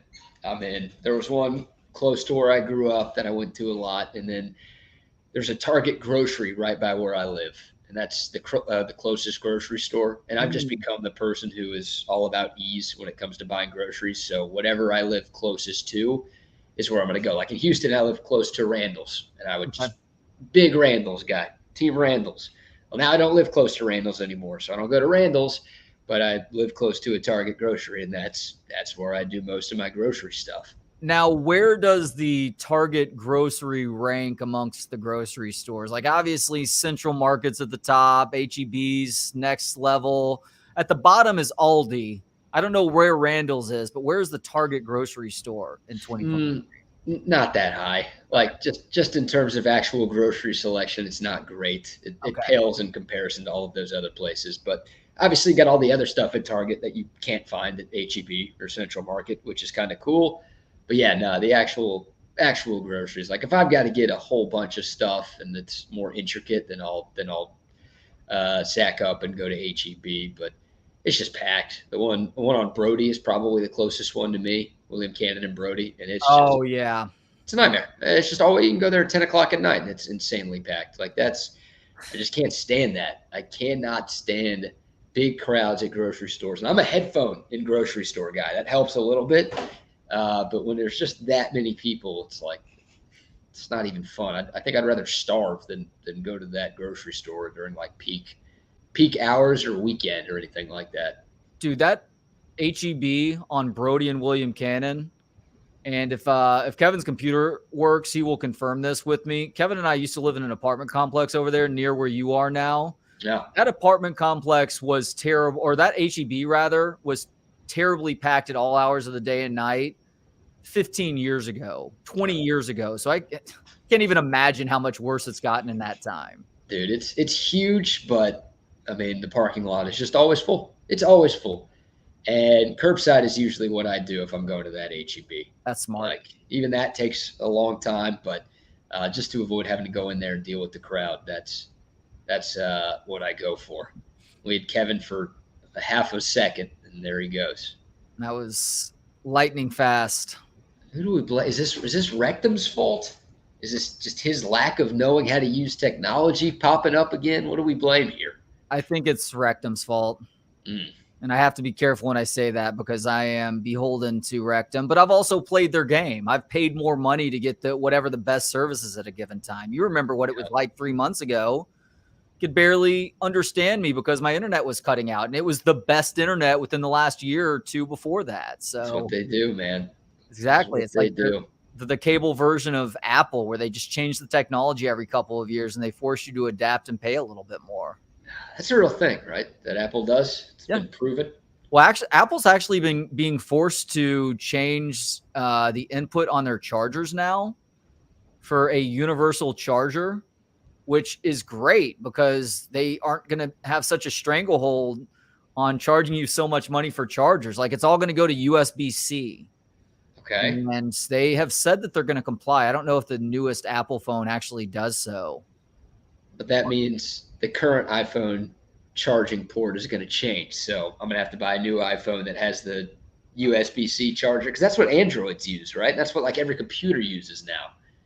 Is the USB-C? Yeah, like, well, I don't know. I think it depends on the laptop because you need a more charging ability like on the MacBook Pro that I'm talking on right now, like that needs a different charger to get the proper to get the proper amount of power into the computer to continue to work. Mm-hmm. And when it's plugged in, it's still not being zapped of power or whatever. But I think for the iPhones, that's going to be the standard going forward.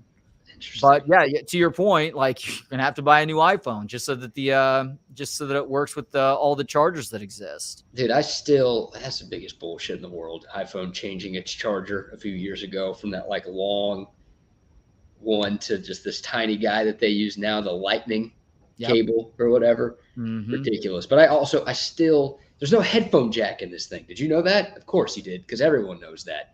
I still fall for this all the time. I just have these old plug-in headphones. Hell, most of them are Apple headphones. I'm just like, get them out, I'm gonna listen to music. I'm like, oh shit.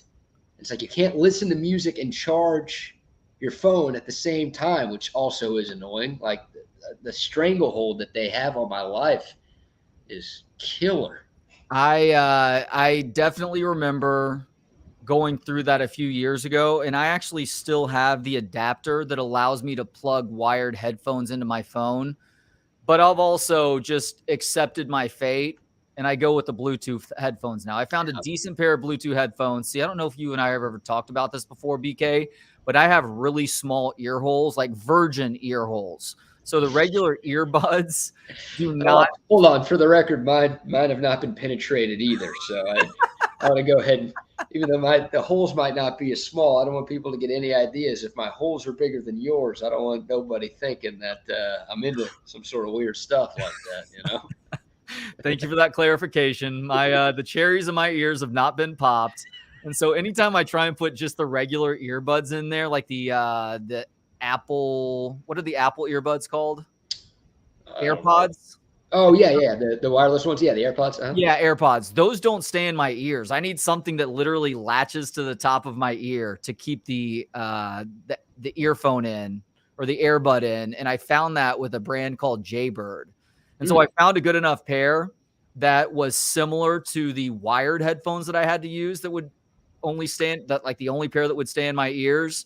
And so I just roll with that for the most of the time. Like the wired ones are backups, and I don't have any issues using that with the adapter if need be. But it's also one more wire, and if you do enough of this stuff, if you play their game enough, then you start to get annoyed by the wires too. So yeah, the wired ones suck. And Gringo says wireless earbuds, dude. Like I've got a good pair of Bose wireless headphones for flights. Like I think the only time I use them is when I'm traveling. Because I actually hate these. Like I'm using these this week because I'm at my parents' place and I got family here, and I want to be as unobtrusive as possible. But like my ears hurt from these. Yeah. And it like sweat gets trapped under these things and they suck. So when I did actual radio, I would just wear the in-ear buds. Yep. And I have a pair of AirPods too, because I'm not a virgin like you are. And which doesn't make sense considering the picture behind you. How many times have your ear holes been penetrated, BK? I thought you just said they never had. No, not those. I was just, the other kind. But I guess no one thinks you're a virgin. You have 2 kids, so you're less likely to be one than I am at this point. But I've got AirPods, but like I don't bring them with me. I always forget. Like I always keep a couple of pair of wired earbuds in my car. So it's like I'm going to the grocery store just on a whim. I'm like, well, this is what I've got. But yeah, I don't want to leave like my AirPods or my nice Bose headphones that are wireless in the car because I'm worried my car's going to get broken into and they're going to get stolen, and that would suck. So that's why I rock the wired earbuds as often as I do. What is it about those broadcast headphones that every time you wear them, and it's obviously a bit of an exaggeration, it feels like a weak vice grip on your head. Like every time I take any pair of those headphones that I put on, I don't care where I've been in my radio career, I take them off and I'm like, God, I feel like my head is like a centimeter more narrow now. And these are nice.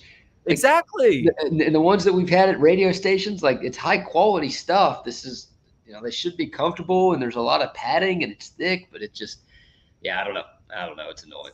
It's like the Chinese water torture thing. That drop of water hits your head enough, eventually it causes a skull fracture. Oh, is that what this is like?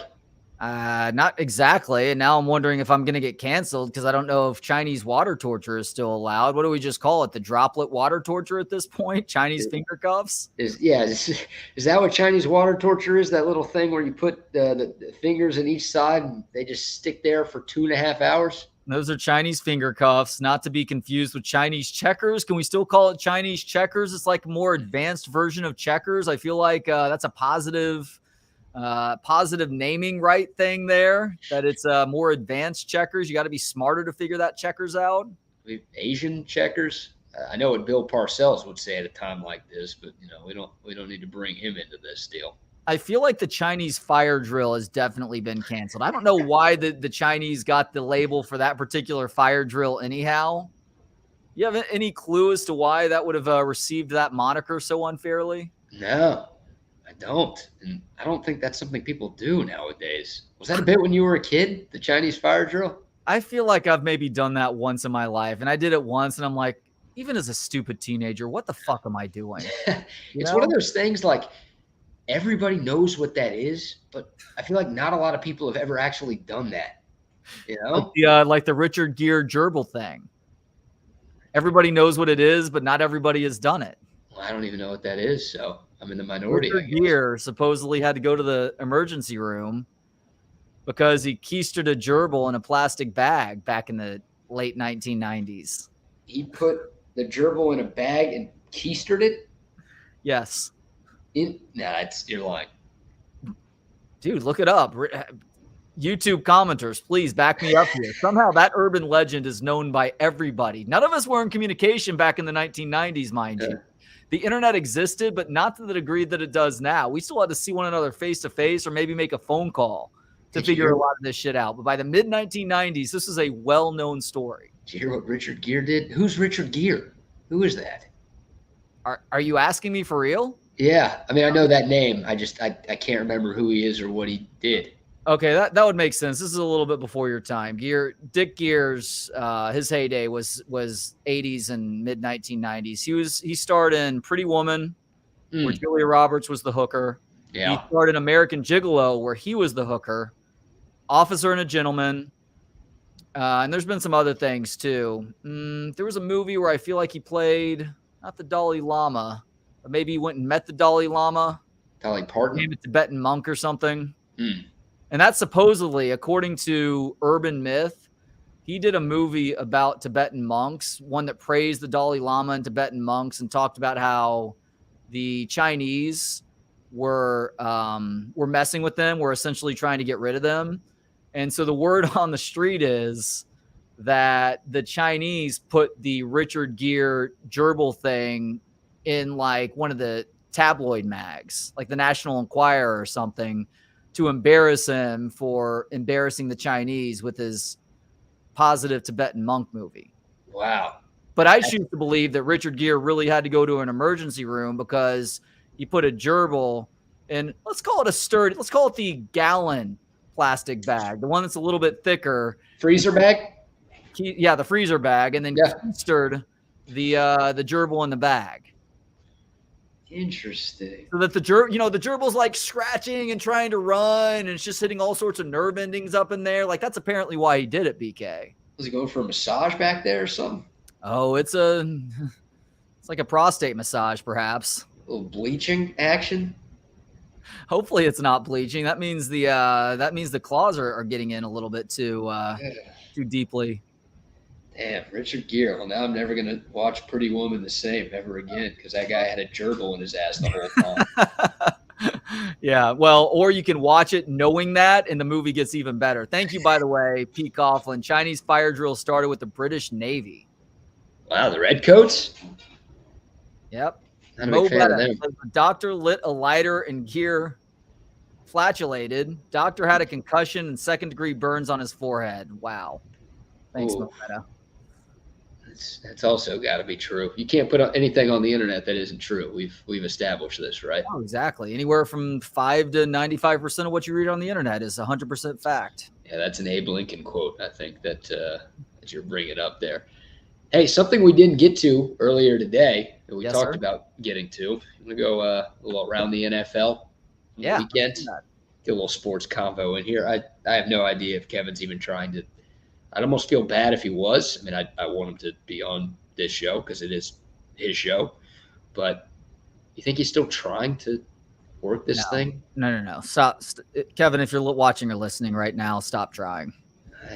I'm just amazed what could be going on over there. It may be a combination of the computer, but I think it's more the internet than anything, because we just saw him for a little bit, but his connection wasn't good enough to where the video showed up on the screen when he was forced into the studio. So my thought is that it's just the internet, unfortunately. And that may be as simple a fix as him getting a wired connection to his computer. He and I are supposed to hang out over the next couple of days. I may go over there and see if I can't bring an Ethernet cable to help him out. There you go. Yeah, speaking of keystering, Rectum is ruining his life right now. Killed him. It's tough. Damn near killed the guy. All right, around the NFL, the Cleveland Browns are 7-3. How about this for a stat, Trey? The Cleveland Browns have the same record as the Kansas City Chiefs. They're both 7-3. The Cleveland Browns have also scored more points than the Kansas City Chiefs have this year. The Cleveland Browns are kind of good. And 6 of their 7 wins have come against teams with winning records. 2 of their 3 losses came by 4 points.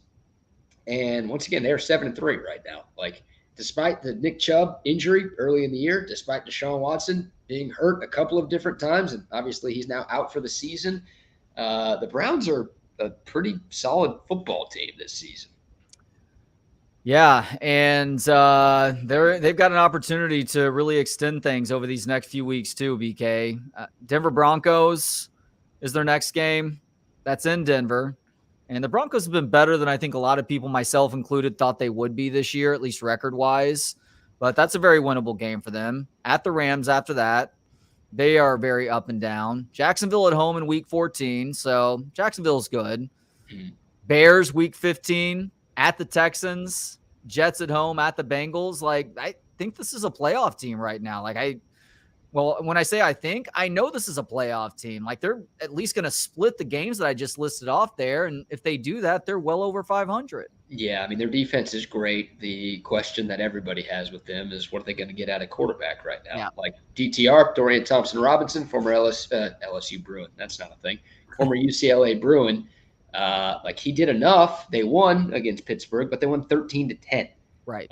And it felt like Deshaun was actually starting to look like Houston Deshaun before he went down with that shoulder injury, which required season-ending surgery. So, maybe the defense can carry them into the playoffs, but at some point, I just wonder if they're going to run out of gas and run out of steam with nobody really playing quarterback. The good news is, I'm looking at teams that aren't in the playoffs in the AFC right now. Like, Buffalo's not in. I think Buffalo's going to find their way into the playoffs when it's all said and done. Yep. Cincinnati would be another one of those teams, but without Joe Burrow, I feel like that eliminates the Bengals from playoff contention. Yeah, they're going to fade. The Chargers are 4-6, and as long as Brandon Staley's there, we know how you feel about him. They've got no shot. So, Cleveland right now, they're a half a game behind Baltimore. Baltimore's 8-3, Cleveland's 7-3 in the AFC North. If they had Deshaun, you would think they could win that division and maybe be the number 1 seed in the conference, because that's where Baltimore is right now. Without Deshaun, maybe they sneak into a wild card spot, but I don't feel like legit Super Bowl contenders with Dorian Thompson-Robinson at QB. Well, not just that, but losing Nick Chubb for the year to that gruesome injury, and thankfully it wasn't as bad as initially feared, so he may actually be able to come back at some point.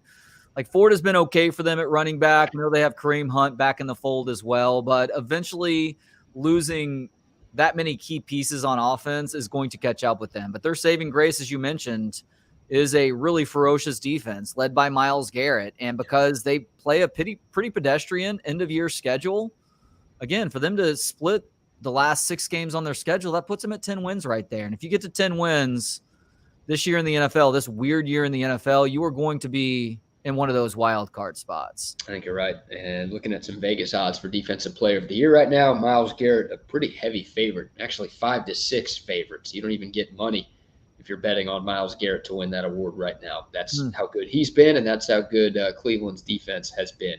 Who's number 2 on that list, if you have it in front of you? Micah Parsons. And then TJ Watt, number 3. And it's a perfect segue because on the other side of that game, Browns 13, Steelers 10. I don't know if you saw this, but Matt Venezuela finally fired as the offensive coordinator for the Steelers. It's the first time, Trey, that the Steelers have fired a coordinator in the middle of a season since 1941. Well, look, people have been calling for Matt Honduras to be fired since the start of the year, and his offense isn't all that creative. Is it completely his fault? Because Kenny Pickett, jury still very much out as to whether or not he is a legitimate starter in the NFL. If anything, at this point, you have to lean he is would be much better off in that backup capacity than as a starting quarterback. But part of the issue for me with last week's game is they named Jaylen Warren the starter, but more than midway through that game, Najee Harris had more carries. And it's been very obvious all year long that if you're splitting carries up, giving one guy a slight advantage, Jaylen Warren needs to be that guy. And so even though he's the starter, Najee Harris is still getting more work. Like, that's damning. They're not doing nearly a good enough job of getting George Pickens involved.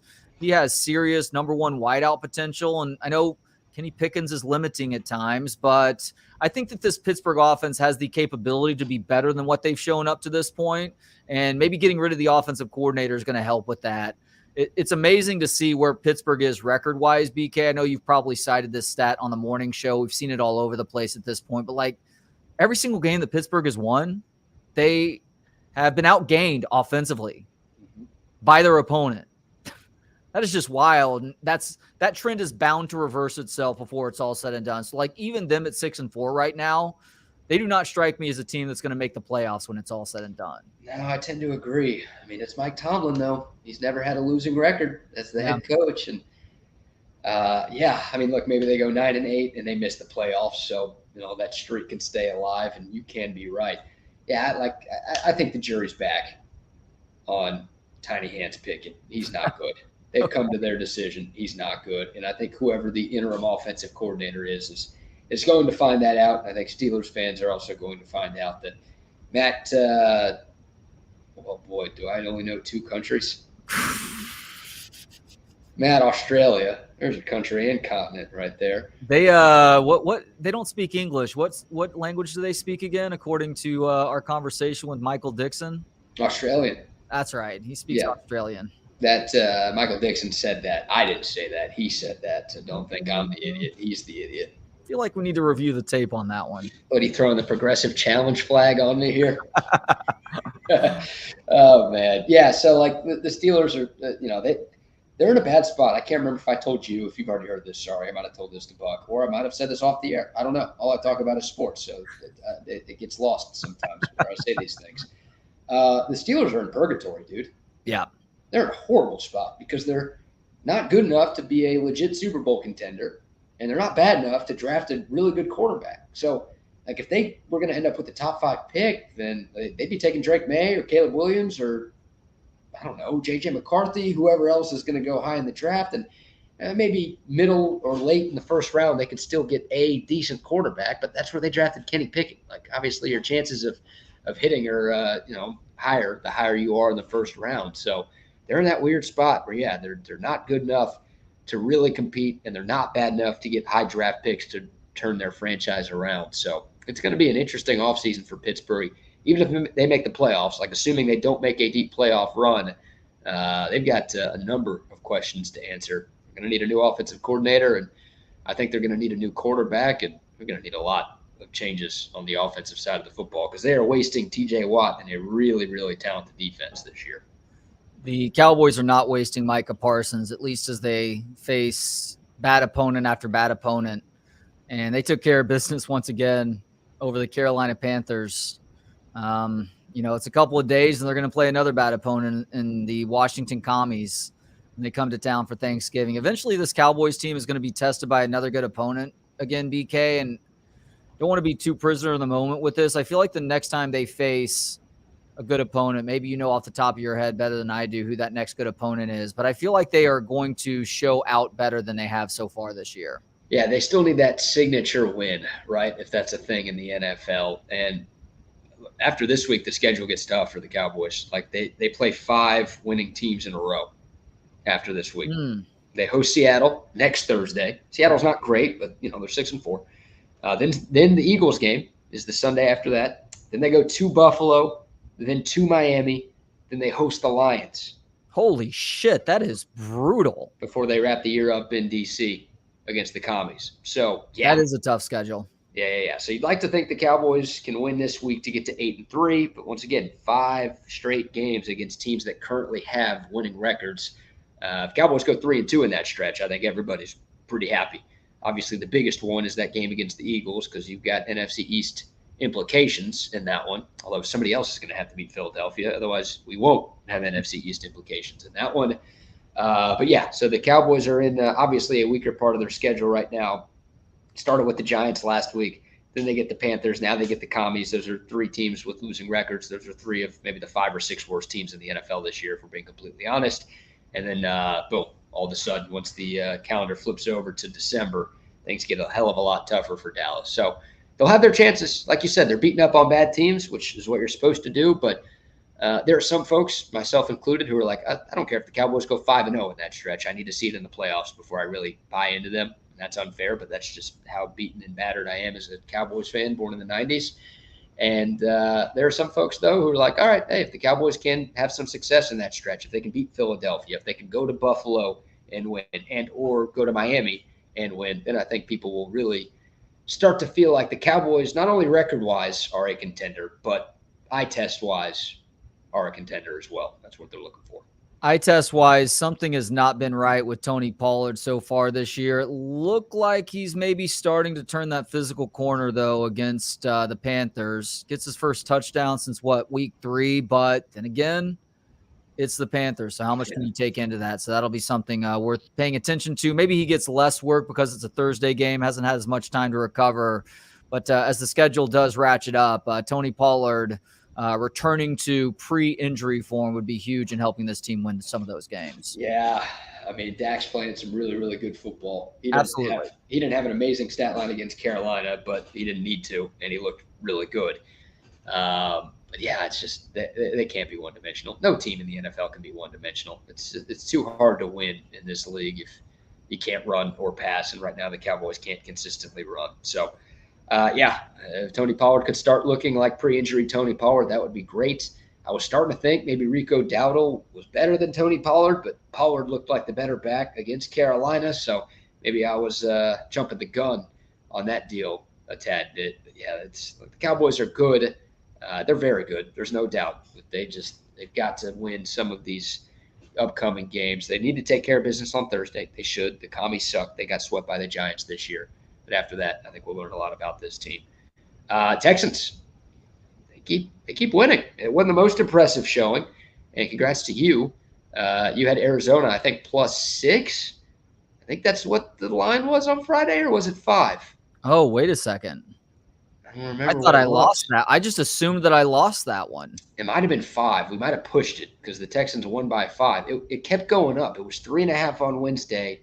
It might have been 5 on Friday. I think it closed closer to 6. I'll have to go back and check the tape because I know you picked Arizona and I had Houston.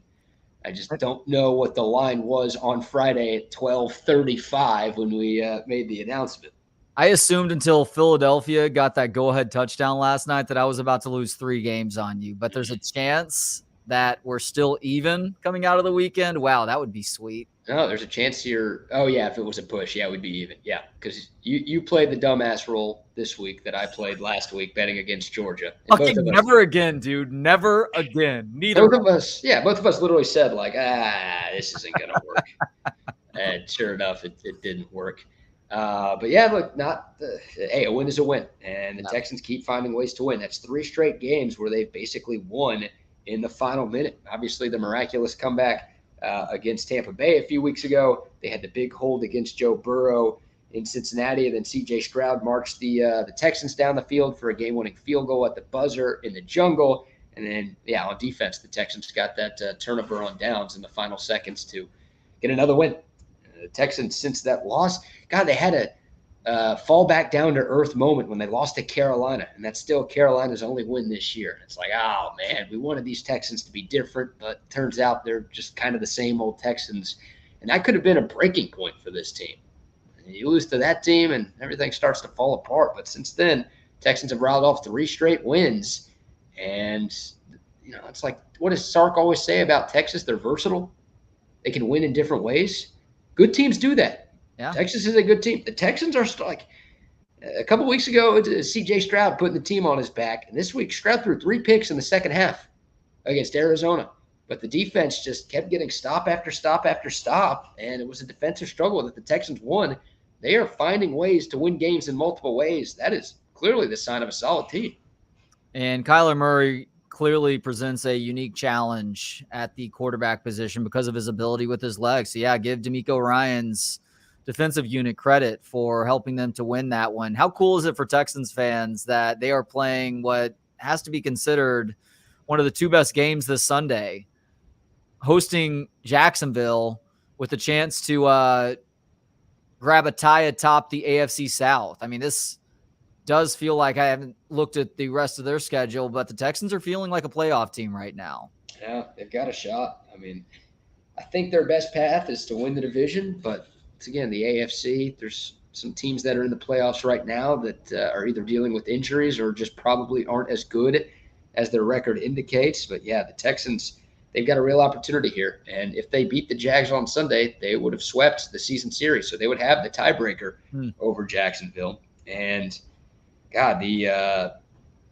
Texans have owned the Jags. I think they've won 10 of the last 11 against Jacksonville. Wow. Which is insane considering Jacksonville has been kind of good and the Texans have been like the worst team in football in the last 3 years. Yeah, I'm looking at it on, let's see, 1, 2, 3, 6, 7, 8, 9, 10. Yeah, 10 of the last 11, including a win in Jacksonville, a blowout win in Jacksonville earlier this year. So I don't know how to explain that, but the Texans have had the Jags number. So I think the Texans have plenty of reasons to be confident right now in the team they're going up against, even though the Jags have a very good record and they're one of the better teams in the league. The Texans should feel like they've got a good shot to get this one done. Jags have been playing well recently too. Boy, if the Texans win this game on Sunday, they will be a playoff team because their schedule ends like this. Denver at home, at the Jets, at Tennessee, they fucking given up. Cleveland Browns at home, Tennessee again at home, and then at Indianapolis to end the season. And Indy has essentially cashed it in at this point too. Yeah, that's not a hard schedule, not murderer's row by any stretch. So this is cool, man. Texans fans just wanted to kind of be in the mix. They are more than in the mix right now. No, I haven't seen the Kyler Murray arrest video. Is this similar to the Baker Mayfield arrest video, BK? Oh, dude, this was in Austin last night. What? You haven't seen this? No. Dude, on 6th Street. I thought this was – wait a second. Are you guys messing with me right now? Is this about to be a little person that gets arrested by APD? Yeah, it's about to be Kyler Murray getting arrested by APD.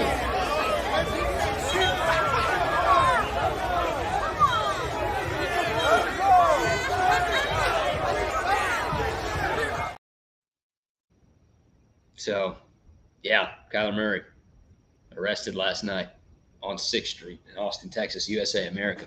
Do we know what the charges are? He just had one seltzer and started getting wild. Talking a lot of trash. It wasn't even a hard seltzer. It was just a straight seltzer. Just turning him nut-shotting dudes and groin-kicking ladies, and it was just out of control, man. Well, got to be careful with the lollipop kids.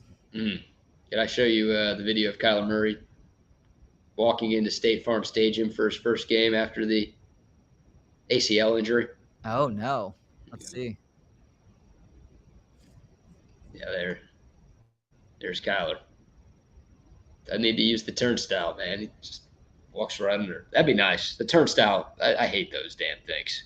I agree. What do you do with them? Like they're right in line with your groin. Like you're just walking into a nut shot there. If you use your hands, it's gross. Yeah. And it's better than taking the nut shot. But like you side shimmy through it. What do you do? Yeah, you kind of hip check your way through it. That's what I try. It's the slightest hip check, just the slightest little turn, so you're not touching your junk on that thing. You're not having to touch it with your hands. Touching with a part of your pants or shorts or jeans that probably isn't going to get you sick when it's all said and done. Yeah, I guess that's it. I'm trying to think. The little person is not going to use the turnstile. They've at least got a limbo under the thing. Like, don't just duck your head. Like, give us a little limbo action. Well, the whole point of the limbo is you can't get under the bar unless you limbo. Yeah, you got to. Whenever people start the bar way up high, you just walk under it, you know? Show that video again. That guy had to go like this. He had to duck his head a little bit. You got to duck your head back if that's how we're going here. See, he went forward. You got to go backwards. You're right. There is a tiny little duck going on. And if your forehead touches on the that nasty bar, good luck with that. But you got to go back and you got to try it again. You only get through the turnstile if you turn the turnstile or you limbo under the thing. And that goes for us too. If you want to try and limbo under the turnstile, I will find the next venue that you go to that requires a turnstile and let them know that if you limbo under that thing, then you don't have to touch it. You should get something as a gift if you can limbo under a turnstile. Yeah. Those things are pretty low to the ground, aren't they? Yeah, they're not high. No. But there are people that can literally limbo under like a bar that's a foot tall. Yeah, it makes no sense. Who has turnstiles these days? Like sporting events and subways? Not the restaurant, but like, subway systems. Is that it? I feel like there was a time that Subway actually did put a turnstile to get into the line to order sandwiches. This may have been pre you consciously going to Subway, but they finally got rid of that thing at a certain point. Yeah, I feel like the last time I went through a turnstile was the last time I was in New York City, just going on the subway. Yeah, Subways definitely do it. I don't even know how many sporting venues have turnstiles anymore. Yeah, because I'm trying to think, like, Longhorn games don't do that. The Texas Stars games at the H-E-B Center, they don't do that. Well, maybe do the Express do that? I can't remember. It's been a while since I've been to an Express game. I can't either. I don't know. Venues don't typically do that. No. I'm glad we've gotten rid of those things. Yeah. They suck. So unnecessary germ spreader. Necessary germ spreader and unnecessary nut shot. It's not what we need here. It's a double whammy. It is. A woman had to have invented that, right? Gotta be. Bucky almost died because he sat on a remote control. Imagine if he touches a turnstile. What? Oh, yeah. Bucky brings remote condoms with him everywhere he goes. You heard this bit? No. He brings a Ziploc bag that he calls a remote condom whenever he travels to hotels because he's worried if he touches the remote, he's going to get sick. So he always I think he does it like dog shit where he uses puts his hand inside a Ziploc bag and then flips it around and then only touches the buttons on the remote control with the condom on. I mean, he's probably got a point. I can't imagine how much ejaculate is probably on those hotel room remote controls, Yeah. I mean, I travel with Clorox disinfectant wipes for stuff like that. That'll help. So, but that's kind of like washing your boxers after you shit in them. It's like, have you truly gotten that thing clean enough that you feel comfortable touching it? No, but I got to change the channel. Hello, Blackface Kevin. Oh, man. That's so weird. It looks like we see that. Yeah, he is frozen. It was we see the picture of him in the waiting room, but he is not moving. And then whenever you try to bring him on, I know you already said this to the people earlier, but whenever you try to bring him on, he just, like he's singing The Eyes of Texas back in the day. AD. You mean at the start of that song? Yeah. Tough. Oh. All right, next NFL game here. Jags 34, Titans 14. We already talked about both of those teams. The Titans stink. Will Levis had a nice debut. He is hitting a rookie wall right now. Yeah. The Jags are good. Dolphins 20, Raiders 13. Yeah. It's a weird game. Weird game for Tua. Yeah, the Dolphins had 3 turnovers as a team. Just felt like every time they were about to pull away from the Raiders, like I think most people expected them to do, they gave it back to the Raiders, and they kept giving Vegas a chance. But Jalen Ramsey had an interception in the last minute in the end zone to preserve the win. Vegas isn't very good. Miami's solid, but I think they wanted a little bit more of a passing of the eye test from this one. keep an eye on what Tua looks like going forward. This game against the Jets on Friday is obviously very winnable for them. First Black Friday game in NFL history. Let's make sure that there's not something going on physically with Tua. That was a weird game for him where he was all over the place throwing the football. And look, not everybody has A+ games every time they go out there, but considering some of his injury history, let's watch that one on Friday pretty closely. Interesting. Did he take I was just watching this one on Red Zone. Did he take a big hit or something? No, I didn't see a big hit either. It's like every time I tuned into that game, though, he was just off. Like he's looked much more crisp up to this point this year. And sometimes it's like something's not right physically, or it could just be an off game for him. Yeah, did have an interception and did lose a fumble as well, but the Dolphins do find a way to get the win over the Raiders. Lions 31, Bears 26. Man, this was almost a colossal upset.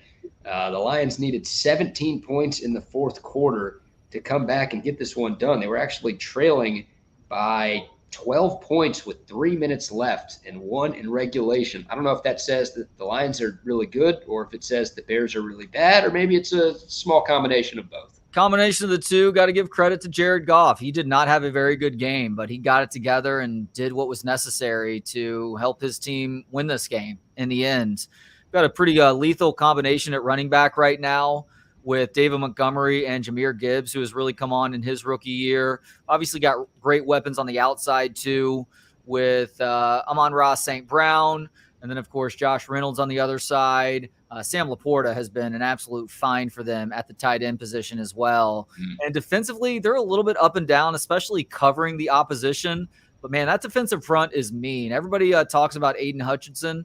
I can never remember the linebacker's name. That long-haired linebacker for them is one of the hardest hitters in the NFL. He is a really good player, too. And look, as somebody who's an NFL bastard at this point with the Oilers moving to Tennessee so many years ago, I pick a different team every year to kind of latch onto. This year it's the Lions. They're just a fun football team to watch. So it was enjoyable to watch them pull a game off that they had no business winning if they weren't playing the shitty-ass Chicago Bears. Come on, man. You lived in Chicago. You don't like the Bears? My wife does. My daughter claims to because she was born in Chicago, but ultimately there's no Bear fans in this household. Yeah. I had to explain to my wife what a wide receiver was three weeks ago. God, I fucking hate technology. Hello, Kevin. Can you hear us? Nope. Part of me is like, should we leave Kevin on for it's all messed up, man. It's been, I'm sure you guys are laughing your ass off at me. No, I feel for you. I can feel yeah, I can feel the frustration, and I hate that for you, but it also is funny. Yeah, we're going to leave you on the screen for the next 50 minutes. No, it's definitely funny.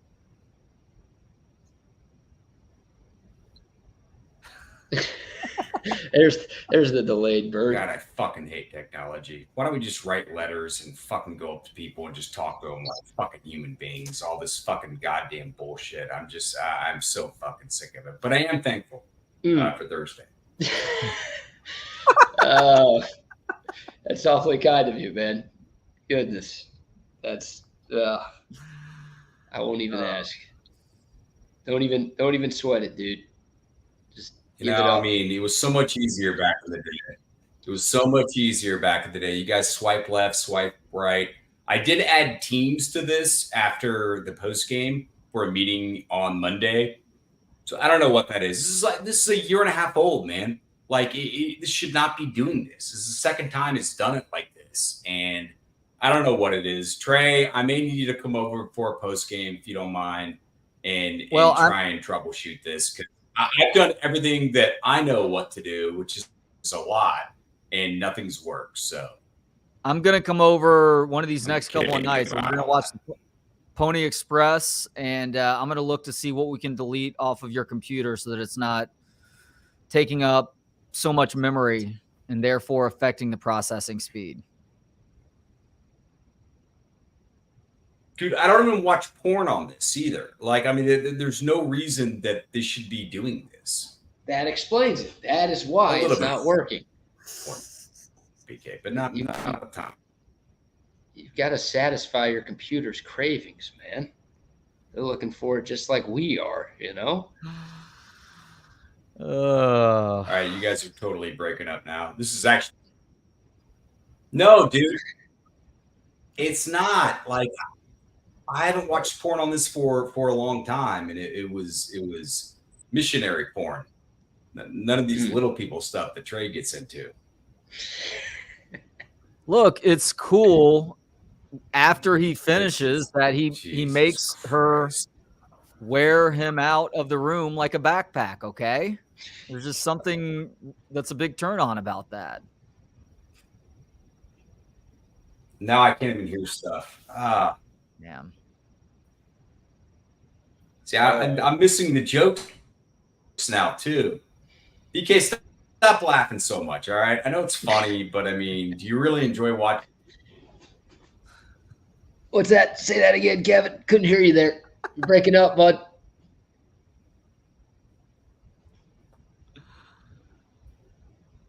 Hey, hang up the computer, and we'll talk later. I'm done resetting. Shut up. You done resetting? God. All right. Hang up the computer. Hang up the computer. Hang up the computer, and we will talk later.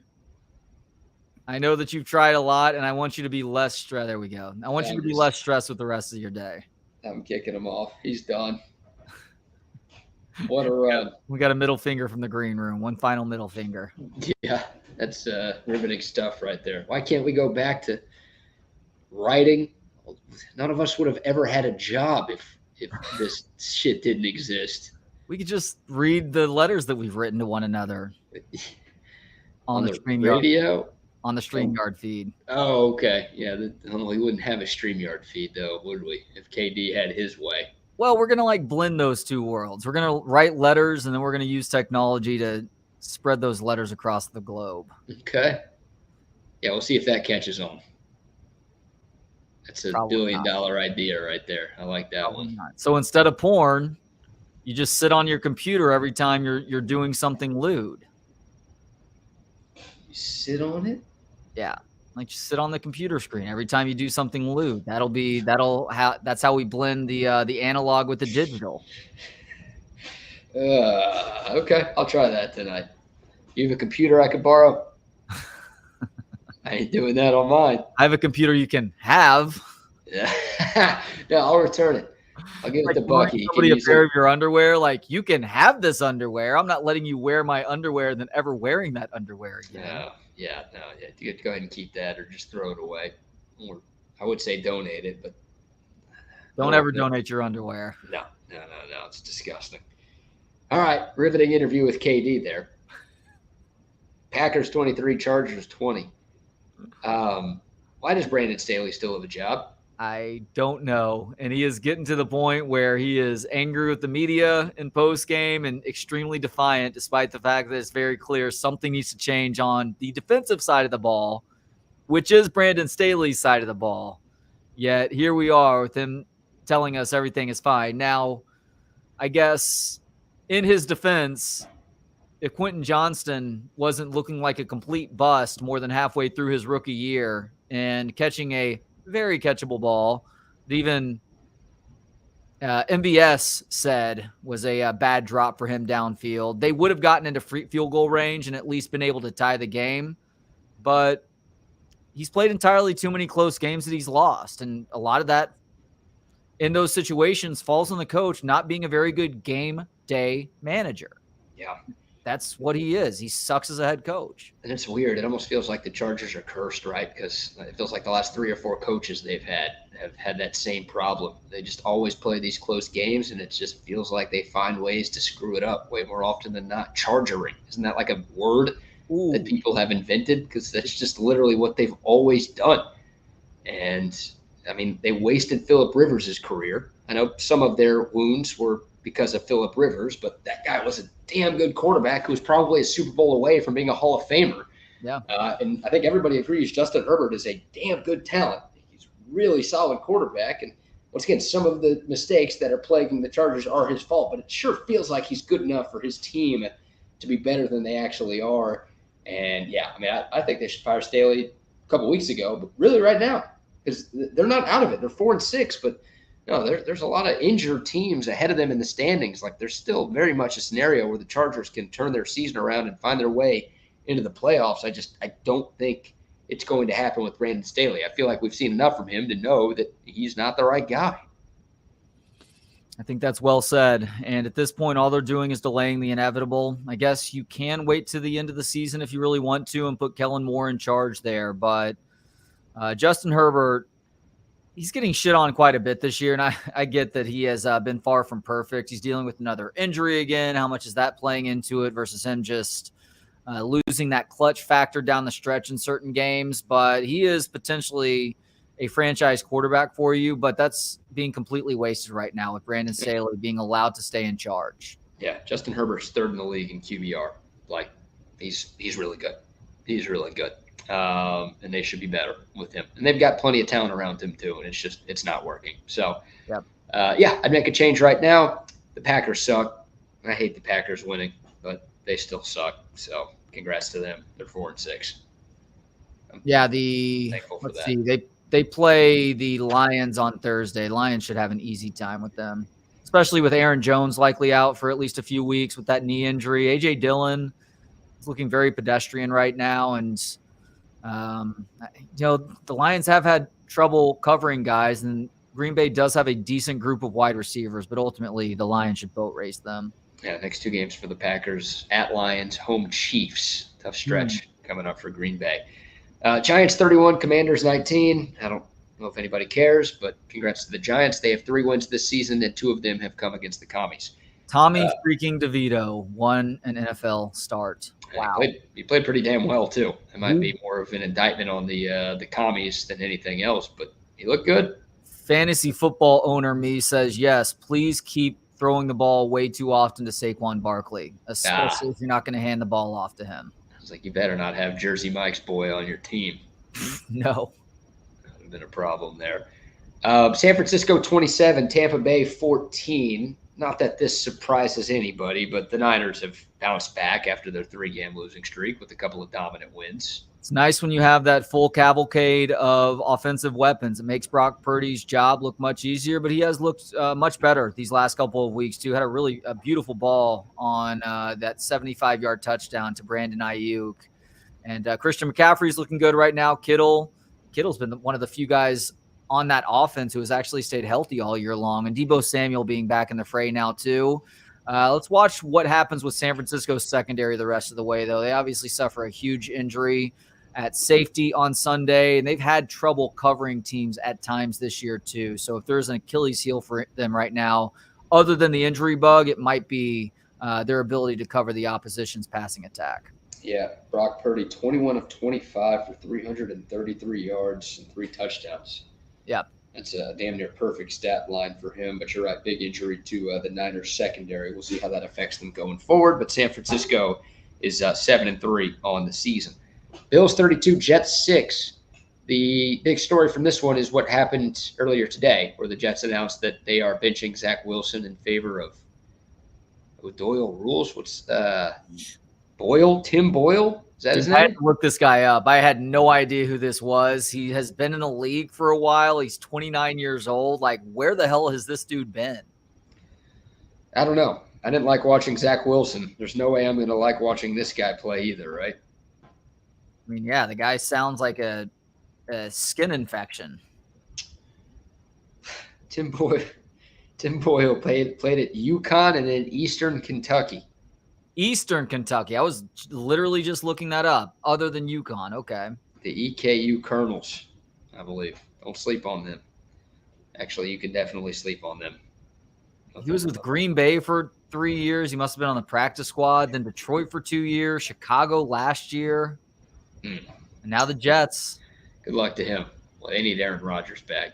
Is there a chance Aaron Rodgers comes back? Wasn't there a report a couple of days ago that's like Aaron Rodgers' teammates are amazed by how quickly he's recovering from that torn Achilles. You've kind of been on this saying that there's a better chance than people think that A-Rod actually does suit up this year. My point in saying that, because I think it's possible, is that people are going to be shocked at how quickly guys are coming back from injury now. the way that sports medicine has evolved is allowing for much more rapid recoveries with things like PRP injections and stem cell injections, whether you're getting those from the umbilical cord, to go along with some other newer methods that have been proven over time to help with injury recovery, but aren't considered illegal just yet. That's a good thing. We want these guys to be able to come back quickly from injuries, assuming that they're not immediately going to hurt themselves once again. The question becomes, though, BK, because I think it's possible. I'm not saying for certain he's going to be back. The question becomes is, are the Jets so far out of the playoff race by the time he could come back in mid to end of December to where it's pointless for him to rush back too soon? Versus maybe going out there and showing his ability to move around again and show people that he truly is well ahead of what the normal schedule is for an Achilles rupture. Yeah, we'll see what happens. I mean, I assume that's why the Jets are making this quarterback change right now. Like, they're hoping Tim Boyle can win a couple of games for them to keep them relevant, maybe for long enough to give Aaron Rodgers a realistic opportunity to come back. Right now they are 4-6, a couple games out of a playoff spot in the AFC. So crazier things have happened. It's like, dude, it's a 39-year-old coming off of a torn Achilles. Like, if this guy still wants to play beyond this year, which sure as hell sounds like he does, feels like it would make sense to just punt on this season and wait for next year. But, that's easier said than done in this sport. You got to wait a long-ass time to play football. It is so strange to look at the playoff picture right now and see how many teams are hovering right around either a game over 500 down to a game below 500. She said the Jets are 4-6 right now. So 4-6 is the Chargers of the Jets. The Raiders are a game below 500. The Bengals are at 500. So are the Broncos. So are the Colts. Bills a game above 500. This is a very parity-driven league this year in a lot of ways. Like, even the teams at the top, other than the Philadelphia Eagles, which look pretty darn good, it's a very flawed product this year. And maybe a lot of that has to do with the quarterback injuries that we've talked about over the last couple of weeks. But Tom Brady talked about this earlier, and he may have something to this. Like, the problem is not necessarily the players. The problem is that there's really mediocre to bad coaching happening across the league right now. How about that? Yeah, I mean, to go to your point about the parity in this league, the Detroit Lions have the second best record in the league. Wow.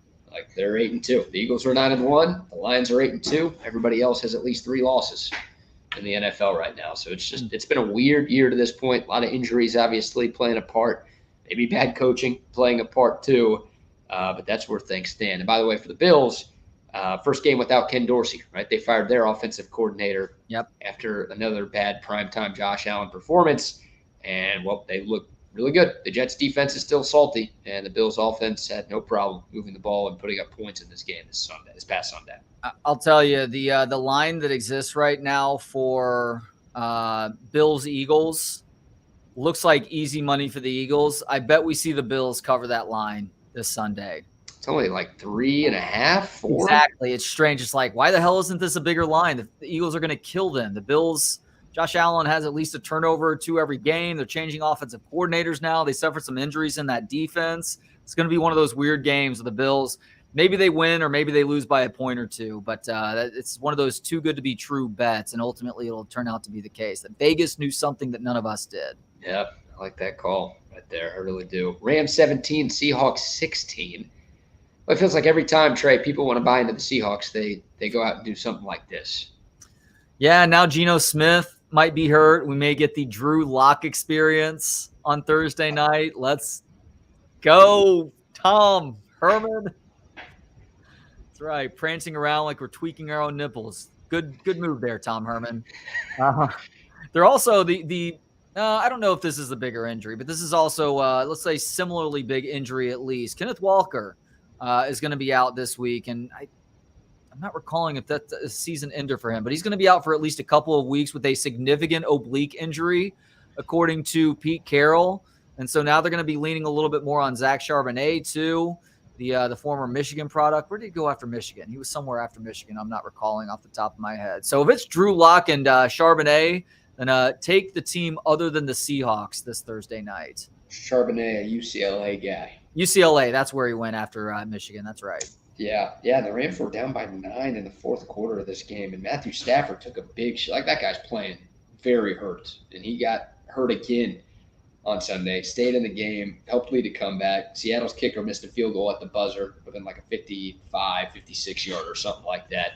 But, a bad loss for Seattle as they try to fight for a playoff spot in the NFC. Cooper Kupp got hurt again, so they're probably going to be out with his services for at least a couple weeks, if not another month. Yeah, it's just it's one of those sideways years for the Rams, and it's been that way since the beginning. And I don't know if this turns out to be Sean McVay's last year. I called that early in the season. Perhaps he tries to stick it out, but I would completely understand him saying, you know what, I'm going to step away from coaching for a year or two. This is going to be a very difficult thing to get back on track because we leveraged our future in that win now mode, and credit to them. They did win now. They won their Super Bowl a couple years ago. Yeah. Maybe he takes a break, earns a big paycheck to talk football and television for a year or two and just enjoy the company of his lovely wife and their new baby.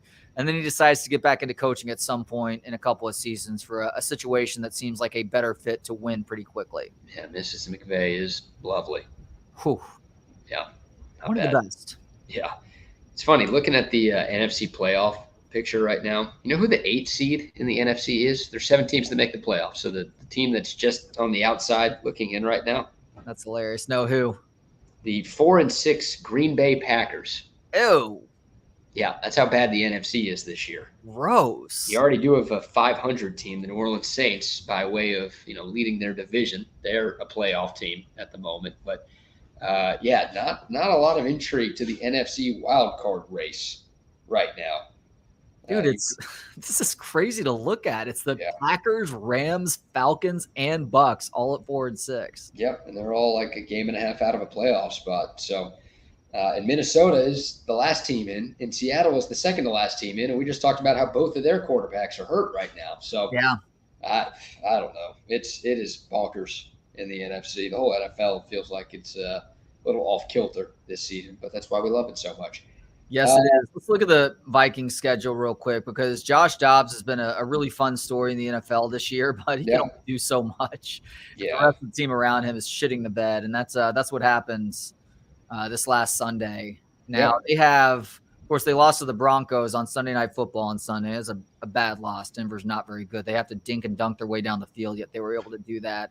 So they face the Bears this weekend. That's winnable. Then they get a bye in Week 13 at Vegas, at the Bengals, Lions at home, Packers at home, at the Lions to end the season. So, they are going to have a chance to make the playoffs based on that because they play a bunch of bad foes in that stretch. Yeah, I mean, I don't know. If they make the playoffs, it'll be because nobody else in the NFC is better. I don't think it'll be a get in by attrition sort of thing for them. It could be 8-9 or 9-8 and make it into the postseason, but. Denver's got the longest winning streak in the NFL right now at 4 games. Crazy. About that. They were 1-5. Someone put 70 on them earlier this year, and they look like the biggest joke in the league. And they figured something out. They don't look great, but Russell Wilson clearly looks better than he did last year. And they found a way to at least keep afloat and tread water in the AFC, and they are 500 right now. That was your Sunday night game that I purposely drove down to Galveston during so I didn't have to watch. Smart move by you. Boy, it's a bad game if you are punting on watching to make a long drive. Yep. But it was a smart decision. Yeah, absolutely. We've had a lot of primetime duds this year. And we, of course, talked about the Monday night game a little bit earlier today. Eagles 21, Chiefs 17. And there's your random around the NFL look on an afternoon edition of Trey and BK. What am I missing? What did I want to talk to you about? What is there to talk about? What should we talk about? We have not gone through the college weekend, but there's plenty of other shit that we could talk about too. Yeah. Any people you've pissed off at coffee shops recently? Not at a coffee shop, no. Like even at the grocery store, I made the poor decision of going to the grocery store yesterday. I forget if you and I talked about this on the midday show or not. For some reason, I ended up not going to the grocery store first thing on Sunday morning, which is typically when I go there. I'm like, oh, I'll just go early Monday. It won't be that big of a deal. The grocery store is normally not crowded on Monday. No, dumbass. It's Thanksgiving week. Of course, it's going to be crowded from the moment it opens until it closes at night. And it was a complete shit show, even at like 9:30 in the morning. They open at 8. And so I couldn't be upset with anybody but myself. But it's always fascinating to be at the grocery store this time of year. Jeff Barker and I talked about this yesterday. It's fascinating to be at the grocery store this time of year, the season of giving, the season of thinking about others, putting others first, and how all of that gets thrown out the window at the grocery store when it's every man, woman, and child for themselves. It's very reminiscent to me of being at an all-inclusive resort in some Caribbean destination where everybody's just being complete assholes to one another. And it doesn't have to be like that. We could still be thoughtful for one another. And if somebody's in the main aisleway or the main walkway, let that person pass versus cutting them off or just putting your cart in the middle of the walkway and stopping and walking 5 feet away to go grab a fucking vegetable. But no, we have to just completely fuck one another over when we're at the grocery store this week versus showing an ounce of courtesy towards our fellow human. It's so weird. Yeah, there are certain places in the world where it almost feels like people go out of their way to make people mad. And I think the grocery store is one of them. Like, I don't know if it's even a conscious thought that people are just like, I'm going to F with this person. I'm at the grocery store. It just happens there. Like, people lose all sense of how to be a good human being when they're at a crowded grocery store or a crowded shopping mall. Obviously, Black Friday is coming up. This used to be a huge thing. Now it's not that big of a deal anymore because everyone shops online. But whenever there's just a bunch of people in an area like that where there's stuff to buy and people are looking for things, people just become heathens. It's insane. I think there's some aloofness that comes into play, but I think it is people being like, you know what, fuck it. Good luck, everybody else. Yeah. Because they realize it's crowded and you can only, like in a crowded building, you can only hold the door for so many people before you're going to get stuck there holding the door for 5 minutes, right? So you have to understand the flow of a crowd in order to get through yourself. And you can hold the door open for the next person and they hold the door open for the next person. And like, as everybody's going through, they're keeping the door open. Or in the grocery store, a lot of people probably feel like, well, if I wait too long, I'm never going to get to continue down this aisle or I'm never going to get over the tomatoes. When the reality is, this is just one or two people. You can be patient. You don't need to cut somebody off. Or if you do, apologize. Like, I've made mistakes. I haven't realized I was staying in somebody's way. Oh, I'm so sorry about that. Yeah, dude, there's 400 tomatoes in there, man. Exactly. It's okay. You can wait a little bit. Like, there's no hurricane coming to Galveston. All right. You don't need to grab all of the toilet paper or paper towels. We're going to be okay. And by the way, you don't need to do that shit anyways because you're 3.5 hours away from the coast. So I don't know. That's a whole nother story why people stock up on random shit for like a tropical storm that is going to bring us a half inch of rain. It's like, yeah, just wait. Once again, like, I don't know what it is, man. I don't know what it is, but at the grocery store, because people, I'd like to think that there are enough half-decent people in the world to where they would try to not F somebody over like that in normal circumstances. But you just get into the grocery store and it just turns you into a total a-hole. And I don't know what it is about it or how to explain it, but it just feels like that's one of those places. There are certain places in the world that bring out the worst in people. Yeah. And the grocery store is one of those places. And I don't know why. I think part of it is the pressure of the moment, because a lot of people handle pressure terribly. And when you're in a crowd, like, there's a pressure there. Like, your senses need to be heightened just through basic evolution. Like, you need to be paying attention to what's going on because there's a survivalist element at play at that point in time, even though there's nothing fucking survivalist about it. You're at the grocery store, but still you're trying to gather food for your family to make sure that y'all can get yours. And there's carts that may bump into you or bump into your cart. You may bump into somebody else. You may get tripped. You may get your foot stepped on or rolled on. And so some people just look at it as a dog-eat-dog situation, and they choose to be the dicks in that moment. Maybe that's it. Maybe that's it, man. And yeah, like you said, this is one of those weeks where it's just curbside. This is a curbside week, dude. I know you like to look at your groceries and your produce and all of that, but you might have to wait a little bit longer at curbside, but still you're not having to deal with all of those people inside the store. I think it's worth it. I'm just too OCD about my produce. I've got to feel the tops and bottoms of my avocados before I purchase them. I can't have some schmohawk just buying up several bruised up avocados that are all going to be ripe at the same time. That doesn't work for me. Schmohawk, isn't that your hairstyle that you have right now? Are you calling yourself a Schmohawk? No, I'm calling some random person who's making a living gathering groceries for folks who doesn't understand how to pick out avocados. I'm calling them the Schmohawk. Yeah, no, those guys are just trying to make a paycheck for sure. Considering just how crazy the grocery store is, kind of starting last week, but really this week all the way through Christmas and New Year's, Jeff Barker and I talked about this yesterday. He threw out the idea of a tip jar for grocery store employees this time of year, which is not a bad idea necessarily. I feel like they need some sort of Veterans Day level appreciation shown to them in early January, a national thanks for the brutal job that they have to partake in over a month and a half or so, and just how much shit they have to put up with from people who are trying to get their holiday groceries.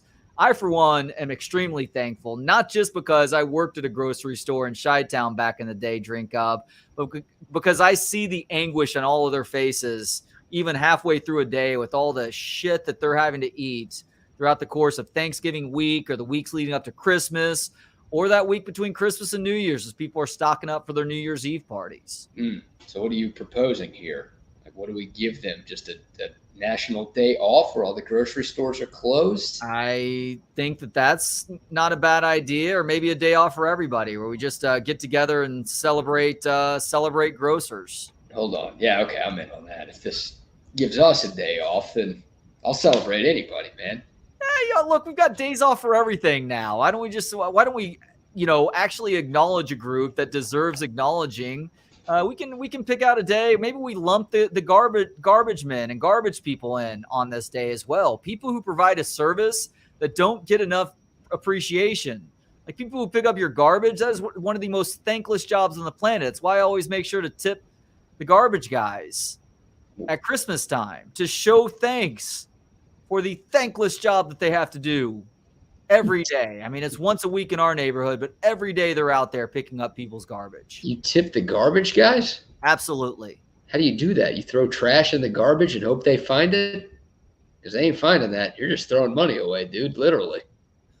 I tape, if I'm able to be out there, I hand it to them. I hand them the $100. Or if I am not out there, I tape an envelope on the top of the garbage can, and below with like a big piece of cardboard, I say garbage man. And there's like an up arrow so that they see on top of the garbage can. Dude, you've never tipped a garbage man or woman in your life. What are yes, you talking I have. about? You can ask Justine the next time you see her, because she was incredulous, but she also is an under tipper, which I had to get on her because we have somebody who cleans our house every month or so, and she was giving her the flat rate that was being charged. I'm like, babe, you've got to tip 20% on top of the rate. She's providing a service. You tip for the service. Yeah. You tip your garbage man? No, you don't. You tape something. You tape something to the top of the. Don't they just have a truck where they don't even get out of the truck? They just lift up your garbage can and dump it in the back? Well, that's where the hobo style, like rectangular cardboard sign comes into play, that I use duct tape to tape on the front of the garbage can to where they can see when they're driving by, garbage man, up arrow. And then they look on top of the garbage and they see the white envelope there, and they appreciate what I've left for them, even though I'm kind of calling them garbage man on a piece of cardboard. Like it's all for the greater good. Hey, yeah, I might walk by them and get confused. I think that's for me. I gotta be careful about that.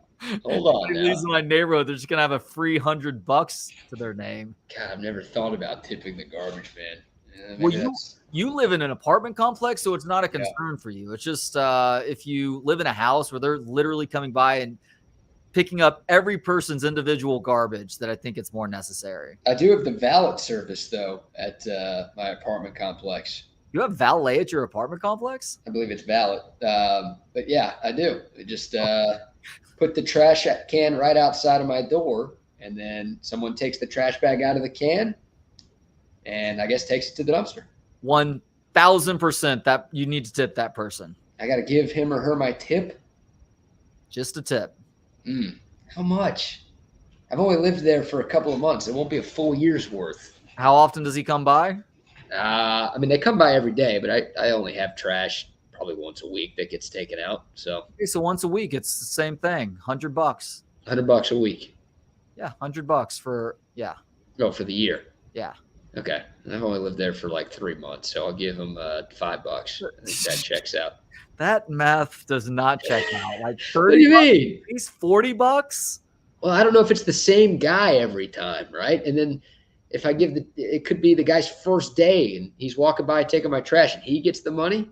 What about the other people who have been around all year? That's what I'm talking about, MGK. This is a family member, isn't it? MGK? UGK, maybe his family. Oh, I recognize the outside of that house. There's a lot of kick-ass Longhorn stuff there. Huh. Good for you, Kellner family member. I think that may be Shoshana. I believe that's Bun B and Pimp C, I believe, who make up MGK. Big pimpin'. I tip my garbage men with water bottles almost every week and tip during the holiday season. Thank you very much. At least one member of the Kellner family understands how it goes. Okay. I never thought about that. You know, people tip their hotel room cleaners too. Are you one of those guys? You leave a tip like before you check out of a hotel room for the janitors? So not the janitor, the maid. There's a difference. The maids? Not much of a difference. I actually do tip the maid. Yes. Housekeepers. So we are, housekeepers. That's the flight attendant politically correct term for what we used to call maids. But yeah, so we are in that category of people who keeps the do not disturb placard on our door handle. Yeah.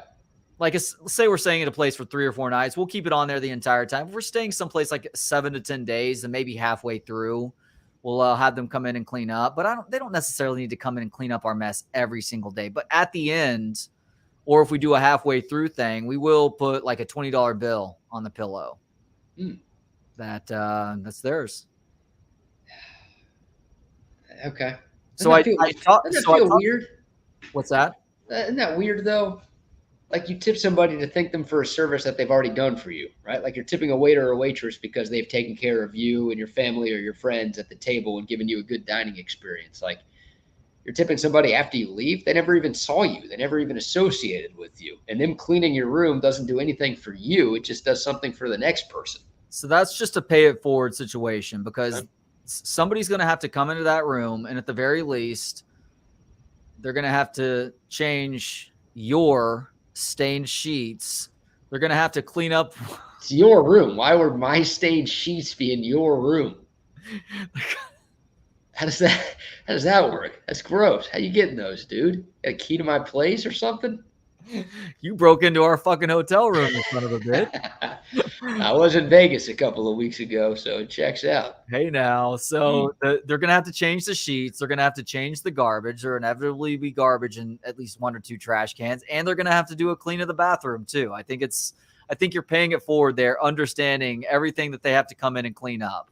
Because if you think about it, whenever you are at a hotel and you walk by the maids cleaning another room, I mean, they're in that room for a little while, making sure that that's getting clean enough for the next people who are staying there. So that's one that sparks a little bit of a debate though, because when Jeff and I talked about that yesterday, he claims to be a pretty good tipper, but I caught him in a couple of situations where he doesn't tip, and he's like, "Oh no, I'm taking this back to the newsroom because there will be people that are going to be squarely on my side with regards to not tipping the room cleaner, the maid at a hotel. That's not necessary, but I think it is. But it's also to each their own situation too. I guess I'm not a good tipper, man. Like I feel like I tip a lot at restaurants and standard places to tip, but I don't do a good enough job, I guess, tipping at other spots. I don't think I've ever left money to somebody at a hotel room for cleaning my stuff.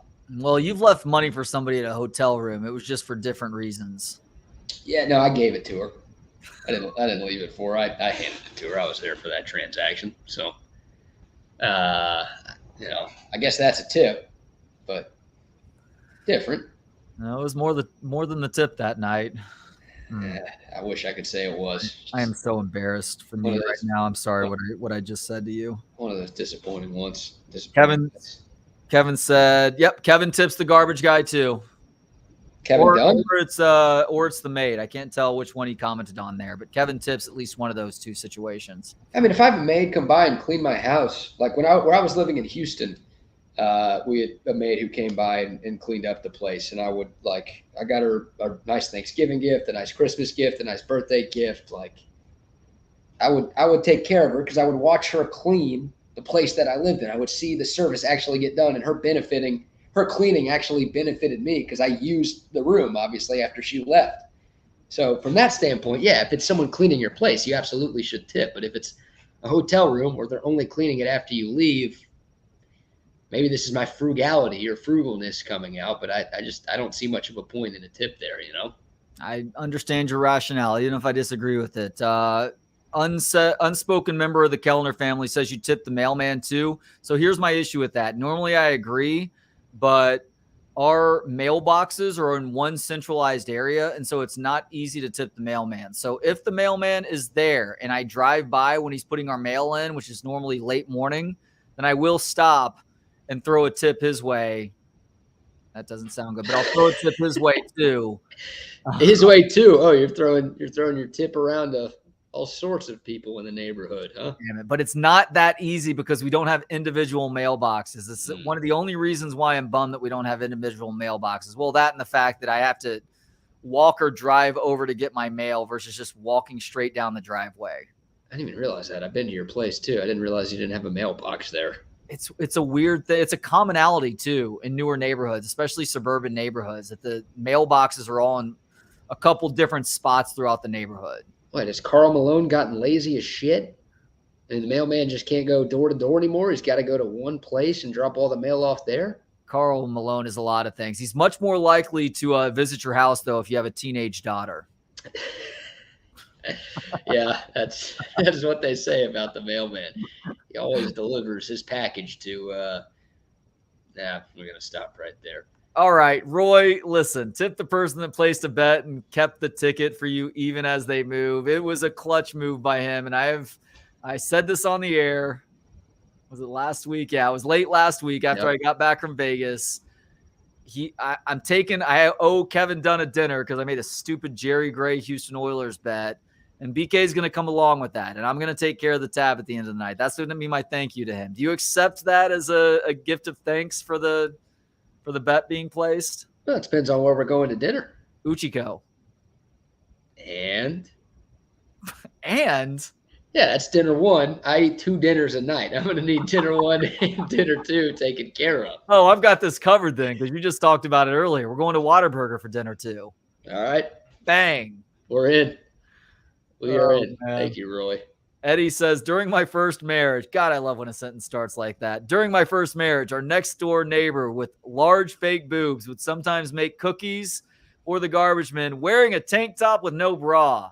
They would then put her trash cans back to the side of her house for her. So they would roll the trash cans all the way back up to the side of her house and not leave them there at the edge of the driveway. Smart move. Eddie's first wife's neighbor. Smart move. Use them to your advantage there. Oh, wow. Okay. Shoshana Kellner, if that's who this is right now. We have P.O. boxes. Leave it inside of the P.O. box with the mail person's name on it. There it is. There's the answer. Mail woman. Tip your Amazon drivers. Hold on now. Hold on. Okay. Now this might actually be a close family member. If it is in fact my mother, then the Amazon driver is at the house 4 times a week minimum. So okay, that's fair. I think my parents, really my mom's, get more Amazon packages than actual mail. It's a fun game though, isn't it? Every time you drive up, one, is it coming to your house? And if it is, what am I getting this time? Yeah, you get a little rush whenever you come home and there's a package at your place, or whenever the driver's in the neighborhood and see what's there. That's a real thing. Yeah, I buy that. All right, let's give some love to some of our sponsors here. We've made it very far into the show and not done that yet. That's on me. Shout out to our guy Tom McKay of AB Consultations. This guy's the man. If you're looking for the perfect holiday gift for yourself, you're going to be buying a bunch of stuff for family. You're going to be buying a bunch of stuff for friends. But if you want to reward yourself for getting through this year, AV Consultations, they're the folks to call at 512-255-8678. Get that custom TV setup done in the comfort of your own home. They can make it happen for you. Trey's got the big living screen set up, plus the video game area in the upstairs of his house. I've got the 4 TV set up at my place, whether it's a home theater room, a multi-screen man cave or woman cave, or anything in between. They can make it happen at AV Consultation. Shout out to them.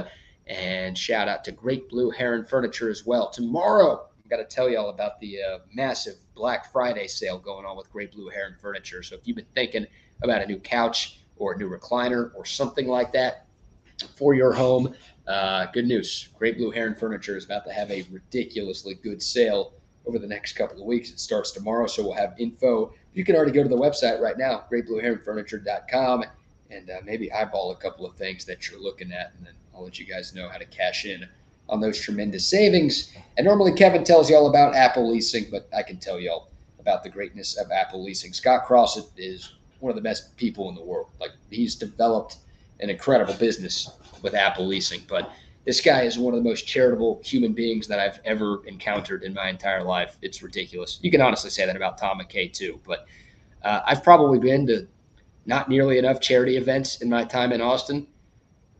But every single charity event that I've been to, like regardless of organization, I swear Scott Crossett is there. Like, he's just that type of salt of the earth human being. And once again, okay, well, that's great. You're telling me about a good guy, BK. Well, what can he do for me? Well, if you're looking for a new car, he can lease you a car. He can get you a tremendous deal on any make or any model. All you got to do is go to appleleasing.com and think about what you want. Chip always says, if you want to spend in the $400 a month range, he can find you something for that. If you want a Range Rover, he can get you a great deal on that. Any make, any model, they can get you a great deal. Just get started on the website, appleleasing.com. Don't pay for the trade-in value of your car. Stop dealing with those repairs. My car's making a weird sound. It's getting old. It's getting up there, and I'm probably going to have to pay to get it fixed. Apple Leasing basically takes the hassle of all of that out of everything, because you just get to lease a car every few years with their Easy Lease program. Go to the website, appleleasing.com, for more information and to get started. Okay. And Olipop. Get some Olipop. We love them. Okay. Yes. I'm glad you mentioned this, because this is the first time that I've heard the name Olipop since I got back from Vegas. I sent you the picture. The first place we went to eat in Vegas, technically it was in Henderson, there was a huge Olipop display. And so we got Olipops. I got the root beer, which is my favorite up to this point. And Justine got the cherry cola or cherry soda. I forget what the label is. I apologize, Olipop. But it's the first time I'd seen this one. Oh, my goodness. Longtime fan of the cherry Coke. Didn't like Coca-Cola at all, but the cherry Coke was delicious stuff. This is on par with the Coca-Cola from back in the day. Yep, there's the picture right there. That massive Olipop setup. They had flavors I'd never heard of before, including the cherry cola, and it was so damn good. This is heaven right here. Yeah. Almost heaven, West Virginia. No, John Denver's full of shit, man. This is heaven right here. Yeah. There's some flavors I've never seen before. Yeah, I was shocked. I was like overwhelmed. And I'm a creature of habit, so I went with the root beer, but Justine got the cherry cola and it paid off. They've got crisp apple too. Yep. I've never seen that one before anywhere. Yeah, Olipop's legit. They've got some flavors at an H-E-B or Target or Walmart or Whole Foods near you, just a grocery store if you're not following along. And if you want to buy them online, where they do have all of the flavors, I think we've got a promo code now, Texas20. I think if you type that in, you're going to get 20% off your purchase of Olipop, or maybe you're going to get $20 off of Olipop. I should know that. I should talk to the people before I start announcing shit like that. But it's good. So if you want to look at all of the flavors that they've got, just drinkolipop.com. It's the stuff, man. It is very, very good. Okay, Kevin said that he was referring to both. He usually tips the garbage man with Miller Lite 12 packs. That he paid for? No. Sure, he paid for them, but they would normally enjoy it. So it's all about the enjoyment that the person is getting out of the gift. Is he an Indian tipper? Is that a thing? Huh. What does that mean? I don't know. Indian giver? Isn't that a what does Indian tipper mean? I'm curious. He re-gifts tips. Like, instead of spending his money on a tip, something that he was given for free becomes a tip for somebody else. Oh, I see. Guardian tipper. Nowadays, I believe we have to call them that. I apologize to those offended. Commie tipper? Yeah, that works too. Football team tipper. Football, yeah. There may be some of that going on, but he did also say he gets not tipping the maid. Mm. And there's one other aspect of what we've been ranting on for the last 45 minutes now that does need to be brought up. Mm-hmm. I apologize if you heard this in my conversation with Jeff Barker yesterday. But the same people who are the biggest assholes at the grocery store this time of year are the same people who will take their shopping cart all the way out to their car, load their groceries into the car, and just park that shopping cart in between parking spaces rather than walk the 20 steps to where that shopping cart needs to be put in a courteous manner. Mm-hmm. Yeah, that's a bad bit. It's so easy to do. There are so many of those shopping cart parking spots in the lot, and you never have to walk that far to get there. Just get there, man. If you do that, you completely suck at life. The good news is that you can change your behavior, and you can walk those 20 steps to put that shopping cart where it needs to go. Yeah. Period. Or at least push it closer to the store. Like just send it, see how far it goes. There are people who do that also. Similarly, not that good of a move. Especially if it ends up in the middle of the row that cars are driving down. Doing a quick Google search here. Make sure we're not missing anything. Bad grocery store etiquette. Wonder if that's a thing. Unwritten rules of the grocery store, dude. It's a real thing. Like, you need to pay attention when you go to the meat department. God, I'm about to have to do a podcast on this, I think. Unwritten rules of the grocery store. You go to the meat department. Usually you're taking a number. When you pull the number, if it's not that crowded, pay attention. If the number is way bigger than the number that you see on the screen, you don't need to take that. All that's doing is wasting a piece of paper. Just wait in line. Understand the 2 or 3 people that are ahead of you, and let that be that. By the same token, don't you fucking... I'm gonna deal with this at some point in the next months because I'm saying it out loud. Uh-oh. Don't be the person that's trying to shoulder the way to get a meat department person to help you out because you don't want to wait in a line that's 10 people long. Go to the store earlier, go to the store much later, but you have to wait in line. You need to, whatever your number is, that's where you're waiting until. So go to the rest of the store and do some more shopping and come back because it's going to take probably at least a minute or 2 for every number that's in front of you. Man, I couldn't tell you the last time I've gone to the meat department. I don't know if that's an innuendo, but either way, I couldn't tell you the last time I've gone to the meat department. Is that like a regular thing for you at the store? Oh, yeah. What are you getting there? Regular is the produce. Sausage, steak, pork chops, chicken. Across from the meat department is the seafood department. So we're going to be having crab cakes and scallops for dinner tonight.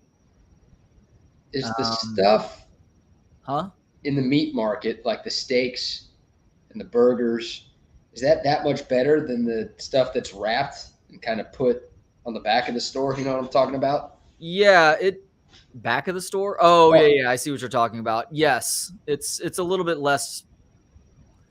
It's sometimes less processed, but it's also you can at Central Market anyhow. At HEB, it's not as big of a deal, but at Central Market, you can get higher quality meats. Like you can get grass-fed steak or dry aged steak or Duroc pork chops, which is different from all natural pork chops. Let's say, and you can get the pasture raised chickens. So they do some specialty sausages at the meat department at Central Market too. And then seafood, there's like no question. Like you can get whole fish, you can get scallops, which aren't typically being offered up on the grocery store shelves. So, I mean, the biggest reason why I go to Central Market, the 2 biggest reasons is they have a better produce selection than anywhere else in the city. And then they also have a better meat department. Talking about grocery stores, if you go someplace like Dai Due, that's going to have a better meat selection for you. It's also going to be way more expensive.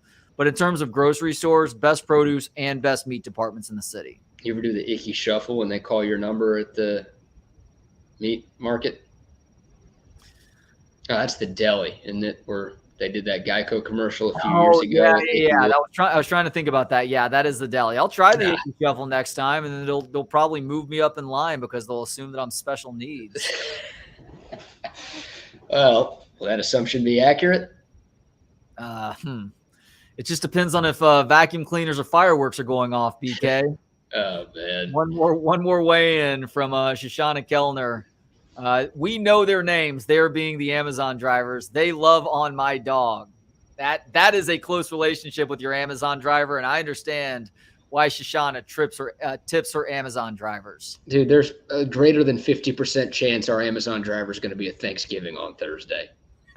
I think my mom probably knows that guy more than she knows some of the people in our family who are going to be here. One of those deals. All right. Good show today. I don't even know what just happened over the last 2 hours, but we made it. That was a blackout 2 hours. Congratulations. I think it was actually really good. I think it was much better than me fucking rage broadcasting from 12 to 1 today. Oh yeah, you were mad. You were mad at people who were mad about Brett Yormark's comments from 3 months ago. Very ironic. Speaking of special needs, I went special needs from 12 to 1 today. You can go back and listen and watch right now if you really want to. There you go. All right, that's going to do it for Tuesday edition of Texas Sports Unfiltered. We've got some programming tomorrow. As of now, we're going until 1 o'clock. So Trey and I will be back from 12 to 1. I know Bucky and I will be with you from 8 to 10. I know Wags and Rodney will be broadcasting from 10 to 11. I think Jeff's going to go from 11 to noon, and Trey and I will go from 12 to 1. So we might have something after that, or we might just call it a little bit early, of course, in honor of the Thanksgiving holiday. And then, yes, this Friday, normal pregame and postgame before and after the Texas Tech game. So are we able to announce where pregame is just yet? No, we cannot. No, we cannot. The hope is tomorrow we will be able to have an official announcement on where we're going to be for pregame. Cool. But we know we will have a pregame show somewhere in the city of Austin. So looking forward to that. We will keep y'all posted with that one. Please like the video if you haven't yet. Please subscribe to the channel if you haven't yet. Check out the new Texas Sports Unfiltered app. Looks a whole hell of a lot better than what we've had before. So we think you guys are going to be excited with the upgrades that we have made. And thank you all for watching today. For Trey Elling and everybody with us at Texas Sports Unfiltered, we will see y'all tomorrow. Until then, have a great night and hook 'em.